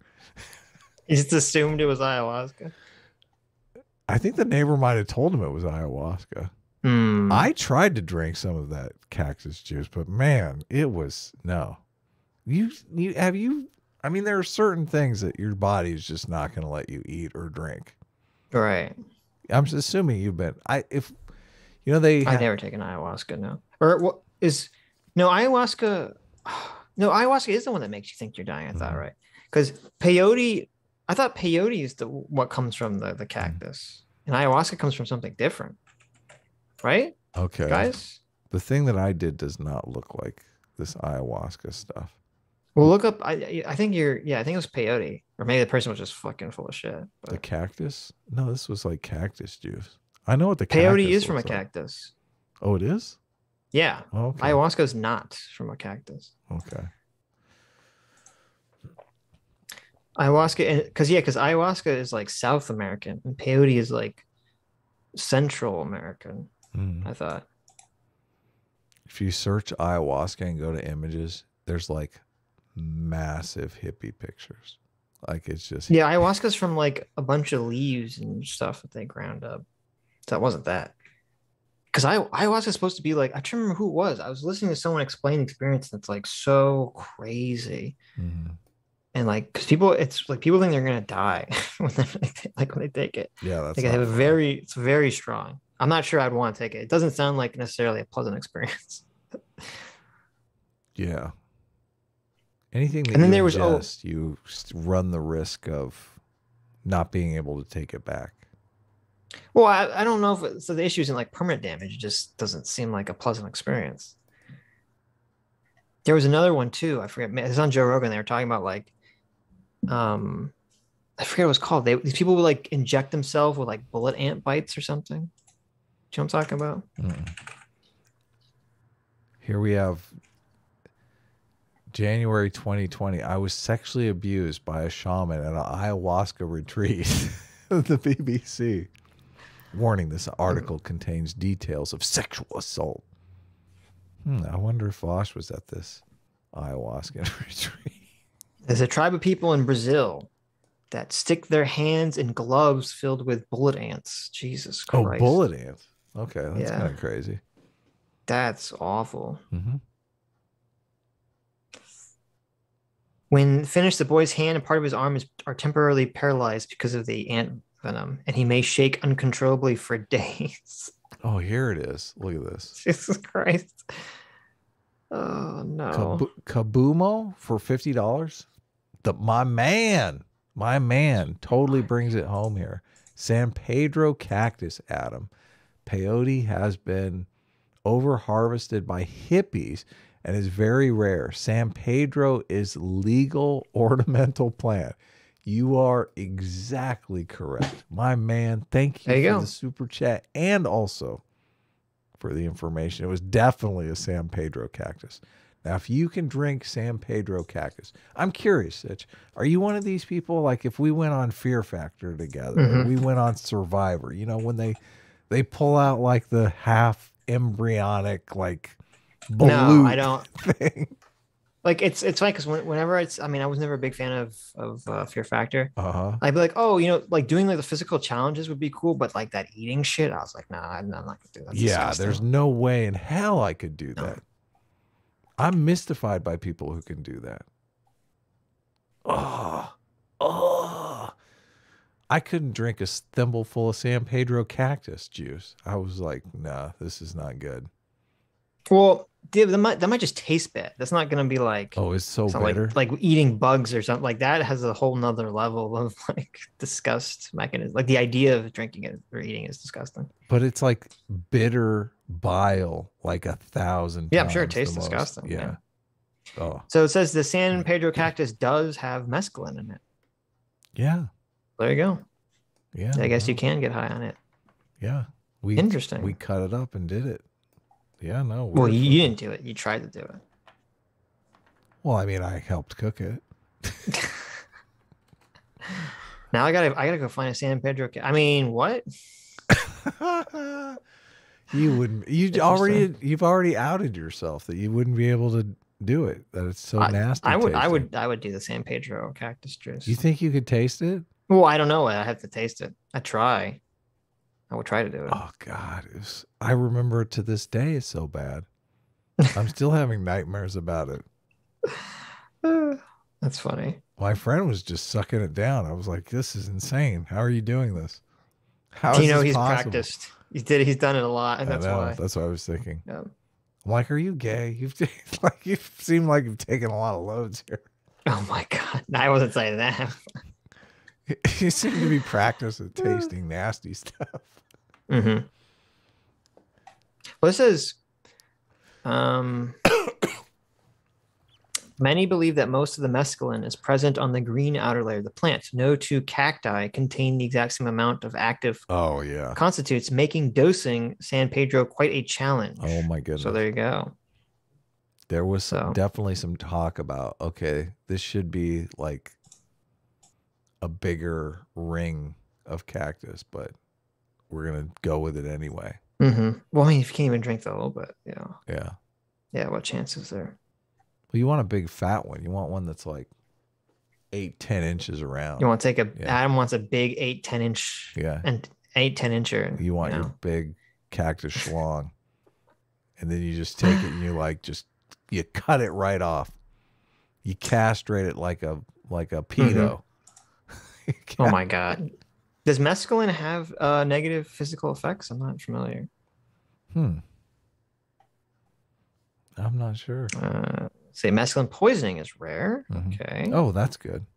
That's good. There were, for a 10-year period, there were only 31 cases of mescaline poisoning. Yeah, but how many people were taking it, though? That's the real question, right? 31. Yeah, but I mean, like, if only 60 people were taking it, 31's giant, you know? Yeah, I don't know how many people were doing. I'm assuming it's more than that, but let's see.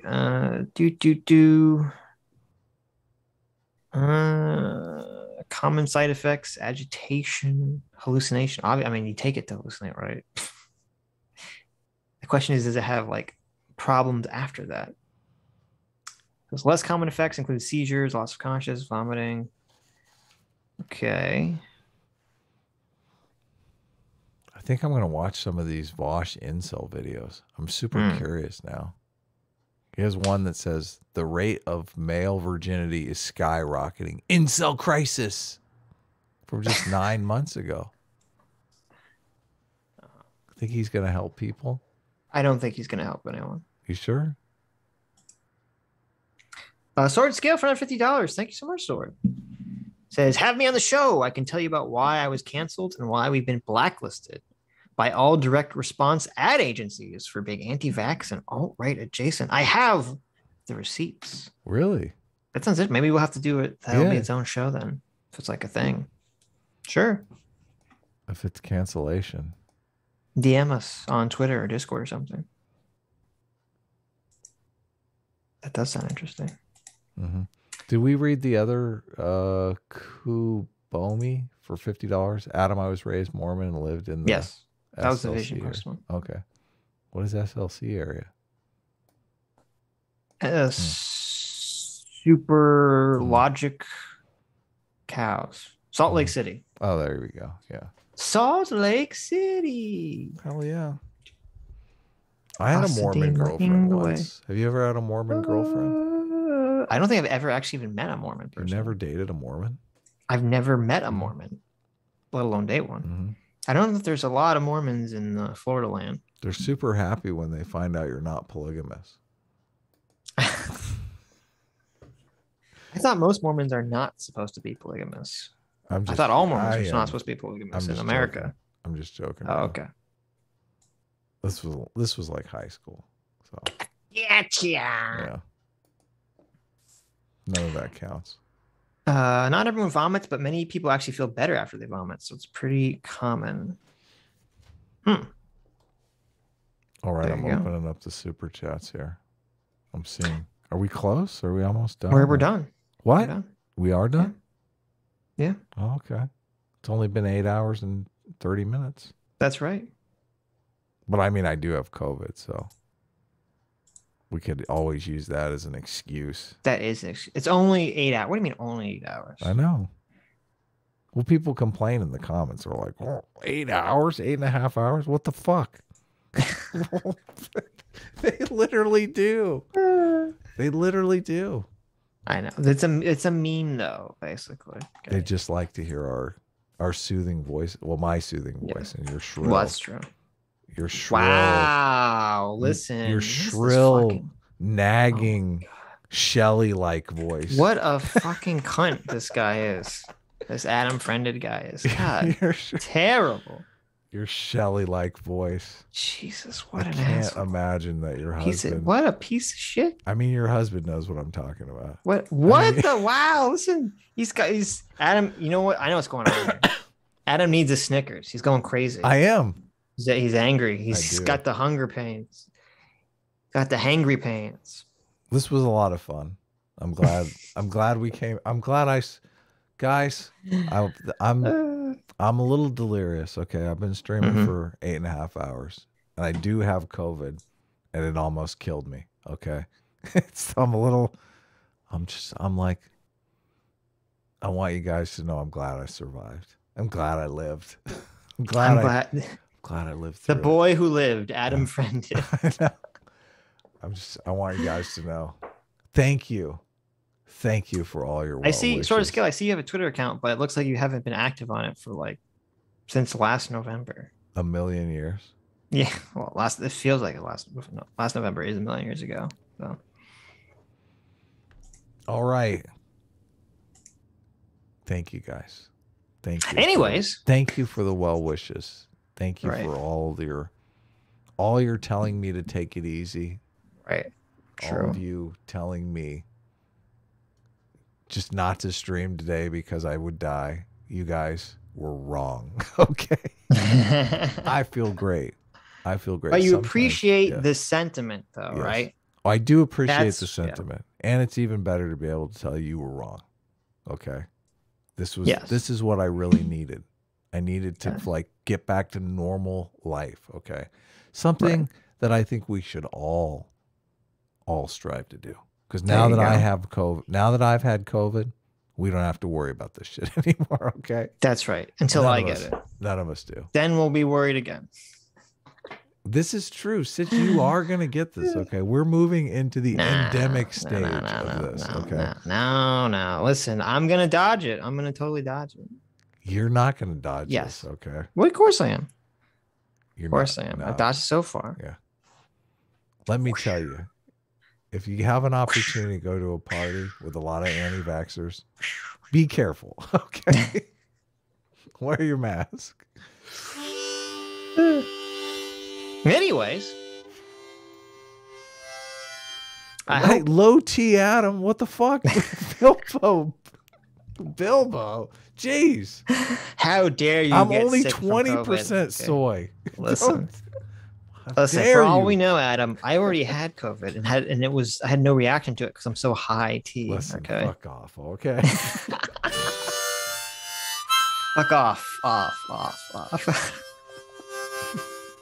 Anyways, thank you all for coming.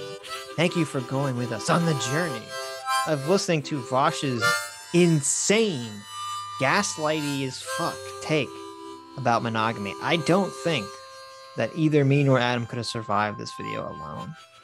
It's just too much. We can only do it with you here with us, laughing, mocking with us.